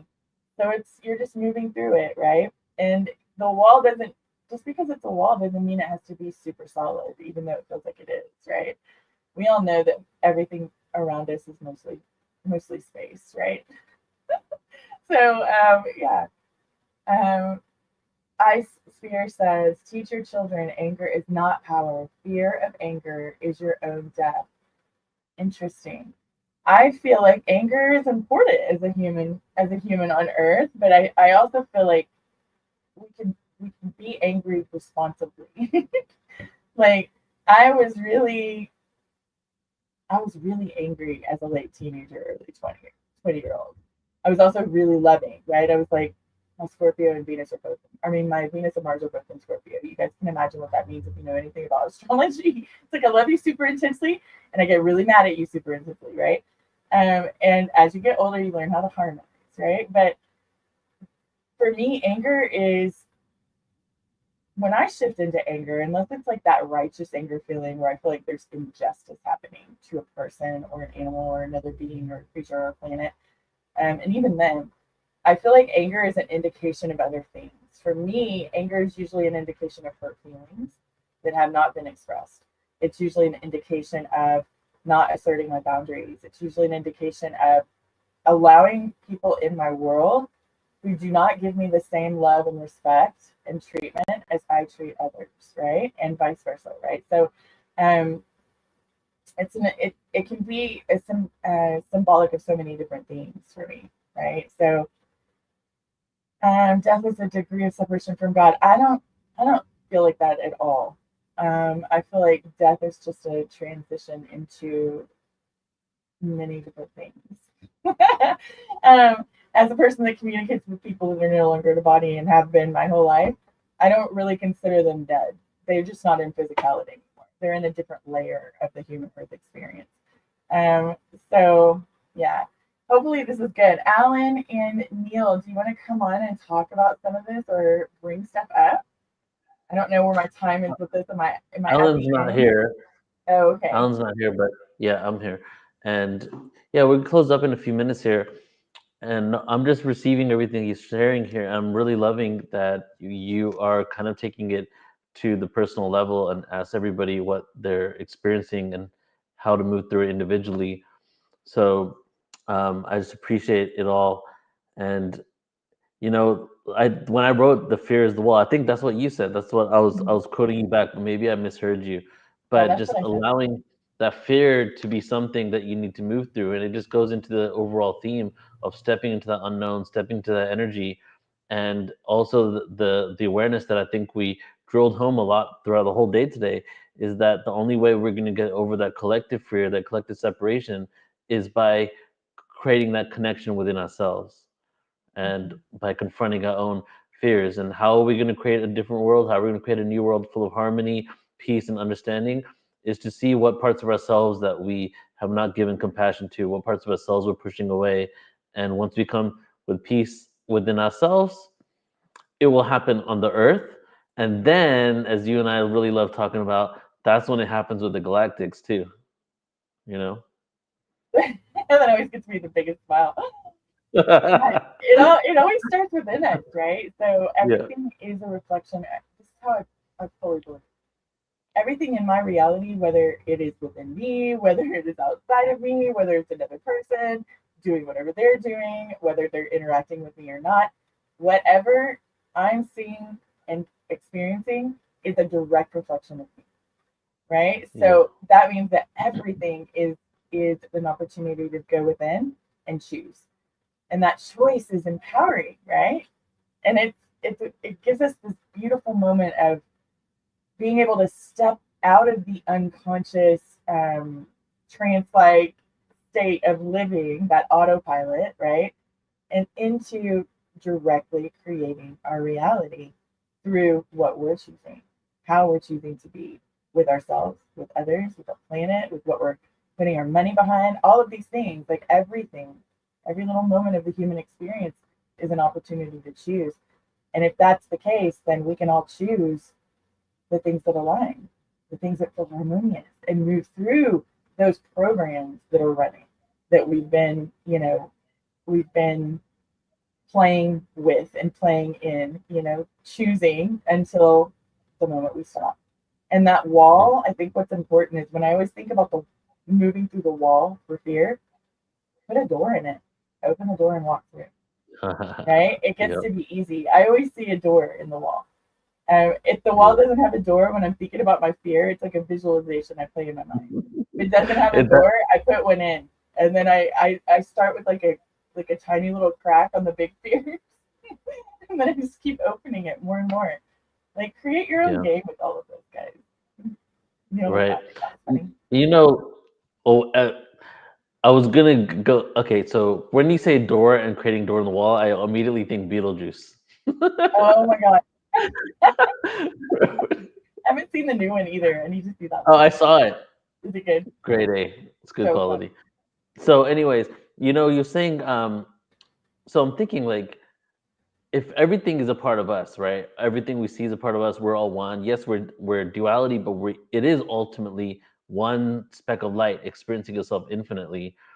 And when we see evil, darkness, what we perceive as evil, right? Again, taking it back to the political thing, some people think the other side's evil, the other people think the other side's evil. Who's really right? That's besides the point. And is that evil that they perceive a part of themselves that they're dubbing as darkness that they're not willing to even know is a part of themselves, right? And we've had this conversation many times that maybe all darkness is just the shadow part of ourselves that we can't accept. So it's like, how do we get to a point where we see even things that we completely inherently think that we disagree with as literally parts of ourselves that we have not accepted? Right. Yes and yes. And yeah, I mean, there are certain things that it's not going to be easy, like child trafficking or, child abuse or, things like this, homicidal maniacs, certain things. That visceral response to judge, though, just creates more separation consciousness within ourselves and within the situation. When we can observe it and shift into how can we help it, right? What can we do to help? When compassion is our first instinct, then the world is a very different place. When our first instinct is, is violent, really, and this is a human experience, right? When our first instinct is to meet that atrocity, whatever it is, I can't think of a better word, that malevolent action or those malevolent actions with malevolence, that's just enhancing the malevolence, right? Does that make sense? Like, so, but when it's just like political, this is a big thing. Like, maybe we should do something on this now, because this is all about, to me, and I know you guys won't hear me talk about politics very often for this reason. I feel like it's all a giant psyop that's been going on for decades. I feel like there is no real, like, I feel like it's a big theatrical play that some people know they're in and other people don't, within the political arena. So I feel like you're going to get what you get either way. Not that I don't vote and things like that, but at the same time, I just don't have a lot of faith in our system. I feel like I love this country. I love the freedom. I love so much about it. I feel like a lot of things are long overdue for sort of a reboot, transformation. Yeah, because and I think I said this on an event we've been on to before, is that these kings and queens, they were called the sovereign in the ancient days, right? And now it's like, if they were the sovereign, what were the people? Well, the people were the peasants, right? And that was the way the structure was, and the structure never really changed. They just changed their names, they just changed their titles, but it also became that. Why did they say, leader of the free world, the most powerful person in the world, right? That's just the same thing as a sovereign. And so it's really about our own sovereignty and how to reclaim that, and not looking for an external savior. We keep looking for someone to save us. And this cuts into archetypal energy of the mother-father wound, that we've been split from that. And the government, the patriarchal manifestation of government, is a daddy wound. It's an abandonment issue that we have with our father, where dad keeps knocking on the door every 4 years and saying, I've come home and I brought gifts and I haven't seen you for the last 4 years, but look at me now, I have something for you and I'm going to take you to the zoo like I promised when you were 5 years old. and then he never takes you. And then a few years later comes back knocking on the door again, says the same thing again, and you're like, finally, daddy's going to save me this time. And the government is literally playing on that wound. And ultimately, I feel what's happening, I don't know if you're following me with this, but what I think is happening is we have to learn to reparent ourselves, and be our own mother and father, to put it simply. Agreed. Mm-hmm. Yes, to everything you just said, Neil, 100%. It is very much it's the victim, villain, hero complex, right? And we're playing in it in our personal relationships, but we also do it in our larger scale. But also there's this programming that humans are creating, and if you're not paying attention to that neuro-linguistic programming that's coming through everywhere around us, right? On repeat, if you're not paying attention to the emotional manipulation that's happening to pit us against each other, and us versus them mentality that creates a stronger support within people, the feeling of wanting to support that candidate. If you're not paying attention to the psychology of it all, right? And you're just sort of, going into that experience, the mother-father wound is absolutely going to be triggered, right? In that sense of, you're going to follow the candidate you feel like is going to save, right? None of these people can save us. No one can. Our galactic family will assist us. They're supporting us now. They're doing all of these things. Galactic, cosmic, ethereal. Those versions of ourselves that are the galactic, cosmic, and ethereal beings are assisting us. They're assisting, especially people that have awakened to that connection and communication, right? We are conscious of that. My team has said, we are not here to solve Earth's problems. You guys have to do this yourself. Yes, we have technology that can help. Yes, we have these things that can help. But it's up to you to take those steps into that next level of what your civilization, so to speak, your global civilization, your global collective is going to do for your future version of what humanity is on Earth. I think is what I'm trying to say, right? It's like a tongue twister, but yeah, I feel like all of that is so important, and it all goes back to us, right? It all comes back to us, to us, to us, to us.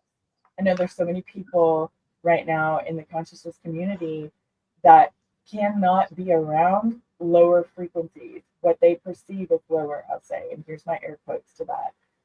I call it slower, whatever you want to call it, without having a visceral reaction and a temper tantrum and freaking out or leaving or whatever. That's a sign to me that it's time to integrate our shadow, right? It's time to go within. Why are we having such a visceral reaction to someone else who's coming in with, you know, a different vibration than us?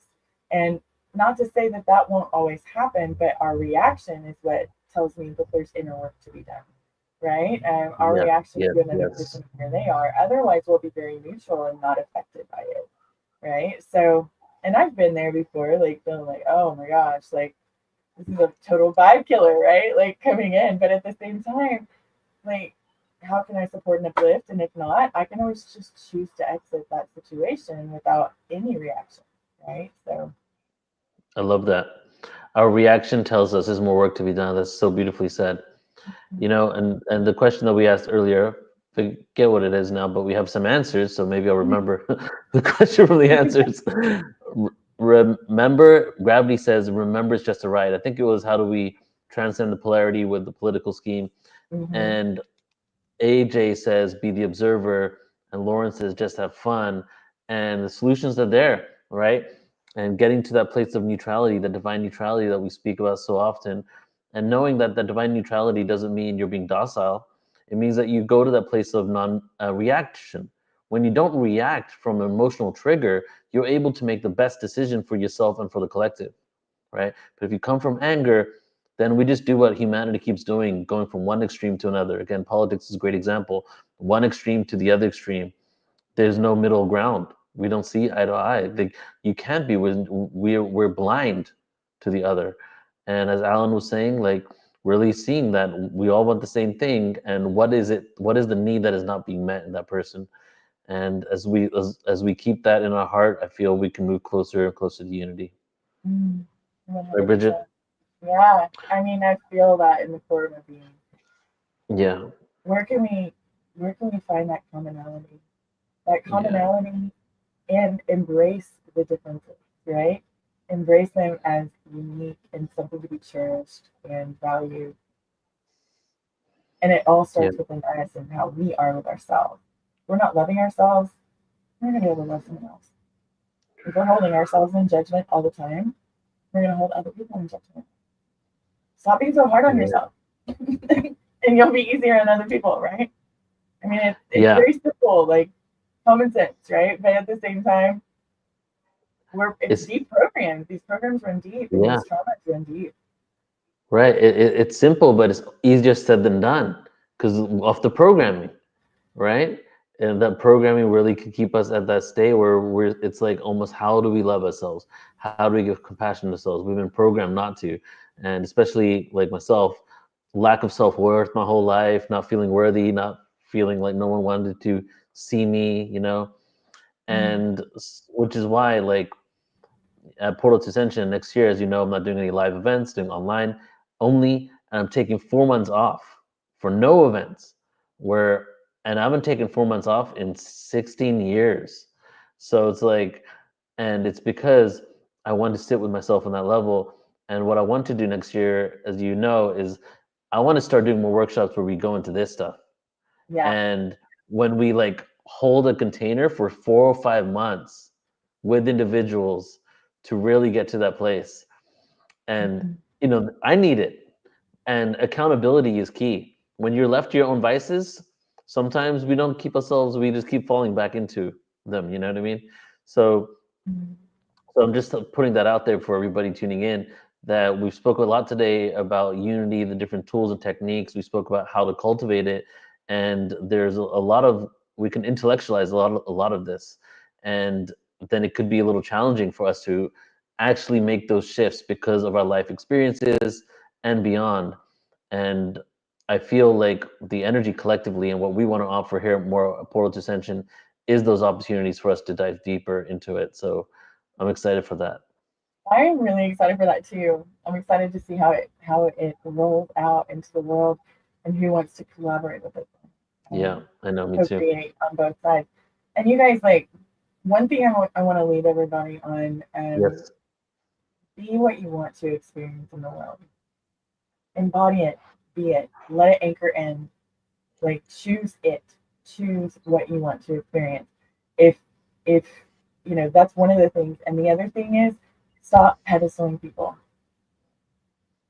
Fame, and it's different to feel really excited about someone and what they're bringing to you and how they've helped you. That is beautiful, right? And feel grateful. It's time for us to stop giving our power away to other people, like beyond time. And when we put someone on a pedestal that is higher than us in our mind, they're always going to have to fall, right? And then that creates that great divide within us, because that was someone we really loved and now we have to hate them. Whatever that is, right? I don't do that, but whatever that is. So no more pedestals. None. We are all equal. We are all on the same playing field with one another. We're walking shoulder to shoulder into this. Those of us that have been activated earlier for this moment in time, just because we've been activated earlier does not mean we're better than anyone else. And I'm just, my human is tired of all of the elitism and the pedestal that's going on in the consciousness community. As someone that's here for unity, like we have to stop, right? It's time. The 144,000, if you want to be part of the 144,000, be it. I personally feel it's a frequency. But there's all of these things that we do to play in the separation consciousness. And the more we play in the separation consciousness, the longer and more drawn out all of this is for the person that asked about that earlier. But also, the more we have to work through, the more we have to keep working through, the more we have to keep working through, right? Just set yourself free. There's no one that's better than you, even if they might be more knowledgeable in something, even if they've had more practice at something.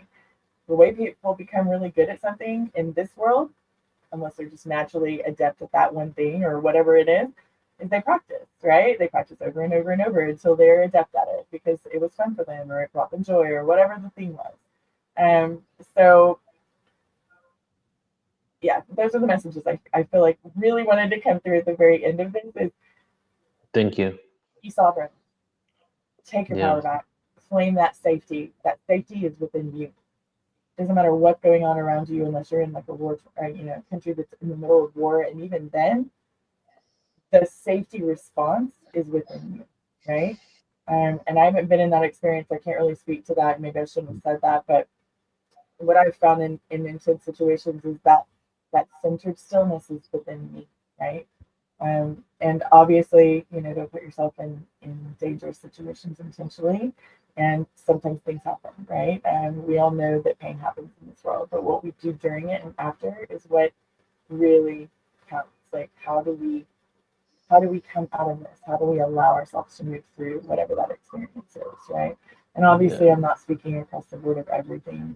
Probably shouldn't have said anything about war-torn countries because I've never been in that situation. But I have friends that are.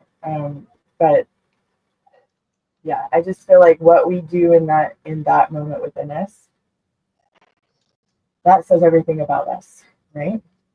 No more suffering. We don't have to do that anymore. We can choose something different and take the power back. Claim it. It's time. Aho. Thank you, Bridget.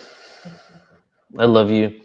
And everybody out there, Bridget does amazing work, and she, as I shared in the beginning, she's been my guide. She's assisted me in uncovering memories. I've been in this world for 23 years, and I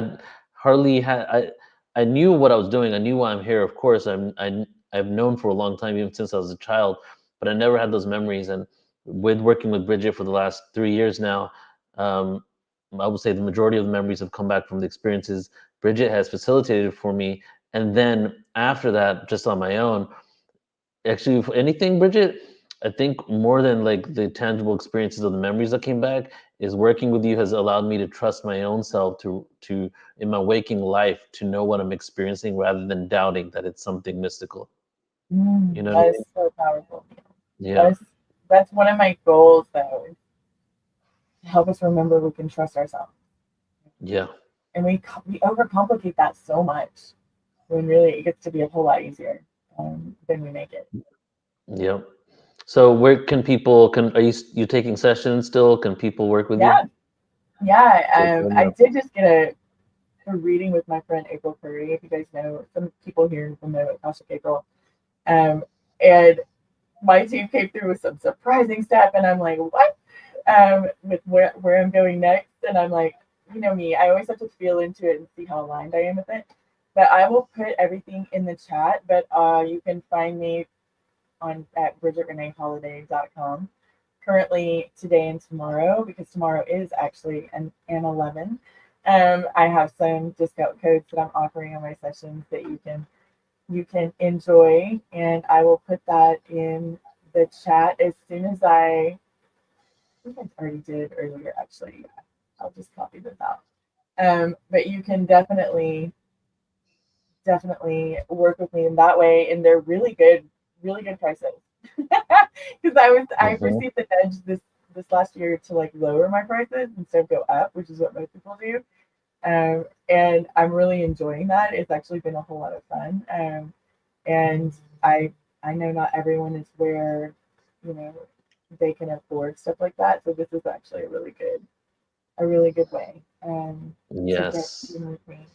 And yeah, I love quantum hypnotherapy, you guys. If you want to do that, I'm all about it.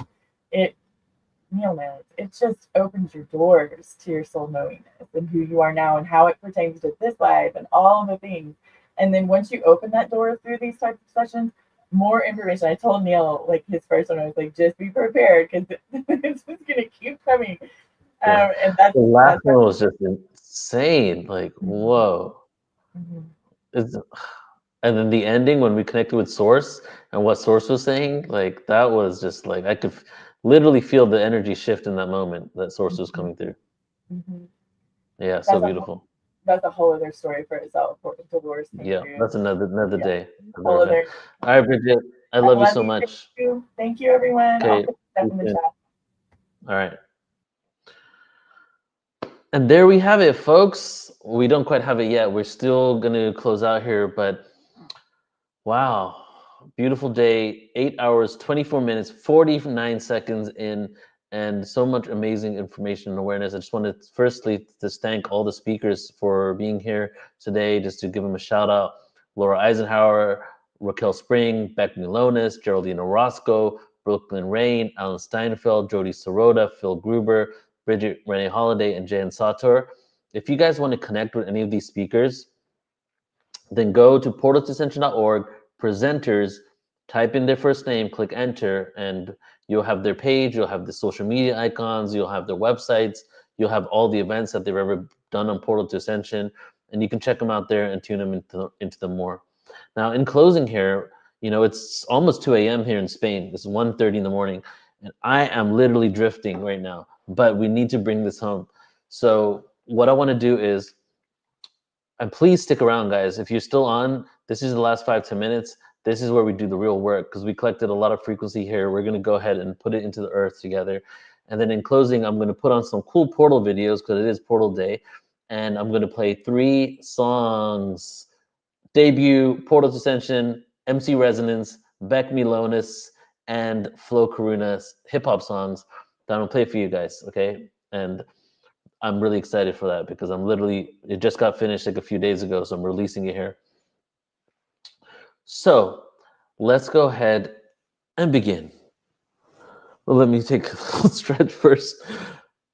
All right. So how are we going to do this? Let's just go ahead and just become as comfortable as possible. And I'm going to remove my face and we're going to put on this epic portal.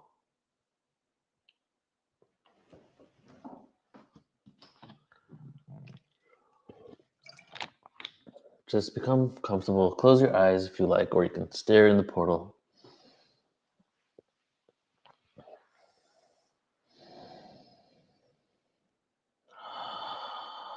Just breathe normally. With each inhale, your breath gets a little deeper than the last inhale.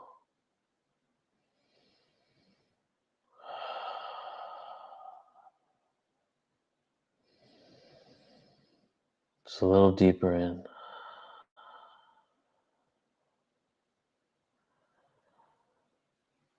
After all of the awareness that we've experienced today, all the awareness that is being shared around the entire planet, we're going to bask in that energy. And our bodies are vehicles, frequency vehicles. We are the beacons, we are the antennas, we are the satellites, we are the crystals. And the way to ascension, the way to this reality that we're creating is through our emotional selves and by feeling fully, as we've shared so much today, what it means to be human. So as we feel what it means to be human, take a moment and feel your body. Have you been sitting for a while? Is your back a little sore? Do you feel a sense of excitement and energy in your body? Is your mind reeling from something that you heard today? Do you feel a sense of peace? What is the emotional state?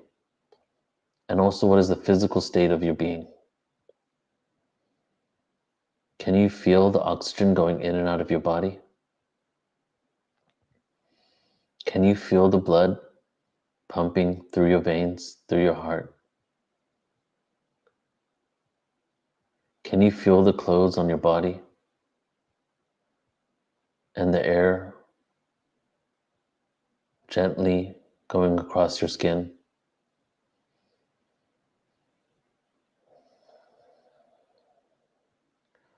What is the sensation that you feel? What are all the sensations that you feel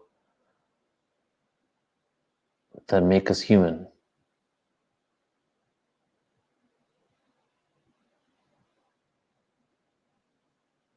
And just sit with that for a moment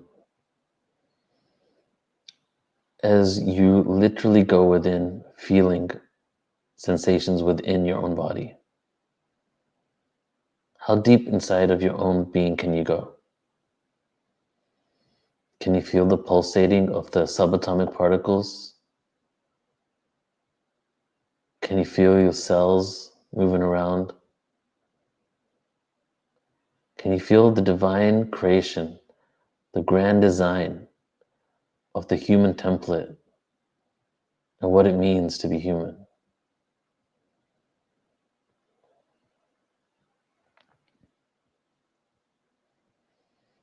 We're going to go ahead and take a few breaths now, 3 breaths again, in just a moment. And as we do this, firstly, I want you to envision the planet with all these beacons of light from individuals across the planet, all the people who connected today, whether they meditated, listened to an event, was a part of an event, all around the planet, millions and millions of souls, as these light bodies with this frequency beaming out of the cosmos. And now step outside of the planet and observe the planet with all these specks of light around the entire planet, not from buildings, not from structures, not from anything besides the light of the actual people on the planet that are setting the collective intention. The harmony that they're creating, the intention that they have, the unification that they desire and they want and they know is possible. And see this light shooting out into the cosmos. This is the beacon, this is the code, this is the frequency that we're sending out to all other beings that can see the light that Earth is shining.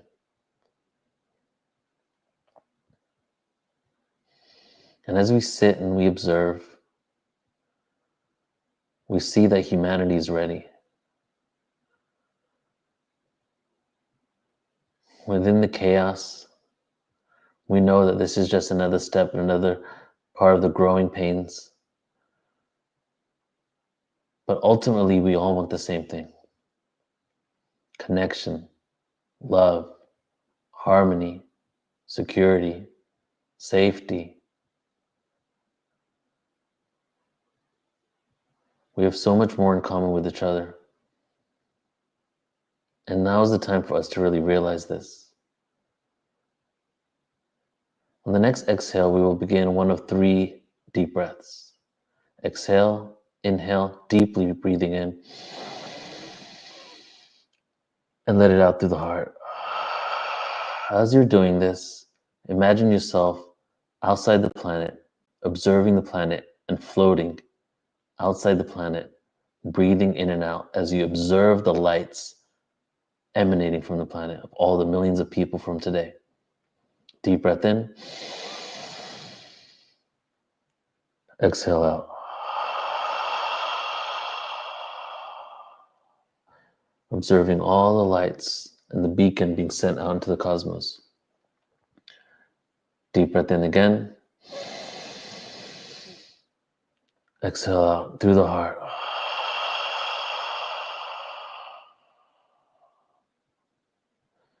Continue to breathe deeply as the dragons come through. Ia konani asiniato anaka. Ia no anazia ko matana iana o. Iana ka no oana iana sinaka o ni ana. Ia no anazina mokana iana a. Ia no wana ianta kia lata wana kia. Insana oa. Ia roa makanta ina o. Ina ha. Kinta homa tana i. Isa na kumbala tiana kawaranta tiana ukanana. Unita na muana tiana. O maatma nati noti na kaya na o. O maatma. O maatma. O maatma.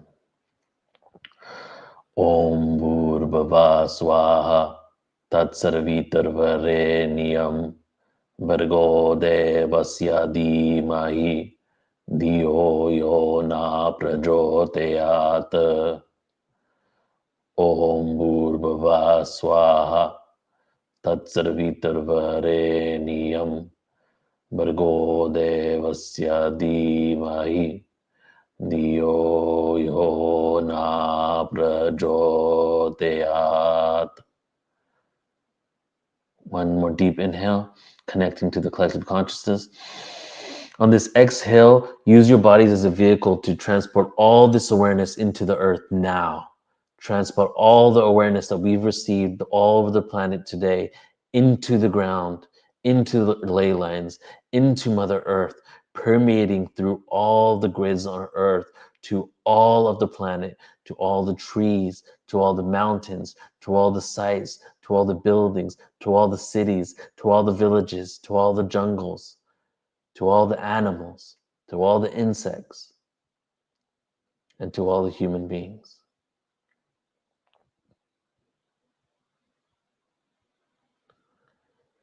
And as we send this frequency around the planet of all the merits and all the information that we have received today, we send this frequency to everyone. And we send an extra blessing of love to those that exist in a world of confusion, those that exist in a world of disconnection, separation, hate, judgment, those that perpetuate wars, those that create atrocities with lack of awareness and due to their disconnection and due to their own pains that are continuously perpetuated and inflicted on others. We send love to not only those that we align with, but we most definitely send love to those that we feel that we may not.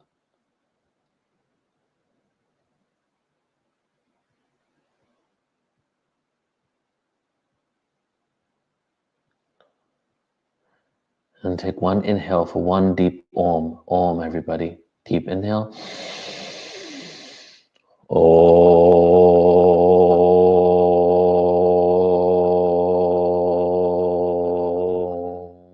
Creating harmony in the earth now. Creating harmony in the earth now. Creating harmony in the earth now. Creating harmony in the earth now.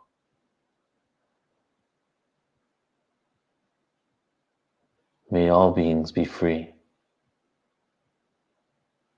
May all beings live in harmony. May all beings be happy.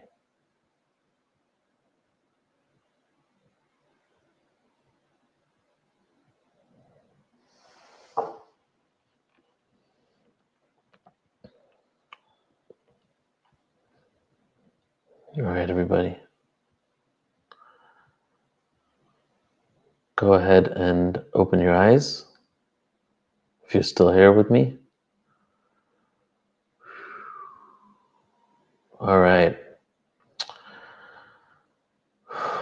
Take a moment just to check in with you guys, and then I'm going to play some music and we'll call it a day. Go ahead and return to your bodies. Come back to this present moment.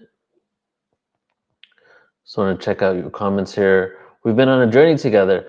It is 8 hours and 40 minutes in, and I took 40 minutes for my lunch break. So I literally worked a full work hour shift with a 40-minute lunch break today, which is crazy how it works, huh? Beautiful, amazing day. Much love to you all. Go ahead and put your energy into the field here as we close out. Very inspiring day. Thank you, Joanne. It's going to let the comments come in. Keep the comments coming in. I'm going to go ahead and play music. So this is how we're going to roll, okay? I'm going to have some more portal videos because I downloaded some cool stuff. We're going to play them. The first one is with Flo and myself, and it's called Akashic Records. And I'll give you one guess on what it's about. It's about the Akashic Records. And we're going to, we just made this song 2 weeks ago. This one's a little hardcore rap, right? But hardcore rap in a cool way. It's not like grimy or anything. It's just like rapid fire rap. And then I'm going to play Springtime that I made with Beck. And then I'm going to play the song we started out with, what I made with Beck as well. And so this one is called Akashic Records. And in case you can't hear the beginning, it says Old Soul, Old Soul. And it's literally about Flo and I going and visiting the Akashic Records and what we see in the Akashic Records. And so I think it's pretty cool. So love you all. Have a beautiful, okay, how do we get the tunes? MC Resonance on YouTube is my name, and hip hop is my game. And I will be releasing the content on my Spotify. There is music there now. There's my Planet Earth album. There's like 5 other hip hop songs. But these 11 songs we just created will be there by the end of the year. So give me a follow on Spotify, everybody. And I've never asked anybody to follow me there, but do it. All right, here we are. We will start with this cool portal here, because this reminds me of a home I used to live at on a different planet. And we shall begin. And I would love to keep reading your comments as we're listening to the music here. Okay, let me line it up. All right, here we go. All right, everybody. I love and appreciate every single one of you. Here we go with Flo and Neil. Flo Karuna, aka Galactic Lion. Flo has changed his name to Galactic Lion. I go by MC Resonance, and this is Akashic Records.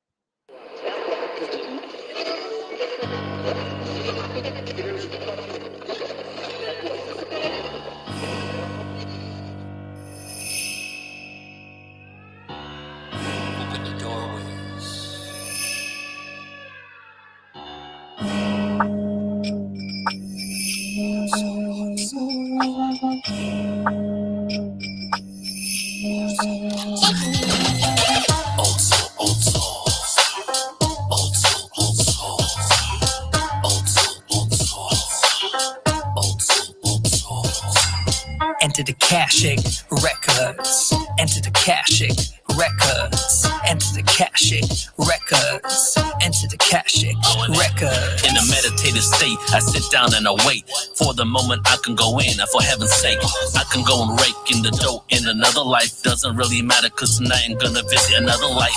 In the Akashic records, you see, I see all these scenes. It's just like poetry, like a book in the library. I pick one, I pick another one. Where I'm going to, son, I go deep in. I go deep in, yes, I go deep in. I remember life when I was stressed. Deep in, I go deep in, yes, deep in.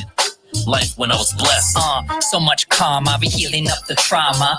Earth guardians bow to the mama. I give my bows to Akashic scrolls that teach me, that show me how to know, that give me sacred knowledge, that give me sacred gifts, that give me sacred medicine to uplift. On this MIC, can't you see?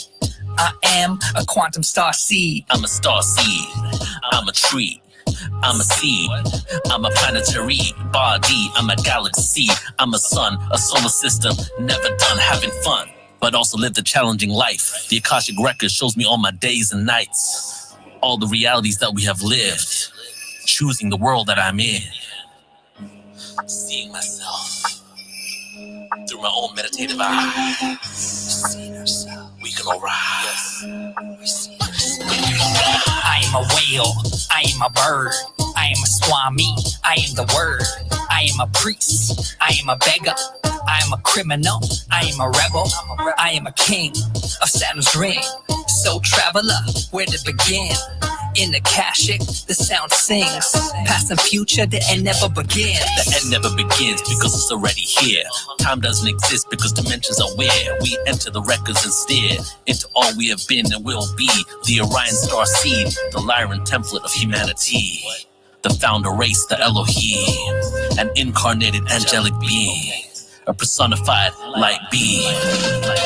I am Andromedan, I am Palladian, I'm Illyrian, I am Titanium, I am Zoroastrian, I am Iranian, I'm awake, I'm plain mad, living my Akashic truth all day. This is real authenticity. Energy field doors open, we'll pray. Receive and download the Akashic rays and enter the Akashic. And enter the Akashic record. And enter the Akashic. And enter the Akashic record. Deep in, I go deep in, yes. Deep in, I go deep in, yes. And enter the Akashic record. And enter the Akashic record.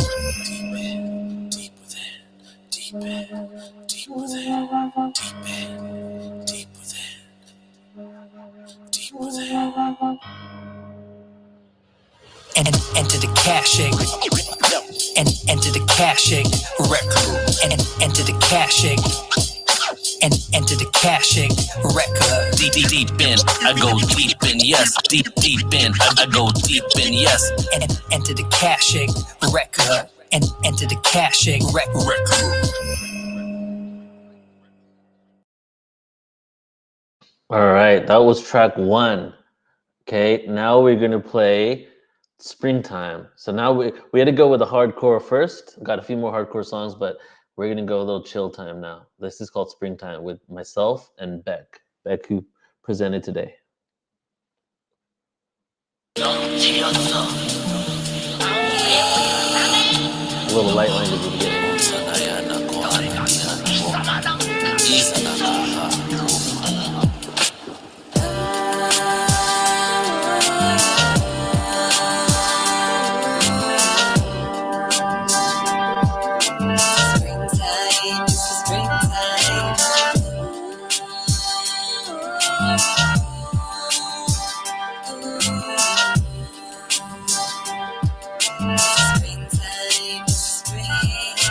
Only 2 past the day of decay. Started late last year. We couldn't wait for the leaves to tear and the raindrops to clear the heavens. Make room for the sun's yellow rays to touch my location and place in California, IA. Earth's axis at its tilt for eons and biblical days. Since the day Gilgamesh suffered blue floods and plagues. I love to wake. The smell of flowers still make me feel alive. In the springtime, aroma divine. It's the springtime. I love the springtime. I love the sunshine. I love the springtime. I love the sunshine. I love the springtime. I love the sunshine. I love the springtime. The temperature's perfect. The long winter was worth it. To wait for this day, more hours, minutes, and seconds in the day. Perfect time to spray. Lyrical wordplay. Listen to my favorite MCs on the radio. Idea and Sluggo. Used to listen to Wu-Tang and Snoop in any venue or room. I see humans and flowers. They both bloom, and sometimes makes me sneeze. I witness a fresh breeze. My metaphors and similes feel these rhymes, flows, and rhythm. The fruit grows, the texture of the rose. There will be a day when it will all decompose and go back to the original source code. We are walking each other home. The fruit grows, the texture of the rose. There will be a day when it will all decompose and go back to the original source code. We are walking each other home. I used to envy the stream, flowing so effortlessly, as if nature carries it seamlessly from riverbank to shore, never questioning if there's more. The water continues to flow, as if I'm seeing the same scene over and over in repeat. Replenished, a life lesson in abundance, a reflection of life's blessings, intelligence of universal lessons. Sometimes you can see the stones in shallow waters we tread. At times the vast depths makes it impossible to see, only muddy and murky, the duality of this density, but not one is better than the other. The river accepts itself unconditionally, both polarities, as the water continues to flow downstream. Flow downstream, flow downstream, flow downstream, flow downstream, flow downstream, flow downstream, flow downstream, flow downstream, flow downstream. The fruit grows, the texture of the rose. There will be a day when it will all decompose and go back to the original source code. We are walking each other home. The fruit grows, the texture of the rose. There will be a day when it will all decompose and go back to the original source code. We are walking each other home.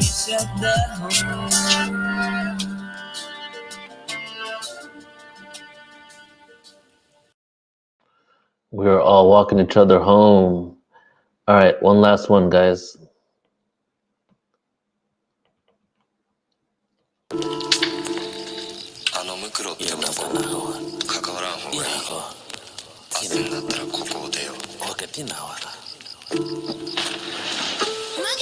Sometimes people ask me what makes my soul flow. Actually, it's the question I ask myself, though, but that one's easy. It's traveling and seeing the world grow, tapping into the past of every place I go. What happened and how did they become who they are now? What historical lessons made these people so proud? Sometimes I can't avoid the noise that is too loud, the sound of beliefs that keep me down in perpetual cycles of vices and devices. Might this world be different since it birthed we were told we're gifted? Lift this spirit up high. Lift it up. Lift this spirit up high. Lift it up. Lift this spirit up high. Lift it up. Lift this spirit up high. Out of the slums of the darkness, through the tunnel I will travel. I see light, a blurred line between what's wrong and what is right. What is wrong? What is right? What is good? And what's evil? An upheaval to be committed to my own healing. This anxiety I'm feeling spent lifetimes in a world that never existed. I forgot I was acting. This world of free will scripted. So give me the pen, so I can write it again, so that I can create a happy end, so my soul I can mend, so that I can find some peace, some zen. A long journey and a lot of pain. Sometimes I feel exhausted and drained, wishing for the cosmic rays to wash over me like rain. I'm done with the cycle of this game, a slave to the matrix. My brain has been wired this way. Change my perspective, my frame. Shift the channel frequency and lane. Every day is a new day. Yes, it is. It's a new day. Lift this spirit up high. Lift it up. Lift this spirit up high. Lift it up. Lift this spirit up high. Lift it up. Lift this spirit up high. To start over and click that reset button. No more fussing, time to make moves. Create my own pathway and grooves. Spit flows to these tunes. Feel and body let loose. Bring heaven down to earth. Well, that's why we're all here. We do it in our own way. It's been a hard road, but soon the traffic will clear. So we can stare with clarity, see clear. That fear is just a misunderstood, disconnected, neglected part of ourselves. We deflected from thinking that we're less than what we really are.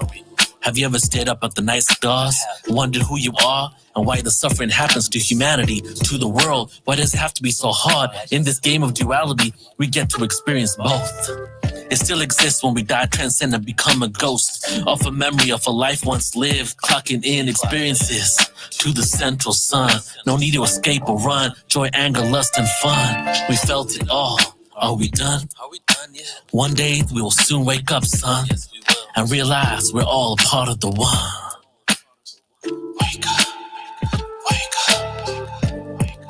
Lift the spirit up high. Lift it up.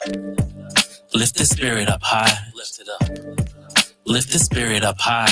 Lift it up. Lift the spirit up high.